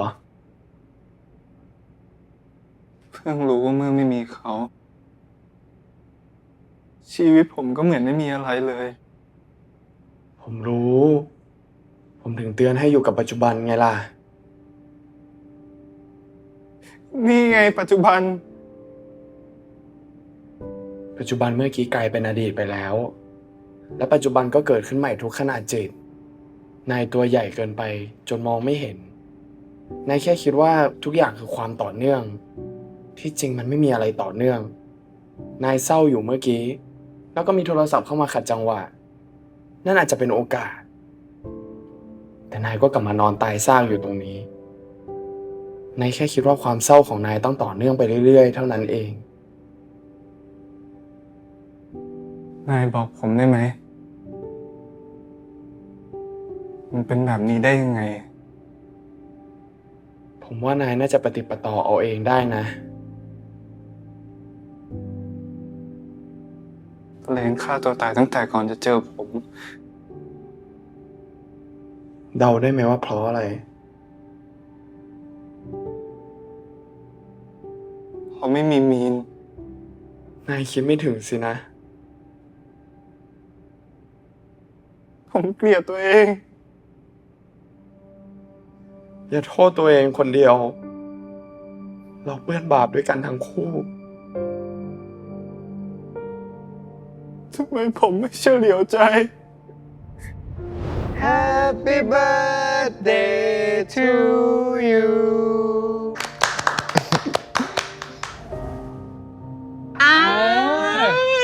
แค่นั้นแหละ แกอันนี้คืออะไรอ่ะ แต่อันนี้คืออะไร ไม่ทันไม่ชิมกล้าชิมดิ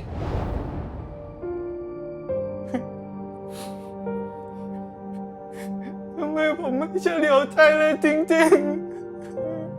ๆ ขอบใจมากนะเพื่อนรัก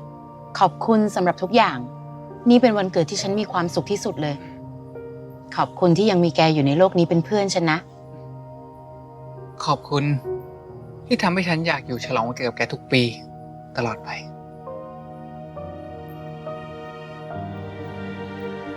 แน่ใจเหรอ ว่าไม่อยากให้ฉันไปส่งอะ รถมาแล้วนี่ไงยะ แกอยู่กับสันชายเถอะ ถึงบ้านแล้วโทรบอกนะ ไปละ ไว้เจอกันนะซัน เจอกันครับพี่มีน ฝากดูแลรีนดีๆด้วยล่ะ ไม่ต้องห่วงครับ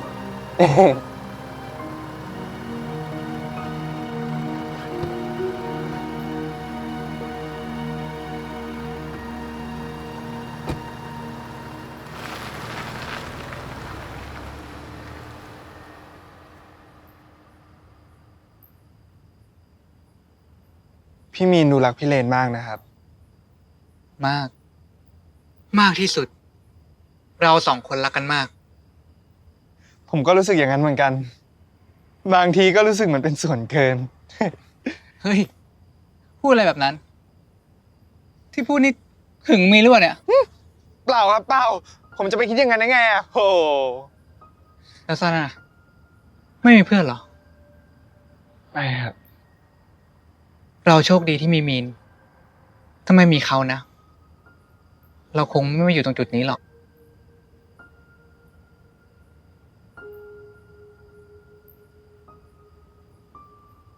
พี่เลนครับที่ผมพูดกับพี่มีนเมื่อกี้นี้ พูดอะไร ก็ที่พี่มีนบอกให้ผมดูแลพี่ดีๆนะสิครับ แล้วไง ผมบอกพี่มีนว่าไม่ต้องห่วง ผมหมายความว่าอย่างนั้นจริงๆนะครับ ขอบใจ พี่เลนครับ อะไรอีก ผมรู้ว่าพี่มีนรักพี่เลนมาก นอกจากพี่มีนแล้ว ขอผมรักพี่เลนมากอีกสักคนได้ไหมครับ ไม่ได้ อ้าวทำไมอ่ะ พี่น้องกัน รักกันแบบนั้นไม่ได้หรอก อ๋อ เลิกเรียกพี่ก่อนดิ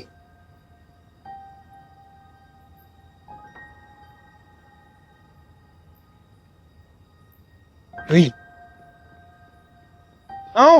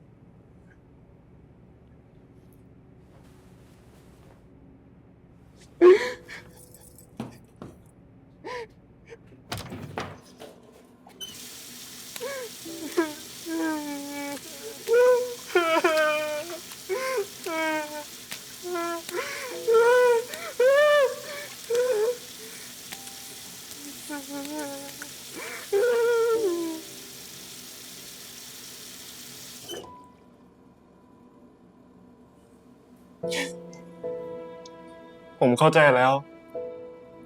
เมื่อไม่มีมีน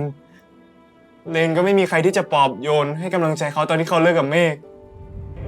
มีเพื่อนคุยซะละ เอามีน นี่น้อง สัญชัยครับ ยินดีที่ได้รู้จักนะคะ น้องสัญชัย เมฆเลิกกับเลน ก็ไม่ใช่เพราะว่าเขามีคนใหม่ แต่เขาจำเป็นต้องทำเพราะอะไรบางอย่าง เรามีคนอื่น และที่เรนเฮิร์ตมาก ไม่ใช่เพราะแค่เลิกกับเมฆแต่สิ่งที่เมฆถูกกระทำหลังจากนั้น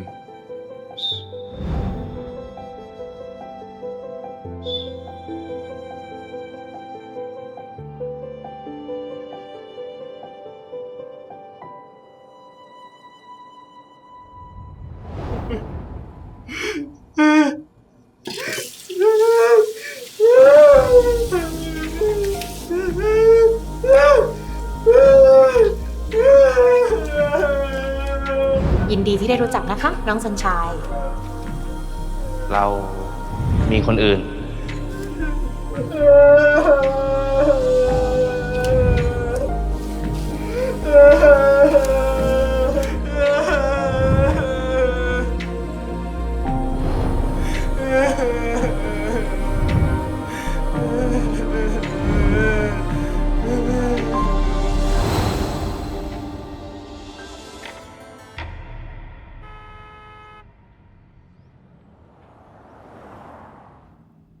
ดูมือข้าสิ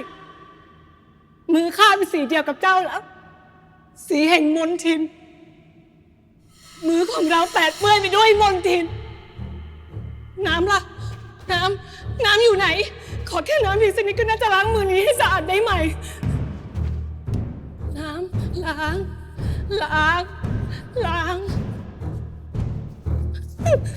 ล้างไม่ออก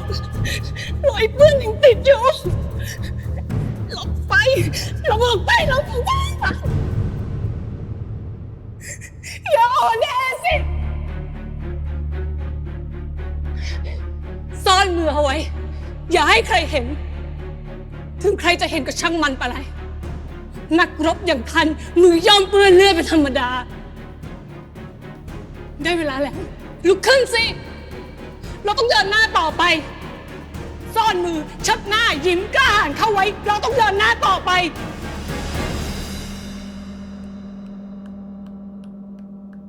ไม่เร็ว โอเค ขอบคุณมากครับ ถ้าอย่างไงเดี๋ยวให้ทีมงานติดต่อกลับไป ขอบคุณค่ะสักเนื้อสักตัวด้วยนะคะ อยากร่วมงานด้วยจริงๆค่ะ จ้าเราจะให้ทีมงานติดต่อกลับไปจ้า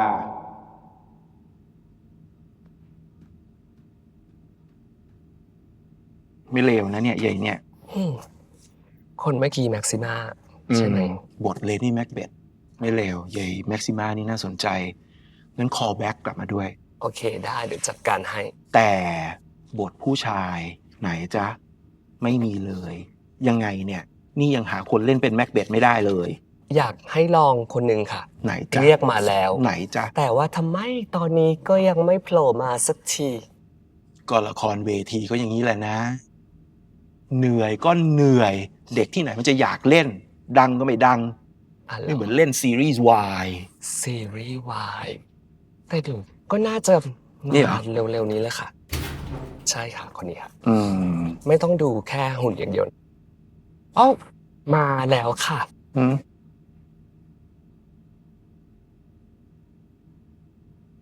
มาสักทีเป็นไง โอเคไหม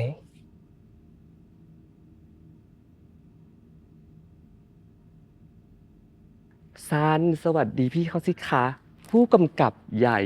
ลงมากำกับเองเลยนะจ๊ะ เห็นว่าซันเรียนละครมา พี่ก็เลยเรียกมาออดิชั่นในวันนี้ค่ะพี่คะนี่น้องซันค่ะน้องเขาจบละครมาเหมือนกัน ก็ถือว่าเป็นรุ่นพี่รุ่นน้องกันเนาะ โอ้ย อย่างเงี้ยรุ่นลูก แล้วไง สบายดีไหมจ๊ะมาออดิชั่นทำไมหน้าตาไร้วิญญาณ คงจูนอินมาจากที่บ้านค่ะพี่ อ๋อเหรอ อ่ะ ถ้างั้น รู้ใช่ไหมว่าเราต้องการบทอะไรอ่ะอ่านบทนี้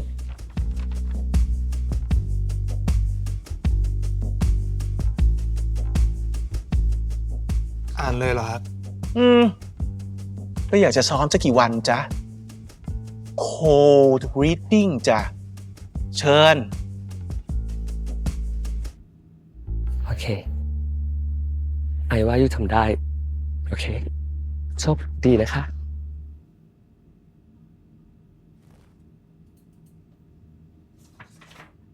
ให้โอกาสเขาค่ะพี่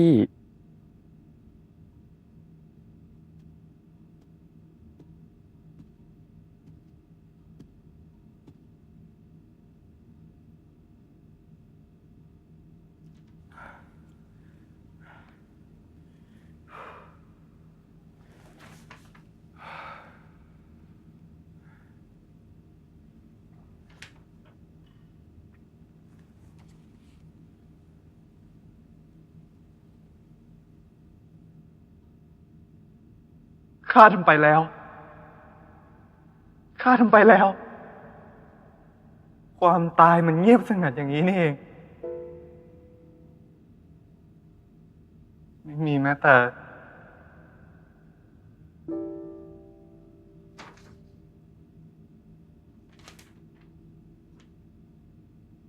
ผมขอโทษครับ ขอเริ่มใหม่นะครับ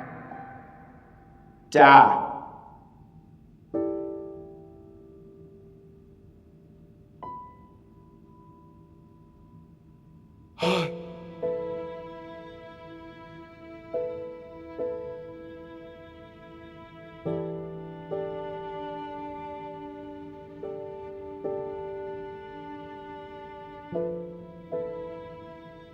ข้าทำไปแล้ว ข้าทำไปแล้ว ความตายมันเงียบสงัดอย่างนี้นี่เองไม่มีแม้แต่เสียงร้อง ไม่มีแม้แต่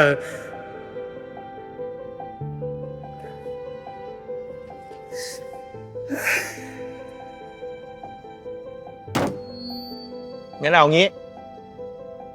เอลซ่า ค่ะ ยายแม็กซิม่าแม็กซี่อะไรนั่นน่ะ แม็กซิมาค่ะ กลับไปยังไปดูซิไปตามมา โอเค ต่อ ได้ บท ค่ะ ด้วยหน่อย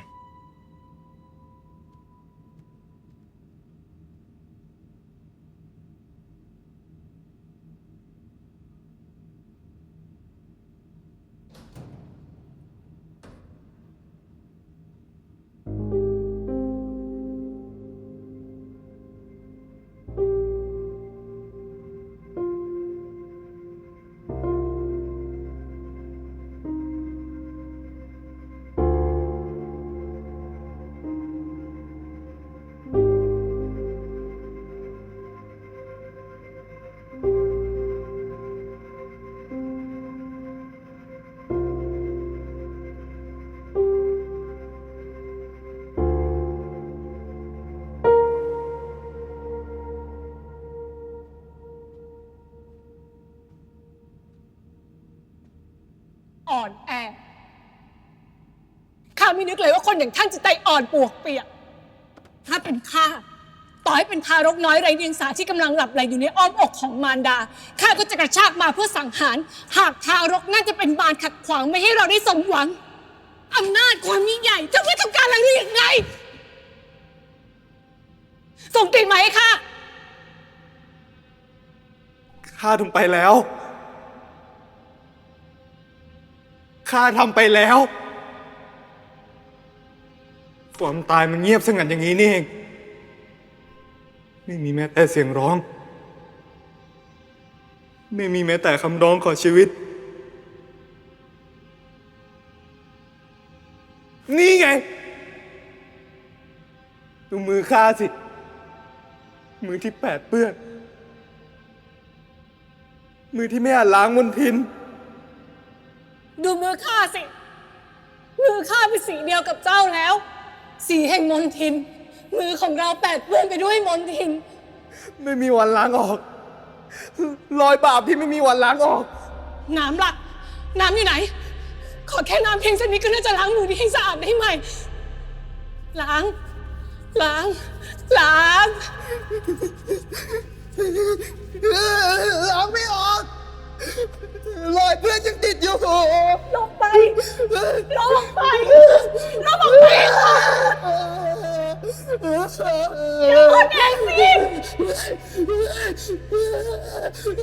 ล้างไม่ออก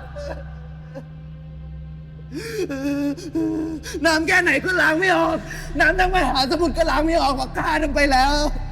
สิ่งที่ทำไปแล้วไม่มีทางแก้ไขนะไม่จริงยังมีโอกาสแก้ไขคืนนี้ถ้าไม่ใช่คืนนี้ก็คืนต่อไปแล้วคืนต่อไปเรายังมีโอกาสแก้ไขเรายังแก้ไขทุกอย่างกลับมาได้ใหม่รอยบาปนี้จะต้องหมดไปลบออกไปลบออกไปผมทำผิดลบออกไปผมทำผิดผมทำผิดยิ่งลบก็ยิ่งผิดผมไม่รู้จะทำยังไงไม่มีใครช่วยผมได้ดี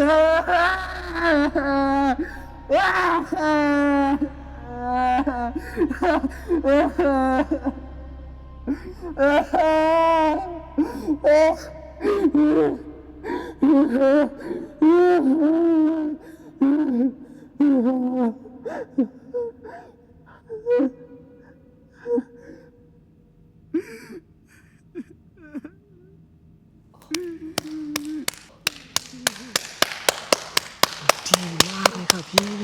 จริงๆไม่กอด ดีมาก ถึงจะไม่ค่อยตรงบท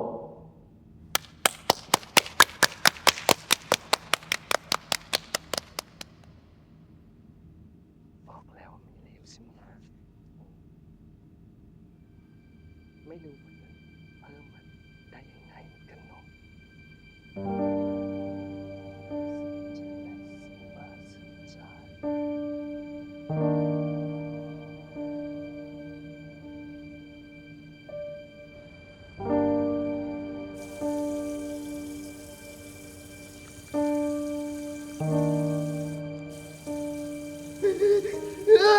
ล้างไม่ออก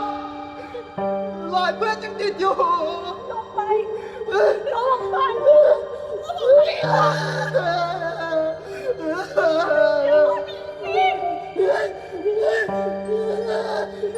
ล้างไม่ออก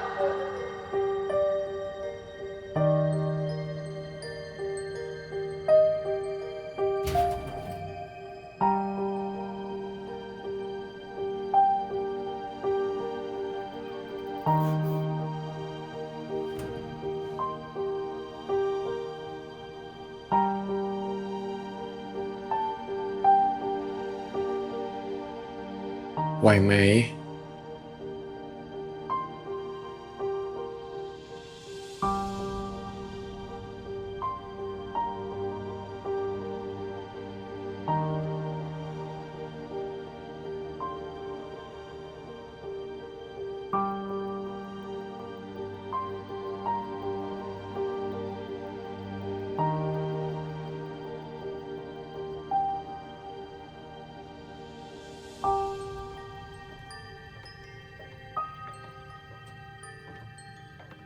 นายจะไปไหน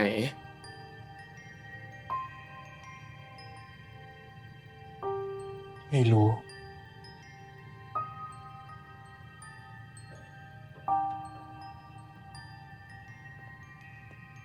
กลับบ้านนะ ผมพากลับบ้าน แม่เป็นอย่างนี้สิ ผมเป็นห่วง ยมมาทูตคิวปิด ปล่อยผมไปได้ไหม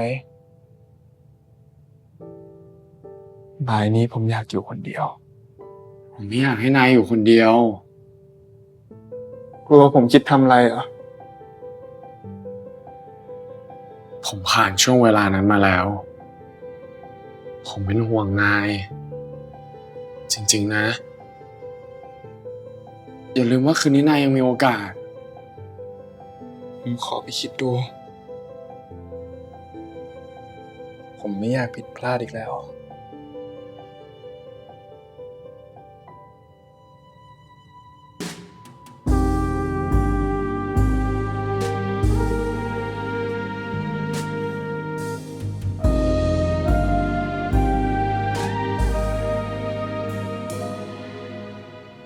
เราเดินทางผ่านกันมาจากคนละดาว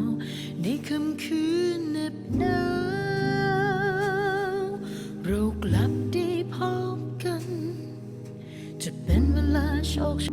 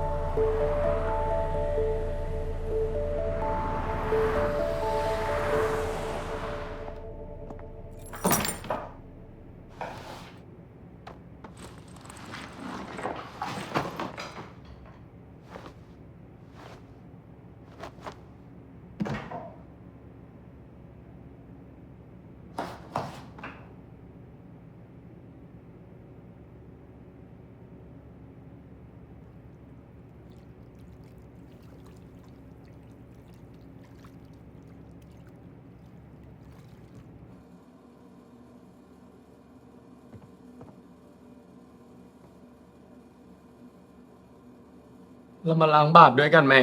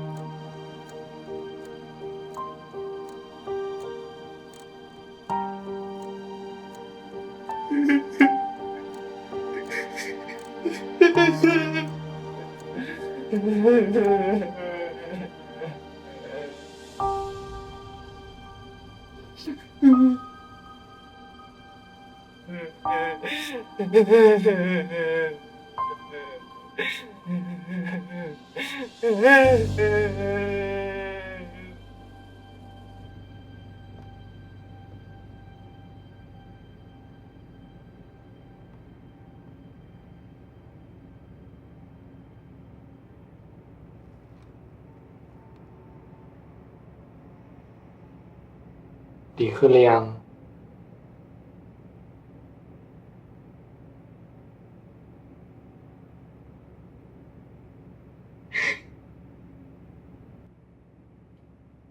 คิดออกหรือยังว่าคืนนี้นายจะลบใครอะ ผมไม่อยากทำแล้ว ผมกลัว ผมไม่อยากทำอีกต่อไปแล้ว แล้วนายจะปล่อยให้เรนตายไปอย่างนั้นเหรอ ไม่ ผมไม่รู้แล้วว่าผมจะลบใครผมคิดไม่ออก ผมกลัว กลัวอะไร มันเลวร้ายไปกว่าเดิมอีกอะ จะมีอะไรเลวร้ายไปกว่านี้ ผมไม่รู้ มันไม่มีอะไรคาดเดาได้เลย จริงของนายอะจักรวาลนี้ไม่มีอะไรคาดเดาได้เลย แต่นายต้องไปต่อ ผมกลัว นายต้องไปต่อ นายถอยไม่ได้แล้ว ผมกลัว นี่คือ point of no return ผมกลัว นายต้องไปต่อ ได้โปรดเถอะ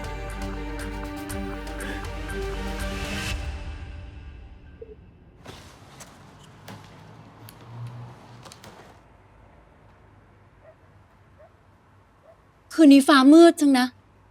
อากาศก็อบอ้าว เหมือนฝนจะตก แต่ก็ไม่มีลมพัดเลย ตึกล้อมแบบนี้ ลมที่ไหนมันจะมาพัดคะ อยู่เมืองกรุง คนเดินดินแทบจะไม่มีอากาศหายใจอยู่แล้วค่ะ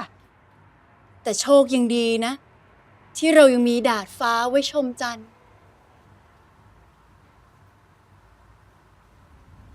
อุ๊ยนั่น อะไรคะเจ๊ เปล่า ฉันคงตาฝาดไปน่ะ หรือไม่สันชัยก็คงซ้อมละคร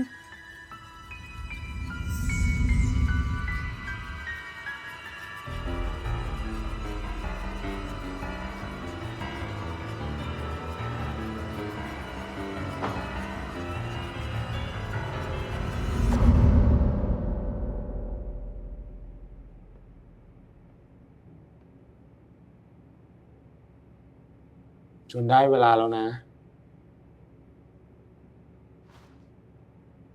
นายคิดออกหรือยังว่าคืนนี้นายจะให้ผมลบใคร ผมขอแค่ให้เรนกลับมามีชีวิตได้ไหม ไม่ได้ อย่าลืมสิ กติกาคือนายจะต้องลบใครออกไปที่คิดว่าเป็นอุปสรรคความรักของนายอ่ะ เมื่อลบเขาไปแล้ว เรนจะกลับมารักนาย ผมไม่รู้ว่าจะลบใครแล้ว นายต้องลบ นายกำลังทำให้ผมกลัวนายนะ มันเป็นวิธีเดียวที่เรนอาจจะกลับมา อาจจะเหรอ ผมตอบอะไรไม่ได้จริง นี่มันเกมปีศาจชัดๆผมขายวิญญาณให้นายไปแล้ว ๆ ทีนี้รู้หรือยังว่านายผิดอะไร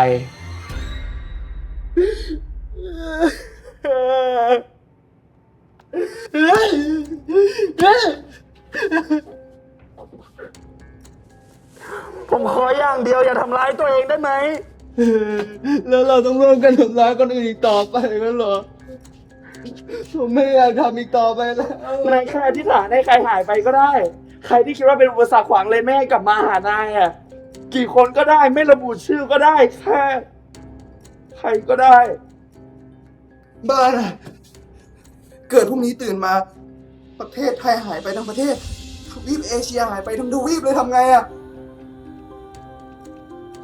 นายยังมีอารมณ์ขันนะโอ้โถยกูไม่ได้มีอารมณ์ขัน นี่ไม่ใช่เรื่องตลก ไม่เห็นหรอว่าพอลบใครคนหนึ่งแล้วมันมีผลกระทบต่อกันไปแบบนึงไม่ถึงอะ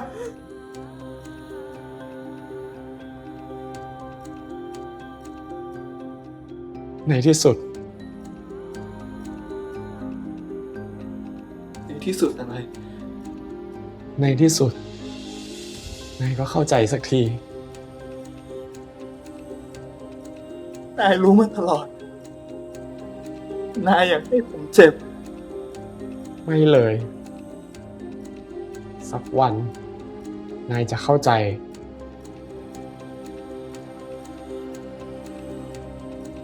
ทำไมผมต้องได้รับโทษขนาดนี้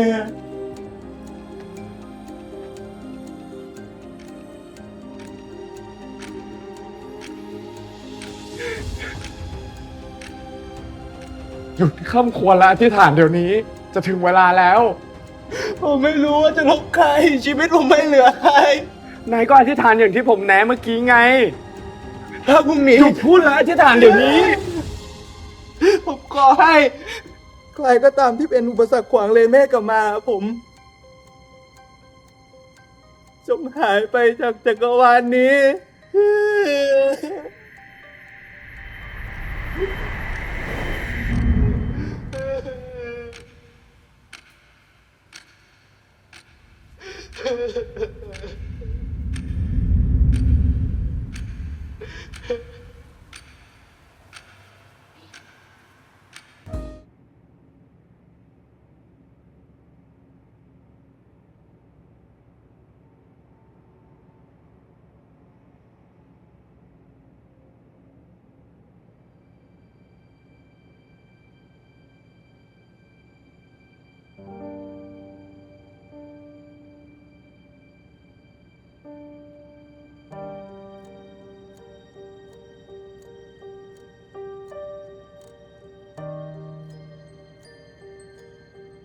ผมขอโทษ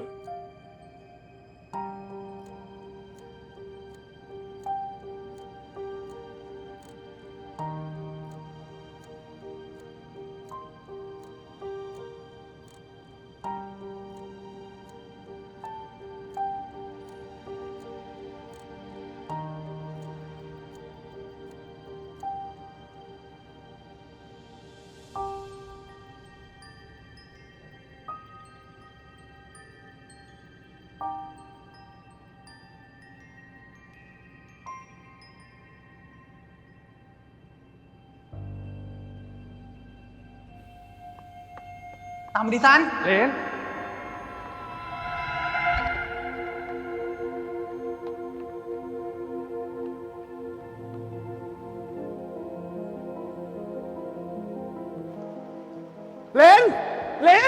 รอผมด้วย เลนเขาไม่กลับมาหรอกกลับเถอะ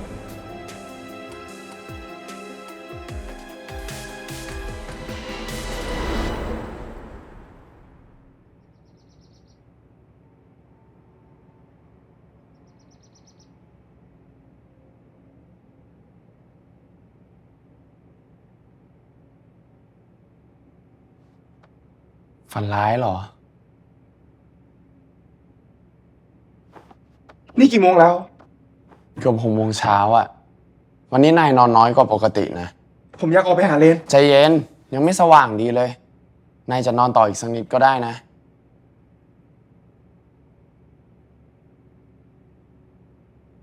เช้าแล้ว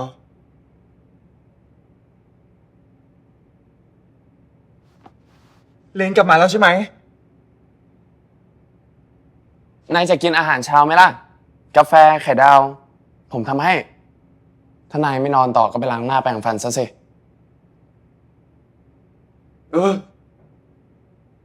มีอะไรเปลี่ยนไปอีกไหมอะ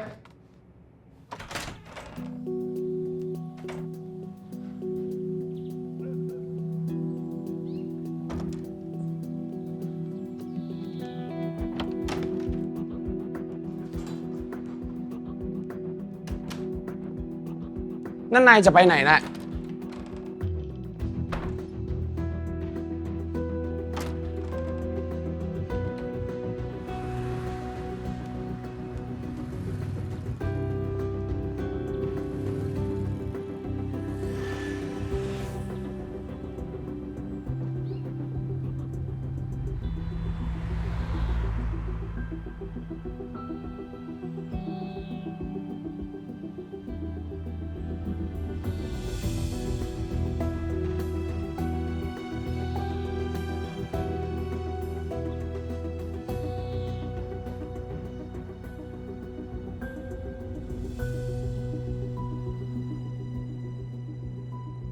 เป็นอันว่านายสบายใจได้ ประเทศไทยยังไม่หายไปไหน ทวีปเอเชียยังคงอยู่เหมือนเดิม แต่มีอย่างหนึ่งที่ไม่เหมือนเดิม โทรศัพท์ผมสู่ขิด แปลว่าอะไร สุขิต Rest in peace เดี๋ยวนายก็ซื้อใหม่ได้แล้ว ที่นายไปออดิชั่นเมื่อวานน่ะนายแสดงดีมากนะ ผมไม่ได้แสดง หมายความว่าไง โทษที ผมเผลอไปนะ ผมแค่ปกป้องวิชาชีพตัวเอง ยังไม่เข้าใจอยู่ดีอ่ะ คนทั่วไปคิดว่าการแสดงคือการแสดง ไม่จริงใจเสแสร้งแกล้งทำแต่ความจริงคือการแสดงคือการไม่แสดง คนเรียนละครมักจะถูกหาว่าเล่นละครเก่ง แต่ความจริงคนเรียนละครคือคนที่เตือนตัวเองเสมอว่าอย่าเล่นละครในชีวิตจริง ปรัชญาล้ำลึก ผมคงไม่เข้าใจหรอก ก็เพราะว่านายเล่นละครอย่างนี้ล่ะ ก็อาจจริง ผมโดนบังคับให้ต้องเล่นบทบาทนี้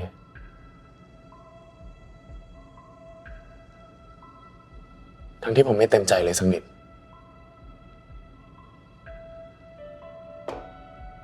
ใครบังคับนาย นั่นสิ ใครบังคับผม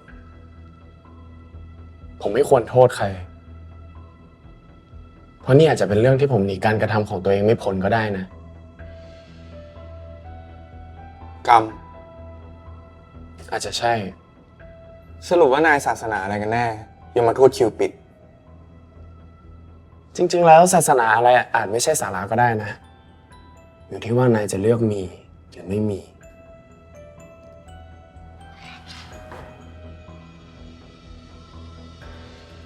ถ้าไม่มีซะเลย ก็คงเคว้งคว้างแย่ นายกำลังพูดถึงศาสนาหรือความรัก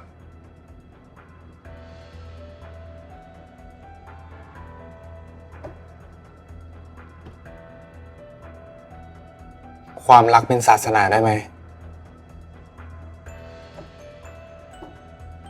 แล้วความรักทำให้พ้นทุกข์ได้ไหมล่ะ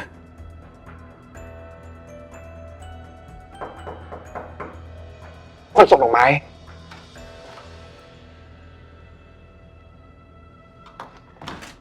สัญชายข้าวต้มหมูร้อนๆจ้ะ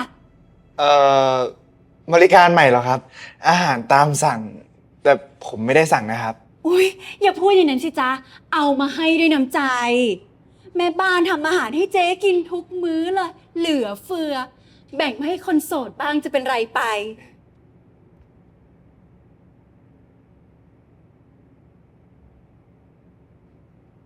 เจ๊ไปแล้ว ถ้าอร่อยก็บอกนะจ๊ะอ้าวให้เขาทำเผื่อให้กินทุกมื้อเลยยังได้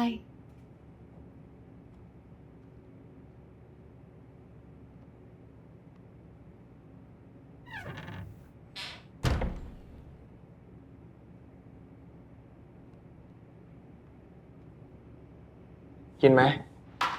ข้าวต้มหมูเจ๊นอมมาฝาก นายไม่กินเหรอ ไม่อะ นายกินเถอะ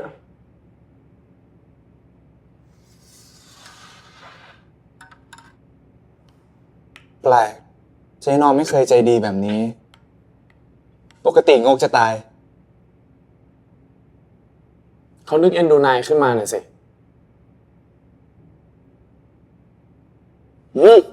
อร่อย โอ้นายกินอะไรก็อร่อยหมดทุกอย่างนั่นแหละ นึกเอ็นดูเหรอ ทำไมเมื่อกี้เจ๊นอมบอกว่าผมโสด ทำไมหรอ เจ๊นอมรู้นี่ว่าผมมีแฟนแล้ว แล้วนี่ทำไมคนส่งดอกไม้ไม่มาส่ง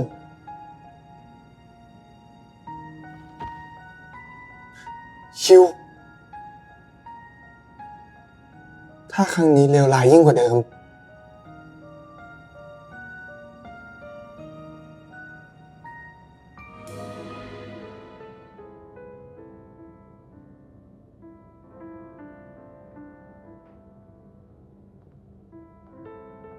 อ้าว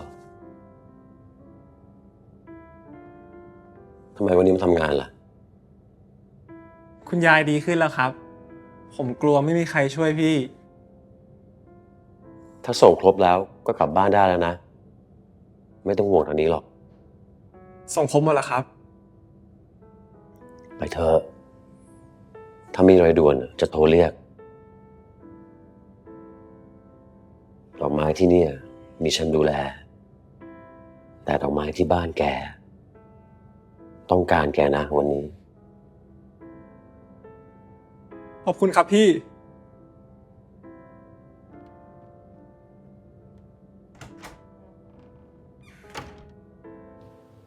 เฮ้ย เอ้า นั่นจาเลตนี่ อย่างน้อยก็ดีใจได้ว่าเขาไม่ถูกลบหายไปไหน แล้วทำไมเขาไม่มาส่งดอกไม้ ยายเขาไม่ค่อยสบายน่ะนายเดินไปเรื่อยๆก่อนนะ เดี๋ยวผมตามไป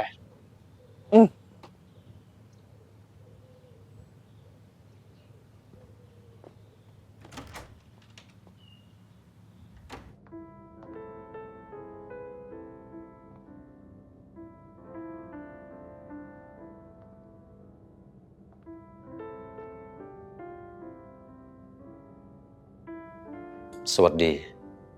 คนส่งดอกไม้ ไม่ได้ไปส่งดอกไม้วันนี้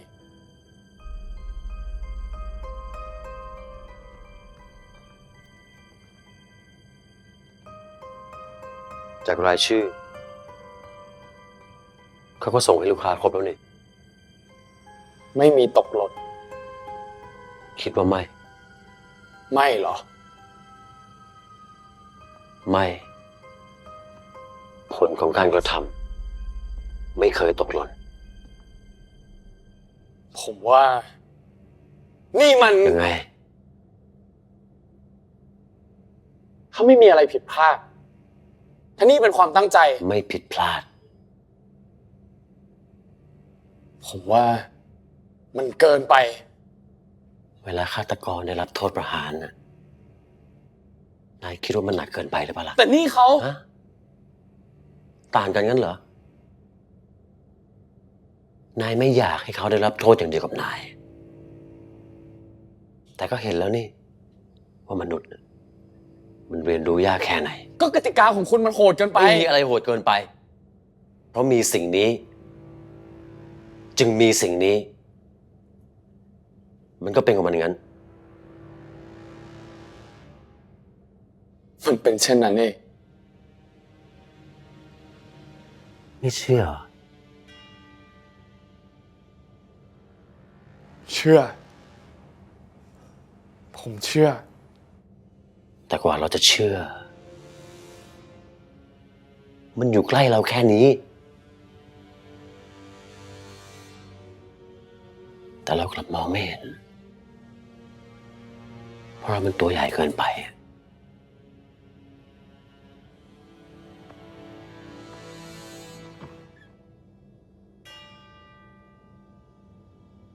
เรามันตัวใหญ่เกินไป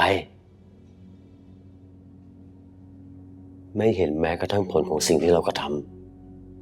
ำถึงต้องมาตกอยู่ในสภาพแบบนี้นะ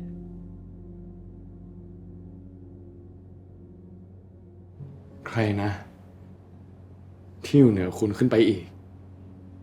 เขาต้องตกอยู่ในสภาพอย่างเราด้วยไหม หรือแค่เอาคำสั่ง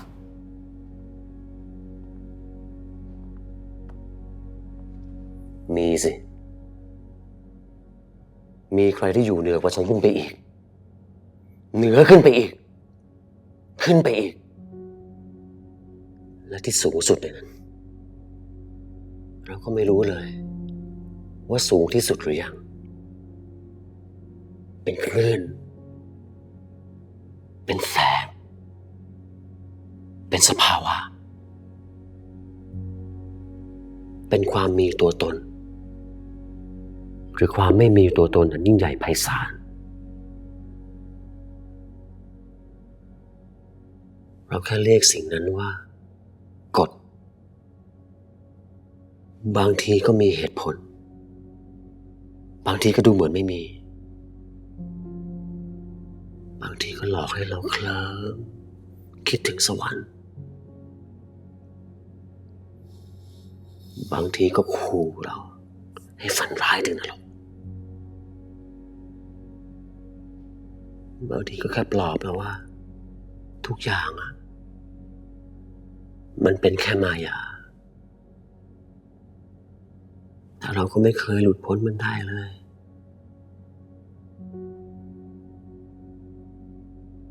สงสารเขา ทีแล้ว ยังไง เพราะถ้านายเกลียดเขา โกรธเขา นายก็จะเกลียดและโกรธตัวเอง และก็เกลียดฉัน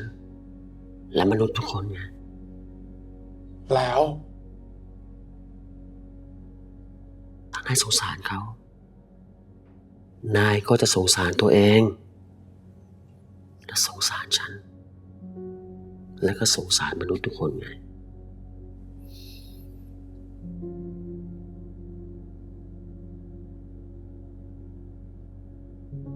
อันนี้จ้า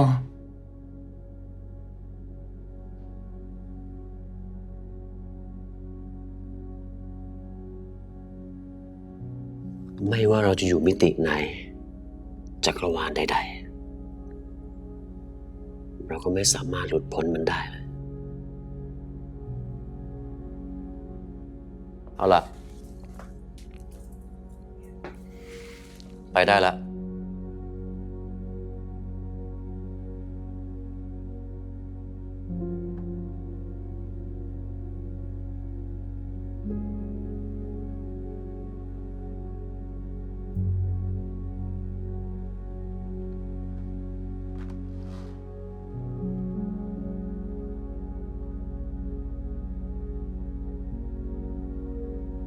เขาจะต้องเจออะไรอีก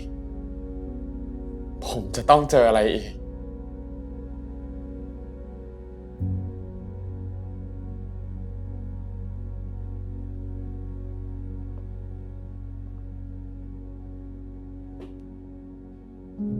นายไม่อยากให้เขาเจออย่างที่นายเจอไม่ใช่เหรอ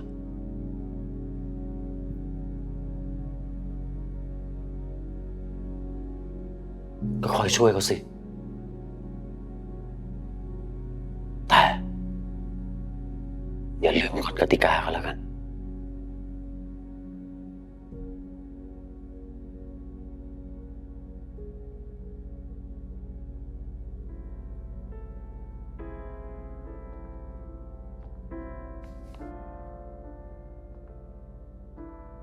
เอาไปให้เขาสิ กุหลาบของวันนี้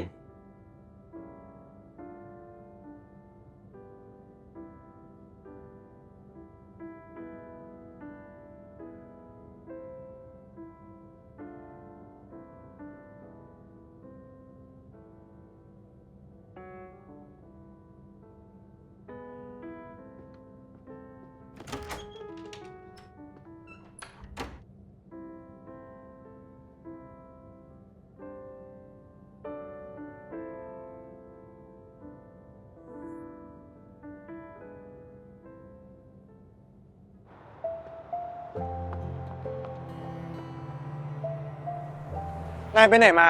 นึกว่าจะไม่คอยผมซะแล้ว เอ้า นี่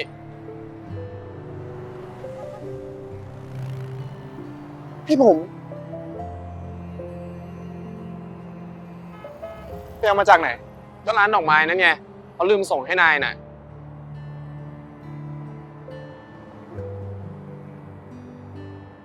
เอาไปสิ เอาไปให้เลน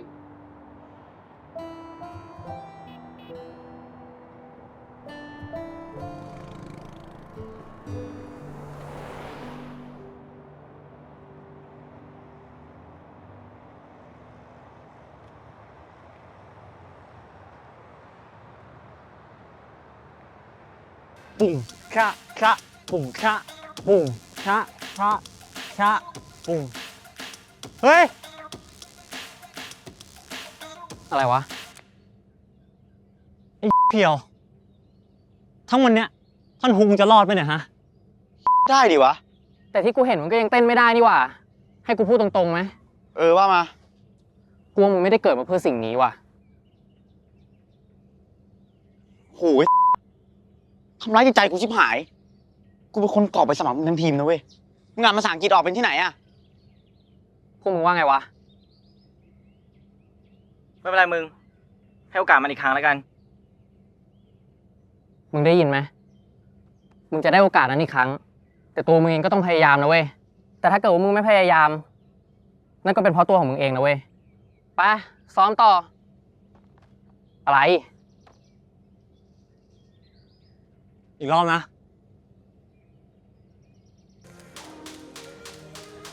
5 6 7 8 ไปปุ่งชะชะปุ่งชะ พวกนั้นเขาทำอะไรกันอะ ชะปุ่งชะปุ่ง คงแกงให้เจ้าเพียวอะ ปุ่งชะ เลนเคยบอกไว้เจ้านี่มันอยากเป็นนักเต้น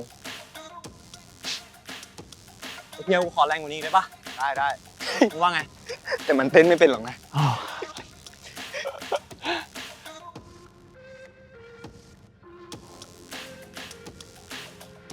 เฮ้ย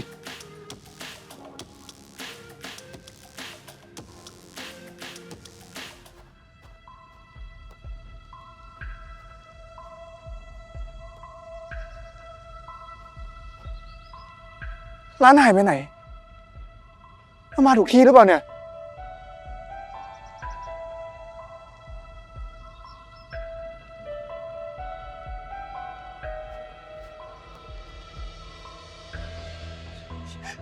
ร้านหายไปไหนอะร้านหายไปไหน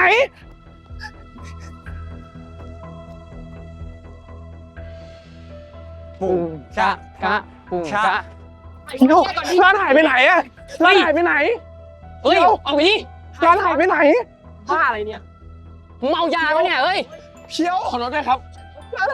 มึงเมายาปะเนี่ย ซัน พอแล้ว พอแล้ว มีสติ ร้านหายไปไหนอะ เฮ้ย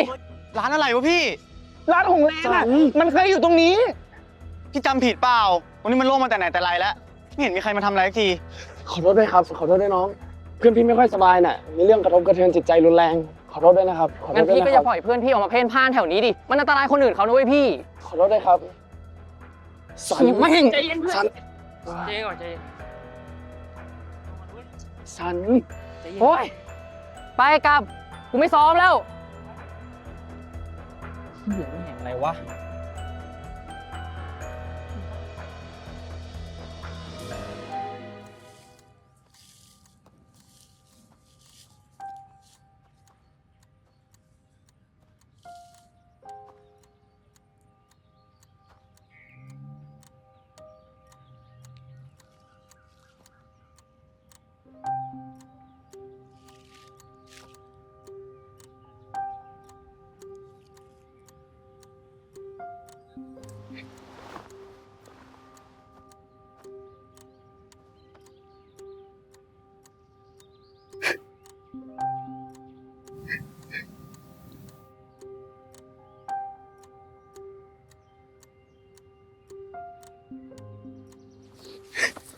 นี่มันอะไร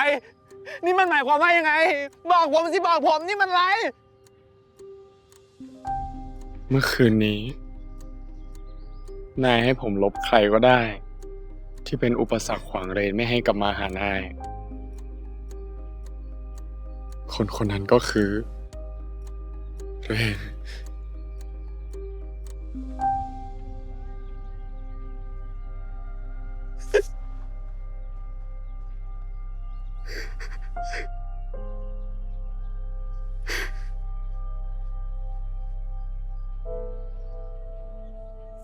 กล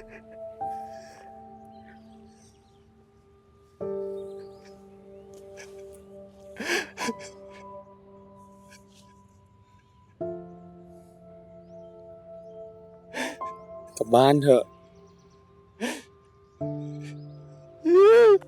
ปล่อยผม เดี๋ยวซัน ซัน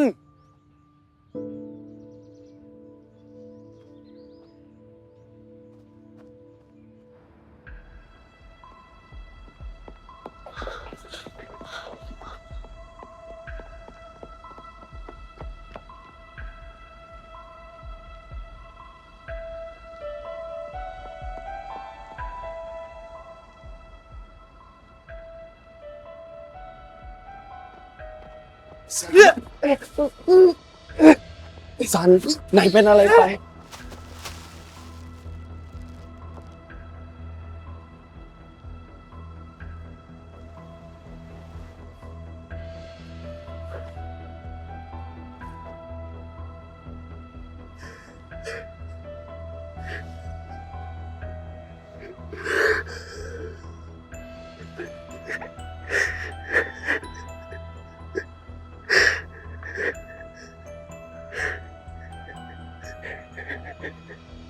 ชิว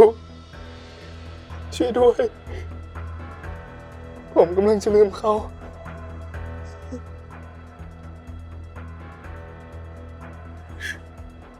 ผมกำลังจะลืมเลน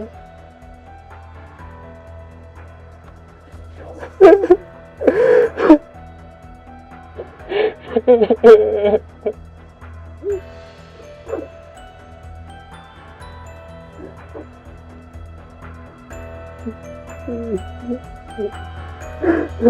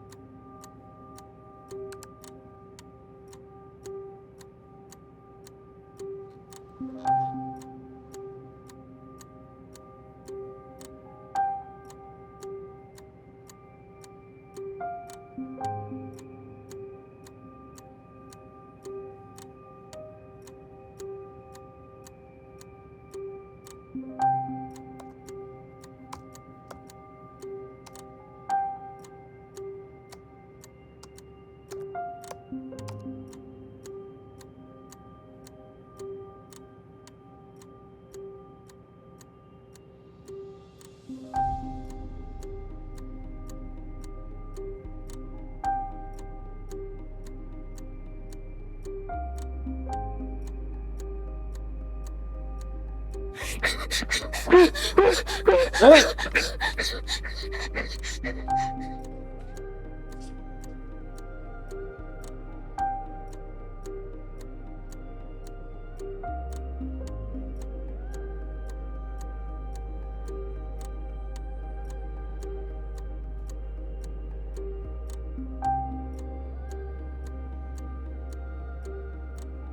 เลนหายไปแล้วจริงๆ ผมลบเขาไปแล้วจริงๆ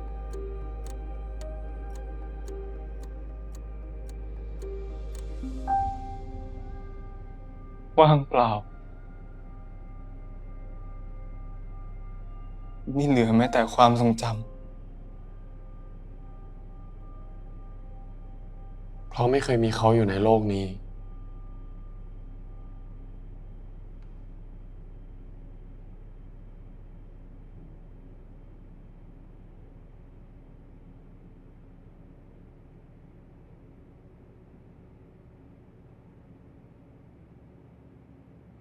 คิว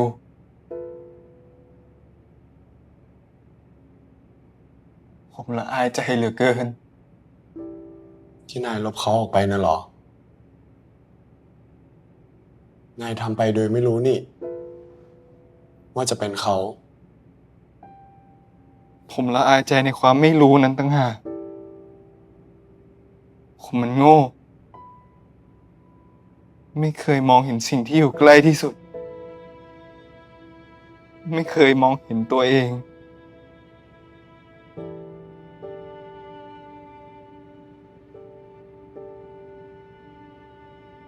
มนุษย์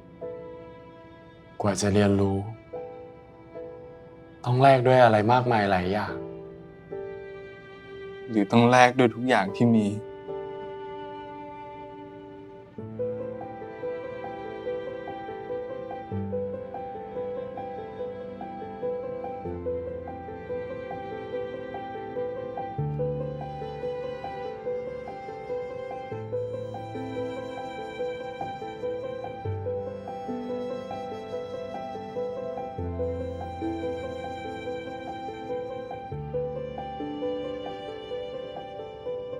ได้สัมผัสผ่านลมหายใจ ปล่อยให้เราได้ลอยลงไป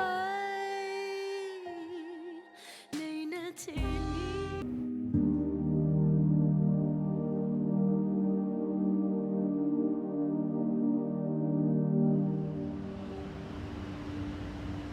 คิว นายว่านี่มันยุติธรรมแล้วเหรอ มันเป็นกฎที่หนีไม่พ้น ทำไมถึงต้องเป็นเลน ก็เพราะนายอธิษฐานให้ลบใครก็ได้ที่คิดว่าเป็นอุปสรรคไม่ให้เรนกลับมาหานาย ซึ่งนั่นก็คือตัวเลนเอง ถูกแล้ว เลนหมดรักในตัวผม หรือที่จริง เขาอาจจะไม่ได้รักผมแบบนั้นมาตั้งแต่ต้น คนเราเปลี่ยนแปลงได้ตลอดเวลา มันต้องมีเหตุผลที่ทำให้เปลี่ยนสิ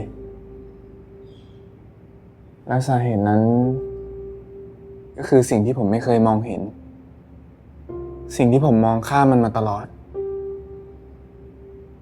สาเหตุนั้นก็คือ ตัวผมเอง ในที่สุด นายก็ได้เรียนรู้สักที ผมลบใครต่อใครออกไป โดยที่เขาไม่รู้อีโหน่อีเหน่แต่ไม่เคยมองเห็นสาเหตุที่แท้จริง บางที ความจริงมันก็ยอมรับได้ยาก แต่มันไม่ยุติธรรม ยังไง ก็ในเมื่อผมคือสาเหตุที่แท้จริง ทำไมถึงต้องเป็นเลนที่หายไป ทำไมไม่ใช่ตัวผม ผมนั่นแหละ คืออุปสรรคที่ทำให้เลนไม่กลับมาหาผม ผมตอบคำถามนี้ของนายไม่ได้จริง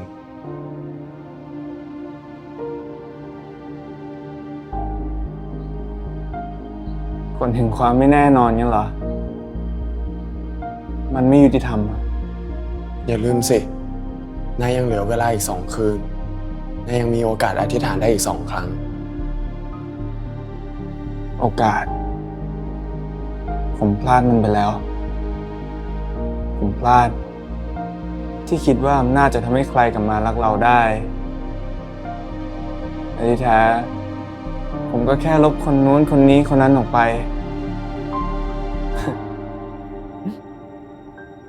ยิ่งลบก็ยิ่งเลอะ ผมดีใจนะ ที่นายคิดได้ แล้วนายล่ะ ผมทำไม เมื่อผมสำนึกได้คิดได้ ภารกิจของนายก็สิ้นสุดลงหรือยังไง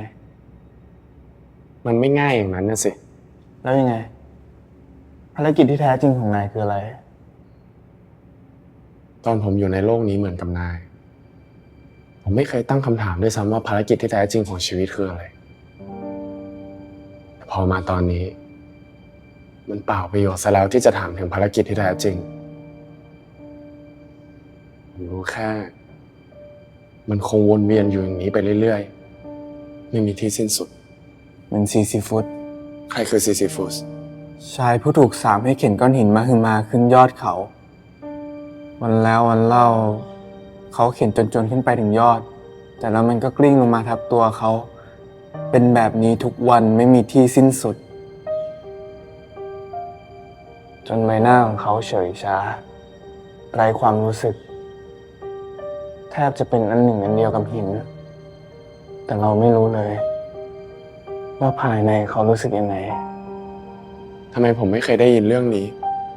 เหมือนผมไม่เคยได้ยินเรื่องแม่น้ำมีประโยคของนายทั้งที่มันก็คือตำนานจากแหล่งเดียวกัน เราไม่มีวันรู้อะไรหมดทุกอย่าง เขาถึงยอมขายวิญญาณให้เมฟิสโทฟิลิส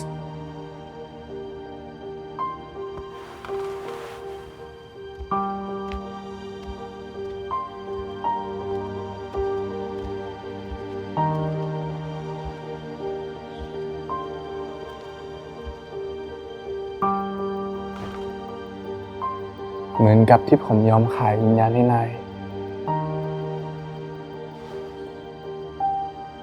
แล้วตอนนี้นายก็ได้ความรู้นั้นแล้ว นายเรียนรู้แล้ว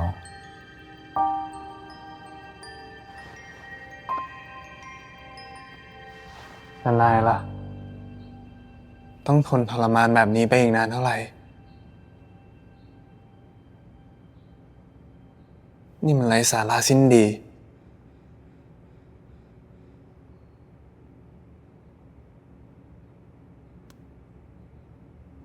ใช่ มันไร้สาระสิ้นดี ทั้งชีวิต ความตาย จุดหมายที่ถูกกำหนดโดยผู้มีอำนาจ อาจจะเป็นพระเจ้า หรือใครที่อยู่เหนือเราขึ้นไป เมื่อทุกอย่างผ่านไป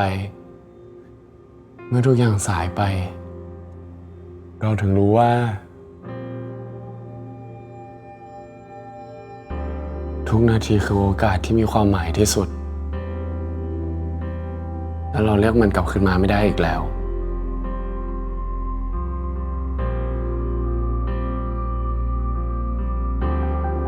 ถ้าเราปล่อยให้มันผ่านไป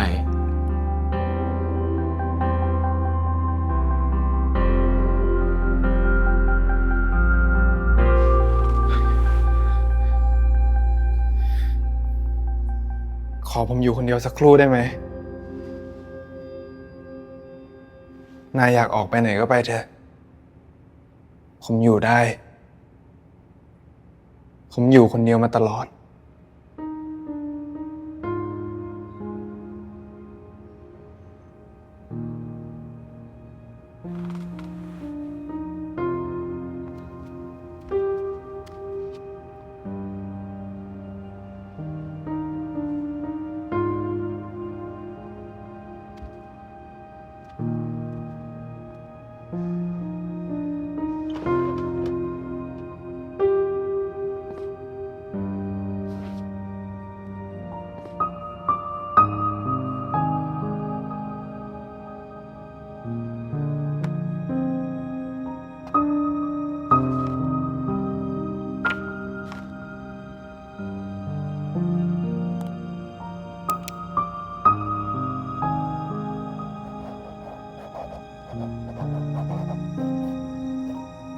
ผ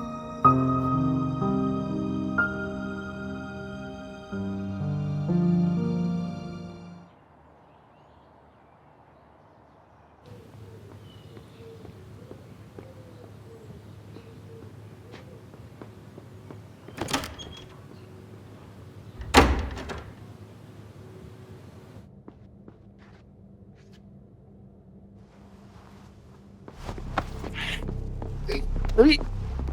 อะไร แค้นเหรอ แค้นฉันไป มันก็ไม่ได้อะไรขึ้นมาหรอก เรามันก็แค่รับคำสั่ง แล้วไอ้ตัวการนั้นมันอยู่ไหนล่ะ บอกผมมาสิ ผมไม่กลัวมันหรอก มันอยู่ไหน บอกผมมาสิ ไม่มีใครเคยเห็นเขาหรอก มีใครเคยเห็นว่าอำนาจที่แท้จริงหน้าตาเป็นยังไง เขาสั่งมาเป็นทอดๆเหนือจากฉันขึ้นไปอีก แล้วก็เหนือขึ้นไปอีก หน้าที่ หน้าที่เหรอ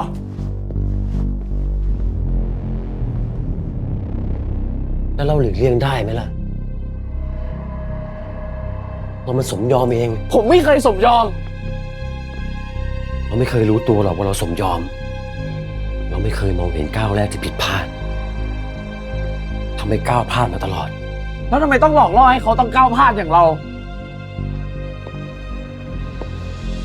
ก็มันคือกติกาไง นายคิดว่านายจะชนะได้โดยไม่ใช่กติกางั้นเหรอฮะ แต่กติกาของคุณมันโหดเหี้ยม ผมไม่มีโอกาสที่จะ มันไม่ใช่กติกาของฉัน และนายหยุดพูดสักทีว่านายไม่มีโอกาส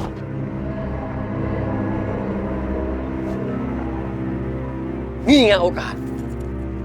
ตอนนี้ เดี๋ยวนี้ นายอยากได้โอกาสนี้ไม่ใช่เหรอ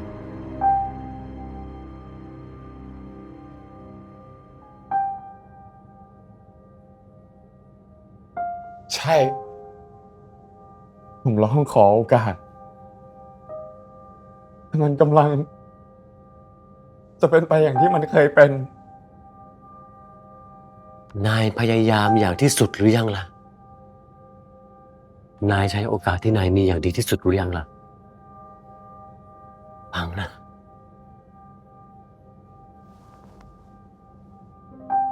คืนนั้น ฉันอาจส่งนายไปที่ไหนก็ได้ ที่ไม่ใช่ห้องของไอ้หนุ่มคนนั้นที่นายขอ อาจเป็นใครก็ได้ ที่นายไม่เคยรู้จัก ไม่สนใจ ไม่ใส่ใจ เหมือนอีกหลายๆชีวิต ที่นายไม่เคยใส่ใจไงล่ะ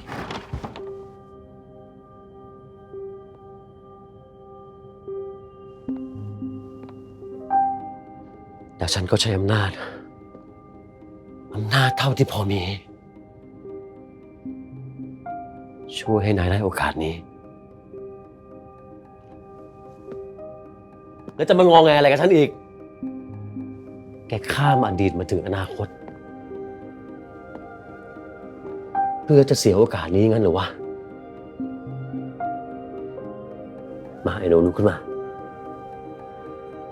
รีบไปแก้สิ่งที่แกอยากแก้ให้สำเร็จ แกอยากชนะไม่ใช่เหรอ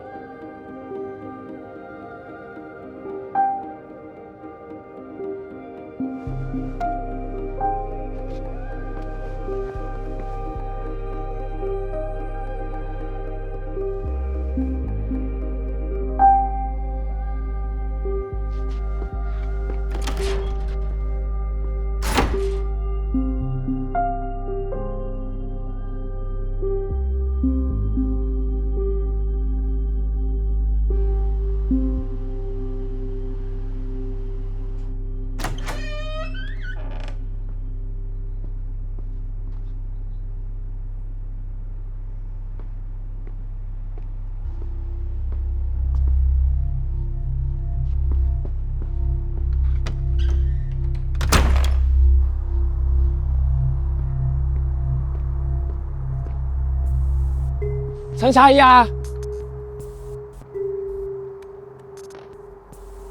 คิว อย่านั่งตรงนั้น มันอันตราย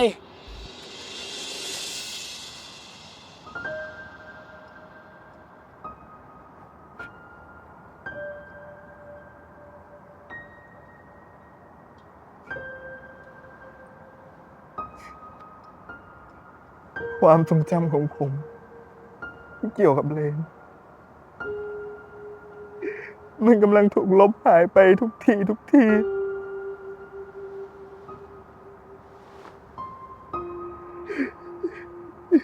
ผมไม่อยากให้เขาหายไปเข้าใจไหม ผมไม่อยากลืมเขาเลย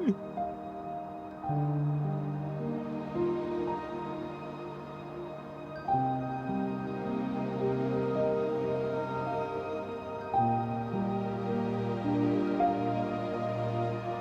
ลงไปข้างล่างเถอะ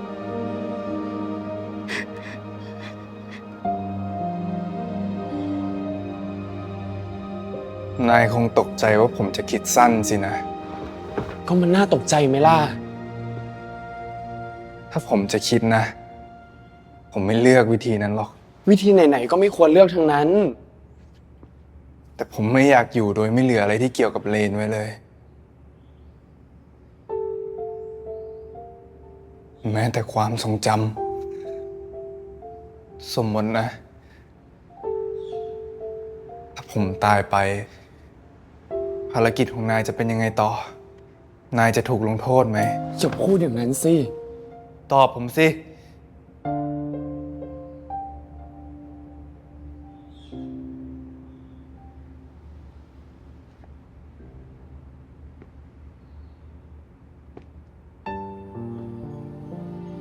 นี่ผมก็ถูกลงโทษอยู่แล้ว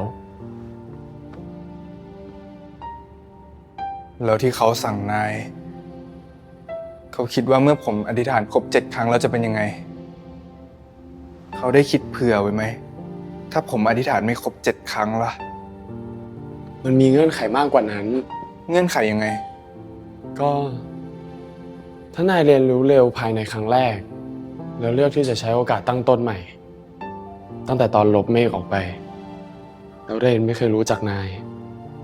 จะเป็นยังไง ผมก็จะชนะเขาไง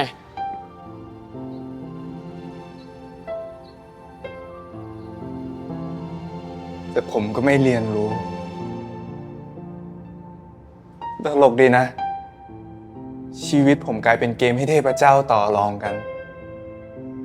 แล้วถ้าชนะ นายจะได้อะไร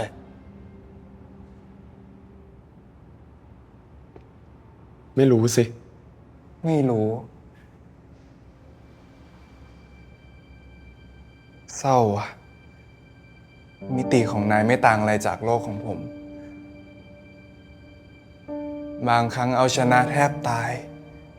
แต่พอชนะแล้วก็ไม่เห็นจะมีอะไรเกิดขึ้น ก็ยังต้องทนต่อไปวันๆ ไม่สิ้นสุด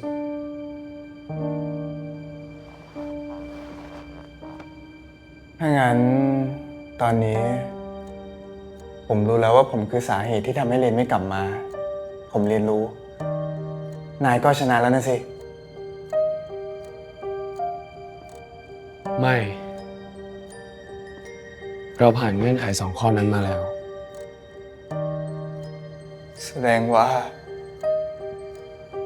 ยังมีเงื่อนไขข้ออื่นๆอีก มันคืออะไร ผมบอกไม่ได้ มันผิดกติกา หมายความว่า นายจะต้องอธิษฐานต่อไปให้ครบ 7 ครั้ง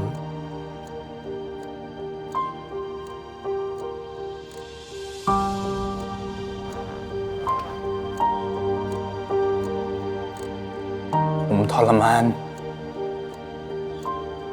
ผมทรมานเหลือเกิน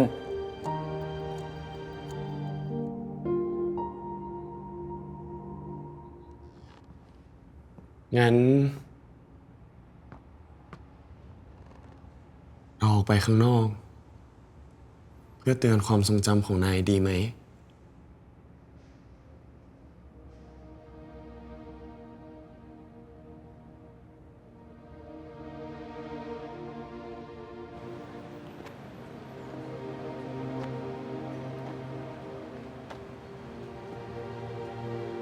เราจะไปไหนกัน ไปเรื่อยๆ เพื่อนายจะจำที่เคยไปกับเรนได้ไง ดีไหม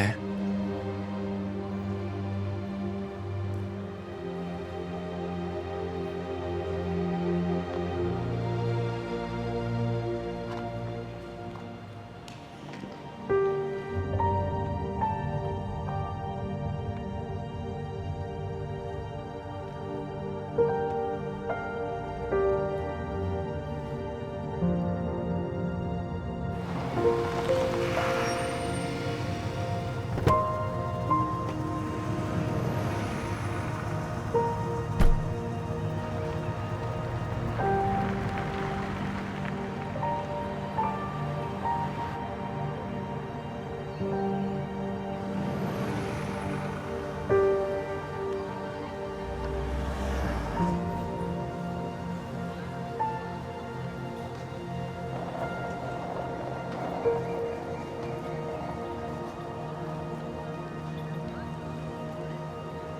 เป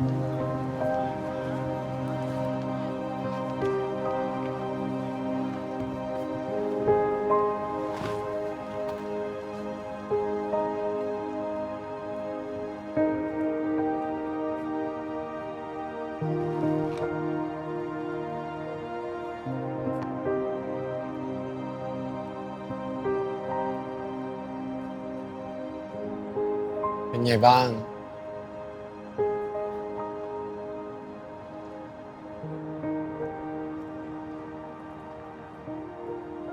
ผมจำได้แค่เขาชื่อเรน แต่ความทรงจำเกี่ยวกับเขา มันเลือนลางลงทุกที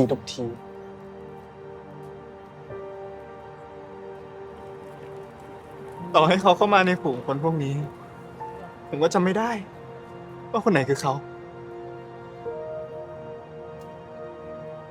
ที่มันเจ็บที่สุดก็คือจำได้แค่ว่า ผมเคยรักเขามาก คิวความรักของผม มันจะถูกลบไปด้วยไหม ตอบไม่ได้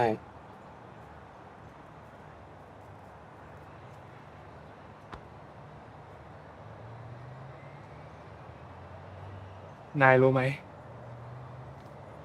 นี่มันเจ็บยิ่งกว่าความรักที่ไม่สมหวังนะ มันเหมือนชีวิต คุณค่า ความหมาย ที่เราเคยหา และคิดว่าคนพบมันถูกลบหายไปหมดเลย ว่างเปล่า ไม่เหลืออะไร ชีวิตที่ผ่านมา คือความสูญเปล่า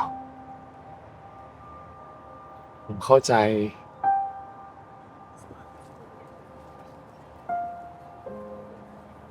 ผมเหมือนจะเข้าใจ แต่ผมไม่เข้าใจ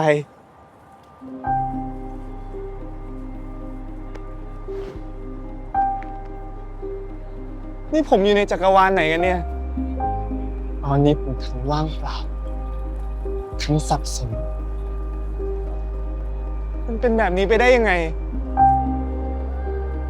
นี่ผมอยู่ในโลกนี้จริงๆใช่ไหม ผมมีตัวตนอยู่จริงๆใช่ไหม พรุ่งนี้ผมจะต้องเจออะไรอีก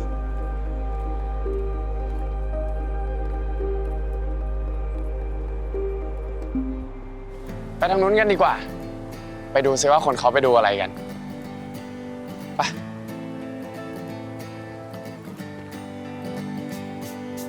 คนเราไม่เคยจะรู้ตัว คิดว่าตัวเรานั้นจะรู้ดี ตั้งคำถามทุกสิ่งทั่วท้องฟ้ากำหนดความหมายให้โชคชะตา คนคิดว่าต้นใหญ่ คิดว่าฟ้าที่ไกลไกลมัน ผมขอให้ไอ้แอร์หายไปจากโลกนี้ ถ้ามีใครทำให้เมฆหายสาบสูญไปจริงอ่ะ ใครคนนั้นก็อำมหิตมากแต่นายกำลังจะทำให้เขาถูกลืมไปจากโลกนี้ นายอำมหิตยิ่งกว่า จาก relationship diagram เราทะเลาะกันครั้งแรกก็เพราะเรื่องนี้ นายอยากให้ผมลบผัดไทยพิทักษ์เสรีจริงๆเหรอ ชุดปฏิบัติการนายพร้อมแล้วนี่ มีนโหดมาก ก็นี่เมื่อผมย้อนกลับไปแก้เมื่อคืนก่อนที่ผมพลาดไม่ได้แล้วนี่ นายไม่ได้พลาดแค่เมื่อคืนก่อน นายพลาดมาตั้งแต่ต้น หยุดปากดีแล้วทำตามหน้าที่ของนายเถอะ ผมขอให้ใครก็ตามที่เป็นอุปสรรคขวางเลเม่กลับมา ผมจงหายไปจากจักรวาลนี้ คนคนนั้นก็คือเรน ลืมมองความหลากหลายของชีวันเห็นเท่าไร รู้อะไร ไอ้ดำดง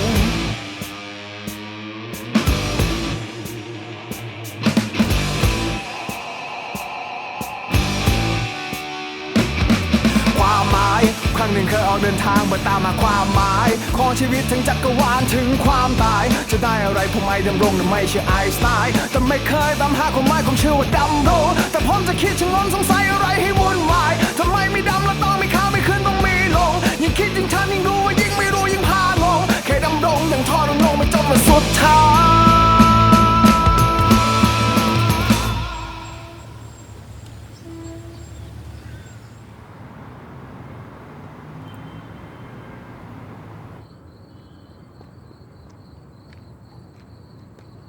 ผมอยากเลี้ยงอาหารดีๆนายเสมอนายอยากกินอะไร อะไรที่อร่อยก็ดีทั้งนั้นแหละ งั้นเอาร้านนั้นไหม ร้านข้างถนนก็ได้ ชอบ ไม่เห็นต้องร้านแบบนั้นเลย เธอนะมื้อพิเศษ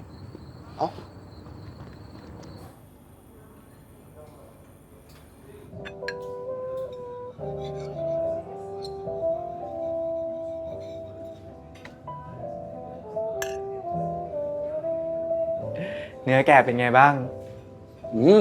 นุ่ม ร้านนี้เขาทำดีนะ นายล่ะ ไม่กินอะไรเหรอ ไม่หิวอะ กินแต่ไวน์เดี๋ยวก็เมาหรอก มีขนมปัง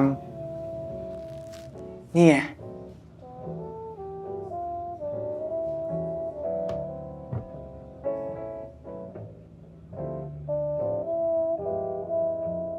นายมาร้านนี้บ่อยเหรอ ผมไม่ได้รวยขนาดนั้น เฉพาะโอกาสพิเศษ พาแฟนมาฉลองแล้วสิ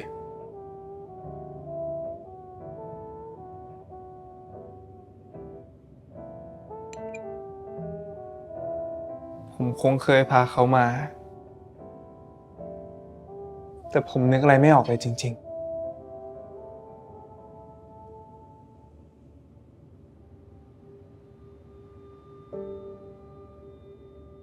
ผมขอโทษนะ ๆ ไม่เป็นไรหรอก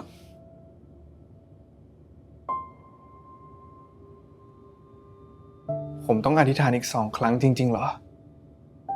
ใช่ 2 ครั้ง ทำไมล่ะ นายเริ่มจะชินกับการที่ไม่มีเขาอยู่ในความทรงจำแล้วเหรอ ใครว่า ผมบอกแล้วไง การไม่มีเขาอยู่ในความทรงจำมันเจ็บปวดมากกว่าซะอีก นายยังมีโอกาสอีก2 ครั้ง 2 คืน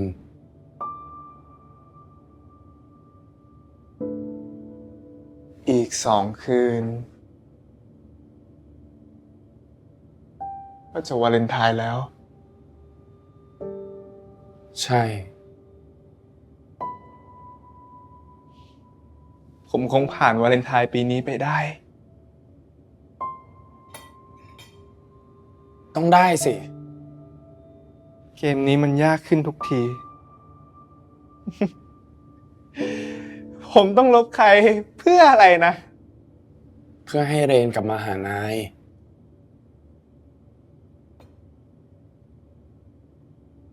แต่ผมจำเขาไม่ได้แล้วนะสิ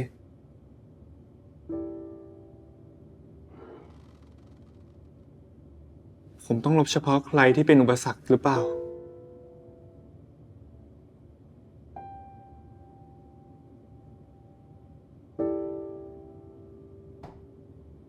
เหมือนจะเป็นอย่างนั้น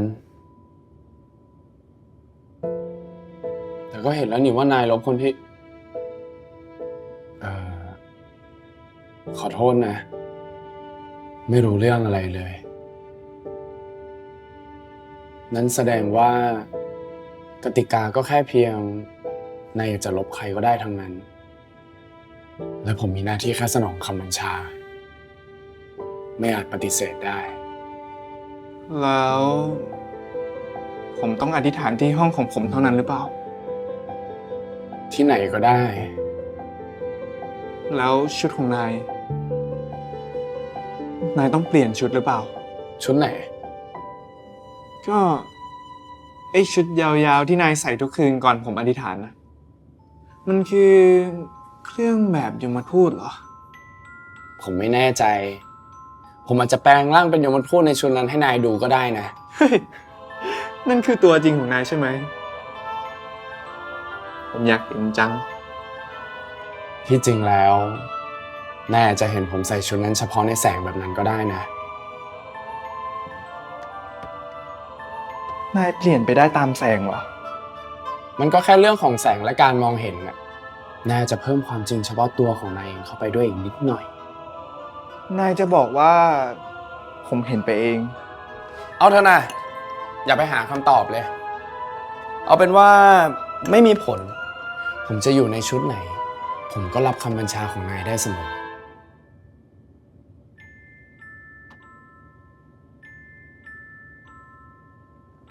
งั้น คืนนี้ผมขอเปลี่ยนที่อธิษฐานนะ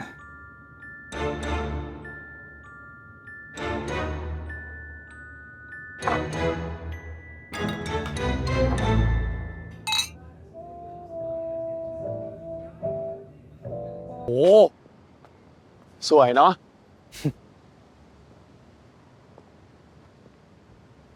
กรุงเทพ เมืองสวรรค์ เมืองที่คนธรรมดาดิ้นรนฝ่าฟันด้วยความหวังว่าสักวัน จะอยู่ได้สุขสบายเหมือนเทวดา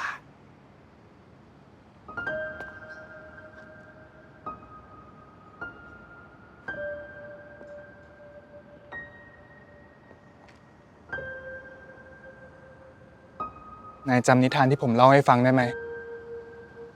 เรื่องเด็กผู้ชายที่ถูกทิ้ง จำได้ นายอยากฟังต่อไหม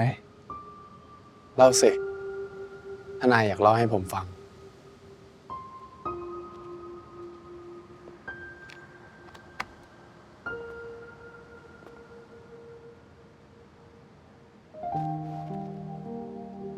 เด็กผู้ชายที่ถูกทิ้งคนนั้นโตขึ้น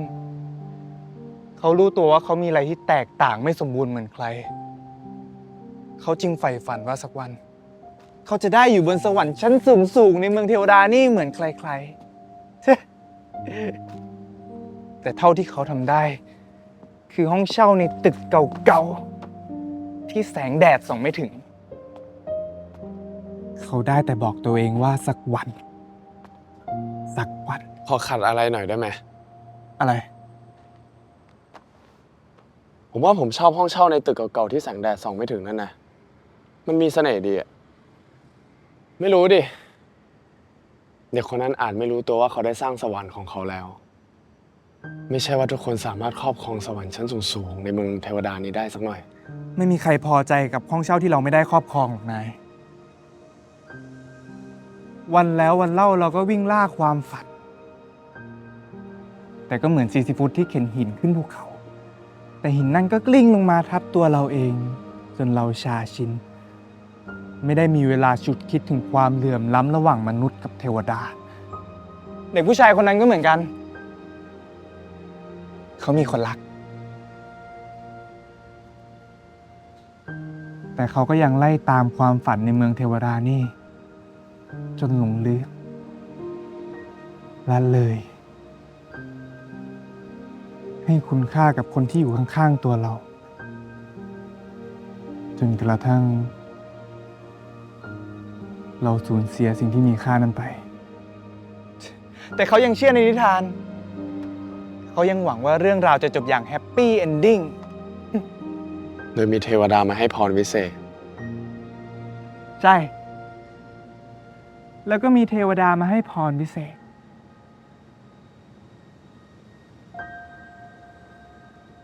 แต่มันไม่ง่ายอย่างนั้นเลย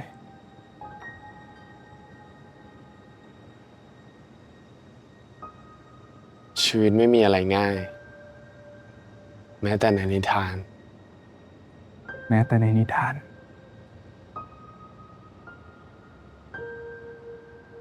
เทวดาให้พรวิเศษแก่เขา เขาจะลบใครก็ได้ เพื่อให้คนรักของเขากลับคืนมา เขามีโอกาสถึง7 ครั้งใน7 คืนก่อนวาเลนไทน์ เขาแน่ใจ มั่นใจว่าเขาไม่ต้องใช้โอกาสนั้นครบ7 ครั้งหรอก แค่ครั้งเดียว แค่ลบคนที่เป็นสาเหตุออกไป แต่ครั้งเดียวไม่เคยพอจริงๆ คืนแล้วคืนเล่า เขาลบคนต่างๆออกไปคนแล้วคนเล่า เฮ้ย ยิ่งลบก็ยิ่งเลอะคนรักของเขายิ่งห่างออกไป ห่างออกไป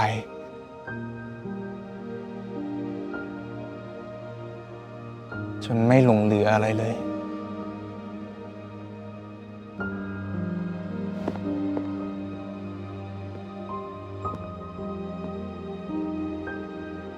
และแล้วในคืนหนึ่ง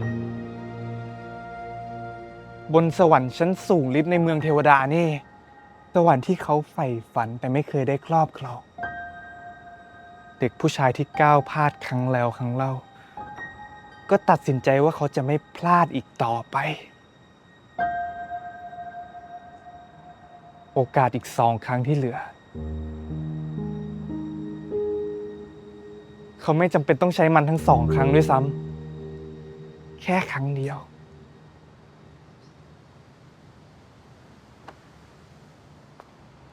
ขอแค่อีกครั้งเดียว นายอยากรู้ไหมว่าเขาอธิษฐานว่าอะไร ผมรู้แล้วนายรู้ไหมว่าที่เทวดาเลือกมาเจอเขา ก็เพราะไม่อยากให้เขาทำสิ่งนั้น แต่กติกาก็คือ นายปฏิเสธไม่ได้ไม่ใช่เหรอ คิว สันชายได้โปรด ผมตัดสินใจแล้ว วิธีเดียวที่จะล้างบาปของผมได้ ซัน หรือที่นายต่อรองกับเขา เขาที่เป็นใครก็ไม่รู้ ใครที่อยู่เหนือนายขึ้นไป เมื่อกลางวันนายบอกผมเองว่า เราเลยจุดสำคัญนั้นมาแล้ว แต่มันยังมีเงื่อนไขอีกที่นายไม่ยอมบอกผม ไม่แน่นะ นี่อาจจะเป็นกุญแจสำคัญที่ปลดล็อกเงื่อนไขนั้นก็ได้ เราทั้งสองจะเป็นอิสระไม่สิ 1 คนกับ1อะไรดี เอาเป็นว่าเราทั้งสอง ทั้งผมและนาย นายแน่ใจนะว่านายจะไม่เปลี่ยนชุดเป็นเครื่องแบบยมทูตคิวปิดอะไรของนายนั่นน่ะ โหซัน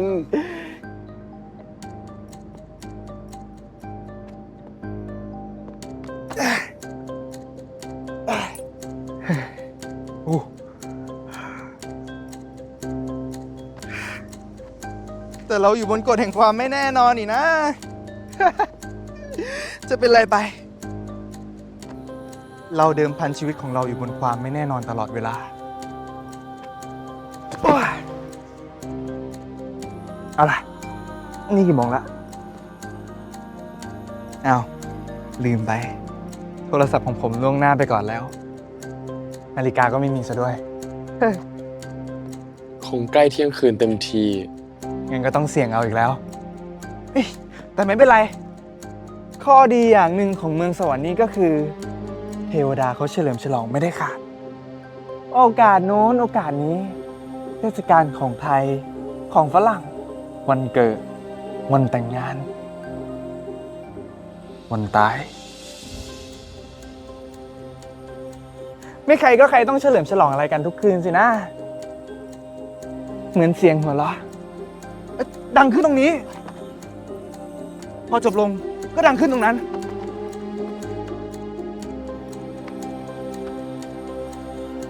เสียงร้องไห้ก็เหมือนกัน และนี่ก็คือข้อดีของการที่เราได้ขึ้นมาอยู่บนที่สูงๆแล้วพลอยได้เห็นไปด้วย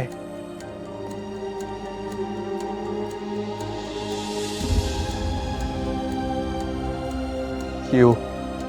ครับ ผมมันเร็วมากใช่ไหม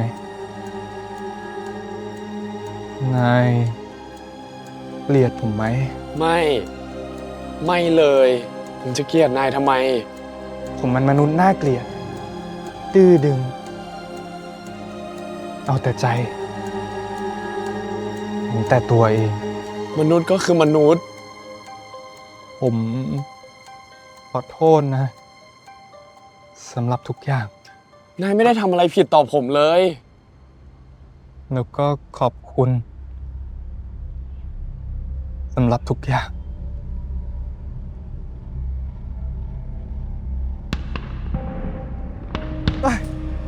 นั่นไง เริ่มแล้ว เห็นไหมเมืองสวรรค์ยังไงก็ต้องมีใครเฉลิมฉลอง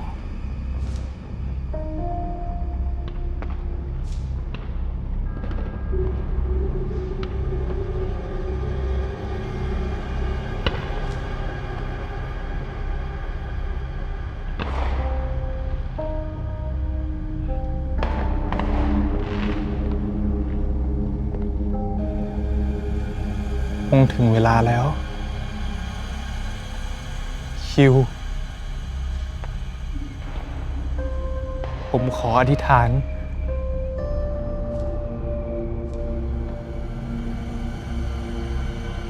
ขอให้ลบตัวผมออกไปจากจักรวาลนี้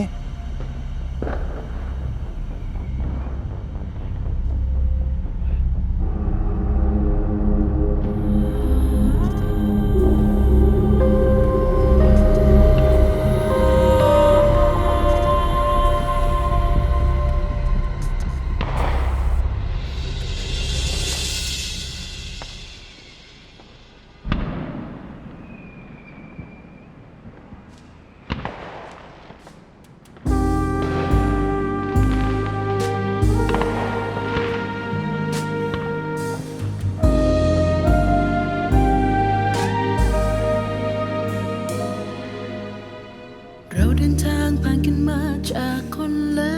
ดาวในค่ำคืนเหน็บหนาวเรากลับได้พบกัน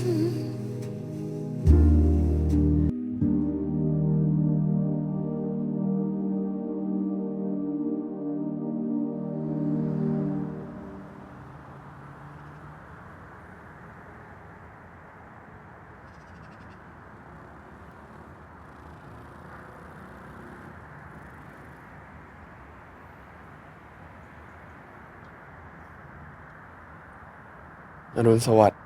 คุณชาย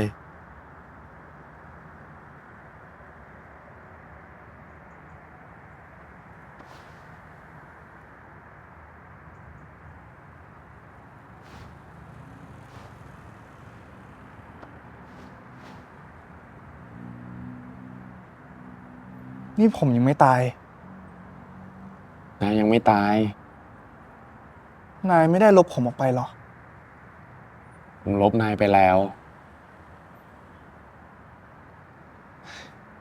แล้วทำไมผมถึงกลับมาที่นี่อะ มีใครคนหนึ่งอธิษฐานช่วยนายเอาไว้ ใครช่วยผมไว้ ใครคนหนึ่ง อีกมิติหนึ่ง ใคร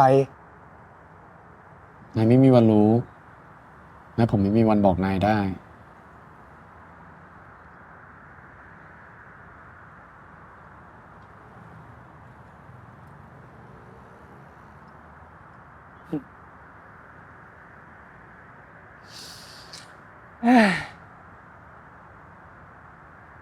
ผมไม่เคยเห็นพระอาทิตย์ขึ้นยามเช้าแบบนี้มานานเท่าไหร่แล้วนะ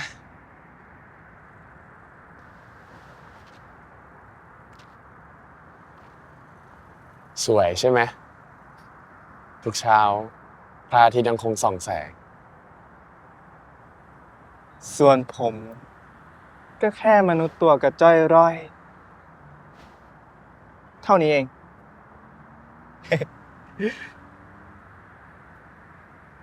วันใหม่มาถึงแล้วสัญชัย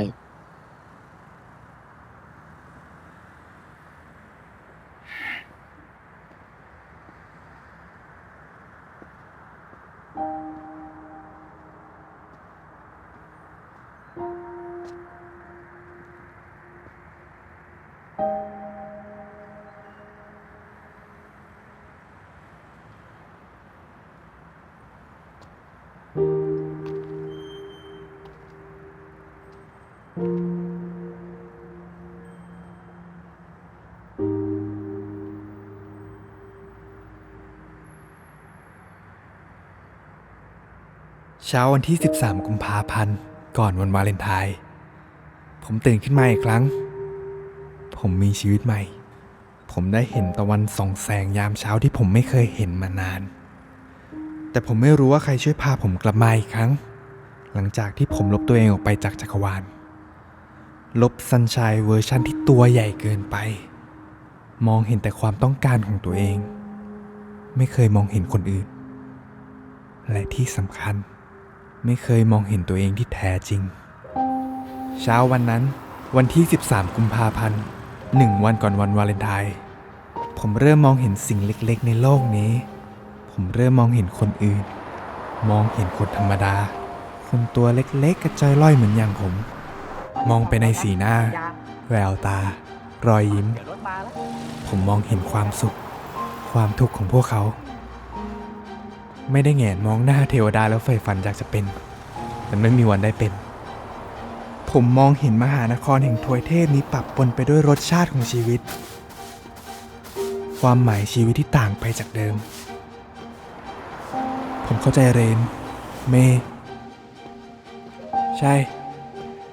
ความทรงจำของผมที่เกี่ยวกับเรนกลับคืนมาแล้ว ผมจำได้ทุกอย่างแล้ว ผมเห็นเรน ผมเห็นแอร์ผมเห็นคนอื่นๆที่แวดล้อมอยู่ในชีวิตของเขา ทุกอย่างเหมือนถูกรีเซ็ตใหม่เมื่อผมหายไปจากจักรวาลและเมื่อใครก็ไม่รู้พาผมกลับมาอีกครั้ง ผมเห็นทุกอย่างดำเนินไปอย่างที่มันควรจะต้องเป็นไป ผมเห็นคนเหล่านั้นกลับมามีความสุขอย่างที่เขาควรจะมี ผมรู้สึกถึงความสุขของคนเหล่านั้นที่แผ่มาถึงผม ผมทำสำเร็จ ผมแก้ปมที่ผมผูกเอาไว้ได้สำเร็จ การเสี่ยงในเกมเมื่อคืนของผมได้ผล ผมทำให้คนเหล่านั้นกลับมามีความสุข แต่ยังไม่ใช่ทุกคน นายอยากเข้าไปทักเขาไหม ไม่ล่ะ ยังไม่ใช่วันนี้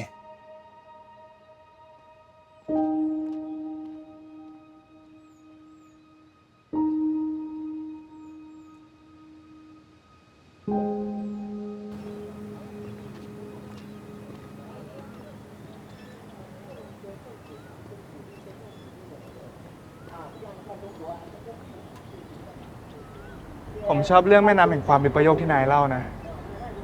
มันฟังดูมีความหวังมากกว่าเรื่องคนเข็นหินขึ้นภูเขาของปิด มากกว่ายังไง นายเคยบอกว่าเมื่อข้ามแม่น้ำแห่งความตายไปแล้ว ไม่มีใครกลับมาอย่างโลกนี้ได้อีก นอกจากวีรบุรุษไม่ใช่หรอ ใช่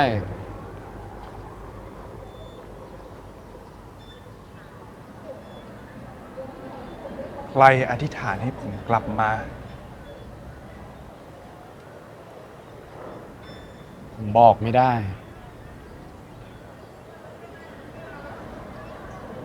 งั้น เรากลับกันเถอะ ไป เดี๋ยว นายจะไปทางไหน ข้ามเรือไปฝั่งนู้นไง นายกลัวไม่ใช่เหรอ นายว่ายน้ำไม่เป็นนี่ ผมไม่กลัวอะไรแล้ว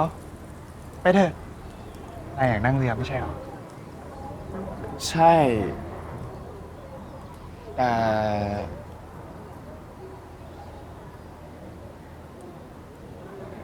ผมจะพานายข้ามเอง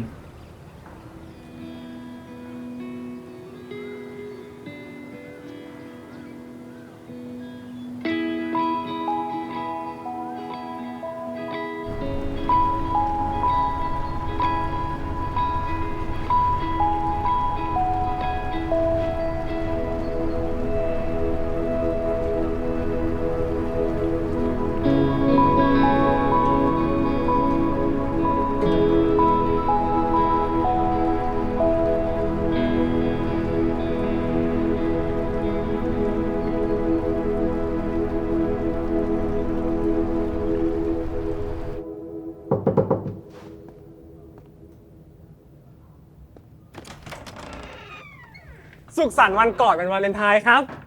สวัสดีจ้าเลดสบายดีไหม กุหลาบดอกนี้ชื่ออะไรล่ะ อลิซาเบธครับ แต่เรียกนางสั้นๆว่าลิสก็ได้ครับ โอเค ลิส นางดูสวยดีนะ ดาวเด่นในร้านใช่แล้วครับ แล้วจาเลดทำงานที่ร้านดอกไม้นี้มานานแล้วเหรอ นานแล้วครับ ก็ตั้งแต่ผมเลิกเรียนหนังสือ ก็มาทำเลยครับ ไม่ทำอะไรอย่างอื่นเลย คงพบทางของตัวเองสินะ แล้วทำไมถึงเลิกเรียนหนังสือซะล่ะ ผมไม่ค่อยถนัดอ่านหนังสือนะครับ ตอนเด็กๆ ผมก็นึกว่าตัวหนังสือมันเต้นระบำก็คิดว่าสนุกดี แต่พอโตขึ้นตัวหนังสือมันเล็กลง แน่นเต็มหน้ากระดาษไปหมด แล้วมันก็กระโดดไปกระโดดมา จนครูประวัติศาสตร์ครูสมศรีอะครับตีผมกับหน้าเพื่อนเพราะผมอ่านประวัติศาสตร์ผิด ครูสมศรี อ๋อ นึกได้ละ เหมือนนายเคยพูดถึง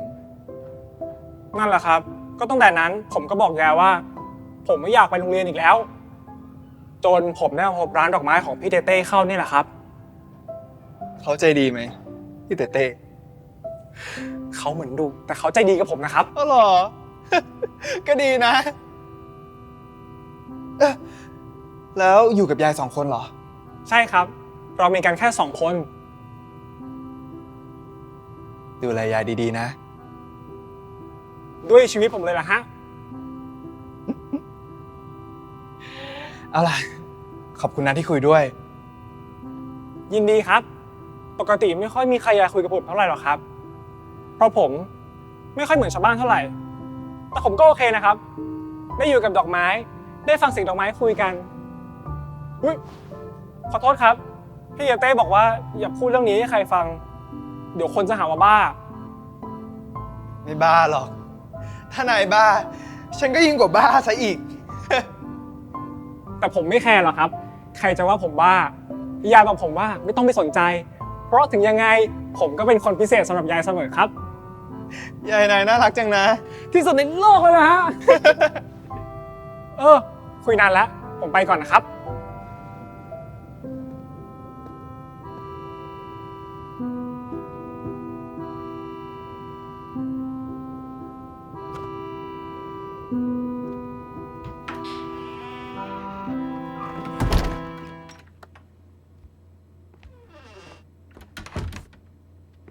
เอ้า ดอกไม้มาส่งแล้วเหรอ จริตตั้งชื่อดอกนี้ว่าอลิซาเบธ ชื่อพอดีนี่ ผมว่าเขาเป็นคนน่าสนใจนะจริต ยังไง ผมว่าเขาเป็นคนมีอะไรพิเศษ ไม่เหมือนคนอื่น ความละเอียดอ่อนหรือมั้ง ผมดีใจนะ ดีใจอะไร ก็ดีใจที่นายเข้าใจมนุษย์คนอื่นนะสิ ที่ผ่านมาผมมันแย่มาก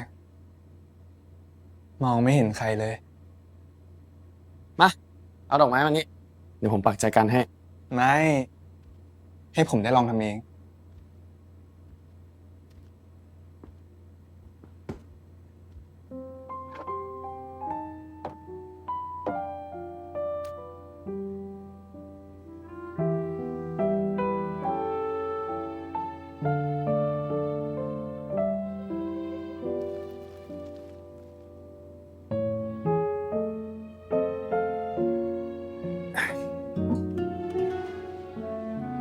เรียบร้อย เป็นไง ใช้ได้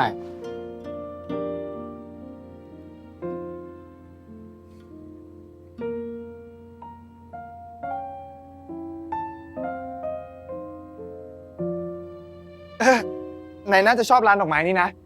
กลางวันเป็นร้านขายดอกไม้ กลางคืนเป็นร้านขายเหล้า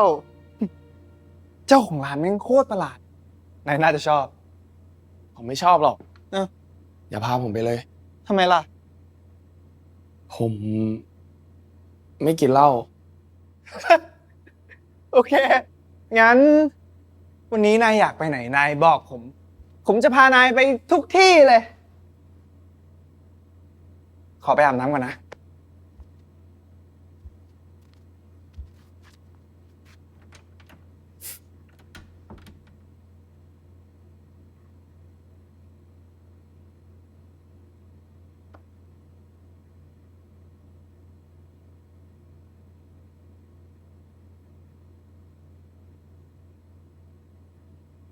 จะมองอะไรขนาดนั้น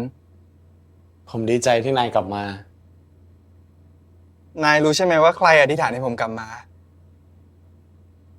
นายก็รู้ว่ามัน มันเป็นกฎ ผมรู้ ผมต้องหาคำตอบเองสินะ น่าจะหาคำตอบไปทำไม ผมขอถามนายบ้างดีกว่า ถามอะไร เมื่อคืน หลังจากที่นายอธิษฐานจบ นายจำอะไรได้บ้าง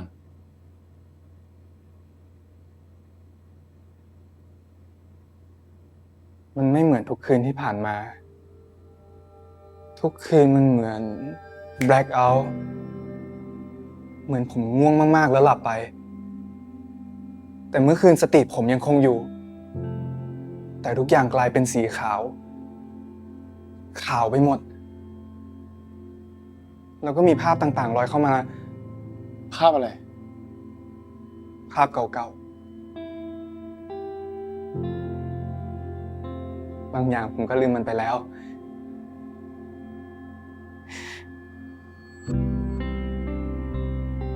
มันเร็วมากจนผมไม่ได้ตั้งตัว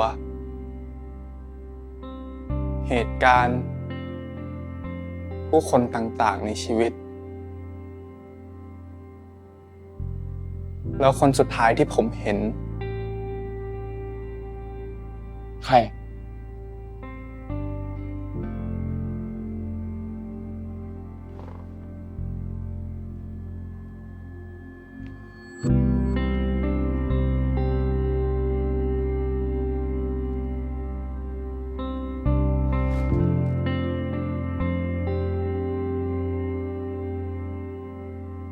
แล้วก็มีแสงสว่างจ้าพุ่งเข้ามา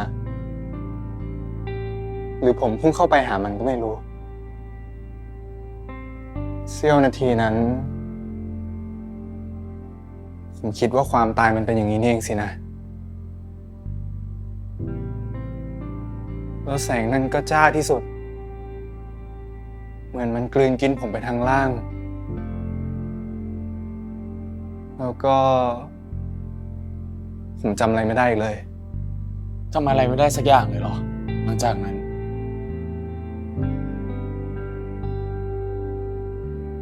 มันเหมือนจุดจบ อวสาน ไม่มีอะไรเหลือ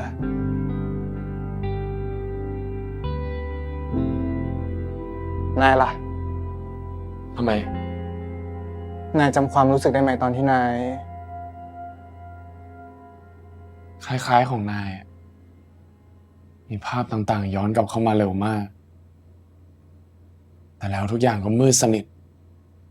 ไม่มีแสงว่าบมืดนานเท่าไหร่ก็ไม่รู้ หลังจากนั้น ผมก็กลายมาเป็นผมนี่ไง เพราะนายไม่ได้กลับมาอีกครั้ง เหมือนผม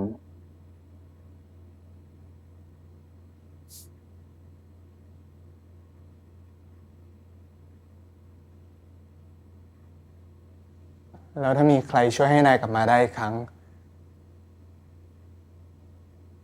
นายก็จะลืมเหตุการณ์ทั้งหมดนี้ ลืมว่านายเคยเป็นยมทูตคิวปิด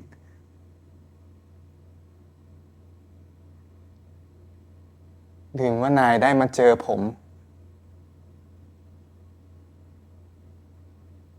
เหมือนที่ผมจำอะไรไม่ได้เลยหลังจากแสงจ้านั่น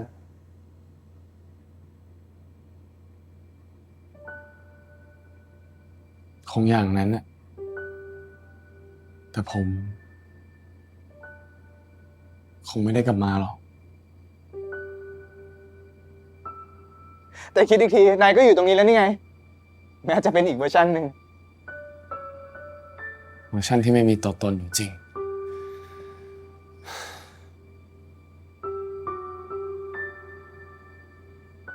แต่นายมีอยู่จริง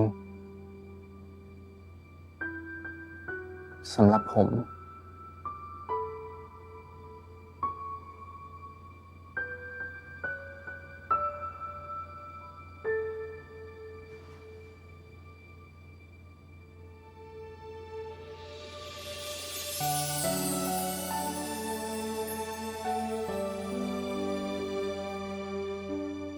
ขอบคุณนะยังมาทูตคิวปิด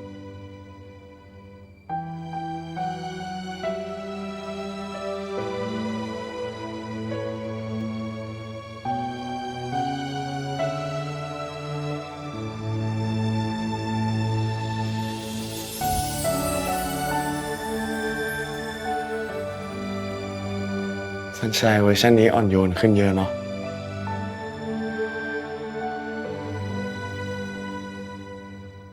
ผมยังสงสัยอีกเรื่อง อย่าสงสัยให้มากนักเลย ผมอยากออกไปเที่ยวแล้ว โอเค ก็ได้ คุณยมทูตคิวปิดอยากไปไหนบ้างครับ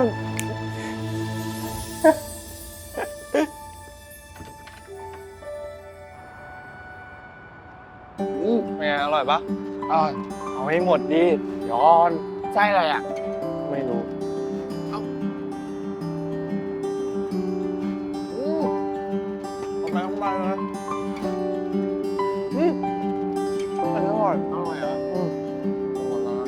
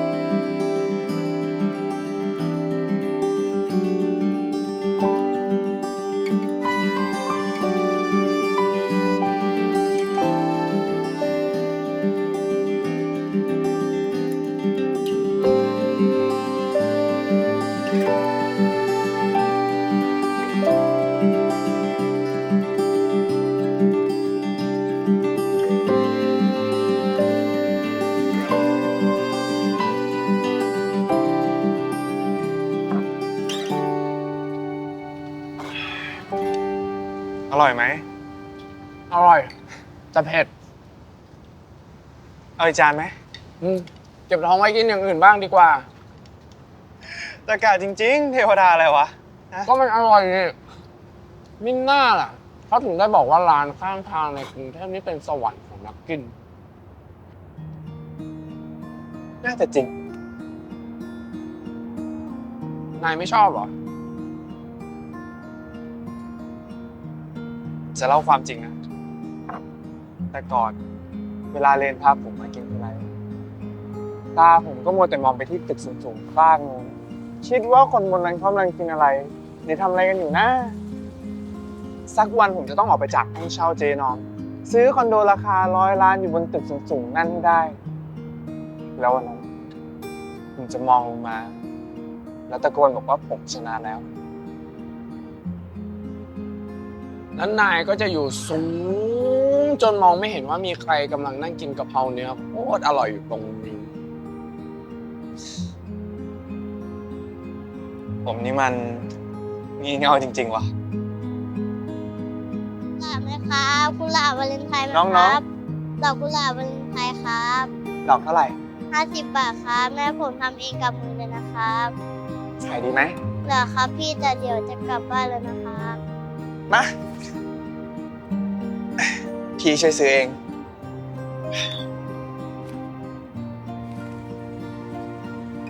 ไม่ต้องทอนะ เก็บไปกินหนม พี่ใจดีจังของครับ ครับกลับบ้านดีๆนะ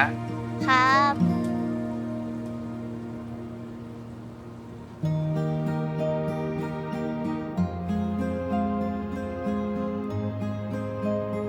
นายเห็นแววตาของเด็กคนนั้นไหมวันเขาดีใจ เห็นสิ ดีจังนะผมมีความสุขจัง เราทำให้ใครมีแววตาแบบนั้นได้ แต่เรามักไม่ทำ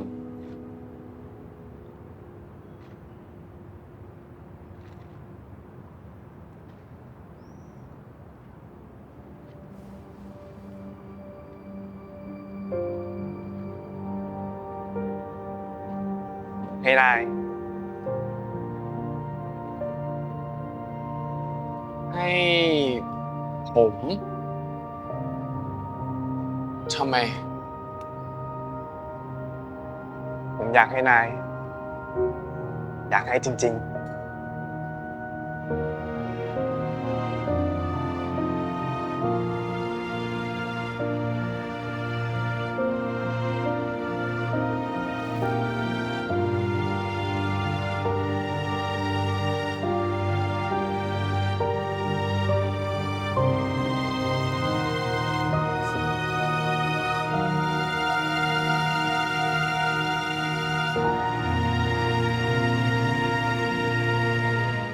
วันนี้เป็นไงบ้าง สนุกดี ผมชอบ ดี ผมดีใจที่นายชอบ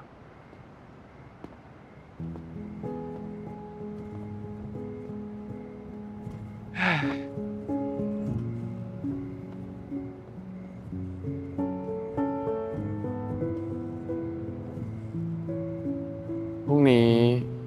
ก็วันวาเลนไทน์แล้ว ที่จริง อีกแค่ไม่กี่ชั่วโมง ใช่ อีกแค่ไม่กี่ชั่วโมง จำได้ไหม นายเคยบอกผมว่า นายมาจากอดีต ส่วนผมคืออนาคตของนาย เวลาของเราไม่เท่ากัน จำได้ ผมไม่เข้าใจหรอกนะ แล้วก็ไม่สนใจด้วยว่าเวลามันเหลื่อมซ้อนกันแบบไหน ผมรู้แค่ว่า ผมชอบปัจจุบันของผมตอนนี้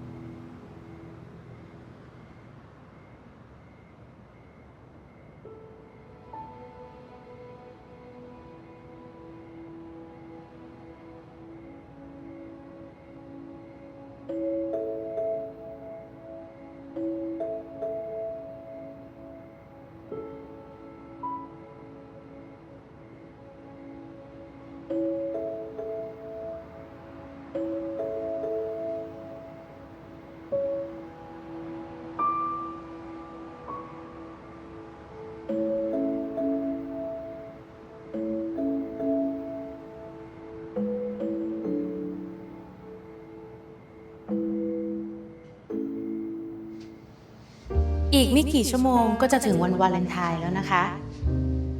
ค่ำคืนนี้อยู่กับมีนที่นี่ หวังว่าคงจะไม่มีใครเหงากันนะคะ มีใครมาคนเดียวไหมคะ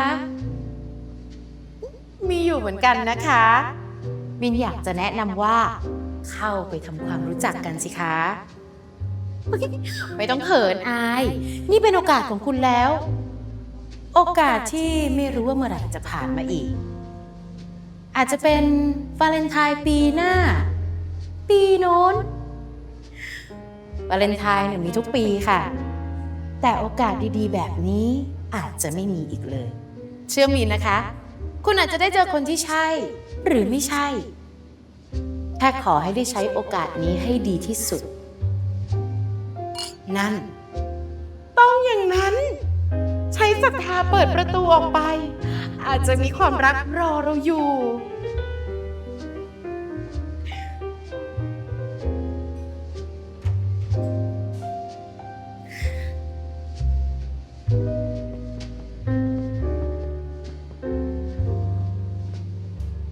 สำหรับมีนมีความรักรอให้ทุกๆคนอยู่ที่นี่ทุกค่ำคืนนะคะ ความรักสำหรับมีนคือความปรารถนาอยากจะให้ทุกคนมีความสุขด้วยเสียงเพลงแค่ทุกคนมีความสุขมีนก็มีความสุขเหมือนทุกวันเป็นวันวาเลนไทน์ของมีนค่ะ มีคนขอเพลงขึ้นมานะคะ น่าจะเหมาะกับบรรยากาศโรแมนติกสำหรับค่ำคืนนี้เชิญฟังค่ะ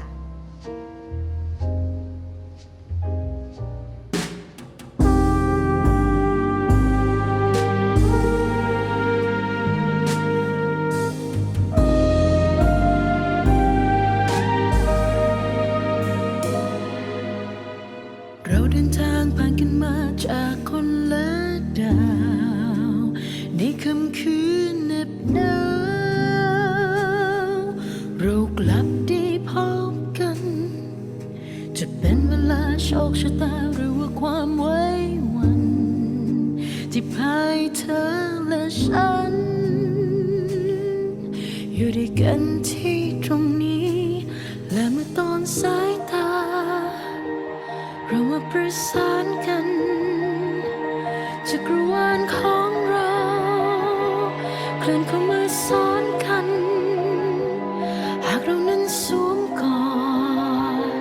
โดยไม่ต้องรู้จัก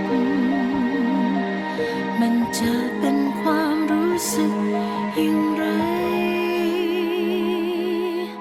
ได้สัมผัสผ่านลมหายใจปล่อยให้เราได้ลอยลงไปในนาทีนี้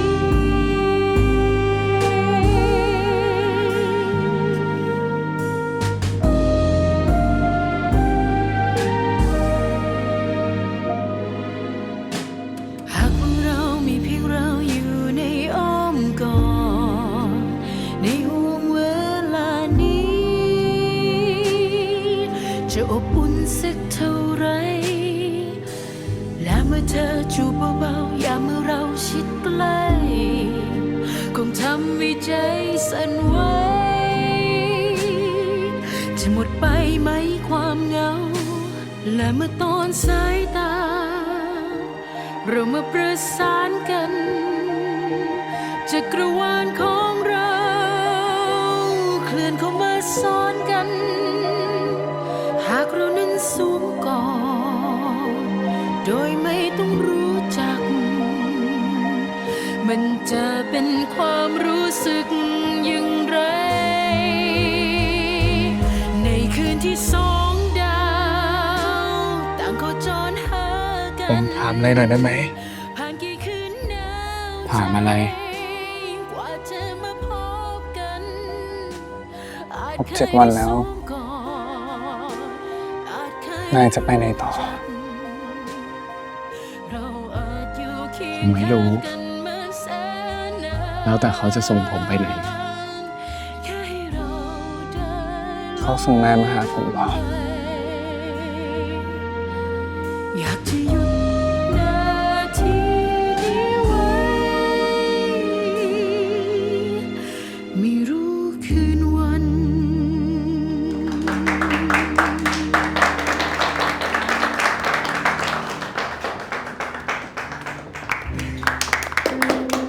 สวัสดีจ้าสัญชัย ลมอะไรหอบมาเนี่ย ลมคิดถึงพี่มีนนะสิฮะ โอ้ยปากหวาน พี่มีนคงรู้เรื่องผมกับเลนแล้วใช่ไหมฮะ พี่เสียใจด้วยนะ ไม่เป็นไรหรอกครับ ถ้าเขาเจอคนที่ใช่มากกว่า ผมก็ดีใจกับเขาด้วย แต่เราก็ยังเป็นพี่น้องกัน อ๋อ พี่มินฮะ นี่เพื่อนผมเอง ชื่อคิว สวัสดีค่ะคิว สวัสดีครับ พี่มีนอย่ามองหน้าผมอย่างนั้นสิฮะ นี่เพื่อนผมจริง ผมไม่หาใหม่ได้ไวขนาดนั้นหรอกนะ เพื่อนก็เพื่อนสิ พี่ก็ไม่ได้ว่าอะไรสักหน่อย งั้นเชิญตามสบายนะคะ เดี๋ยวขอตัวไปทักทายลูกค้าตัวอื่นก่อน แล้วถ้าไม่รีบไปไหนเดี๋ยวจะแวะมาคุยด้วย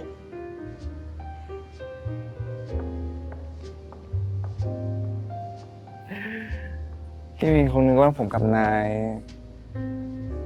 ยิ้มอะไร ผมไม่รู้จะตอบว่าไง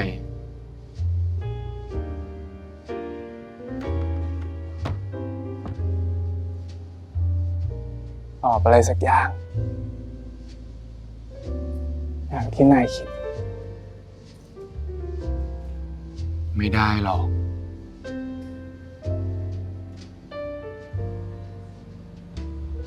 ไม่ได้หรอกคือตอบไม่ได้หรอกหรือนายกับผม ตอบไม่ได้หรอก ผมจะได้รู้จักนายมากกว่านี้ไหมคิวก่อนที่พรุ่งนี้ เขาจะส่งนายไปหาใครก็ไม่รู้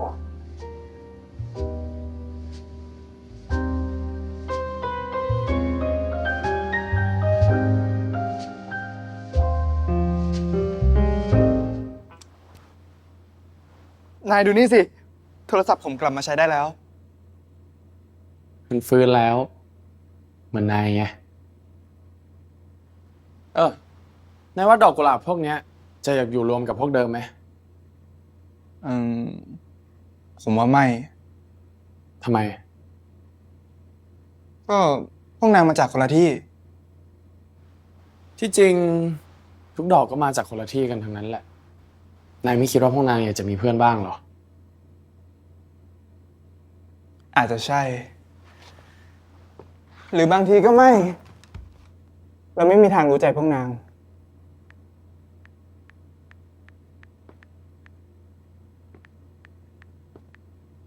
นายล่ะ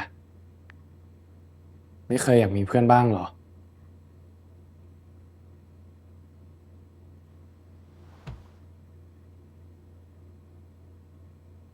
อยากสิ แต่มันยากนะ ที่จะพบคนที่อยู่จักรวาลเดียวกับเรา จักรวาลเดียวกับเรา ใช่ มนุษย์แต่ละคนต่างอยู่ในจักรวาลของตัวเอง จักรวาลใสๆ เหมือนฟองสบู่ลอยล่องอยู่ทั่วไป มีจำนวนมากมายมหาศาลจนไม่มีใครประมาณได้ บางทีจักรวาลของเราเคลื่อนมาใกล้กัน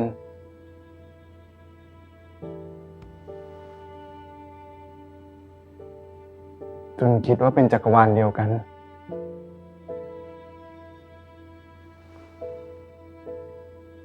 แต่มันไม่ใช่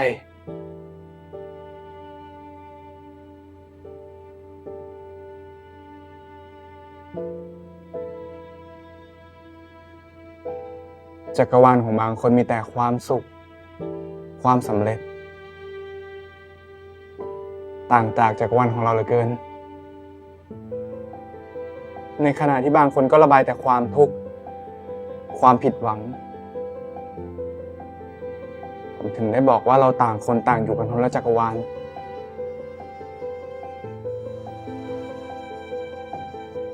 เราแค่มองเห็นกัน แต่ไม่ได้อยู่จักรวาลเดียวกัน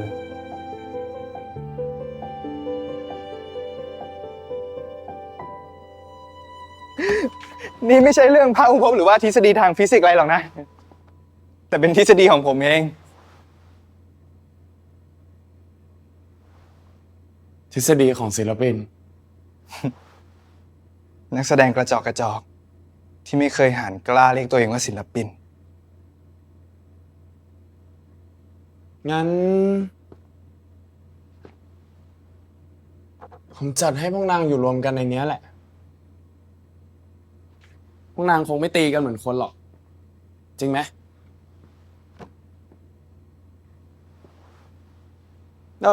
พรุ่งนี้นายวางแผนจะทำอะไร ผมตัดสินใจแล้ว ผมจะบินไปดูหิมะคนเดียว ดี ตั๋วก็จองไว้แล้วนี่ ใช่ นี่ไง 2 ที่นั่ง ผมคงนั่งสบายเลยแหละ ผมจะจำไฟไว้นะ เพื่อจะตามนายไป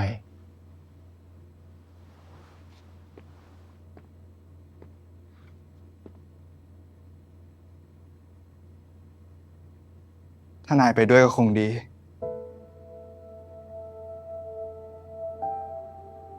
แต่ความจริง พรุ่งนี้ ผมก็ต้องไปเริ่มภารกิจใหม่ กับใครก็ไม่รู้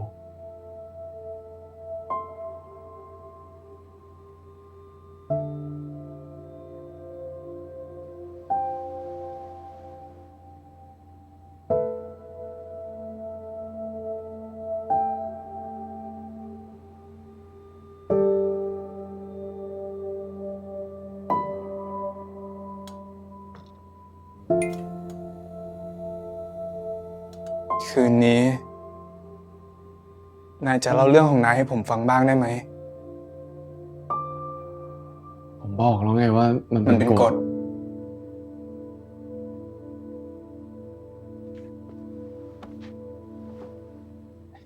เอางี้ งั้นนายก็เล่านิทานให้ผมฟังสิ เหมือนที่ผมเคยเล่านิทานเรื่องเด็กผู้ชายคนนั้นให้นายฟัง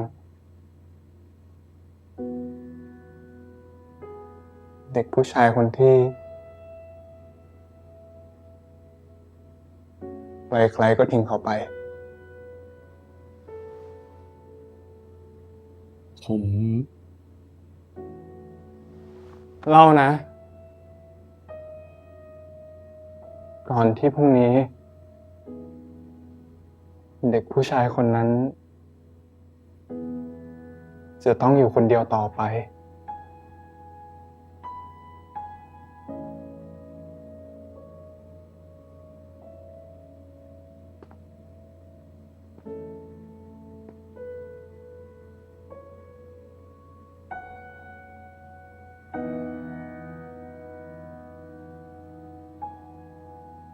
ผมขอให้นายได้เจอใครสักคน ที่เขาจะอยู่ร่วมจักรวาลเดียวกันกับนาย นายจะไม่ต้องอยู่คนเดียวอีกต่อไป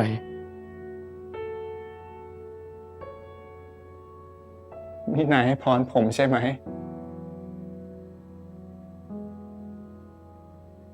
ผมอยากให้มันเป็นจริง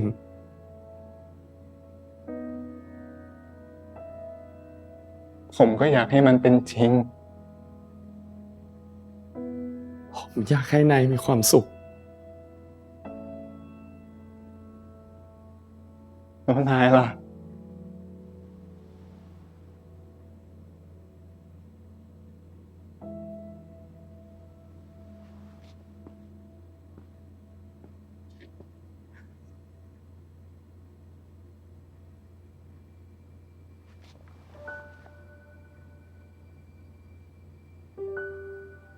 ผมรู้ ว่านายทรมาน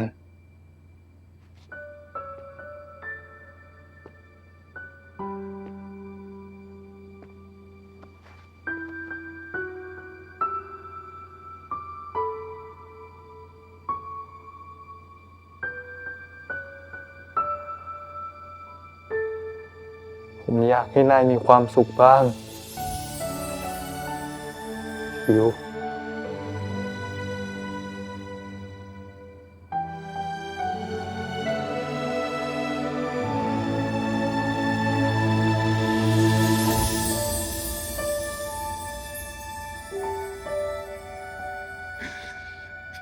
ได้สัมผัสผ่านลม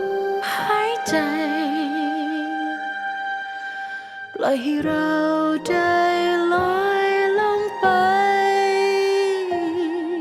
ในนาทีนี้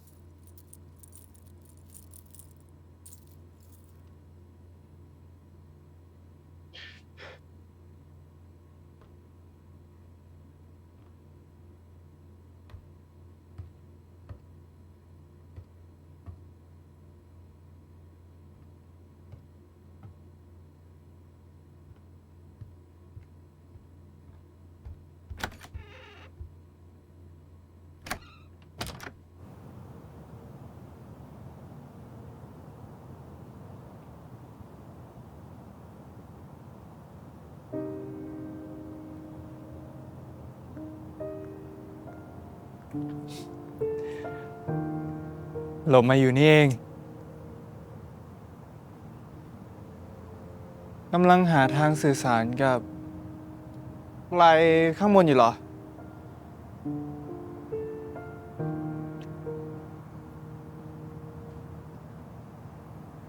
มันไม่ง่ายอย่างนั้นนะสิ ไม่เหมือนในหนังหรอกเหรอ นี่ถ้าผมไม่เจอกับตัวเอง ก็คงคิดว่ามีแต่ในหนังนี่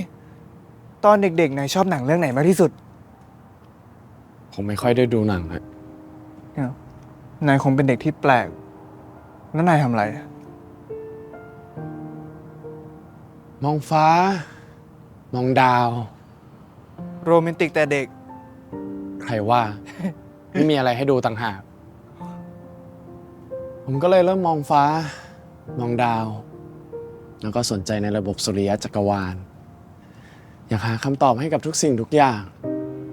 อยากรู้ว่าเราอยู่บนโลกนี้ จักรวาลนี้ยังไง เราได้คำตอบไหม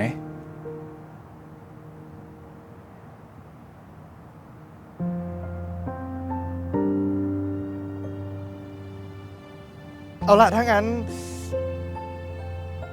นายจะเล่านิทานให้ผมฟังได้หรือยัง ผม เล่าเถอะ มันก็แค่นิทานไม่ใช่เหรอ แค่เรื่องโกหก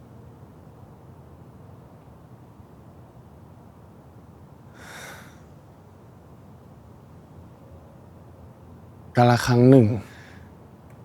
มีเด็กหนุ่มคนหนึ่งเขาเกิดในจังหวัดที่ห่างไกลจากที่นี่มากมาย แม่เขาจากไปตั้งแต่เขายังไม่ขึ้นป .6 พ่อเขาเป็นเกษตรกร เขาอยู่กับพ่อในบ้านไร่ที่มีภูเขาและพื้นดินกว้างไกลสุดสายตา เขาไม่เคยต้องจับเจาะเสียม ไม่เคยต้องเก็บเกี่ยวพืชผล พ่อไม่เคยให้เขาต้องลำบากเลยแค่สิ่งเดียวที่เขาต้องทำคือตื่นแต่เช้ามืดนั่งรถจากหมู่บ้านไปโรงเรียนประจำจังหวัดที่อยู่ไกลออกไปเกือบ2 ชั่วโมงหมอกหนาวในยามเช้าแสงแรกของตะวันคือสิ่งที่เขาคุ้นเคยดี ต้องดูน่าสบายกว่าชีวิตในกรุงตั้งเยอะ ได้เห็นธรรมชาติ คนเราเคยเห็นค่าของสิ่งที่มีอยู่ที่ไหนกันล่ะ เด็กหนุ่มคนนั้นก็เหมือนกันเขาใฝ่ฝันว่าสักวันเขาจะไปจากที่นี่ ไปมีชีวิตที่ไม่ต้องนั่งรถ2 ชั่วโมงเพื่อโรงเรียนดีๆโรงพยาบาลดีๆหรืออะไรดีๆอีกมากมายที่กระจุกตัวอยู่ที่อื่นที่ไม่ใช่บ้านเขา เขาอยากเข้าไปอยู่กรุงเทพเหรอ ไม่ เขาฝันไกลกว่านั้นโชคดีที่เขาเรียนเก่งเขาสอบได้ที่1ของสายของชั้นปีของจังหวัดเขาอยากเป็นนักวิทยาศาสตร์พอเขาอยู่ชั้นม .6 คุณครูทุกคนเชื่อว่าเขาจะสอบเข้ามหาวิทยาลัยอันดับ1ของประเทศคณะที่คะแนนสูงที่สุดของประเทศได้แน่ๆค่านิยม ใช่ค่านิยมหล่อหลอมให้หลายคนเป็นอย่างนั้นแต่เขาเป็นยิ่งกว่านั้น ยังไง เขาต้องการสอบชิงทุนเพื่อไปเรียนต่อเมืองนอกเพราะอ่านหนังสือยังหนักดึกดื่นค่อนคืนเขาไม่มีโอกาสไปเรียนพิเศษไม่มีโอกาสไปติวเหมือนคนที่โอกาสเหล่านี้อยู่ใกล้แค่เอื้อมเขาจึงต้องพยายามมากขึ้นหลายเท่าในที่สุดเขาก็ทำสำเร็จพ่อดีใจมากพ่ออวดไปทั่วหมู่บ้านพ่อกำเงินพาเขาเข้าไปในตัวจังหวัดไปซื้อเสื้อผ้าเครื่องใช้กระเป๋าเดินทางอย่างดีที่สุดเขามีความสุขมาก4 ปีที่เขาจากหมู่บ้านในสายหมอกไปสู่เมืองที่หนาวเย็นมีแต่หิมะเขาได้ฟังแค่เสียงพ่อผ่านทางโทรศัพท์ลูกสบายดีไหมพักผ่อนบ้างนะอย่าหักโหมเกินไปดูแลสุขภาพด้วยแล้วลงท้ายด้วยพ่อรออยู่นะแต่เขาก็รีบตัดบทการสนทนาทุกครั้งผมมีสอบนะพ่อโปรเจกต์นี้ผมยังไม่เสร็จเลยพ่อผมไปอ่านหนังสือก่อนนะพ่อปิดเทอมนี้ผมอยู่ช่วยงานอาจารย์นะพ่อเป็นอย่างนั้นจนเขาเรียนจบเขาคงเป็นคนที่มุ่งมั่นมากเขาคงตั้งเป้าหมายไว้สูงมากจนเขาเองก็ไม่รู้ว่าสูงแค่ไหนเพราะเขาคิดแต่เพียงว่ายังสูงไม่พอแค่นี้ยังไม่พออีคาลัสอะไรนะใครอีคาลัสเขาบินขึ้นไปจนใกล้ดวงอาทิตย์จนปีกขี้ผึ้งเขาละลายแล้วนี่ผมอยู่ใกล้ดวงอาทิตย์ปีกของผมจะละลายไหมเนี่ยยังหรอกยัง รอต่อเถอะ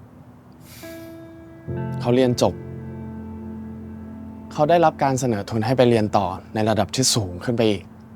และได้โอกาสทำงานไปเป็นผู้ช่วยวิจัยให้กับอาจารย์ เขาต้องเลือกว่าจะกลับบ้านหรือจะคว้าโอกาสนั้นไว้ เขาเลือกคว้าโอกาสนั้น แน่นอน โอกาสนั้นจะนำไปสู่โอกาสต่อๆไป เขาคิดเพียงแค่นั้น เขาบอกกับพ่อว่า เขาจะยังไม่กลับ เขาต้องไปไกลกว่านั้นอีก สูงกว่านั้นอีก พ่อเขาว่าไง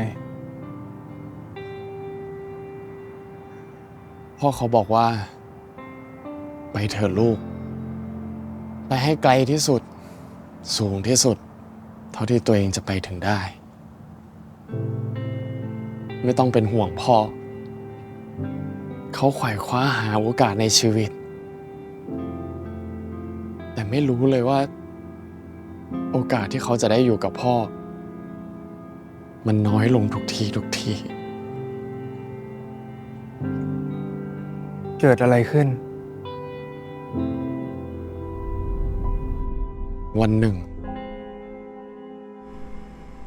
เขาก็ได้รับโทรศัพท์ เบอร์นั้นคือเบอร์ของพ่อเขา แต่ไม่ใช่พ่อเขา ญาติห่างๆเขาโทรมาบอกว่า พ่อเขาป่วยหนัก อยู่ในโรงพยาบาล พ่อไม่ยอมให้ใครบอกเขา เพราะกลัวเขาจะกังวล แต่ที่ญาติตัดสินใจโทรมาก็เพราะพ่อคงอยู่ได้อีกไม่นาน นั่นแหละ เขาถึงได้ตัดสินใจกลับบ้าน หลังจากที่เขาจากไปถึง7 ปี ถ้าพ่อเขาไม่ป่วย เขาคงไม่คิดจะกลับมา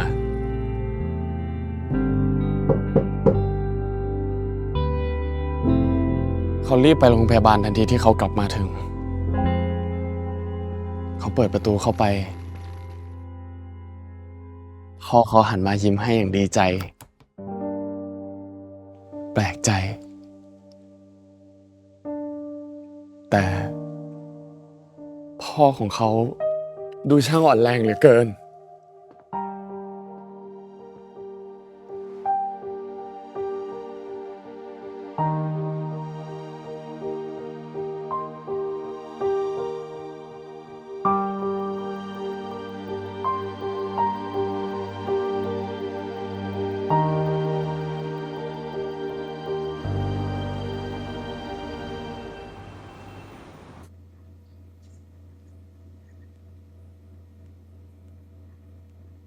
นมอุ่นๆสักแก้ว ขอบคุณ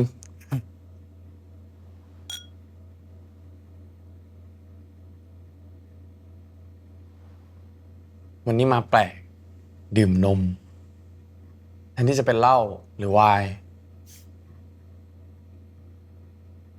ผมไม่อยากโทษว่าทุกอย่างที่ผมเห็นนี่เป็นฤทธิ์ของเรานะ แล้วก็อะไร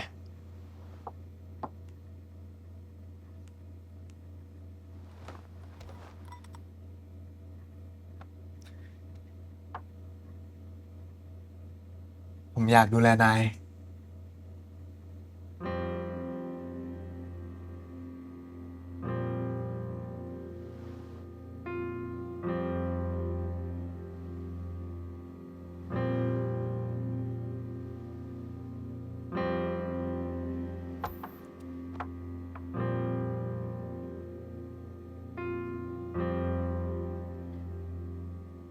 จำได้ไหม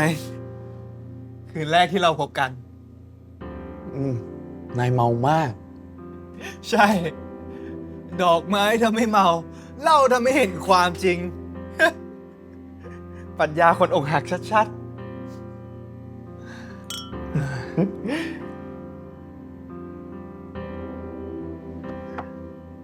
ตอนนี้นายไม่ได้อกหักแล้ว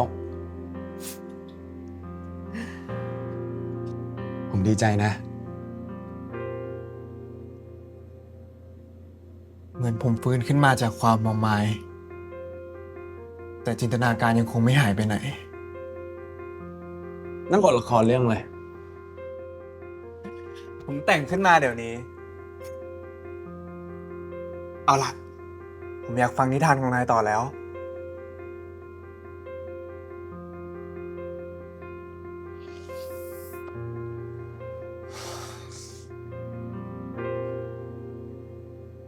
เด็กหนุ่มกอดพ่อของเขาร้องไห้ เขาบอกกับพ่อว่าพ่อต้องหาย พ่อเขายังมีแรงบ่นว่าใครนะช่างแอบไปบอกข่าวนี้กับเขาทำให้เขาต้องทิ้งงานกลับมา แล้ววันนั้น เขาก็ได้ฟังจากปากของหมอ โรคร้ายของพ่อมาถึงขั้นที่ไม่มีทางรักษาได้แล้ว เวลาของพ่อเหลืออีกไม่นานพ่อขอร้องหมอ ให้หมอช่วยชีวิตพ่อเขาด้วย ช่วยหาทางรักษา ไม่ว่าจะวิธีไหนก็ตาม จะต้องเสียเงินเท่าไหร่หรือจะต้องแลกด้วยอะไร เขายอมทุกอย่างแต่ความจริงก็คือ ไม่มีทาง เขาเพิ่งคิดได้ตอนนั้นว่า เขาเลือกที่จะคอยคว้าหาโอกาสเพื่อชีวิตที่ดีจนหลงลืมไปว่ายังมีใครอีกคนหนึ่งที่รอเขาอยู่และเวลาของเขาคนนั้นก็เหลือน้อยลงทุกทีนี่เขากำลังจะเสียโอกาสที่มีค่าที่สุดไปงั้นหรอ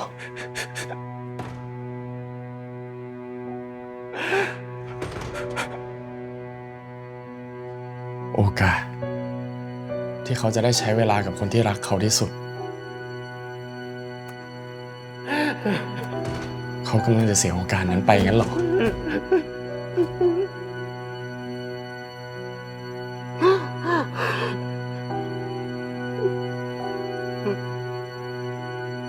เขาเฝ้าครุ่นคิด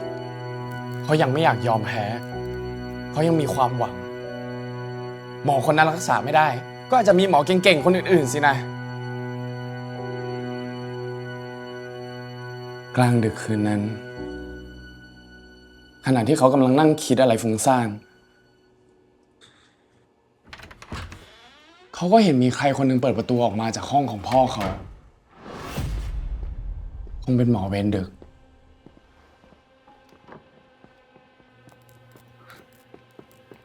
เขาอยากคุยกับหมออยากถามอาการของพ่อ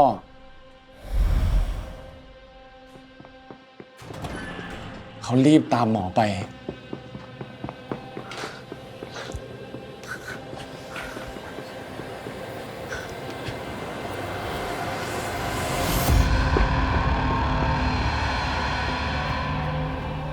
เขาวิ่งตามแต่ตามเท่าไหร่ก็ตามไม่ทัน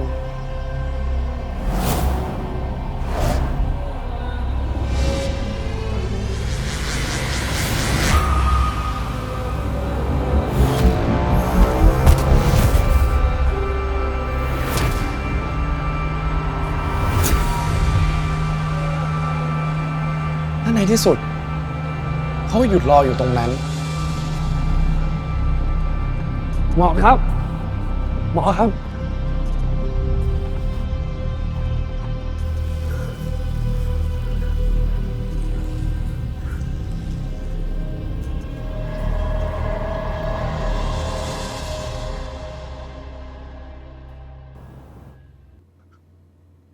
เขาไม่ใช่หมอ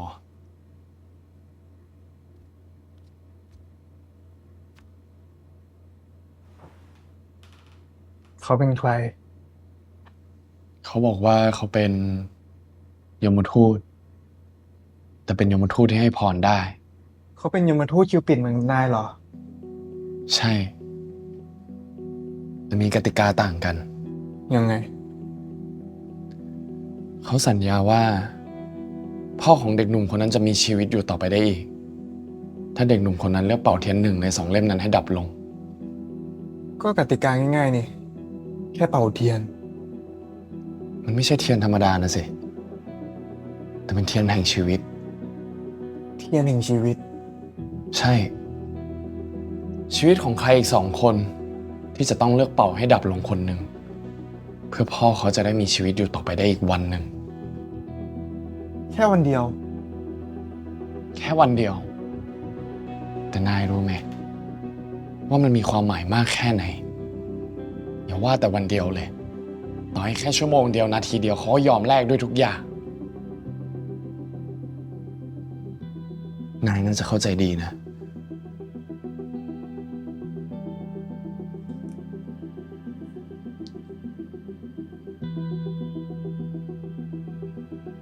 แล้วเทียน2 เล่มนั้นเป็นใคร เล่ม 1เป็นชื่อของคนที่รู้จักส่วนอีกเล่ม 1เป็นชื่อของใครที่ไม่รู้จักถ้าเป็นนายอ่ะนายจะเลือกเป่าเล่มไหน มันไม่รู้จัก ใครก็ต้องคิดแบบนั้น แต่พอเข้าจริงชื่อคนรู้จักที่เขาเห็นที่เชิงเทียนนั่นทำให้เขาต้องเปลี่ยนความคิด หมอครับ หมอทำไม มันเป็นชื่อของใคร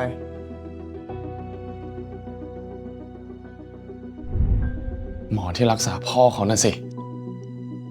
หมอที่บอกว่าหมดทางรักษาหมอที่ดูแลพ่อเขามาตลอดตอนแรกที่คนพบหมอบอกกับพ่อเขาว่าไม่เป็นอะไรไม่น่าจะใช่ แต่แล้วเขาก็เลย ใช่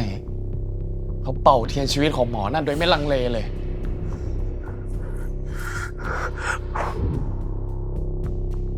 แล้วเป็นยังไงต่อ วันรุ่งขึ้นพ่อเขาก็มีอาการดีขึ้นเหมือนปาฏิหาริย์ส่วนหมอสมพงษ์ประสบอุบัติเหตุตายกระทันหัน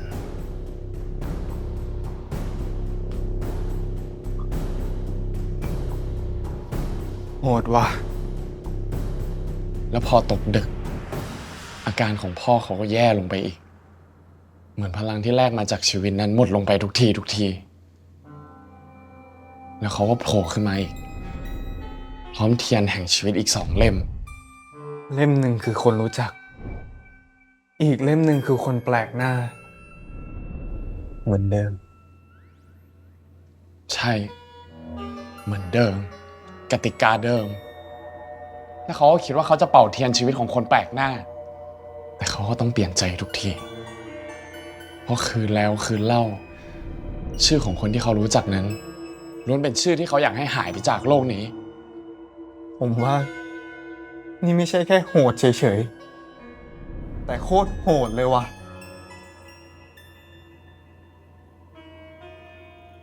ลองได้ฆ่าใครสักครั้งแล้วครั้งต่อๆไปมันก็ง่ายขึ้นจริงไหม แล้วพ่อเขาเป็นไงบ้าง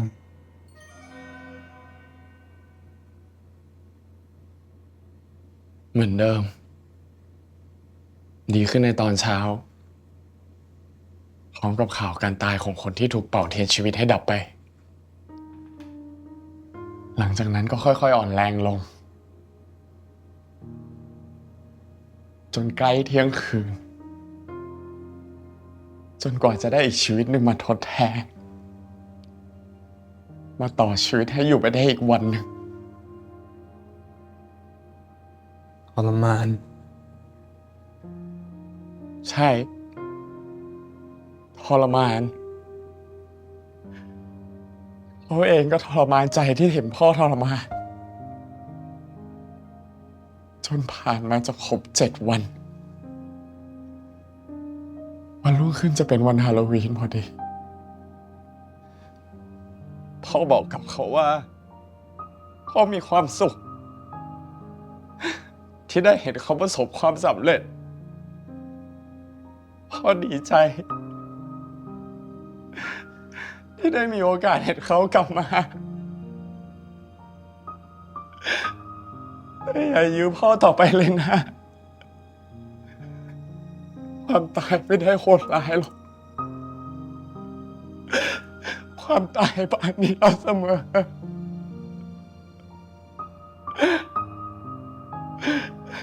พ่อไม่มีอะไรติดค้างกับชีวิตนี้อีกแล้วพ่อพอแล้ว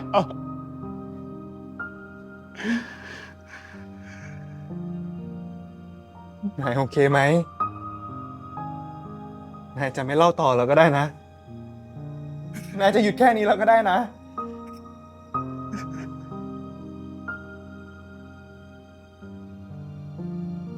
ผมไม่เป็นอะไร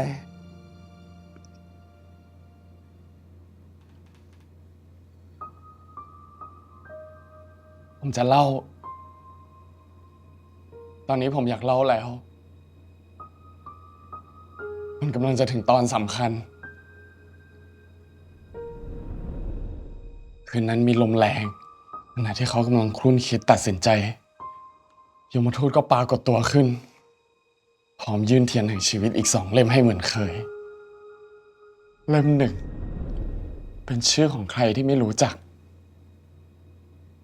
ส่วนอีกเล่ม 1เป็นชื่อของพ่อเขาเอง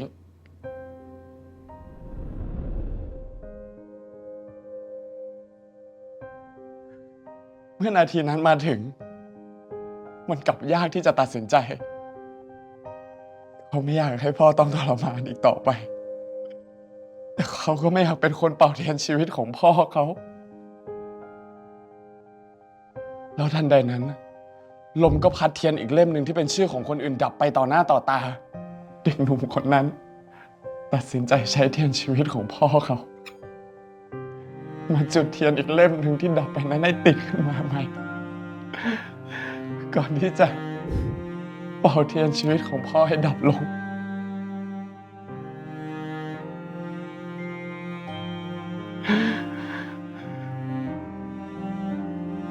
แล้วพ่อเขาก็จากไป ไม่ทรมานอีกต่อไปพ่อยิ้มน้อยๆอย่างหมดห่วง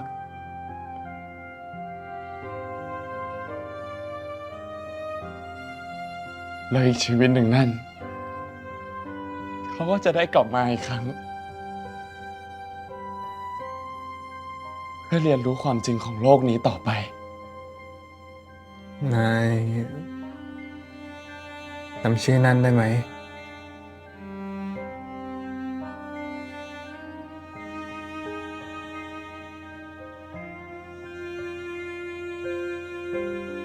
ผมจำไม่ได้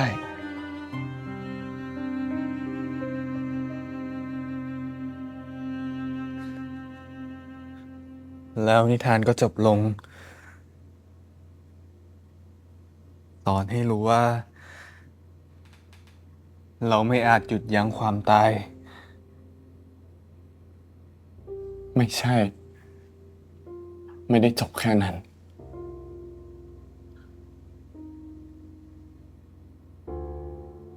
เกิดอะไรขึ้นกับเด็กหนุ่มคนนั้นเหรอ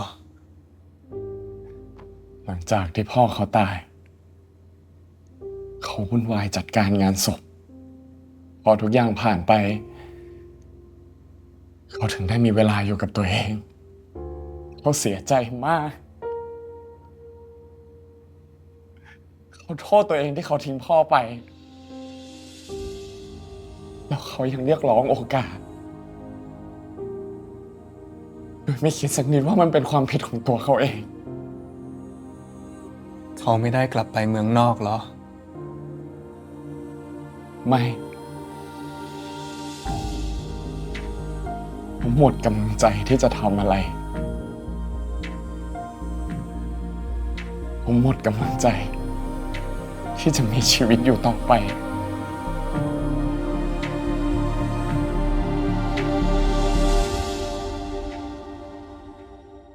เขาไม่ได้กลับไปเมืองนอกเหรอ ไม่ ผมหมดกำลังใจที่จะทำอะไร ผมหมดกำลังใจที่จะมีชีวิตอยู่ต่อไปคืนนั้นพระจันทร์เต็มดวง เขาเดินลงไปในสายน้ำที่ไหลผ่านหมู่บ้านกลางสายหมอกนั้นลึกลงไป ลึกลงไป แล้วภาพต่างๆในอดีตก็ย้อนกลับเข้ามาเหมือนฉายหนังมันเร็วมากเร็วเหลือเกินแล้วในที่สุดทุกอย่างก็มืดดับลงมืดสนิทยาวนาน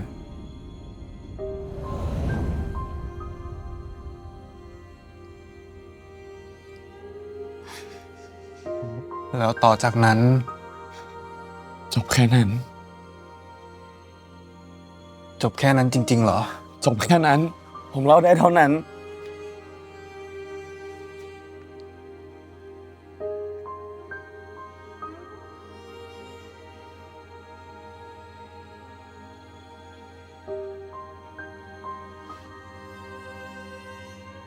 ขอบคุณ ขอบคุณมาก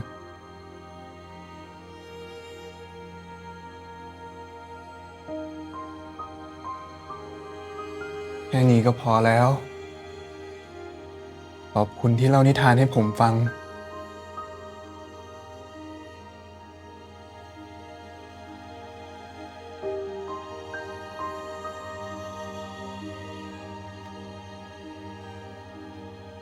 ผมจะไม่มีวันลืมนายเลย ผมก็จะไม่มีวันลืมนายเหมือนกัน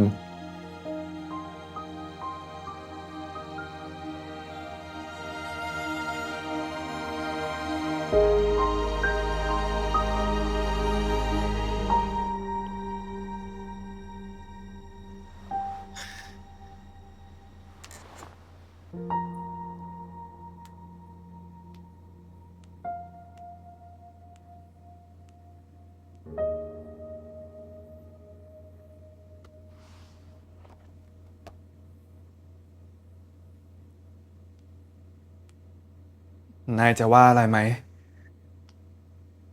ถ้าผมจะบันทึกเรื่องราวของเราทั้งหมดเอาไว้ รวมทั้งนิทานของนายด้วย ตามสบายเลย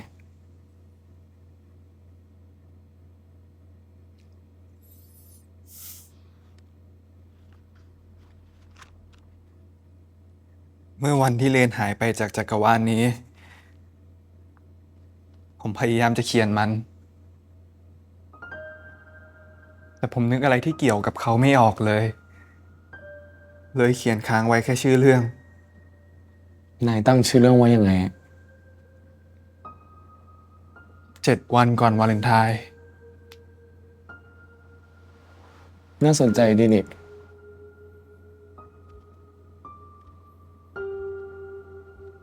7 วันก่อนวาเลนไทน์ แค่ 7 วัน แต่เกิดอะไรขึ้นกับชีวิตผมเยอะเหลือเกิน บทเรียนชีวิตที่โคตรมีค่า ผมดีใจด้วยนะ นายทำให้คนที่เอาแต่ใจ คิดถึงแต่ตัวเอง แต่ไม่เคยเห็นความผิดของตัวเองเปลี่ยนไปได้ขนาดนี้ นายน่าจะได้รางวัลจากสวรรค์มากนะ นายเปลี่ยนไป แค่นี้ก็เป็นรางวัลสำหรับผมแล้ว ไม่มีนาย ผมคงเหงาหน้าดู ชีวิตนายต้องเดินต่อไป นายจะได้เจอใครต่อใครอีกเยอะแยะ แต่จะมีใครที่หวังดีกับผมเหมือนนายอีกไหมนะ อิว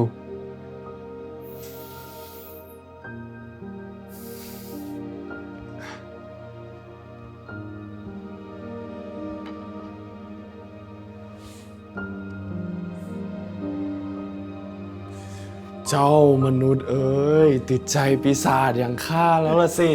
นี่นายกบเกลื่อนนี่หว่า ผมกบเกลื่อนอะไร นายกบเกลื่อนมาตลอด นายฝืนความรู้สึกทุกครั้งที่ผมขอให้นายลบใครออกไป นายอยากให้ผมคิดได้ แต่ผมก็ไม่สำนึกสักที ผมรู้ ว่านายทรมาน แต่นายก็คิดได้แล้วนี่ไง ผมมีความสุขแล้ว จริงเหรอ จริง แล้วเรื่องแม่น้ำวิปโยคนั่นล่ะ ที่นายเล่าว่าไม่มีใครข้ามกลับมาได้ นายไม่อยากข้ามกลับมาอีกครั้งเหรอ มันเป็นไปไม่ได้หรอก แม้แต่ในตำนานยังบอกเลยว่ามีแต่วีรบุรุษเท่านั้น ที่จะกลับมา ผมนี่ไง คนธรรมดา ค่อนข้างจะกระจอกเฮงซวยซะด้วย ผมยังกลับมาได้เลย อันที่จริง ผมต้องขอบคุณเขาคนนั้นตั้งหากที่ช่วยให้ผมกลับมา ผมเป็นหนี้บุญคุณเขานะเนี่ย เขาคงไม่อยากให้นายทำอย่างนั้นอีก ผมจะไม่ทำอย่างนั้นอีก และผมก็ไม่อยากให้เขาทำอย่างนั้นเหมือนกัน คิว ครับ นายเคยบอกว่า นายมาจากอดีต ส่วนผมคืออนาคตของนาย ใช่ทำไมหรอ อดีตกับอนาคตมันอยู่ตรงไหนหรอ เส้นเวลาของอนาคตมันรออยู่ข้างหน้า เส้นเวลาของอดีตอยู่ข้างหลัง แล้วตอนนี้เราอยู่ที่ปัจจุบันใช่ไหม ตอบยาก บางทีมันอาจซ้อนกันอยู่ก็ได้นะ เส้นอดีตกับเส้นอนาคต เวลาเป็นเรื่องสมมุติอะจริงๆแล้วเราอาจมีแต่ปัจจุบัน เสียดายนะ ที่ผมเรียนศิลปะ ผมคงไม่มีวันเข้าใจเรื่องพวกนี้ อย่าลืมสิ นักวิทยาศาสตร์ยังหาคำตอบไม่ได้ทุกอย่างเลย แล้วเขาทำยังไง หาต่อไป หรือไม่ก็ยอมรับมัน แล้วอยู่ไปอย่างนี้ ยอมรับความไม่ชัดเจนนี่น่ะเหรอ กฎแห่งความไม่แน่นอนอะ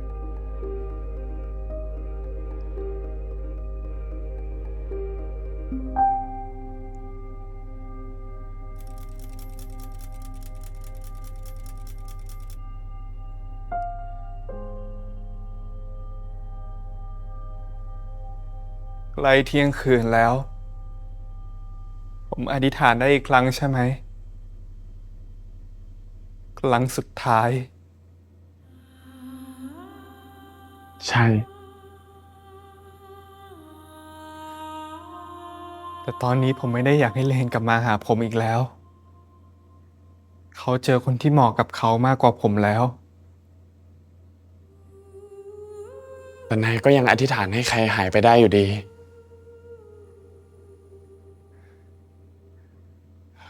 ไม่ผิดกติกานะ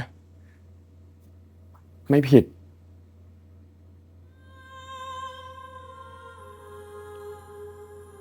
เหลือเวลาอีกนิดหน่อย ขอให้นายเที่ยวให้สนุกนะพรุ่งนี้ ผมยังไม่ได้จัดกระเป๋าเลย ยังทัน นายไม่ได้เดินทางแต่เช้านี่ จำได้ซะด้วย จริงๆนะ ถ้านายไปด้วยก็คงดี แต่นายคงเบื่อหิมะแล้วใช่ไหม ไม่หรอก เล่นหิมะเพื่อผมด้วยก็แล้วกัน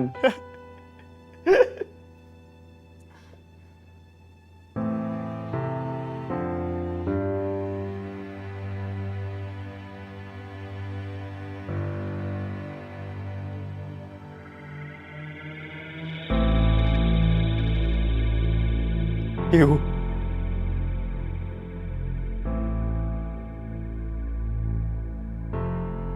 พอผมอธิษฐานเสร็จ ผมก็จะหลับไปเหมือนเคย แล้วพอเช้าวันรุ่งขึ้น นายก็จะไม่อยู่แล้วใช่ไหม ก็คงอย่างนั้นนะ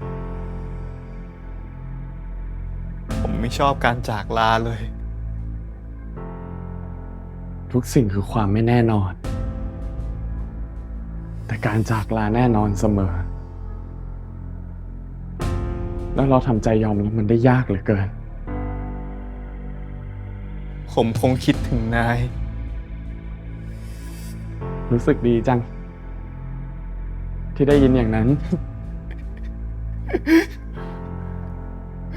แล้วนายล่ะ จะคิดถึงผมไหม แน่นอน คิดถึงแน่นอน สัญญานะ สัญญา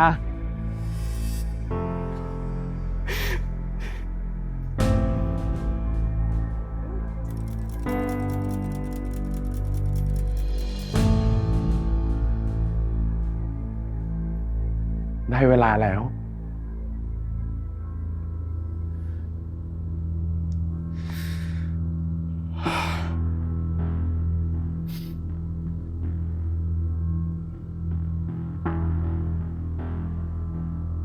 คำอธิษฐานสุดท้ายของผม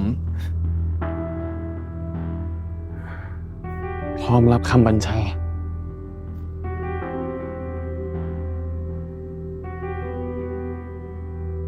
คิว ผมอยากให้นายมีความสุข ไม่ต้องทรมานอีกต่อไป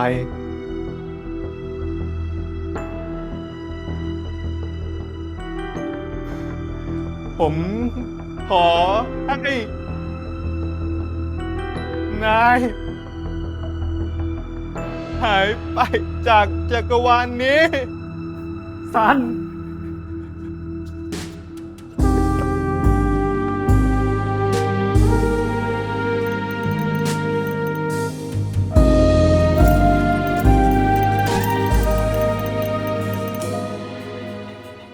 เราเดินทางผ่านกันมาจากคนละดาวในค่ำคืนเหน็บหนาวเรากลับได้พบกัน จะเป็นเวลาโชคชะตาหรือว่าความไว้วัน ที่พายเธอและฉัน อยู่ด้วยกันที่ตรงนี้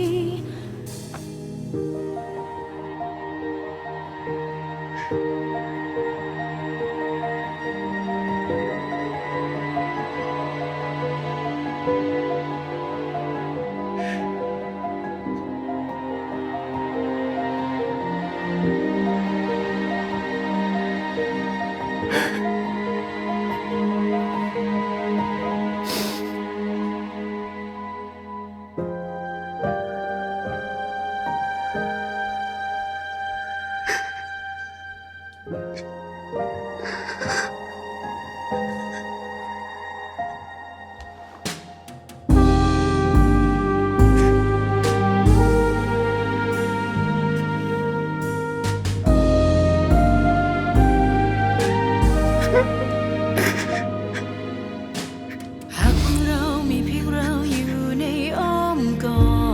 ดในห่วงเวลานี้ จะอบอุ่นสักเท่าไร และเมื่อเธอจูบเบาๆอย่าเมื่อเราชิดใกล้คงทำให้ใจสั่นไหวจะหมดไปไหมความเหงา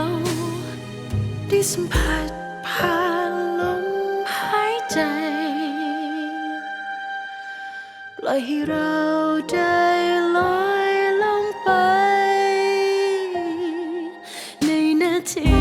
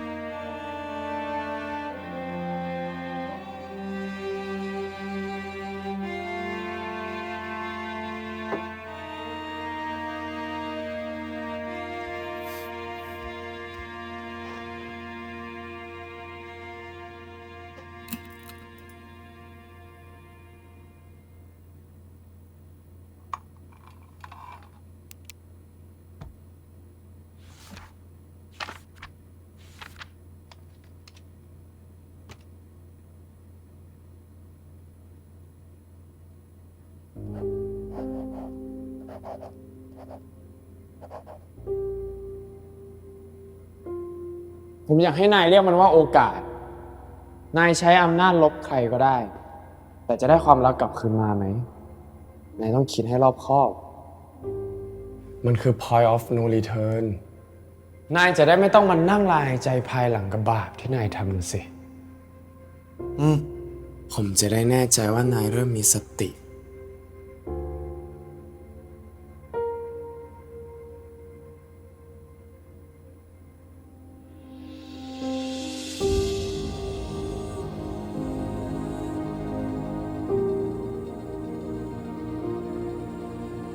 ให้ได้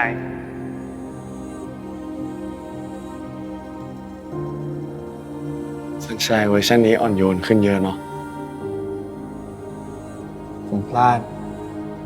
ที่คิดว่าอำนาจจะทำให้ใครกลับมารักเราได้แต่ที่แท้ ผมก็แค่ลบคนนู้นคนนี้คนนั้นออกไป ผมดีใจนะ ที่นายคิดได้ ผมขอโทษนะสำหรับทุกอย่าง นายไม่ได้ทำอะไรผิดต่อผมเลย แล้วก็ขอบคุณสำหรับทุกอย่าง ผมขอให้นายได้เจอใครสักคน นายจะไม่ต้องอยู่คนเดียวอีกต่อไปแล้วนายล่ะ ผมอยากให้นายมีความสุขบ้างพิว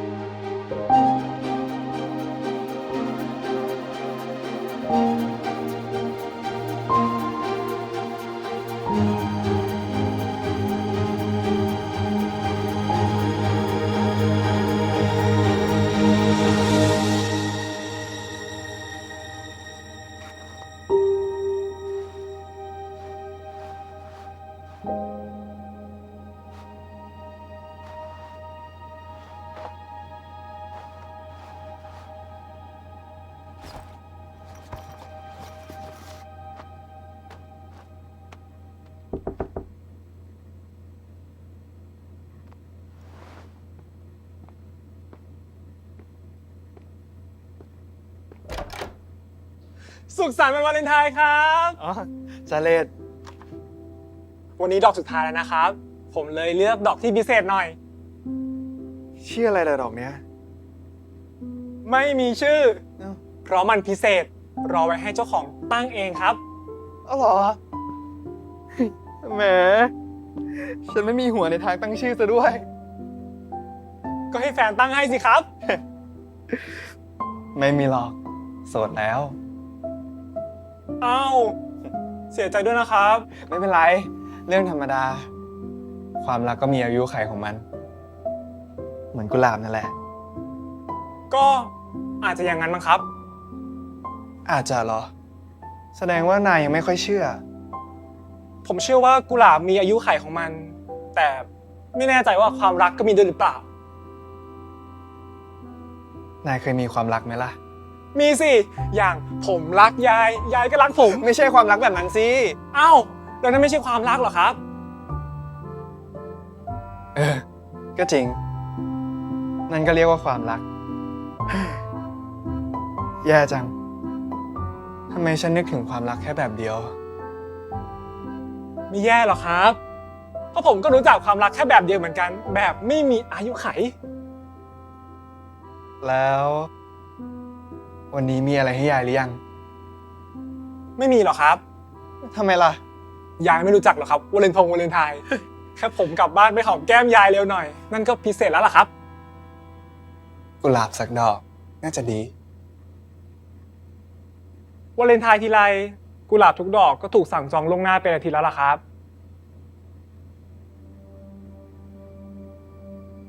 แต่จะว่าไปผมไม่เคยให้ดอกไม้ยายเลยสักดอกทำงานอยู่ร้านดอกไม้แท้ๆ งั้น ช่วยอะไรหน่อยสิ อะไรครับ ถ้าช่วยได้ผมยินดี ฝากกุหลาบดอกนี้ไปให้ยาย หอมแก้มยายแล้วบอกว่าฉันฝากมาให้ กุหลาบดอกนี้ชื่อ สันชาย ขอบคุณครับ ยายต้องดีใจมากแน่ๆ ไป รีบไปเถอะ สุขสันต์วันวาเลนไทน์ ยายต้องดีใจมากแน่ๆ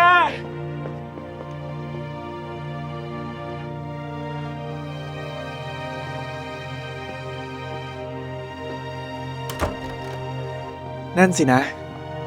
ความรักแบบไหนที่มีอายุไข และความรักแบบไหนกันนะ ที่อยู่เหนืออายุไขสำหรับผม คงยังไม่โชคดีพอที่จะพบความรักแบบหลังอย่างจาเล็ตแต่ผมก็รู้แล้วว่า ความรักประกอบไปด้วยอะไรหลายๆอย่าง ไม่ใช่การครอบครอง คิว ขอบคุณสำหรับทุกอย่าง ขอบคุณสำหรับช่วงเวลาอันแสนสั้น เพียงแค่7 วัน ที่นายสอนให้ผมได้รู้ว่าตัวเรานั้นใหญ่เกินไป คิดถึงแต่ตัวเอง แต่ไม่เคยมองเห็นตัวเองมาตลอดชีวิต ผมบันทึกเรื่องราวทุกอย่างเอาไว้ในสมุดเล่มนี้แล้วหวังว่าสักวัน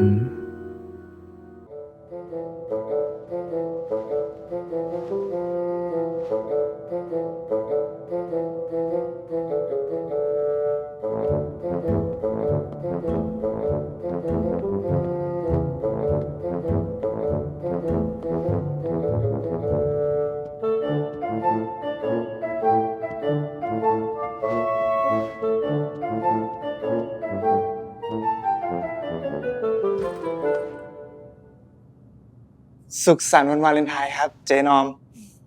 สุขสันต์วันวาเลนไทน์จ้ะสันชายผู้ตาย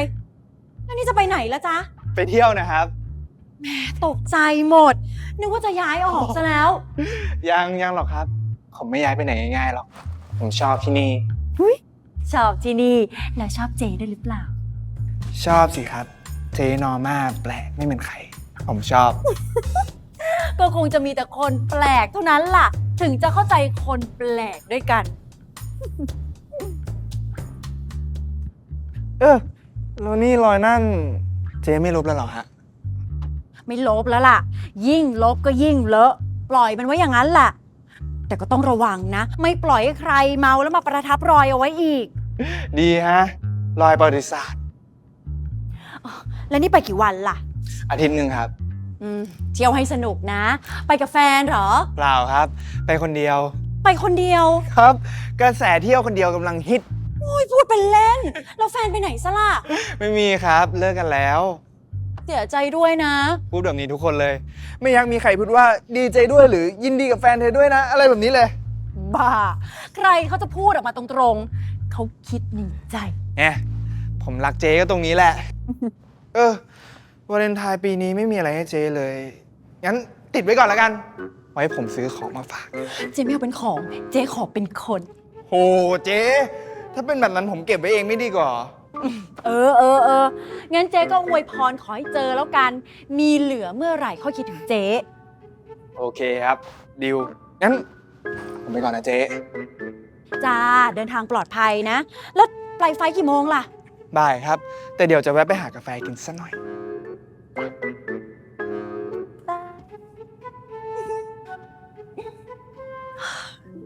สวย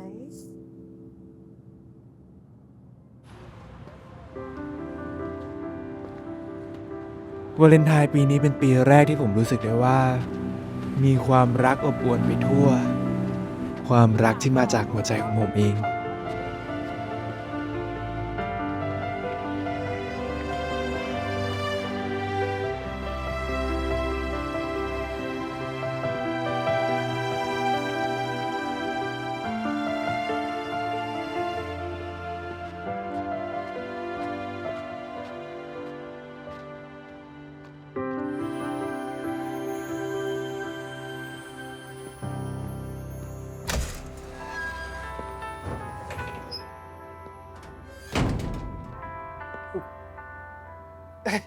สวัสดีครับ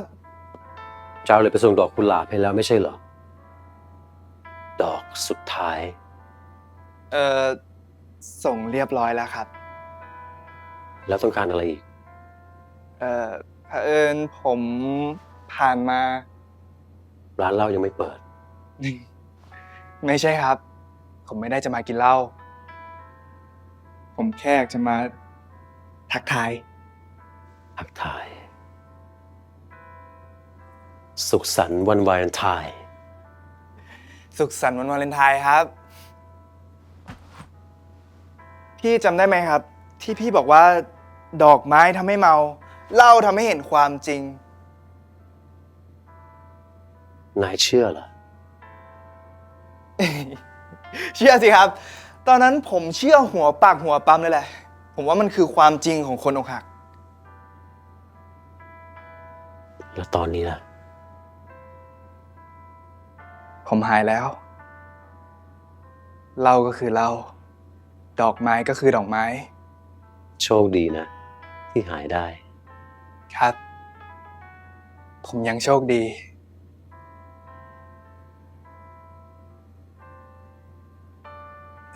พี่ครับ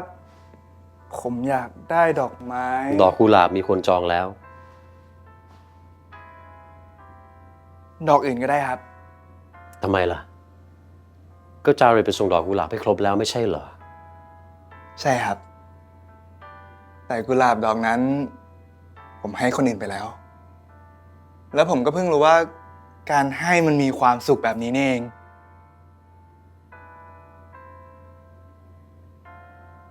แต่ตอนนี้ผมอยากได้ดอกไม้แทนคำขอโทษ พี่มีดอกอะไรไหมครับ รอเดียว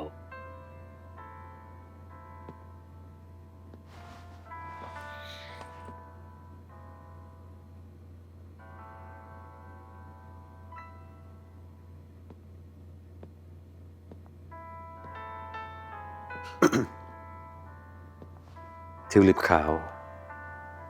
ดอกไม้แทนคำขอโทษ ขอบคุณครับ สวยมากเลย เท่าไหร่ครับ ให้ ไม่ได้ครับ พี่จะให้ผมทำไมแน่ไม่นะคิดอะไรกับผมหรือเปล่าเนี่ย อย่ามาทะลึ่ง เดี๋ยวกูสาบ แล้วพี่จะให้ผมทำไม ก็เมื่อกี้แกเพิ่งบอกเองไม่ใช่เหรอ ว่าให้แล้วมีความสุข ครับ ก็แค่นั้น รับไป ขอบคุณมากครับพี่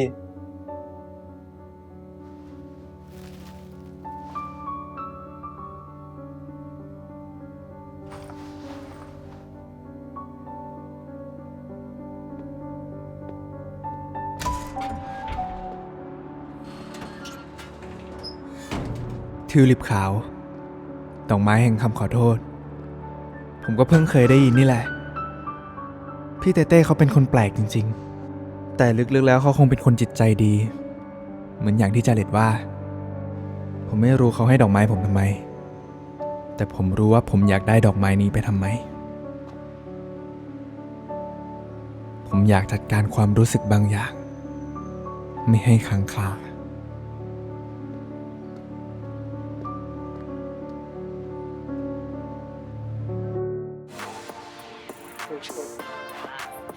เที่ยวยืนไปนี้อย่าทำอย่างนี้ใช่ไหมจะยกขึ้นมาชักหน่อยครับริสครับ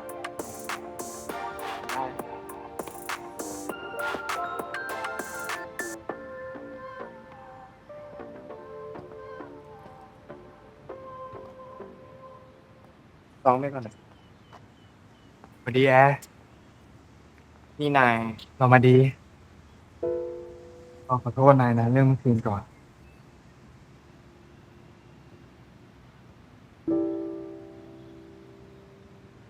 ที่มาเนี่ย เราอยากจะขอโทษเลนด้วย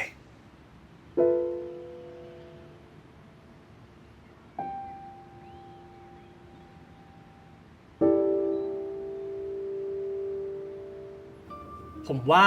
ถ้าเราเพิ่มเมนูอาหารจานเดียวง่ายๆเข้าไป ลูกค้าน่าจะชอบนะครับ แล้วใครจะทำ ผมไง ไหวแล้วนัด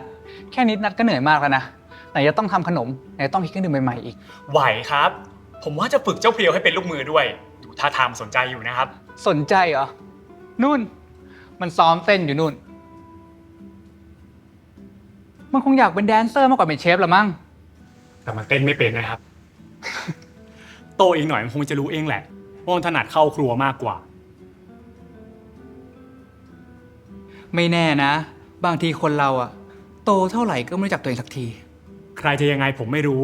ผมรู้ตัวผมครับ ผมทำไหว ผมอยากทำเพราะว่าผมรัก ในสิ่งที่ผมทำแล้วผมก็อยากให้ลูกค้าติดร้านเราเยอะๆด้วย พี่เลนครับ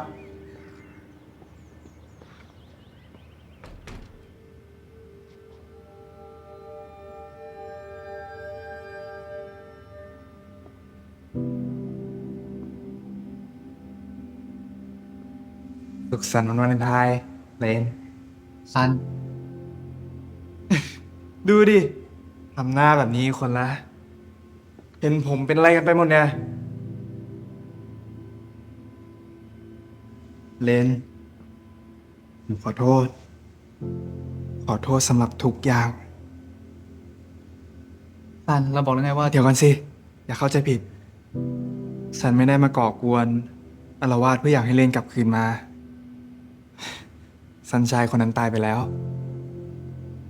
ตายไปพร้อมกับความเห็นแก่ตัว เอาแต่ใจ ไม่มีเหตุผล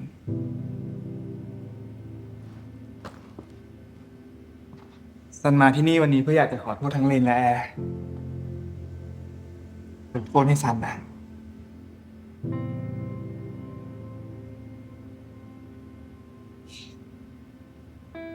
ทิวลิปขาว ดอกไม้แทนคำขอโทษ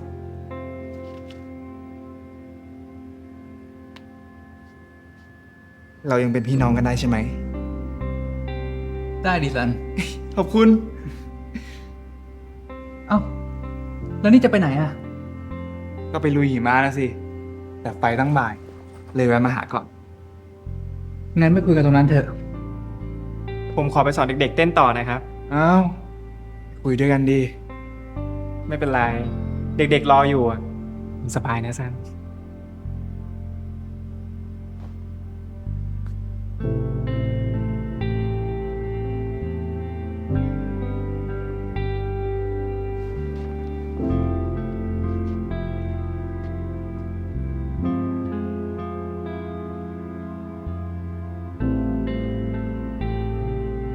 ดื่มอะไรไหม แม่นะครับ ซันไม่ดื่มกาแฟกับช็อกโกแลตไหม แม่ครับ เดี๋ยวซันก็ไปแล้ว แล้วนี่แบกใครอะ คนเดียว เรา เสียใจนะ ไม่ต้องเสียใจเลย ซันโอเคแล้วจริง เที่ยวให้สนุก เอนจอยกับหิมะนะ บางทีฉันอาจจะเจอเพื่อนระหว่างทางก็ได้ ๆ ซันจะพยายาม รู้ไหมซันจะปรับตัวเป็นคนใหม่แล้วนะ ซันจะลองคุยกับคนอื่นให้มากขึ้น ลองมีเพื่อนให้มากขึ้น ซันไม่มีเพื่อนเลยต่างหาก ก็นี่ไง ซันจะเป็นคนใหม่แล้วนี่ไง ตั้งแต่เด็ก ซันก็ชินกับการอยู่คนเดียวมาตลอด ไม่เคยมีเพื่อน เพื่อนแท้ เพื่อนรัก เพื่อนสนิท จะมีก็แต่เพื่อนในจินตนาการที่ซันคิดขึ้นมาเอง ก็ซันเป็นศิลปินนี่ เข้าใจได้ อย่าพูดอย่างนั้นเลย ยังอีกไกล ตลกดีเนาะ ซันเรียนละครมาแท้ๆแทนที่จะเข้าใจตัวเอง เข้าใจคนอื่น มันอย่างที่เราพยายามเข้าใจตัวละคร เรื่องโลก เรื่องชีวิต มันต้องใช้เวลา แต่7 วันที่ผ่านมา ซันได้เรียนรู้อะไรเยอะเลยนะ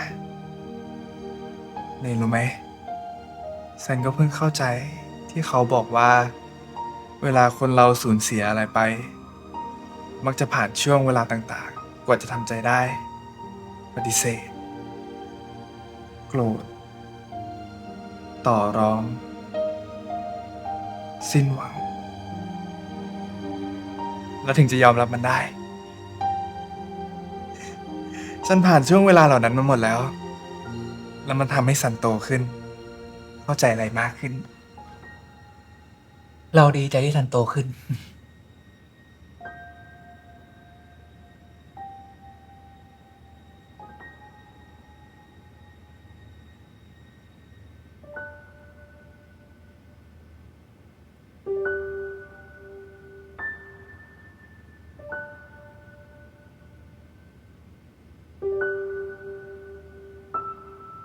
แอร์เขาเต้นเก่งอยู่เนาะ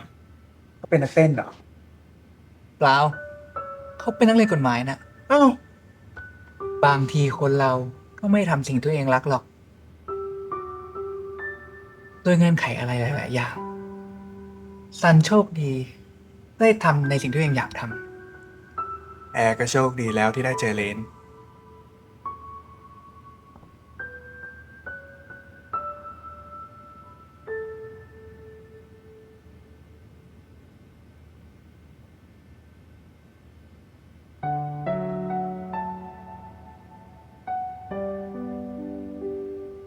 หนุ่มคนนั้น พ่อของแอนน่ะ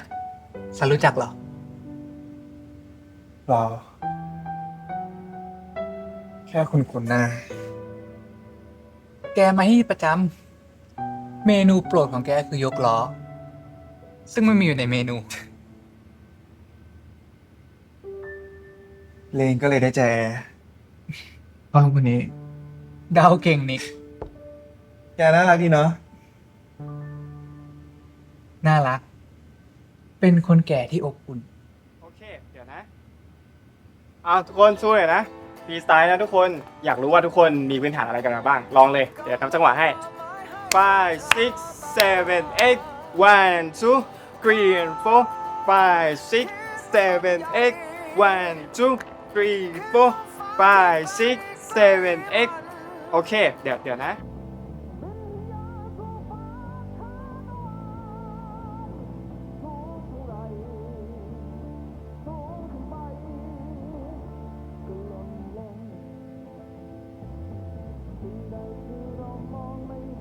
เพลงนี้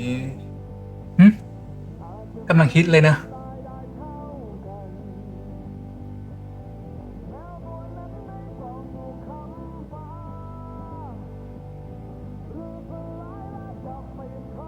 ซัน ร้องไห้ทำไม ซัน ไม่ได้เป็นไรหรอก มันหลายความรู้สึกนะ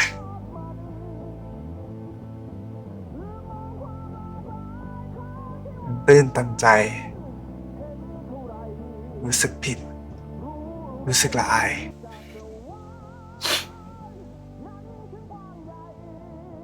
ซันอย่าร้องไห้ แต่ซันมีความสุขมากนะ มีความสุขที่ได้มองเห็นคุณค่าในชีวิตของคนอื่นสักทีเพราะซันโตขึ้น และตัวเล็กลงไง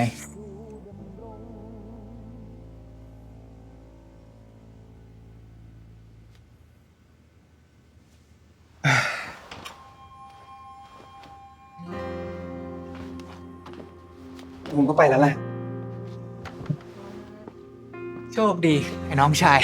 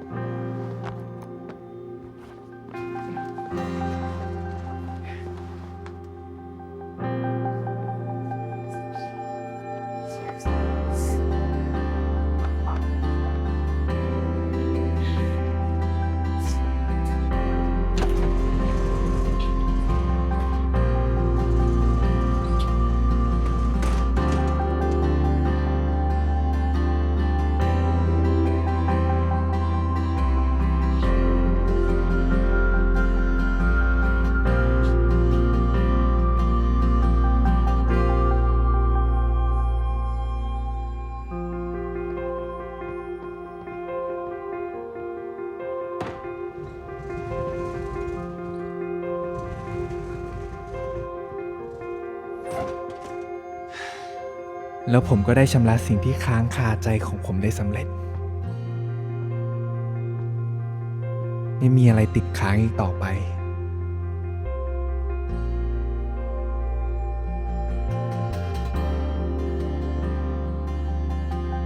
แต่ถามว่าผมจะกลายเป็นคนใสบริสุทธิ์เหมือนอย่างทิวลิปสีขาว ดอกไม้แห่งคำขอโทษนั้นไหม ตอบเลยว่าไม่ ความละอายใจยังเป็นรอยแผลอยู่ในใจผม และคงไม่มีวันหาย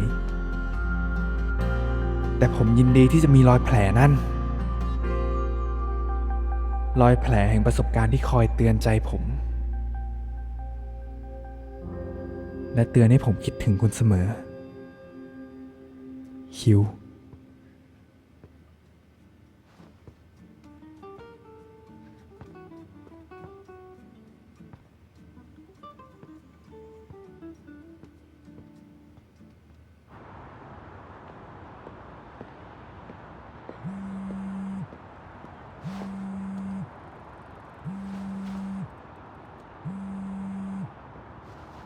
สุขสันต์วันวาเลนไทน์ครับพี่เอลซ่า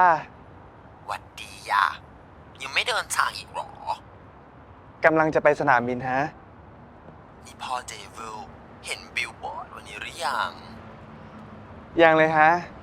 จะดูไปทำไมล่ะฮะ ยังไงก็ไม่เห็นหน้าผมอยู่ดี เอาเถอะนะไปดูเถอะนี่ที่โทรมาเนี่ย พี่มีข่าวดีมาบอก โชค2 ชั้นเชียวนะแก เรื่องอะไรเหรอครับ ละครเวทีที่แกไปออดิชั่นมันก่อนน่ะเขาเลือกแก จริงเหรอฮะ จริงสิ และโชคชั้นที่ 2 ก็คือ ผู้กำกับเขาพอใจแกมาก เลยจะให้แกเป็นพระเอกซีรีส์เรื่องใหม่ของเขาด้วย จบเวทีก็ต่อซีรีส์เลยปังไหมล่ะแก ครับ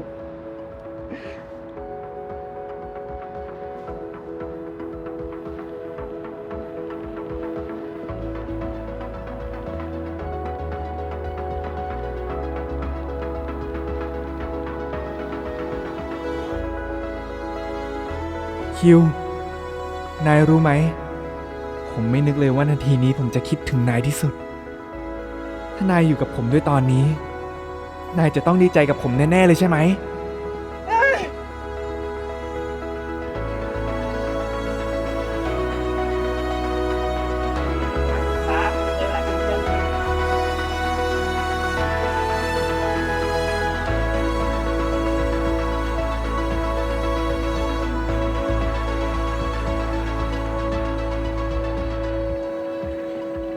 ขอบคุณนะ แล้วก็ขอบคุณใครก็ตามที่อธิษฐานให้ผมกลับมาใช้ชีวิตในโลกนี้อีกครั้ง ทั้งที่ผมไม่ใช่วีรบุรุษอย่างในตำนานที่นายเล่า แต่เป็นคนธรรมดา ผิดพลาด งี่เง่า ได้กลับมามีโอกาสอีกครั้ง ด้วยการจุดเทียนแห่งชีวิตของผมที่ดับไปแล้วให้สว่างขึ้นมาใหม่ ใครก็ตาม ที่นายก็รู้ว่าเป็นใคร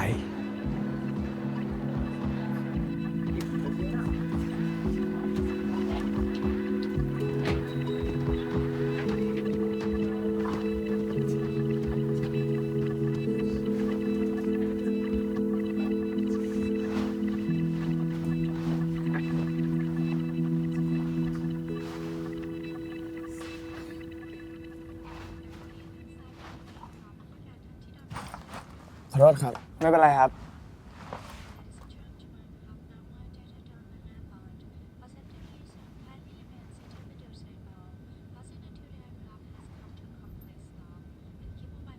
คิว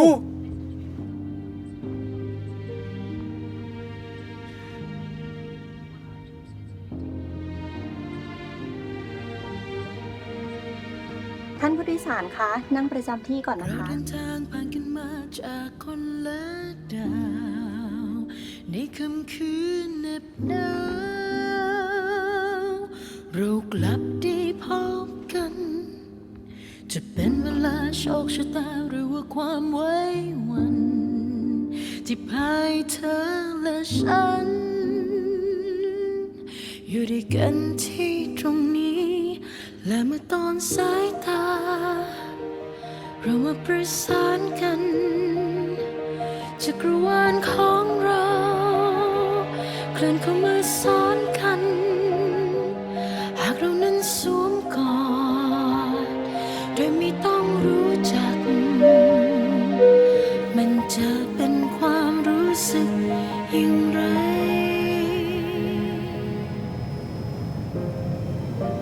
ตอนก่อนเครื่องจะออก คุณเรียกผมว่าอะไรนะครับ ผมคงจำคนผิดนะครับ คุณเหมือนใครสักคนที่ผมรู้จัก แล้วคุณเรียกผมว่าอะไรนะครับ คิว ผมเรียกคุณว่าคิว แปลกดีนะครับ ไม่รู้ทำไม ผมก็เรียกคุณแบบนั้นเหมือนกัน ผมชื่อซันชายนะครับ เรียกสั้นๆว่าซันก็ได้ ผมชื่อสกายครับ เรียกสั้นๆว่ากายก็ได้ ยินดีที่ได้รู้จักครับ เช่นกันครับ แล้ว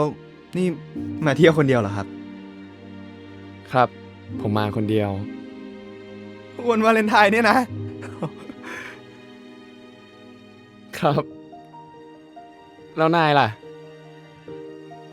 ผมมาคนเดียว วันวาเลนไทน์เนี่ยนะ งั้น ทริปนี้ เรามาเที่ยวด้วยกันไหมครับ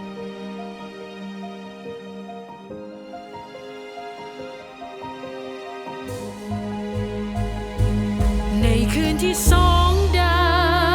วต่างโคจร